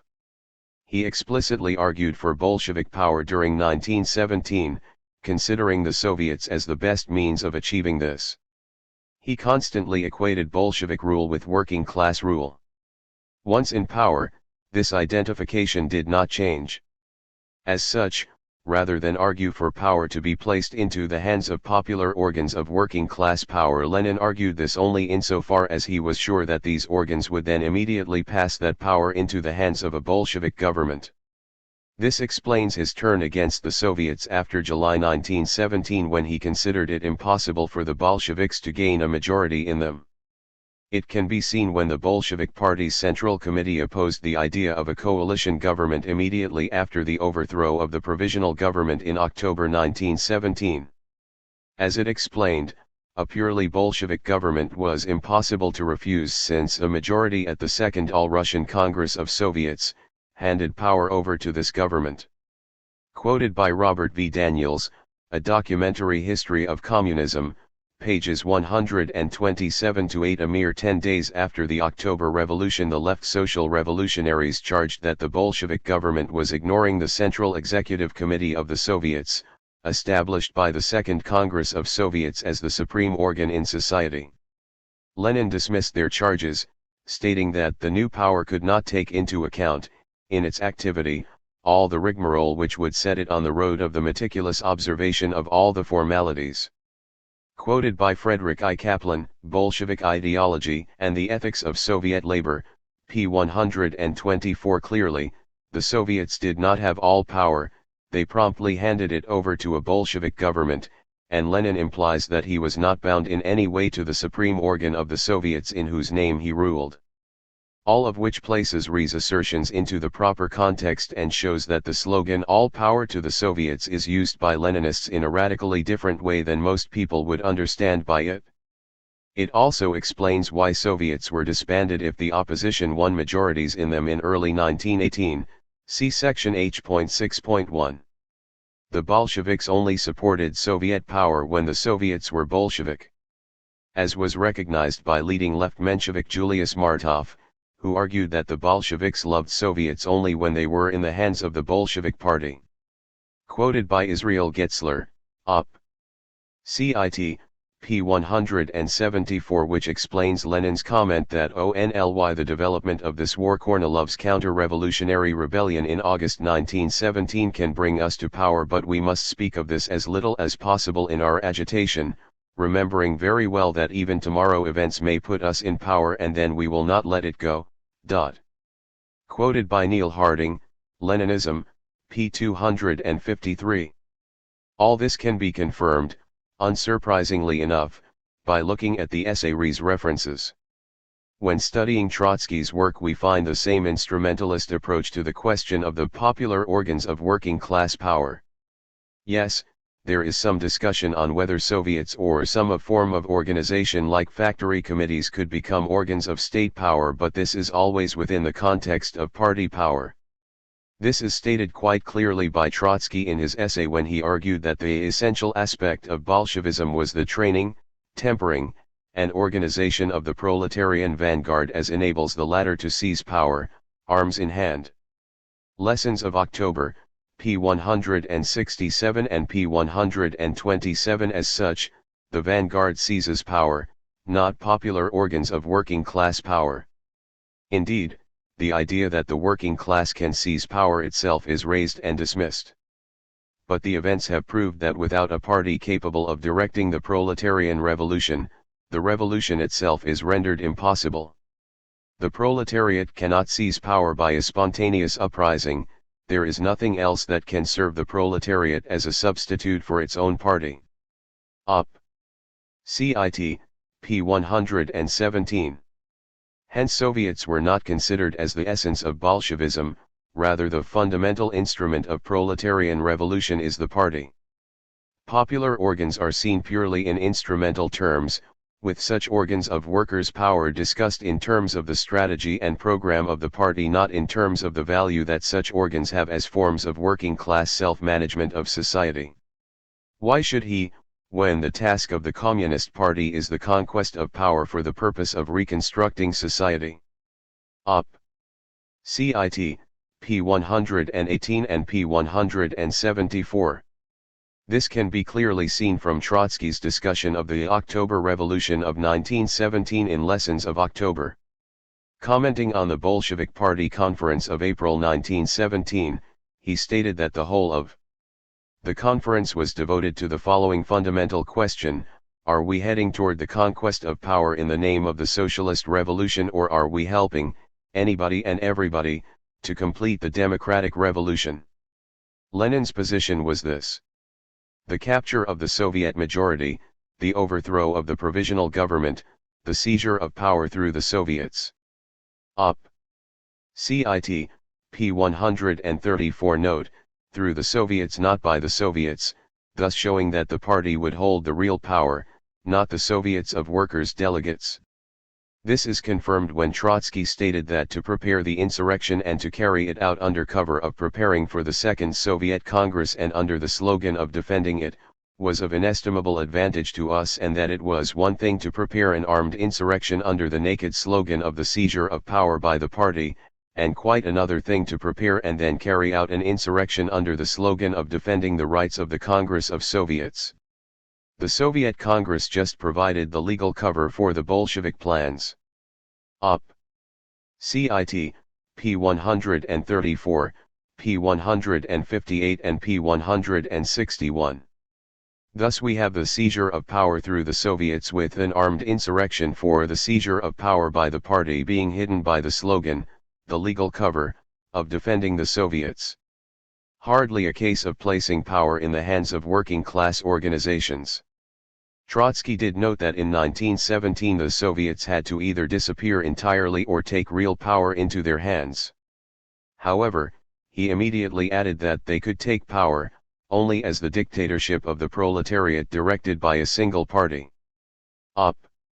Cit. p. 126. Clearly, the single party has the real power, not the Soviets, and unsurprisingly the rule of a single party also amounted to the Soviets effectively disappearing as they quickly became mere ciphers. Soon the direction by a single party became the dictatorship of that party over the Soviets, which, it should be noted, Trotsky defended wholeheartedly when he wrote Lessons of October, and, indeed, into the 1930s. This cannot be considered as a one-off.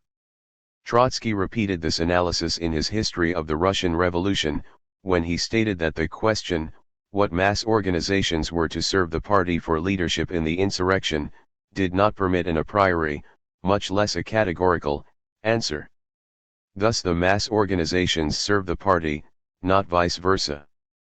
This instrumentalist perspective can be seen when Trotsky noted that when the Bolsheviks got a majority in the Petrograd Soviet, and afterward a number of others, the phrase power to the Soviets was not, therefore, again removed from the order of the day, but received a new meaning, all power to the Bolshevik Soviets.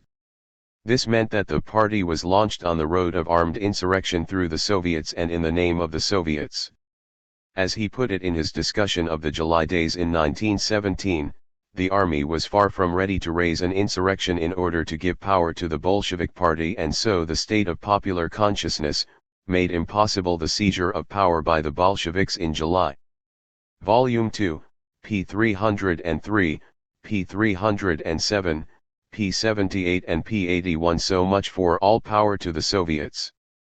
He even quotes Lenin, the Bolsheviks have no right to await the Congress of Soviets. They ought to seize the power right now.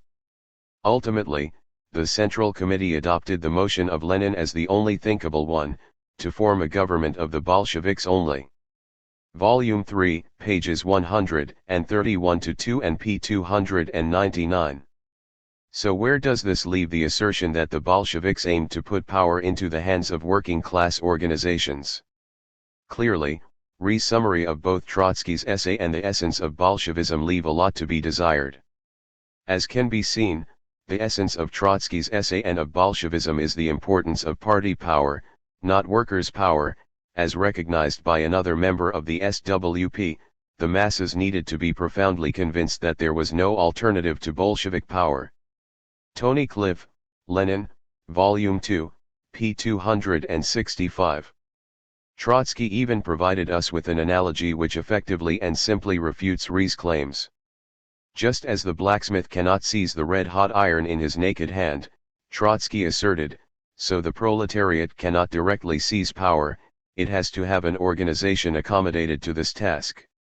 While paying lip service to the Soviets as the organization by means of which the proletariat can both overthrow the old power and replace it, he added that the Soviets by themselves do not settle the question, as they may serve different goals according to the program and leadership. The Soviets receive their program from the party. The Revolutionary Party represents the brain of the class. The problem of conquering the power can be solved only by a definite combination of party with Soviets. The History of the Russian Revolution, Volume 3, pages 160-1 and p. 163. Thus the key organization was the party, not the mass organizations of the working class. Indeed, Trotsky was quite explicit that such organizations could only become the state form of the proletariat under the party dictatorship. Significantly, Trotsky fails to indicate what would happen when these two powers clash.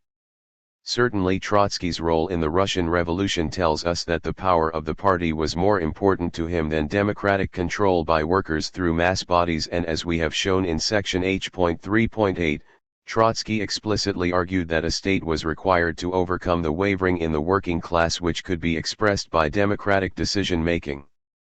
Given this legacy of viewing workers' organizations in purely instrumental terms, the opinion of Martov, the leading left Menshevik during the Russian Revolution, seems appropriate.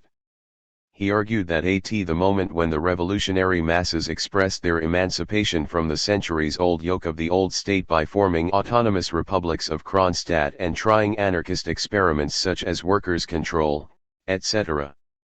At that moment, the dictatorship of the proletariat and the poorest peasantry, said to be incarnated in the real dictatorship of the opposed true interpreters of the proletariat and the poorest peasantry, The chosen of Bolshevist communism, could only consolidate itself by first dressing itself in such anarchist and anti-state ideology.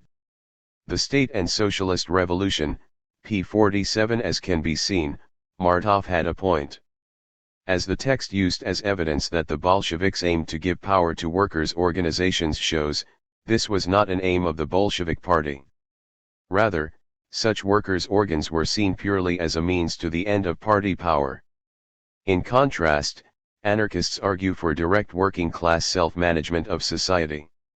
When we argue that working-class organizations must be the framework of a free society, we mean it. We do not equate party power with working-class power or think that all power to the Soviets is possible if they immediately delegate that power to the leaders of the party.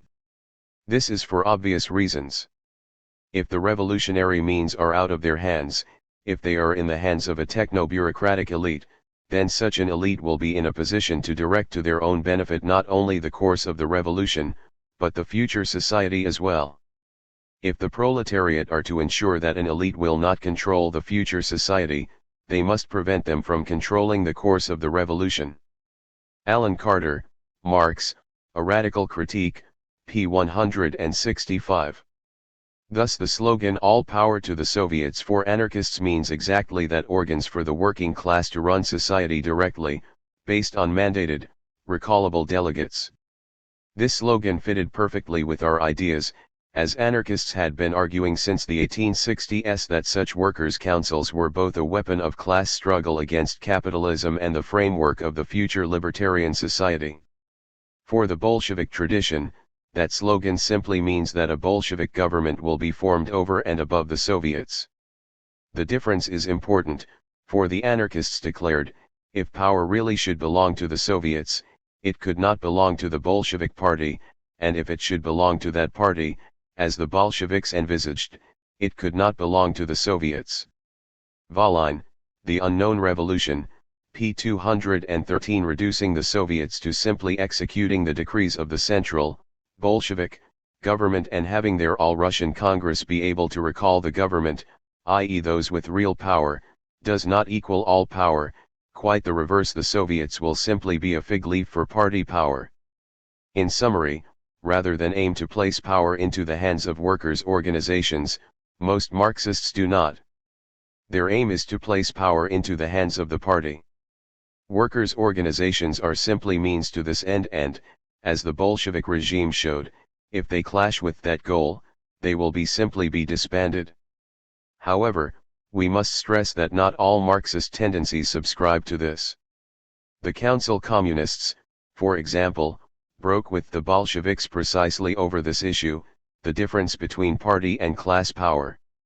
H.3.12 Is big business the precondition for socialism? A key idea in most forms of Marxism is that the evolution of capitalism itself will create the preconditions for socialism.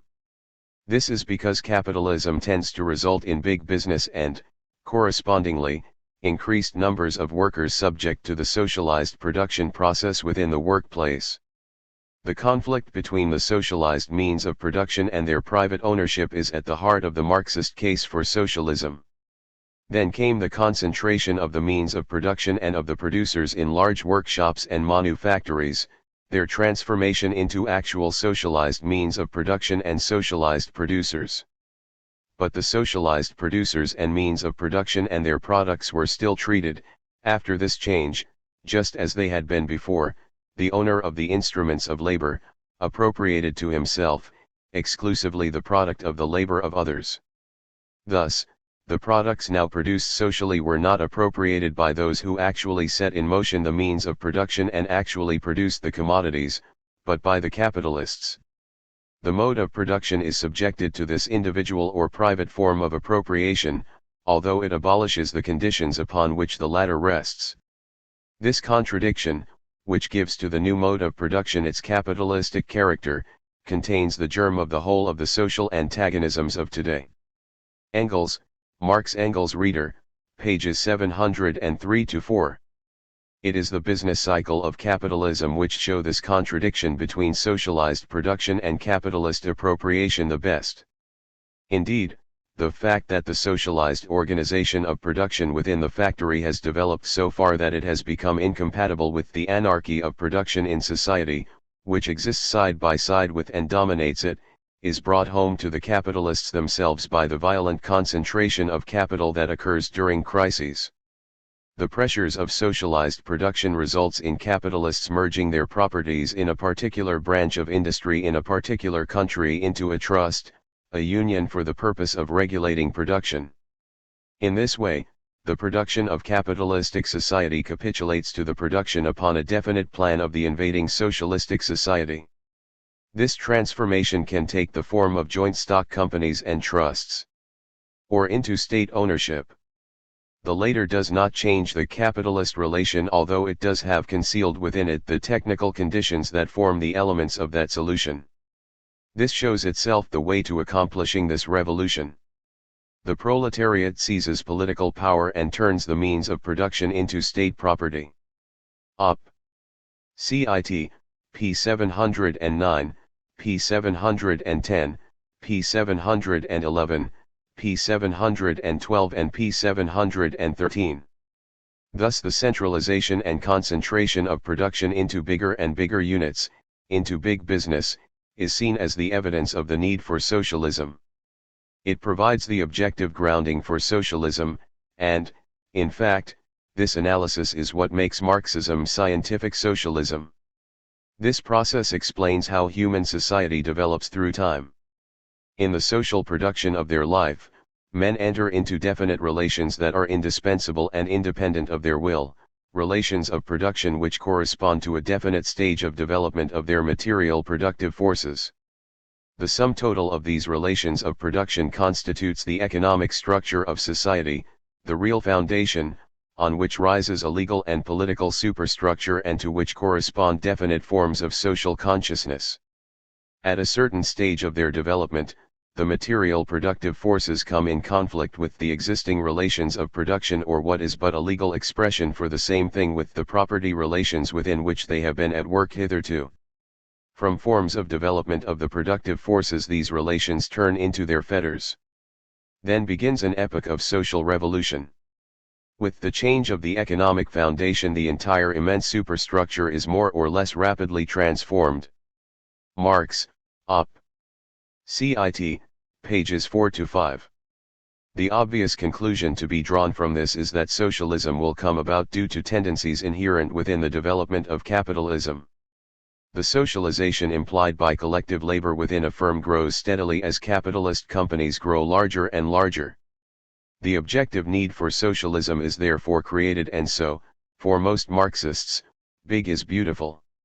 Indeed, some Leninists have invented terminology to describe this, which can be traced back to at least as far as Bolshevik and left oppositionist Yevgeny Preobrazhensky, although his perspective, like most Leninist ones, has deep roots in the social democratic orthodoxy of the Second International. Preobrazhensky, as well as expounding the need for primitive socialist accumulation to build up Soviet Russia's industry, also discussed the contradiction of the law of planning and the law of value. Hillel Tikhtin, Leon Trotsky and the Social Forces Leading to Bureaucracy, 1923, 29, pages 45-64, The Ideas of Leon Trotsky, Hillel Tikhtin and Michael Cox, eds. p. 45. Thus Marxists in this tradition, like Hillel Tikhtin, argue that the increased size of capital means that more and more of the economy is subject to the despotism of the owners and managers of capital, and so the anarchy of the market is slowly replaced with the conscious planning of resources. Marxists sometimes call this the objective socialization of labor, to use Ernest Mondel's term. Thus there is a tendency for Marxists to see the increased size and power of big business as providing objective evidence for socialism, which will bring these socialistic tendencies within capitalism to full light and full development. Needless to say, most will argue that socialism, while developing planning fully, will replace the autocratic and hierarchical planning of big business with democratic, society-wide planning. This position, for anarchists, has certain problems associated with it. One key drawback, as we discuss in the next section, is it focuses attention away from the internal organization within the workplace onto ownership and links between economic units. It ends up confusing capitalism with the market relations between firms rather than identifying it with its essence, wage slavery. This meant that many Marxists consider that the basis of a socialist economy was guaranteed once property was nationalist. This perspective tends to dismiss as irrelevant the way production is managed. The anarchist critique that this simply replaced a multitude of bosses with one, the state, was, and is, ignored. Rather than seeing socialism as being dependent on workers' management of production, this position ends up seeing socialism as being dependent on organizational links between workplaces, as exemplified by big business under capitalism. Thus the relations of production which matter are not those associated with wage labor but rather those associated with the market. This can be seen from the famous comment in the manifesto of the Communist Party that the bourgeoisie cannot exist without constantly revolutionizing the instruments of production, and thereby the relations of production, and with them the whole relations of society. Marx and Engels, Op. Cit. p. 476. But the one relation of production it cannot revolutionize is the one generated by the wage labor at the heart of capitalism, the hierarchical relations at the point of production. As such, it is clear that by relations of production Marx and Engels meant something else than wage slavery, namely, the internal organization of what they term socialized production. Capitalism is, in general, as dynamic as Marx and Engels stressed. It transforms the means of production, the structure of industry and the links between workplaces constantly. Yet it only modifies the form of the organization of labor, not its content. No matter how it transforms machinery and the internal structure of companies, the workers are still wage slaves. At best, it simply transforms much of the hierarchy which governs the workforce into hired managers. This does not transform the fundamental social relationship of capitalism, however, and so the relations of production which prefigure socialism are, precisely, those associated with the socialization of the labor process which occurs within capitalism and are no way antagonistic to it. This mirrors Marx's famous prediction that the capitalist mode of production produces the centralization of capitals as one capitalist always strikes down many others. This leads to the further socialization of labor and the further transformation of the soil and other means of production into socially exploited and therefore communal means of production takes on a new form. Thus capitalist progress itself objectively produces the necessity for socialism as it socializes the production process and produces a working class constantly increasing in numbers, and trained, united and organized by the very mechanism of the capitalist process of production. The monopolization of capital becomes a fetter upon the mode of production. The centralization of the means of production and the socialization of labor reach a point at which they become incompatible with their capitalist int-egument. This int-egument is burst asunder. The knell of capitalist private property sounds. The expropriators are expropriated. Capital, Volume 1, pages 928-9. Note, it is not the workers who organize themselves but rather they are organized by the very mechanism of the capitalist process of production. Even in his most libertarian work, The Civil War in France, this perspective can be found. He, rightly, praised attempts by the communards to set up cooperatives, although distinctly failed to mention Proudhon's obvious influence, but then went on to argue that the working class had no ready-made utopias to introduce and that to work out their own emancipation, and along with it that higher form to which present society is irresistibly tending by its own economical agencies, they simply had to set free the elements of the new society with which old collapsing bourgeois society itself is pregnant. Marx Engels Reader, pages 635-6. Then we have Marx, in his polemic against Proudhon, arguing that social relations are closely bound up with productive forces. In acquiring new productive forces, men change their mode of production, and in changing their mode of production, in changing the way of earning their living, they change their social relations. The hand mill gives you society with the feudal lord, the steam mill, society with the industrial capitalist. Collected Works, Volume 6, p. 166. On the face of it, this had better not be true. After all, the aim of socialism is to expropriate the property of the industrial capitalist. If the social relationships are dependent on the productive forces, then, clearly, socialism is impossible, as it will have to be based, initially, on the legacy of capitalism. Fortunately, the way a workplace is managed is not predetermined by the technological base of society. As is obvious, a steam mill can be operated by a cooperative, so making the industrial capitalist redundant. That a given technological basis, or productive forces, can produce as many different social and political systems can easily be seen from history. Murray Bookchin gives one example. Technics does not fully or even adequately account for the institutional differences between a fairly democratic federation such as the Iroquois and a highly despotic empire such as the Inca. From a strictly instrumental viewpoint, the two structures were supported by almost identical toolkits. Both engaged in horticultural practices that were organized around primitive implements and wooden hoes. Their weaving and metalworking techniques were very similar. At the community level, Iroquois and Inca populations were immensely similar. Yet at the political level of social life, a democratic confederal structure of 5 woodland tribes obviously differs decisively from a centralist, despotic structure of mountain Indian chiefdoms. The former, a highly libertarian confederation. The latter, a massively authoritarian state. Communal management of resources and produce among the Iroquois tribes occurred at the clan level. By contrast, Inca resources were largely state-owned, and much of the empire's produce was simply confiscation, and their redistribution from central and local storehouses. The Iroquois worked together freely, the Inca peasantry provided corvée labor to a patently exploitative priesthood and state apparatus under a nearly industrial system of management. The Ecology of Freedom, pages 331-2. Marx's claim that a given technological level implies a specific social structure is wrong. However, it does suggest that our comments that, for Marx and Engels, the new social relationships which develop under capitalism which imply socialism are relations between workplaces, not those between individuals and so classes, are correct. The implications of this position became clear during the Russian Revolution. Later Marxists built upon this scientific groundwork.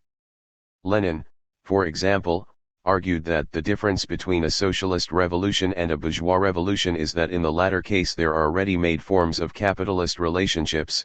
Soviet power in Russia does not inherit such ready-made relationships, if we leave out of account the most developed forms of capitalism, which, strictly speaking, extended to a small top layer of industry and hardly touched agriculture. Collected Works, Volume 27, p. 90. Thus, for Lenin, socialist relationships are generated within big business, relationships socialism would inherit and universalize. As such, his comments fit in with the analysis of Marx and Engels we have presented above. However, his comments also reveal that Lenin had no idea that socialism meant the transformation of the relations of production, i.e. workers managing their own activity. This, undoubtedly, explains the systematic undermining of the factory committee movement by the Bolsheviks in favor of state control. See Maurice Brinton's classic account of this process, The Bolsheviks and Workers' Control. The idea that socialism involved simply taking over the state and nationalizing the objectively socialized means of production can be seen in both mainstream social democracy and its Leninist child. Rudolf Hilferding argued that capitalism was evolving into a highly centralist economy, run by big banks and big firms. All what was required to turn this into socialism would be its nationalization. Once finance capital has brought the most important branches of production under its control, it is enough for society, through its conscious executive organ the state conquered by the working class, to seize finance capital in order to gain immediate control of these branches of production. Taking possession of 6 large Berlin banks would greatly facilitate the initial phases of socialist policy during the transition period, when capitalist accounting might still prove useful. Finance capital, pages 367 to 8. Lenin basically disagreed with this only insofar as the party of the proletariat would take power via revolution rather than by election. The state conquered by the working class equals the election of a socialist party. Lenin took it for granted that the difference between Marxists and anarchists is that the former stand for centralist, large-scale communist production, while the latter stand for disconnected small production. Collected Works, Volume 23, p. 325. The obvious implication of this is that anarchist views express, not the future of bourgeois society, which is striving with irresistible force towards the socialization of labor, but the present and even the past of that society, the domination of blind chance over the scattered and isolated small producer. Op. Cit. Volume 10, p. 73. Lenin applied this perspective during the Russian Revolution. For example, he argued in 1917 that his immediate aim was for a state capitalist economy, this being a necessary stage to socialism. As he put it, socialism is merely the next step forward from state capitalist monopoly. Socialism is merely state capitalist monopoly which is made to serve the interests of the whole people and has to that extent ceased to be capitalist monopoly. Op. Cit. Volume 25, p. 358. The Bolshevik road to socialism ran through the terrain of state capitalism and, in fact, simply built upon its institutionalist means of allocating resources and structuring industry. As Lenin put it, the modern state possesses an apparatus which has extremely close connections with the banks and syndicates, i.e., trusts, an apparatus which performs an enormous amount of accounting and registration work. This apparatus must not, and should not, be smashed. It must be wrestled from the control of the capitalists, it must be subordinated to the proletarian Soviets, and it must be expanded, made more comprehensive, and nationwide. This meant that the Bolsheviks would not invent the organizational form of work, but take it ready-made from capitalism and borrow the best models furnished by the advanced countries. Op. Cit. Volume 26, pages 105 to 6 and p. 110. The institutional framework of capitalism would be utilized as the principal, almost exclusive, instruments of socialist transformation. Without big banks socialism would be impossible, argued Lenin, as they are the state apparatus which we need to bring about socialism, and which we take ready-made from capitalism. Our task here is merely to lop off what capitalistically mutilates this excellent apparatus, to make it even bigger, even more democratic, even more comprehensive. A single state bank, the biggest of the big, will constitute as much as 9/10 of the socialist apparatus. This will be countrywide bookkeeping, countrywide accounting of the production and distribution of goods. While this is not fully a state apparatus under capitalism, it will be so with us, under socialism. For Lenin, building socialism was easy. This 9/10 of the socialist apparatus would be created at one stroke, by a single decree. Op. Cit. p. 106. Once in power, the Bolsheviks implemented this vision of socialism being built upon the institutions created by monopoly capitalism. Moreover, Lenin quickly started to advocate and implement the most sophisticated capitalist methods of organizing labor, including one-man management of production, piece rates, and Taylorism, scientific management. This was not done accidentally or because no alternative existed. As we discuss in section H.6.2, workers were organizing federations of factory committees which could have been, as anarchists argued at the time, the basis of a genuine socialist economy. As Gustav Landauer commented, when mainstream Marxists call the capitalist factory system a social production, we know the real implications of their socialist forms of labor.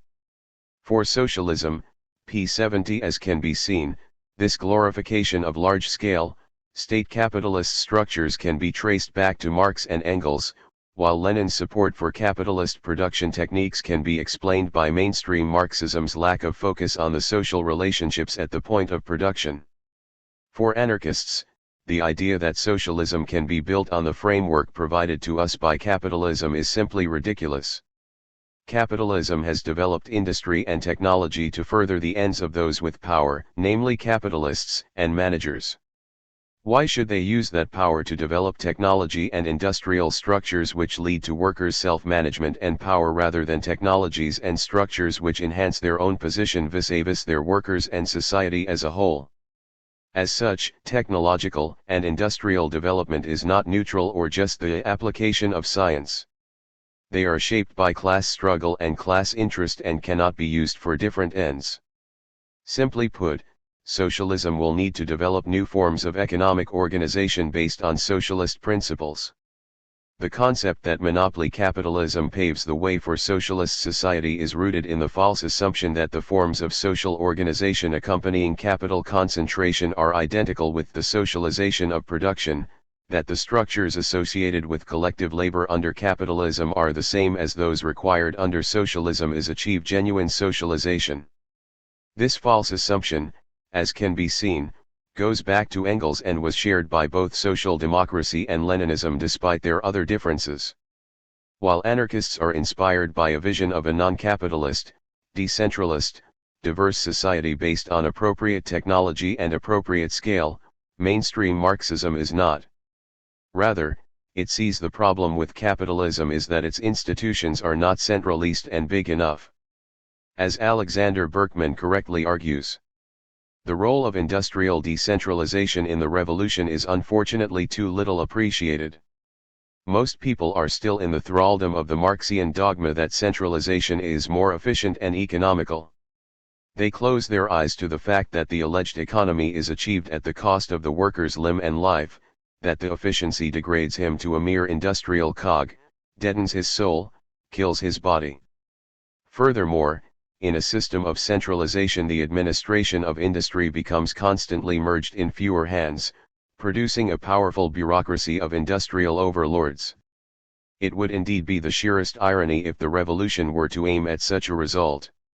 It would mean the creation of a new master class. What is anarchism? p. 229. That mainstream Marxism is soaked in capitalist ideology can be seen from Lenin's comments that when the separate establishments are amalgamated into a single syndicate, this economy of production can attain tremendous proportions, as economic science teaches us. Op. Cit. Volume 25, p. 344. Yes, capitalist economic science, based on capitalist definitions of efficiency and economy and on capitalist criteria. That Bolshevism bases itself on centralist, large-scale industry because it is more efficient and economic suggests nothing less than that its socialism will be based on the same priorities of capitalism.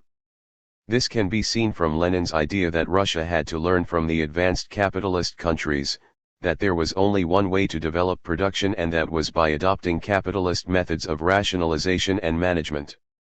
Thus, for Lenin in early 1918 our task is to study the state capitalism of the Germans, to spare no effort in copying it and not to shrink from adopting dictatorial methods to hasten the copying of it. Op. Cit. Volume 27, p. 340. In the words of Luigi Fabbri, Marxist communists, especially Russian ones, are beguiled by the distant mirage of big industry in the West or America and mistake for a system of production what is only a typically capitalist means of speculation, a means of exercising oppression all the more securely, and they do not appreciate that that sort of centralization, far from fulfilling the real needs of production, is, on the contrary, precisely what restricts it, obstructs it, and applies a brake to it in the interests of capital. Whenever they talk about necessity of production they make no distinction between those necessities upon which hinge the procurement of a greater quantity and higher quality of products, this being all that matters from the social and communist point of view, and the necessities inherent in the bourgeois regime, the capitalist's necessity to make more profit even should it mean producing less to do so. If capitalism tends to centralize its operations, it does so not for the sake of production, but only for the sake of making and accumulating more money. Anarchy and Scientific Communism, pages 13 to 49, The Poverty of Statism, Albert Meltzer, ed., pages 21 to 22. Efficiency, in other words, does not exist independently of a given society or economy. What is considered efficient under capitalism may be the worst form of inefficiency in a free society. The idea that socialism may have different priorities, need different methods of organizing production, have different visions of how an economy was structured than capitalism, is absent in mainstream Marxism. Lenin thought that the institutions of bourgeois economic power, industrial structure, and capitalist technology and techniques could be captured and used for other ends. Ultimately, though, capitalist means and organizations can only generate capitalist ends. It is significant that the one-man management, piecework, Taylorism, etc. advocated and implemented under Lenin are usually listed by his followers as evils of Stalinism and as proof of its anti-socialist nature. Equally, it can be argued that part of the reason why large capitalist firms can plan production on a large scale is because they reduce the decision-making criteria to a few variables, the most significant being profit and loss. That such simplification of input data may result in decisions which harm people and the environment goes without a saying. The lack of context and particularity, James C. Scott correctly notes, is not an oversight, it is the necessary first premise of any large-scale planning exercise. To the degree that the subjects can be treated as standardist units, the power of resolution in the planning exercise is enhanced. Questions posed within these strict confines can have definitive, quantitative answers. The same logic applies to the transformation of the natural world. Questions about the volume of commercial wood or the yield of wheat in bushels permit more precise calculations than questions about, say, the quality of the soil, the versatility and taste of the grain, or the well-being of the community. The discipline of economics achieves its formidable resolving power by transforming what might otherwise be considered qualitative matters into quantitative issues with a single metric and, as it were, a bottom line, profit or loss. Seeing like a state, p. 346. Whether a socialist society could factor in all the important inputs which capitalism ignores within an even more centralist planning structure is an important question. It is extremely doubtful that there could be a positive answer to it. This does not mean, we just stress, that anarchists argue exclusively for small-scale production as many Marxists, like Lenin, assert, as we prove in section I.3.8, anarchists have always argued for appropriate levels of production and scale. It is simply to raise the possibility of what works under capitalism may be undesirable from a perspective which values people and planet instead of power and profit. As should be obvious, anarchism is based on critical evaluation of technology and industrial structure, rejecting the whole capitalist notion of progress which has always been part of justifying the inhumanities of the status quo. Just because something is rewarded by capitalism, it does not mean that it makes sense from a human or ecological perspective. This informs our vision of a free society and the current struggle. We have long argued that capitalist methods cannot be used for socialist ends. In our battle to democratize and socialize the workplace, in our awareness of the importance of collective initiatives by the direct producers in transforming their work situation, we show that factories are not merely sites of production, but also of reproduction, the reproduction of a certain structure of social relations based on the division between those who give orders and those who take them, between those who direct and those who execute. It goes without saying that anarchists recognize that a social revolution will have to start with the industry and technology which is left to it by capitalism, and that this will have to be expropriated by the working class. This expropriation will, of course, involve transforming it and, in all likelihood, rejecting of numerous technologies, techniques, and practices considered as efficient under capitalism. This is not the issue. The issue is who expropriates it and what happens to it next. For anarchists, the means of life are expropriated directly by society, for most Marxists they are expropriated by the state. For anarchists, such expropriation is based workers' self-management, and so the fundamental capitalist relation of production, wage labor, is abolished. For most Marxists, state ownership of production is considered sufficient to ensure the end of capitalism, with, if we are lucky, some form of workers' control over those state officials who do management production. See section H.3.14. In contrast to the mainstream Marxist vision of socialism being based around the institutions inherited from capitalism, anarchists have raised the idea that the free commune would be the medium in which the ideas of modern socialism may come to realization. These communes would feed right into wider groupings. Labor unions, or other working class organs created in the class struggle such as factory committees, were not only an instrument for the improvement of the conditions of labor, but also, an organization which might, take into its hands the management of production. Large labor associations would come into existence for the intercommunal service. Such communes and workers' organizations as the basis of socialist forms of life could find a much easier realization than the seizure of all industrial property by the state, and the state organization of agriculture and industry. Thus railway networks could be much better handled by a federated union of railway employees, than by a state organization. Combined with cooperation both for production and for distribution, both in industry and agriculture, workers' self-management of production would create samples of the bricks of the future society, even samples of some of its rooms. Kropotkin, The Conquest of Bread, pages 21 to 23. This means that anarchists also root our arguments for socialism in a scientific analysis of tendencies within capitalism. However, in opposition to the analysis of mainstream Marxism which focuses on the objective tendencies within capitalist development, anarchists emphasize the oppositional nature of socialism to capitalism. Both the law of value and the law of planning are tendencies within capitalism, that is, aspects of capitalism. Anarchists encourage class struggle, the direct conflict of working class people against the workings of all capitalism's laws. This struggle produces mutual aid and the awareness that we can care best for our own welfare if we unite with others, what we can loosely term the law of cooperation or law of mutual aid.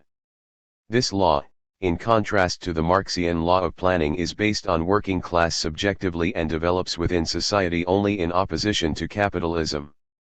As such, it provides the necessary understanding of where socialism will come from below, in the spontaneous self-activity of the oppressed fighting for their freedom. This means that the basic structures of socialism will be the organs created by working class people in their struggles against exploitation and oppress. See section I.2.3 for more details. Gustav Landauer's basic insight is correct, if his means were not totally so, when he wrote that socialism will not grow out of capitalism but away from it up. Cit. p. 140. In other words, tendencies opposed to capitalism rather than ones which are part and parcel of it. Anarchism's recognition of the importance of these tendencies towards mutual aid within capitalism is a key to understanding what anarchists do in the here and now, as will be discussed in section J. In addition, it also laid the foundation of understanding the nature of an anarchist society and what creates the framework of such a society in the here and now. Anarchists do not abstractly place a better society, anarchy, against the current, oppressive one. Instead, we analyze what tendencies exist within current society and encourage those which empower and liberate people. Based on these tendencies, anarchists propose a society which develops them to their logical conclusion. Therefore, an anarchist society is created not through the developments within capitalism, but in social struggle against it. H.3.13 Why is state socialism just state capitalism? For anarchists, the idea that socialism can be achieved via state ownership is simply ridiculous. For reasons which will become abundantly clear, anarchists argue that any such socialist system would simply be a form of state capitalism. Such a regime would not fundamentally change the position of the working class, whose members would simply be wage slaves to the state bureaucracy rather than to the capitalist class. Marxism would, as Kropotkin predicted, be the worship of the state, of authority, and of state socialism, which is in reality nothing but state capitalism. Quoted by Ruth Kinna, Kropotkin's Theory of Mutual Aid in Historical Context, pages 259 to 283, International Review of Social History, number 40, p. 262. However, before beginning our discussion of why anarchists think this, we need to clarify our terminology. This is because the expression state capitalism has three distinct, if related, meanings in socialist, particularly Marxist, thought. Firstly, state capitalism is used to describe the current system of big business subject to extensive state control, particularly if, as in war, the capitalist state accrues extensive powers over industry. Secondly, it was used by Lenin to describe his immediate aims after the October Revolution, namely a regime in which the capitalists would remain but would be subject to a system of state control inherited by the new proletarian state from the old capitalist one. The third use of the term is to signify a regime in which the state replaces the capitalist class totally via nationalization of the means of production. In such a regime, the state would own, manage, and accumulate capital rather than individual capitalists. Anarchists are opposed to all three systems described by the term state capitalism. Here we concentrate on the third definition, arguing that state socialism would be better described as state capitalism, as state ownership of the means of life does not get to the heart of capitalism, namely wage labor. Rather, it simply replaces private bosses with the state and changes the form of property, from private to state property, rather than getting rid of it. The idea that socialism simply equals state ownership, nationalization, is easy to find in the works of Marxism. The Communist Manifesto, for example, states that the proletariat will use its political supremacy to wrest, by degrees, all capital from the bourgeoisie, to centralize all instruments of production into the hands of the state. This meant the centralization of credit in the hands of the state, by means of a national bank with state capital and an exclusive monopoly, the centralization of the means of communication and transport in the hands of the state, extension of factories and instruments of production owned by the state, and the establishment of industrial armies, especially for agriculture. Marx and Engels, Selected Works, pages 52-3. Thus feudal estates, mines, pits, and so forth, would become property of the state as well as means of transport, with the running of large-scale industry and the railways by the state. Collected Works, Volume 7, p. 3, p. 4 and p. 299. Engels repeats this formula 32 years later in Socialism, Utopian and Scientific, by asserting that capitalism itself forces on more and more the transformation of the vast means of production, already socialized, into state property. The proletariat seizes political power and turns the means of production into state property. Socialism is not equated with state ownership of productive forces by a capitalist state, but concealed within it are the technical conditions that form the elements of that solution to the social problem. It simply shows itself the way to accomplishing this revolution. The proletariat seizes political power and turns the means of production into state property. Thus state ownership after the proletariat seizes power is the basis of socialism, when by this first act of the revolution the state really constitutes itself as the representative of the whole of society. Marx Engels Reader, p. 713, p. 712 and p. 713. What is significant from these programmatic statements on the first steps of socialism is the total non-discussion of what is happening at the point of production, the non-discussion of the social relations in the workplace. Rather, we are subjected to discussion of the contradiction between socialized production and capitalist appropriation, and claims that while there is socialized organization of production within the factory, this has become incompatible with the anarchy of production in society. The obvious conclusion to be drawn is that socialism will inherit, without change, the socialized workplace of capitalism, and that the fundamental change is that of ownership. The proletariat seized the public power, and by means of this transforms the socialized means of production into public property. By this act, the proletariat frees the means of production from the character of capital they have thus far borne. Engels, Op. Cit. p. 709 and p. 717. That the Marxist movement came to see state ownership rather than workers' management of production as the key issue is hardly surprising. Thus we find leading social democrats arguing that socialism basically meant the state, under social democratic control of course, acquiring the means of production and nationalizing them. Rudolf Hilferding presented what was Marxist orthodoxy at the time when he argued that in a communist society production is consciously determined by the social central organ, which would decide what is to be produced and how much, where, and by whom.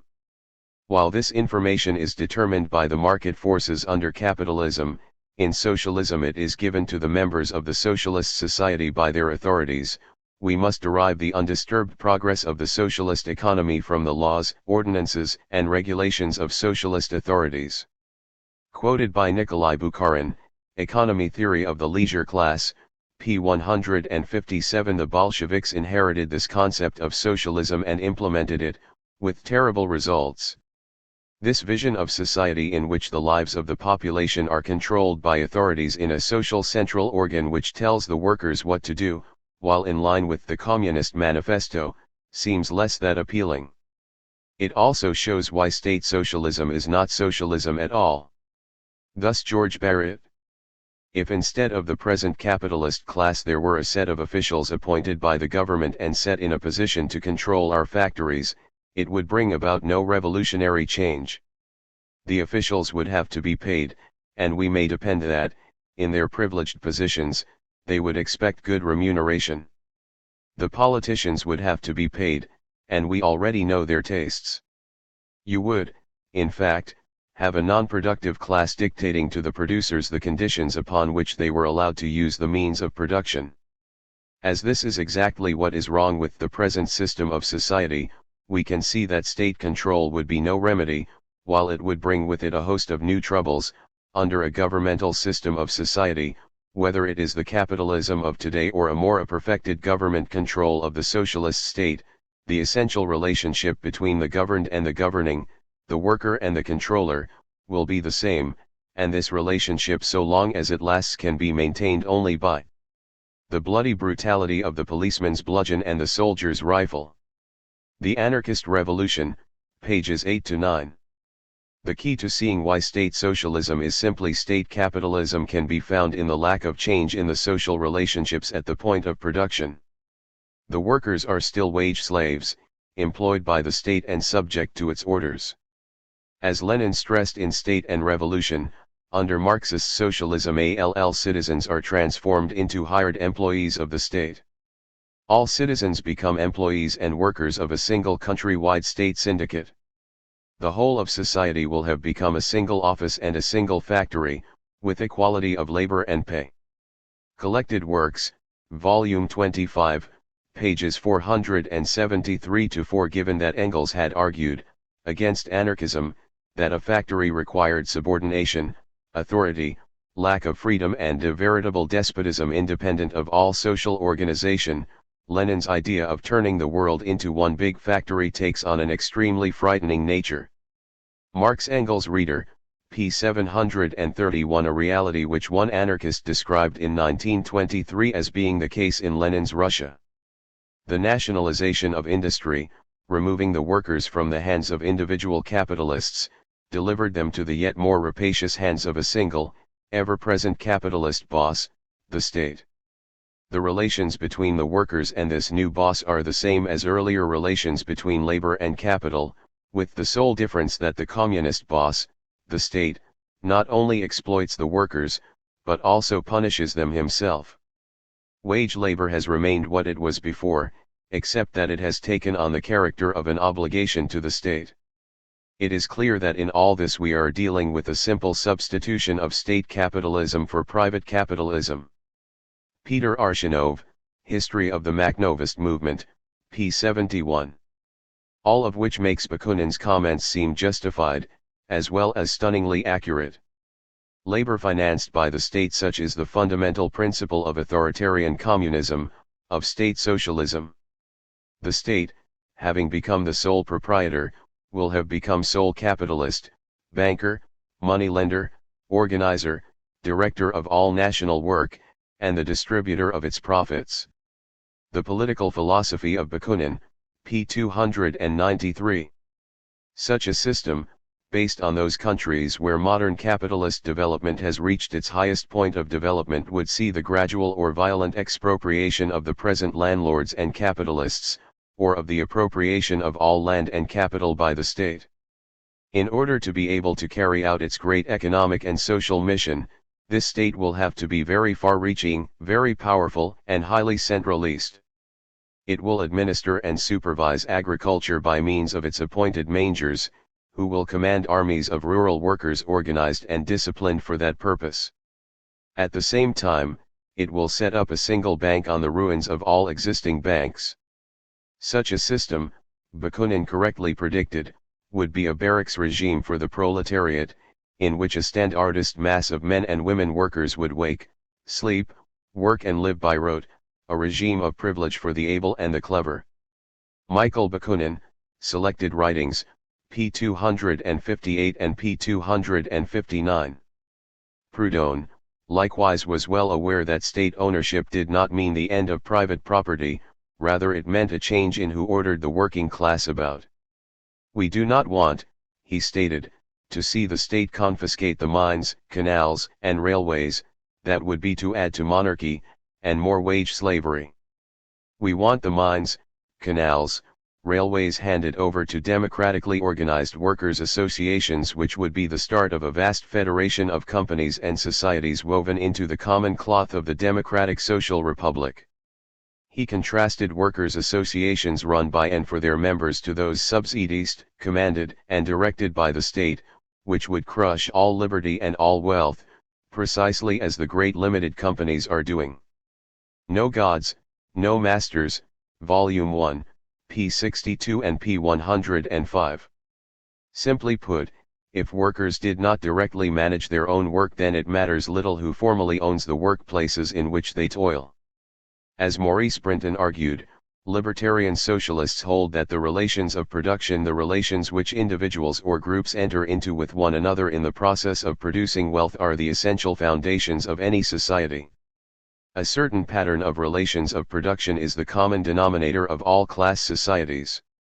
This pattern is one in which the producer does not dominate the means of production, but on the contrary both is separated from them and from the products of his or her own labor. In all class societies the producer is in a position of subordination to those who manage the productive process. Workers' management of production, implying as it does the total domination of the producer over the productive process, is not for us a marginal matter. It is the core of our politics. It is the only means whereby authoritarian, order-giving, order-taking, relations in production can be transcended and a free, communist or anarchist, society introduced. He went on to note that the means of production may change hands, passing for instance from private hands into those of a bureaucracy, collectively owning them, without this revolutionizing the relations of production. Under such circumstances, and whatever the formal status of property, the society is still a class society, for production is still managed by an agency other than the producers themselves. Property relations, in other words, do not necessarily reflect the relations of production. They may serve to mask them, and in fact they often have. The Bolsheviks and Workers' Control, pages 7-7. As such, for anarchists, and libertarian Marxists, the idea that state ownership of the means of life, the land, workplaces, factories, etc., is the basis of socialism is simply wrong. Therefore, anarchism cannot look upon the coming revolution as a mere substitution of the state as the universal capitalist for the present capitalists. Kropotkin, Evolution and Environment, p. 106. Given that the state organization, having always been the instrument for establishing monopolies in favor of the ruling minorities, it cannot be made to work for the destruction of these monopolies. The anarchists consider, therefore, that to hand over to the state all the main sources of economic life, the land, the mines, the railways, banking, insurance, and so on, as also the management of all the main branches of industry, would mean to create a new instrument of tyranny. State capitalism would only increase the powers of bureaucracy and capitalism. Kropotkin, Anarchism, p. 286. Needless to say, a society which was not democratic in the workplace would not remain democratic politically either. Either democracy would become as formal as it is within any capitalist republic, or it would be replaced by dictatorship. So, without a firm base in the direct management of production, any socialist society would see working class social power, political power, and liberty wither and die, just like a flower ripped out of the soil. Unsurprisingly, given all this, we discover throughout history the coexistence of private and state property. Indeed, the nationalization of key services and industries has been implemented under all kinds of capitalist governments and within all kinds of capitalist states, which proves the non-socialist nature of state ownership. Moreover, anarchists can point to specific events where the capitalist class has used nationalization to undermine revolutionary gains by the working class.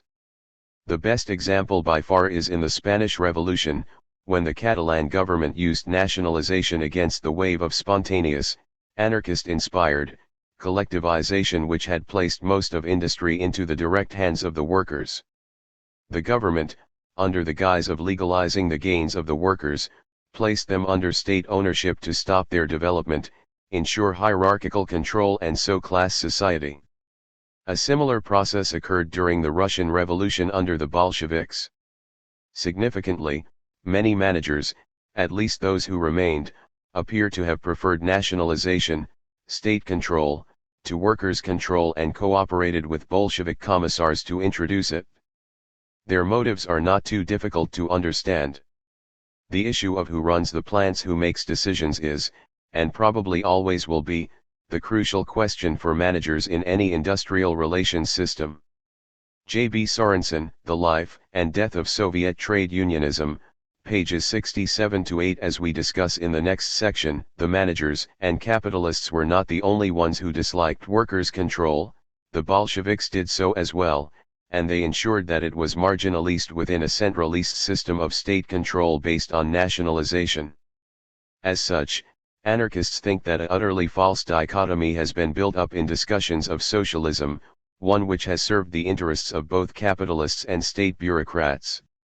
This dichotomy is simply that the economic choices available to humanity are private ownership of productive means, capitalism, or state ownership of productive means, usually defined as socialism. In this manner, capitalist nations used the Soviet Union, and continue to use autocracies like North Korea, China, and Cuba as examples of the evils of public ownership of productive assets.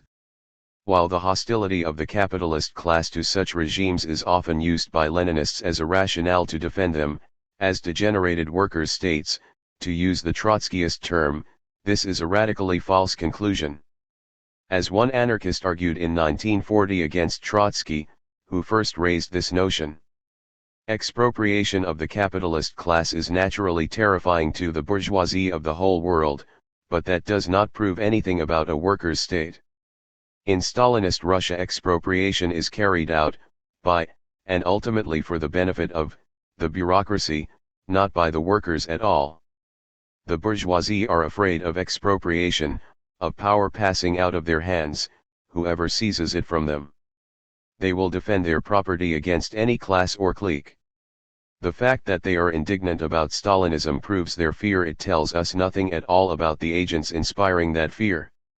J.H., The Fourth International, pages 37-43, The Left and World War II, Vernon Richards, ed., pages 41-2. Anarchists see little distinction between private ownership of the means of life and state ownership. This is because the state is a highly centralist structure specifically designed to exclude mass participation and so, therefore, necessarily composed of a ruling administrative body. As such, the public cannot actually own the property the state claims to hold in its name. The ownership and thus control of the productive means is then in the hands of a ruling elite, the state administration, i.e. bureaucracy. The means of wealth production are owned by the state, which represents, as always, a privileged class, the bureaucracy. The workers do not either individually or collectively own anything, and so, as elsewhere, are compelled to sell their labor power to the employer, in this case the state. USSR The Anarchist Position, pages 21 to 24, op. Cit. p. 23. Thus, the means of production and land of a state socialist regime are not publicly owned, rather, they are owned by a bureaucratic elite, in the name of the people, a subtle but important distinction. As one Chinese anarchist put it, Marxian socialism advocates the centralization not only of political power but also of capital. The centralization of political power is dangerous enough in itself, add to that the placing of all sources of wealth in the hands of the government, and the so-called state socialism becomes merely state capitalism, with the state as the owner of the means of production and the workers as its laborers, who hand over the value produced by their labor. The bureaucrats are the masters, the workers their slaves. Even though they advocate a state of the dictatorship of workers, the rulers are bureaucrats who do not labor, while workers are the sole producers. Therefore, the suffering of workers under state socialism is no different from that under private capitalism. Ou Shenbei, quoted by Arif Derlich, Anarchism in the Chinese Revolution, p. 224. In this fashion, decisions about the allocation and use of the productive assets are not made by the people themselves, but by the administration, by economic planners. Similarly, in private capitalist economies, economic decisions are made by a coterie of managers. In both cases the managers make decisions which reflect their own interests and the interests of the owners, be it shareholders or the state bureaucracy, and not the workers involved or society as a whole. In both cases, economic decision-making is top-down in nature, made by an elite of administrators, bureaucrats in the state socialist economy, capitalists or managers in the private capitalist economy. The much lauded distinction of capitalism is that unlike the monolithic, centralist state socialist bureaucracy, it has a choice of bosses, and choosing a master is not freedom. And given the similarities in the relations of production between capitalism and state socialism, the obvious inequalities in wealth in so-called socialist states are easily explained. The relations of production and the relations of distribution are interlinked, and so inequality in terms of power in production means inequality in control of the social product, which will be reflected in inequality in terms of wealth. The mode of distributing the social product is inseparable from the mode of production and its social relationships. Which shows the fundamentally confused nature of Trotsky's attempts to denounce the Stalinist regime's privileges as bourgeois while defending its socialist economic base. See Cornelius Castoriadis, The Relations of Production in Russia, pages 107 to 158, Political and Social Writings, Volume 1. In other words, private property exists if some individuals, or groups, control/own things which are used by other people. This means, unsurprising, that state ownership is just a form of property rather than the negation of it. If you have a highly centralist structure, as the state is, which plans and decides about all things within production, then this central administrative would be the real owner because it has the exclusive right to decide how things are used, not those using them. The existence of this central administrative strata excludes the abolition of property, replacing socialism or communism with state-owned property, i.e. state capitalism. As such, state ownership does not end wage labor and, therefore, social inequalities in terms of wealth and access to resources. Workers are still order takers under state ownership, whose bureaucrats control the product of their labor and determine who gets what. The only difference between workers under private property and state property is the person telling them what to do. Simply put, the capitalist or company-appointed manager is replaced by a state-appointed one. As anarcho-syndicalist Tom Brown stressed, when the many control the means whereby they live, they will do so by abolishing private ownership and establishing common ownership of the means of production, with workers' control of industry. However, this is not to be confused with nationalization and state control, as ownership is, in theory, said to be vested in the people, but, in fact, control is in the hands of a small class of bureaucrats. Then common ownership does not exist, but the labor market and wage labor go on, the worker remaining a wage slave to state capitalism. Simply put, Common ownership demands common control. This is possible only in a condition of industrial democracy by workers' control. Syndicalism, p. 94. In summary, nationalization is not socialization, but state capitalism. Socialization is not state ownership, but the common, social ownership of the means of production, and social ownership implies control by the producers, not by new bosses. It implies workers' control of industry, and that is syndicalism. Op. Cit. p. 111. However, many Marxists, in particular Leninists, state they are in favor of both state ownership and workers' control. As we discuss in more depth in next section, while they mean the same thing as anarchists do by the first term, they have a radically different meaning for the second. It is for this reason modern-day anarchists generally use the term workers' self-management.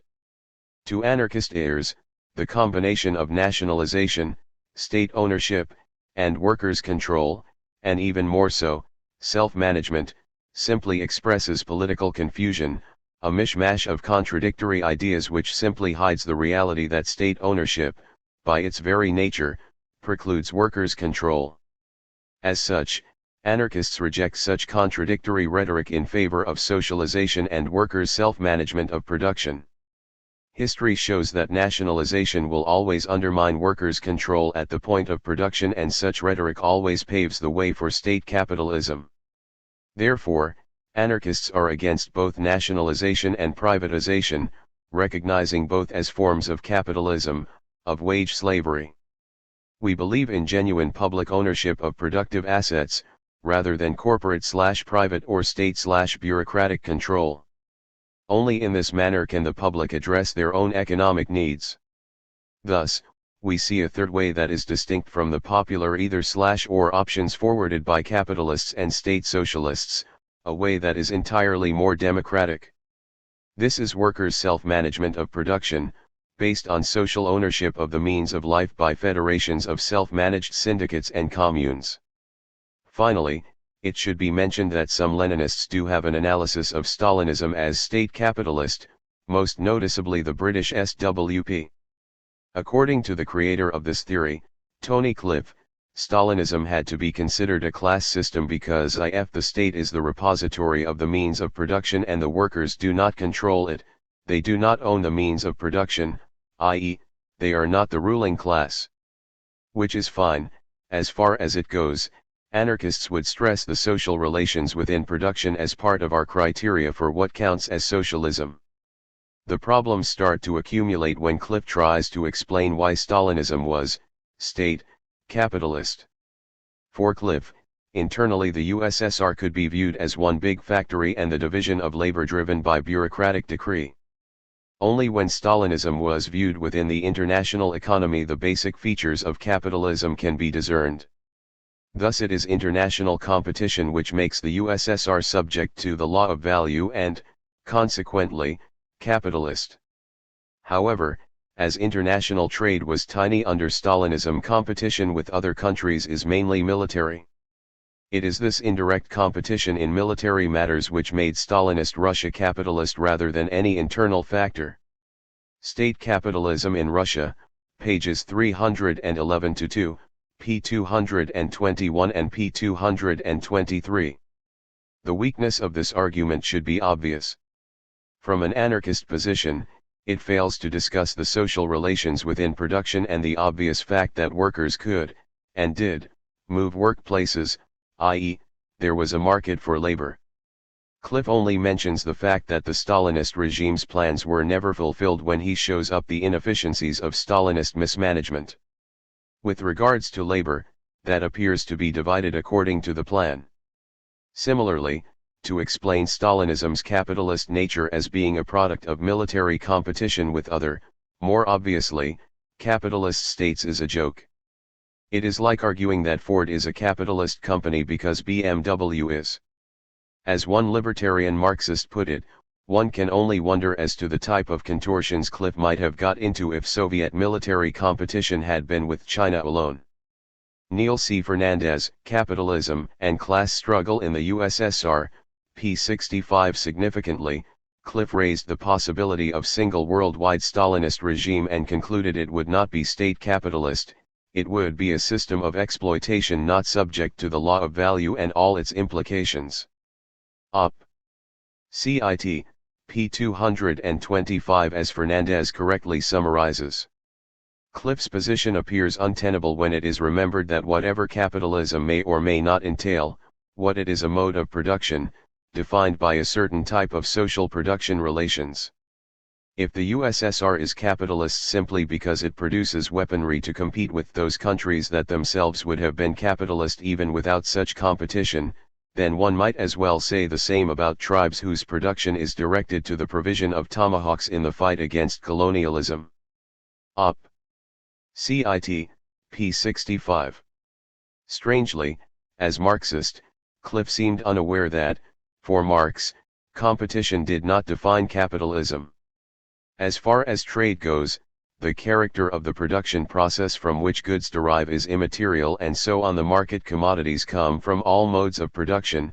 For example, they could be the produce of production based on slavery, the product of peasants, of a community, of state production, such as existed in earlier epochs of Russian history, based on serfdom, or half-savage hunting peoples. Capital, Volume 2, pages 189-90. This means that trade exploits a given mode of production but does not create it, and so relates to the mode of production from outside. Capital, Volume 3, p. 745. Much the same can be said of military competition. It does not define the mode of production.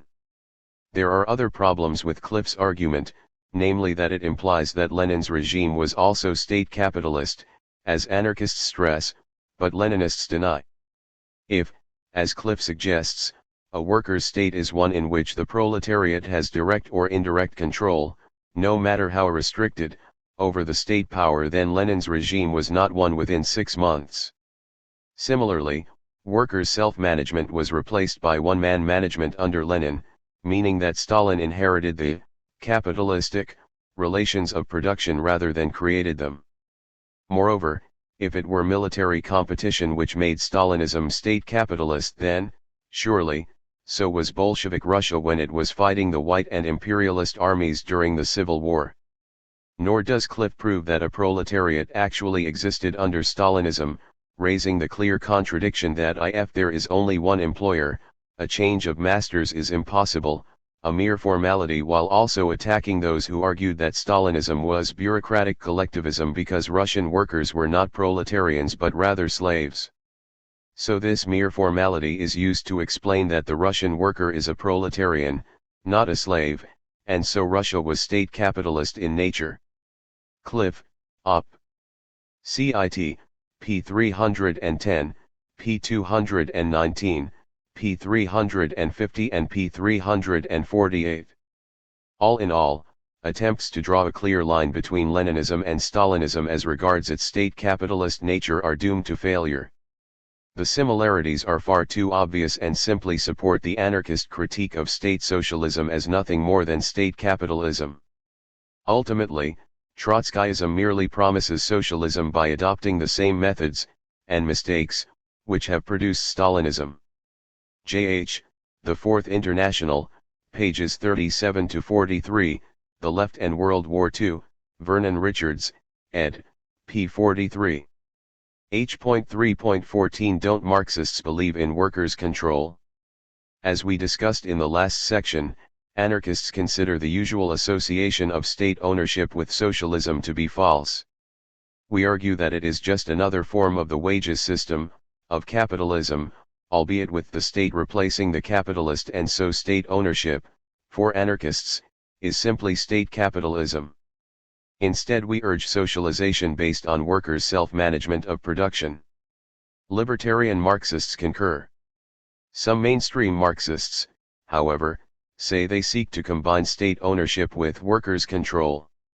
This can be seen from Trotsky, for example, who argued in 1938 for workers' control, the penetration of the worker's eye into all open and concealed springs of capitalist economy. Workers' control becomes a school for planned economy. On the basis of the experience of control, the proletariat will prepare itself for direct management of nationalist industry when the hour for that eventuality strikes.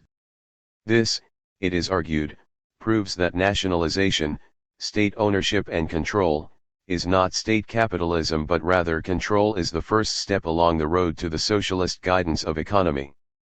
The Death Agony of Capitalism and the Tasks of the Fourth International, p. 73 and p. 74. This explains why many modern-day Leninists are often heard voicing support for what anarchists consider an obvious oxymoron, namely nationalization under workers' control. Anarchists are not convinced. This is because of two reasons. Firstly, because by the term workers' control anarchists and Leninists mean two radically different things. Secondly, when in power Trotsky advocated radically different ideas. Based on these reasons, anarchists view Leninist calls for workers' control simply as a means of gaining popular support, calls which will be ignored once the real aim, party power, has been achieved. It is an example of Trotsky's comment that slogans as well as organizational forms should be subordinated to the indices of the movement. Op. Cit. p. 72. In other words, rather than express a commitment to the ideas of workers' control of production, mainstream Marxist use of the term workers' control is simply an opportunistic technique aiming at securing support for the party's seizure of power, and once this is achieved it will be cast aside in favor of the first part of the demands, namely state ownership and so control. In making this claim, anarchists feel they have more than enough evidence which many members of Leninist parties simply know nothing about. We will look first at the question of terminology. Anarchists traditionally used the term workers' control to mean workers' full and direct control over their workplaces, and their work. However, after the Russian Revolution a certain ambiguity arose in using that term. This is because specific demands which were raised during that revolution were translated into English as workers' control when, in fact, the Russian meaning of the word, kontrolya, was far closer to supervision or steering. Thus the term workers' control is used to describe two radically different concepts. This can be seen from Trotsky when he argued that the workers should demand resumption, as public utilities, of work in private businesses closed as a result of the crisis. Workers' control in such case would be replaced by direct workers' management. Op. Cit. p. 73. Why workers employed in open capitalist firms were not considered suitable for direct workers' management is not explained, but the fact remains Trotsky clearly differentiated between management and control. For him, workers' control meant workers' supervision over the capitalist who retained power. Thus the slogan of workers' control of production was not equated to actual workers' control over production. Rather, it was a sort of economic dual power which meant that ownership and right of disposition remain in the hands of the capitalists. This was because it was obvious that the power is not yet in the hands of the proletariat, otherwise we would have not workers' control of production but the control of production by the workers' state as an introduction to a regime of state production on the foundations of nationalization. Trotsky, The Struggle Against Fascism in Germany, p. 91 and p. 92. This vision of workers' control as simply supervision of the capitalist managers and a prelude to state control and, ultimately, nationalization can be found in Lenin. Rather than seeing workers' control as workers managing production directly, he always saw it in terms of workers controlling those who did. It simply meant the countrywide, all-embracing, omnipresent, most precise, and most conscientious accounting of the production and distribution of goods. He clarified what he meant, arguing for countrywide, all-embracing workers' control over the capitalists who would still manage production. Significantly, he considered that as much as 9/10 of the socialist apparatus required for this countrywide bookkeeping, countrywide accounting of the production and distribution of goods would be achieved by nationalizing the big banks, which are the state apparatus which we need to bring about socialism. Indeed, this was considered something in the nature of the skeleton of socialist society. This structure would be taken intact from capitalism, for the modern state possesses an apparatus which has extremely close connection with the banks and business syndicates. This apparatus must not, and should not, be smashed. Collected Works, Volume 26, p. 105, p. 107, p. 106 and pages 105 to 6. Over time, this system would move towards full socialism. Thus, what Leninists mean by workers' control is radically different than what anarchists traditionally meant by that term. Indeed, it was radically different from the workers' definition, as can be seen from a resolution of the Bolshevik-dominated First Trade Union Congress which complained that the workers misunderstand and falsely interpret workers' control. Quoted by M. Brinton, The Bolsheviks and Workers' Control, p. 32. It is for this reason that from the 1960s English-speaking anarchists and other libertarian socialists have been explicit and have used the term workers' self-management rather than workers' control to describe their aims. Mainstream Marxists, however, have continued to use the latter slogan, undoubtedly, as we note in section H.3.5, to gain members from the confusion in meanings. Secondly, there is the example of the Russian Revolution itself. As historian S.A. Smith correctly summarizes, the Bolshevik Party had no position on the question of workers' control prior to 1917. The factory committees launched the slogan of workers' control of production quite independently of the Bolshevik Party. It was not until May that the party began to take it up. However, Lenin used the term workers' control in a very different sense from that of the factory committees. In fact, Lenin's proposals were thoroughly statist and centralist in character, whereas the practice of the factory committees was essentially local and autonomous. While those Bolsheviks connected with the factory committees assigned responsibility for workers' control of production chiefly to the committees, this never became official Bolshevik party policy. In fact, the Bolsheviks never deviated before or after October from a commitment to a statist, centralist solution to economic disorder. The disagreement between the two wings of the socialist movement, i.e., the Mensheviks and Bolsheviks, was not about state control in the abstract, but what kind of state should coordinate control of the economy, a bourgeois state or a workers' state. They did not disagree radically in the specific measures which they advocated for control of the economy. Lenin never developed a conception of workers' self-management. Even after October, workers' control remained for him fundamentally a matter of inspection and accounting, rather than as being necessary to the transformation of the process of production by the direct producers. For Lenin, the transformation of capitalist relations of production was achieved at central state level, rather than at enterprise level. Progress to socialism was guaranteed by the character of the state and achieved through policies by the central state, not by the degree of power exercised by workers on the shop floor. Red Petrograd, p. 153, p. 154, p. 159, p. 153, p. 154 and p. 228. Thus the Bolshevik vision of workers' control was always placed in a statist context, and it would be exercised not by workers' organizations but rather by state capitalist institutions. This has nothing in common with control by the workers themselves and their own class organizations as advocated by anarchists.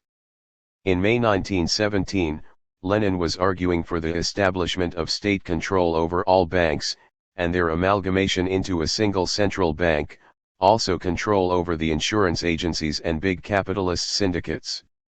Collected Works, Volume 24, p. 311. He reiterated this framework later that year, arguing that the new means of control have been created not by us, but by capitalism in its military imperialist stage, and so the proletariat takes its weapons from capitalism and does not invent or create them out of nothing. The aim was compulsory amalgamation in associations under state control, by workers' control of the workers' state. Op. Cit. Volume 26, p. 108, p. 109 and p. 108. The factory committees were added to the state capitalist system, but they played only a very minor role in it. Indeed, this system of state control was designed to limit the power of the factory committees. One of the first decrees issued by the Bolshevik government was the Decree on Workers' Control of November 27, 1917. By this decree workers' control was institutionalized. Workers' control implied the persistence of private ownership of the means of production, though with a diminished right of disposal. The organs of workers' control, the factory committees, were not supposed to evolve into workers' management organs after the nationalization of the factories. The hierarchical structure of factory work was not questioned by Lenin. To the Bolshevik leadership, the transfer of power to the working class meant power to its leadership, i.e. to the party. Central control was the main goal of the Bolshevik leadership. The hasty creation of the VSNKH, the Supreme Council of the National Economy, on December 1, 1917, with precise tasks in the economic field, was a significant indication of fact that decentralist management was not among the projects of the party, and that the Bolsheviks intended to counterpoise central direction of the economy to the possible evolution of workers' control towards self-management. Silvana Mal, The Economic Organization of War Communism, 1918-1921, p. 47. Once in power, the Bolsheviks soon turned away from even this limited vision of workers' control and in favor of one-man management.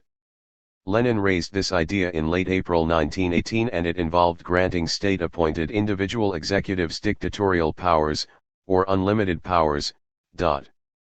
Large-scale industry required thousands subordinating their will to the will of one, and so the revolution demands that the people unquestioningly obey the single will of the leaders of labor. Lenin's superior forms of labor discipline were simply hyperdeveloped capitalist forms. The role of workers in production was the same, but with a novel twist, namely unquestioning obedience to the orders of individual representatives of the Soviet government during the work. This support for wage slavery was combined with support for capitalist management techniques. We must raise the question of piecework and apply and test it in practice, argued Lenin. We must raise the question of applying much of what is scientific and progressive in the Taylor system. We must make wages correspond to the total amount of goods turned out. Lenin, Op. Cit. Volume 27, p. 267, p. 269, p. 271 and p. 258. This vision had already been applied in practice, with the first decree on the management of nationalist enterprises in March 1918, which had established 2 directors at the head of each enterprise.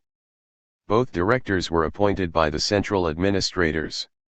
An economic and administrative council was also created in the workplace, but this did not reflect a syndicalist concept of management. Rather, it included representatives of the employees, employers, engineers, trade unions, the local Soviets, cooperatives, the local economic councils and peasants. This composition weakened the impact of the factory workers on decision-making. The workers' control organs, the factory committees, remained in a subordinate position with respect to the council. Once the Civil War broke out in May 1918, this process was accelerated.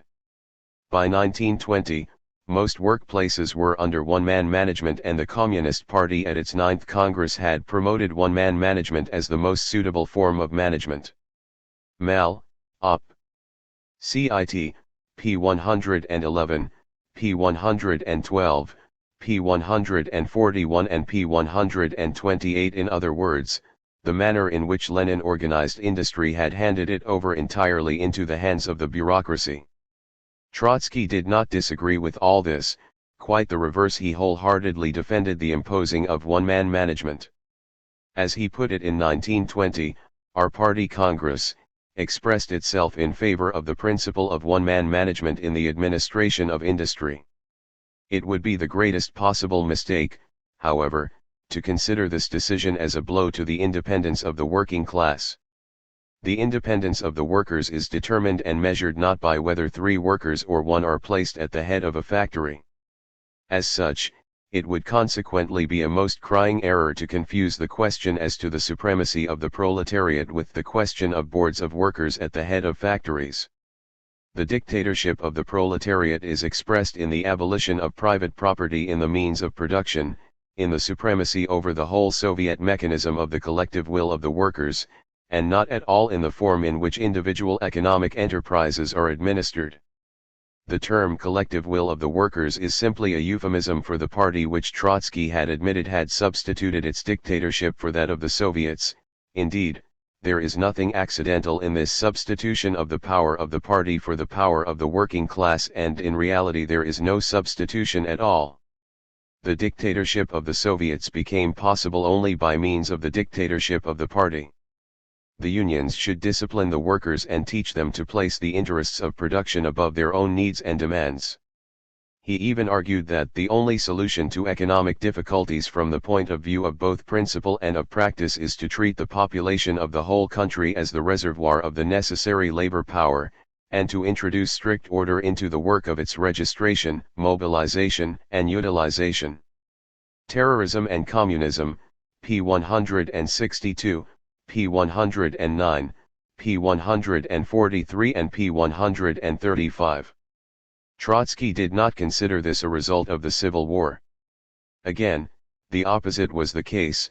I consider if the Civil War had not plundered our economic organs of all that was strongest, most independent, most endowed with initiative, we should undoubtedly have entered the path of one-man management in the sphere of economic administration much sooner and much less painfully. Op. Cit. Pages 162-3. Significantly, discussing developments in Russia since the end.e.p., Trotsky a few years later argued that it was necessary for each state-owned factory, with its technical director and with its commercial director, to be subjected not only to control from the top by the state organs but also from below, by the market, which will remain the regulator of the state economy for a long time to come. Workers' control, as can be seen, was not even mentioned, nor considered as an essential aspect of control from below. As Trotsky also stated that under socialism economic life will be directed in a centralist manner, our discussion of the state capitalist nature of mainstream Marxism we presented in the last section is confirmed. The first 5 years of the Communist International, Volume 2, p. 237 and p. 229. The contrast between what Trotsky did when he was in power and what he argued for after he had been expelled is obvious. Indeed, the arguments of 1938 and 1920 are in direct contradiction to each other. Needless to say, Leninists and Trotskyists today are fonder of quoting Trotsky and Lenin when they did not have state power rather than when they did. Rather than compare what they said to what they did, they simply repeat ambiguous slogans which meant radically different things to Lenin and Trotsky than to the workers who thrust them into power. For obvious reasons, we feel. Given the opportunity for latter-day Leninists to exercise power, we wonder if a similar process would occur again? Who would be willing to take that chance? As such, any claim that mainstream Marxism considers workers' control as an essential feature of its politics is simply nonsense. For a comprehensive discussion of workers' control during the Russian Revolution, Maurice Brinton's account cannot be bettered. As he stressed, only the ignorant or those willing to be deceived can still kid themselves into believing that proletarian power at the point of production was ever a fundamental tenet or objective of Bolshevism. The Bolsheviks and Workers' Control, p. 14. All this is not some academic point. As Brinton noted, faced with the bureaucratic monstrosity of Stalinist and post-Stalinist Russia, yet wishing to retain some credibility among their working class supporters, various strands of Bolshevism have sought posthumously to rehabilitate the concept of workers' control. The facts show that between 1917 and 1921 all attempts by the working class to assert real power over production or to transcend the narrow role allocated to it by the party were smashed by the Bolsheviks, after first having been denounced as anarchist or anarcho-syndicalist deviations. Today workers' control is presented as a sort of sugar-coating to the pill of nationalization of every Trotskyist or Leninist micro-bureaucrat on the make. Those who strangled the viable infant are now hawking the corpse around for workers' power, p. 165. Little has changed since Brinton wrote those words in the 1960s, with Leninists today proclaiming with a straight face that they stand for self-management. The roots of this confusion can be found in Marx and Engels. In the struggle between authentic socialism, i.e. workers' self-management, and state capitalism, i.e. state ownership, there are elements of the correct solution to be found in their ideas, namely their support for cooperatives.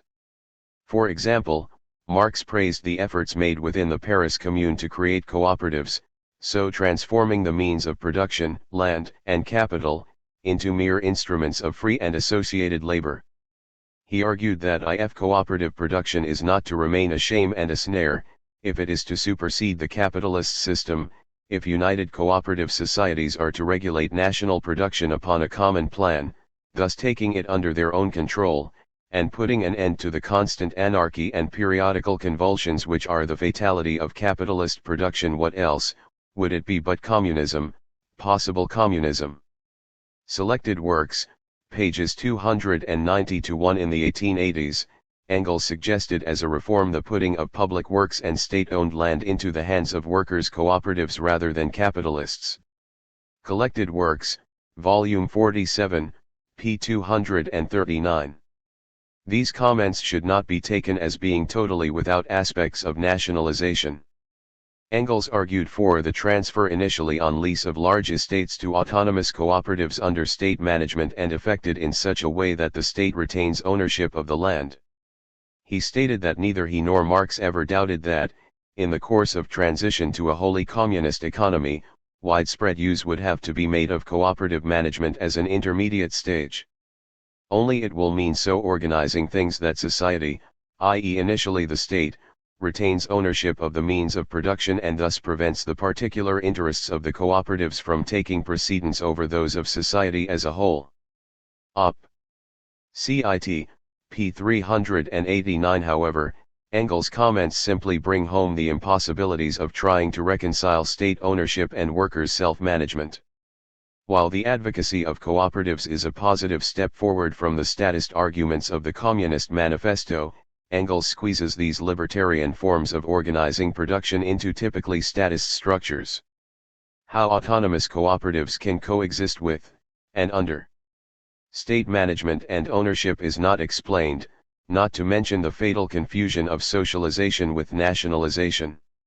In addition, the differences between the comments of Marx and Engels are obvious. While Marx talks of united cooperative societies, Engels talks of the state. The former implies a free federation of cooperatives, the latter a centralist structure which the cooperatives are squeezed into and under. The former is socialist, the latter is state capitalist. From Engels' argument, it is obvious that the stress is on state ownership and management rather than self-management. This confusion became a source of tragedy during the Russian Revolution when the workers, like their comrades during the Commune, started to form a federation of factory committees while the Bolsheviks squeezed these bodies into a system of state control which was designed to marginalize them. Moreover, the aims of the Paris workers were at odds with the vision of the Communist Manifesto and in line with anarchism, most obviously Proudhon's demands for workers' associations to replace wage labor and what he called, in his principle of federation, an agro-industrial federation. Thus the Commune's idea of cooperative production was a clear expression of what Proudhon explicitly called industrial democracy, a reorganization of industry, under the jurisdiction of all those who compose it. Quoted by K. Stephen Vincent, Pierre-Joseph Proudhon, and the Rise of French Republican Socialism, p. 225. Thus, while Engels, in part, echoes Proudhon's ideas, he does not go fully towards a self-managed system of cooperation and coordination based on the workers' own organizations. Significantly, Bakunin and later anarchists simply developed these ideas to their logical conclusion. Marx, to his credit, supported these libertarian visions when applied in practice by the Paris workers during the Commune and promptly revised his ideas. This fact has been obscured somewhat by Engels' historical revisionism in this matter. In his 1891 introduction to Marx's The Civil War in France, Engels painted a picture of Proudhon being opposed to association, except for large-scale industry, and stressed that to combine all these associations in one great union was the direct opposite of the Proudhon doctrine, and so the Commune was the grave of the Proudhon doctrine. Selected works, p. 256. However, as noted, this is nonsense. The forming of workers' associations and their federation was a key aspect of Proudhon's ideas, and so the communards were obviously acting in his spirit. Given that the Communist Manifesto stressed state ownership and failed to mention cooperatives at all, the claim that the Commune acted in its spirit seems a tad optimistic. He also argued that the economic measures of the Commune were driven not by principles but by simple, practical needs. This meant that the confiscation of shut-down factories and workshops and handing them over to workers' associations were not at all in accordance with the spirit of Proudhonism, but certainly in accordance with the spirit of German scientific socialism. This seems unlikely, given Proudhon's well-known and long-standing advocacy of cooperatives, as well as Marx's comment in 1866 that in France the workers, particularly those of Paris, are strongly attached, without knowing it, to the old rubbish, and that the Parisian gentlemen had their heads full of the emptiest Proudhonist phrases. Marx, Engels, Lenin, Anarchism and Anarcho-Syndicalism, p. 92, p. 46 and p. 45. What did this old rubbish consist of? Well, in 1869 the delegate of the Parisian Construction Workers' Trade Union argued that association of the different corporations, labor unions/associations on the basis of town or country, leads to the commune of the future. Government is replaced by the assembled councils of the trade bodies, and by a committee of their respective delegates. In addition, a local grouping which allows the workers in the same area to liaise on a day-to-day basis, and a linking up of the various localities, fields, regions, etc., i.e. international trade or industrial union federations, would ensure that labor organizes for present and future by doing away with wage slavery. This mode of organization leads to the labor representation of the future. No Gods, No Masters, Volume 1, p. 184. To state the obvious, this had clear links with both Proudhon's ideas and what the Commune did in practice.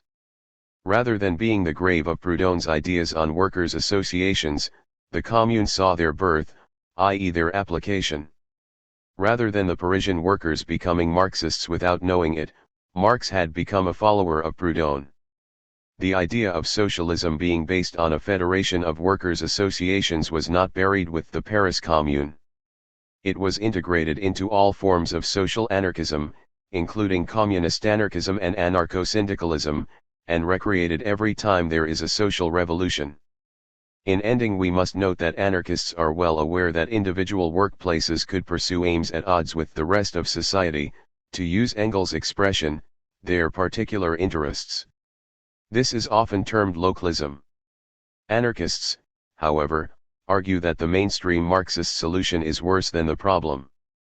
By placing self-managed workplaces under state control, or ownership, they become subject to even worse particular interests, namely those of the state bureaucracy, who will use their power to further their own interests. In contrast, anarchists advocate federations of self-managed workplaces to solve this problem.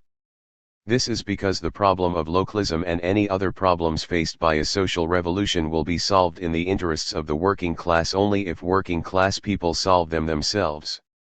For this to happen, it requires working class people to manage their own affairs directly, and that implies self-managed organizing from the bottom up, i.e. anarchism, rather than delegating power to a minority at the top, to a revolutionary party or state.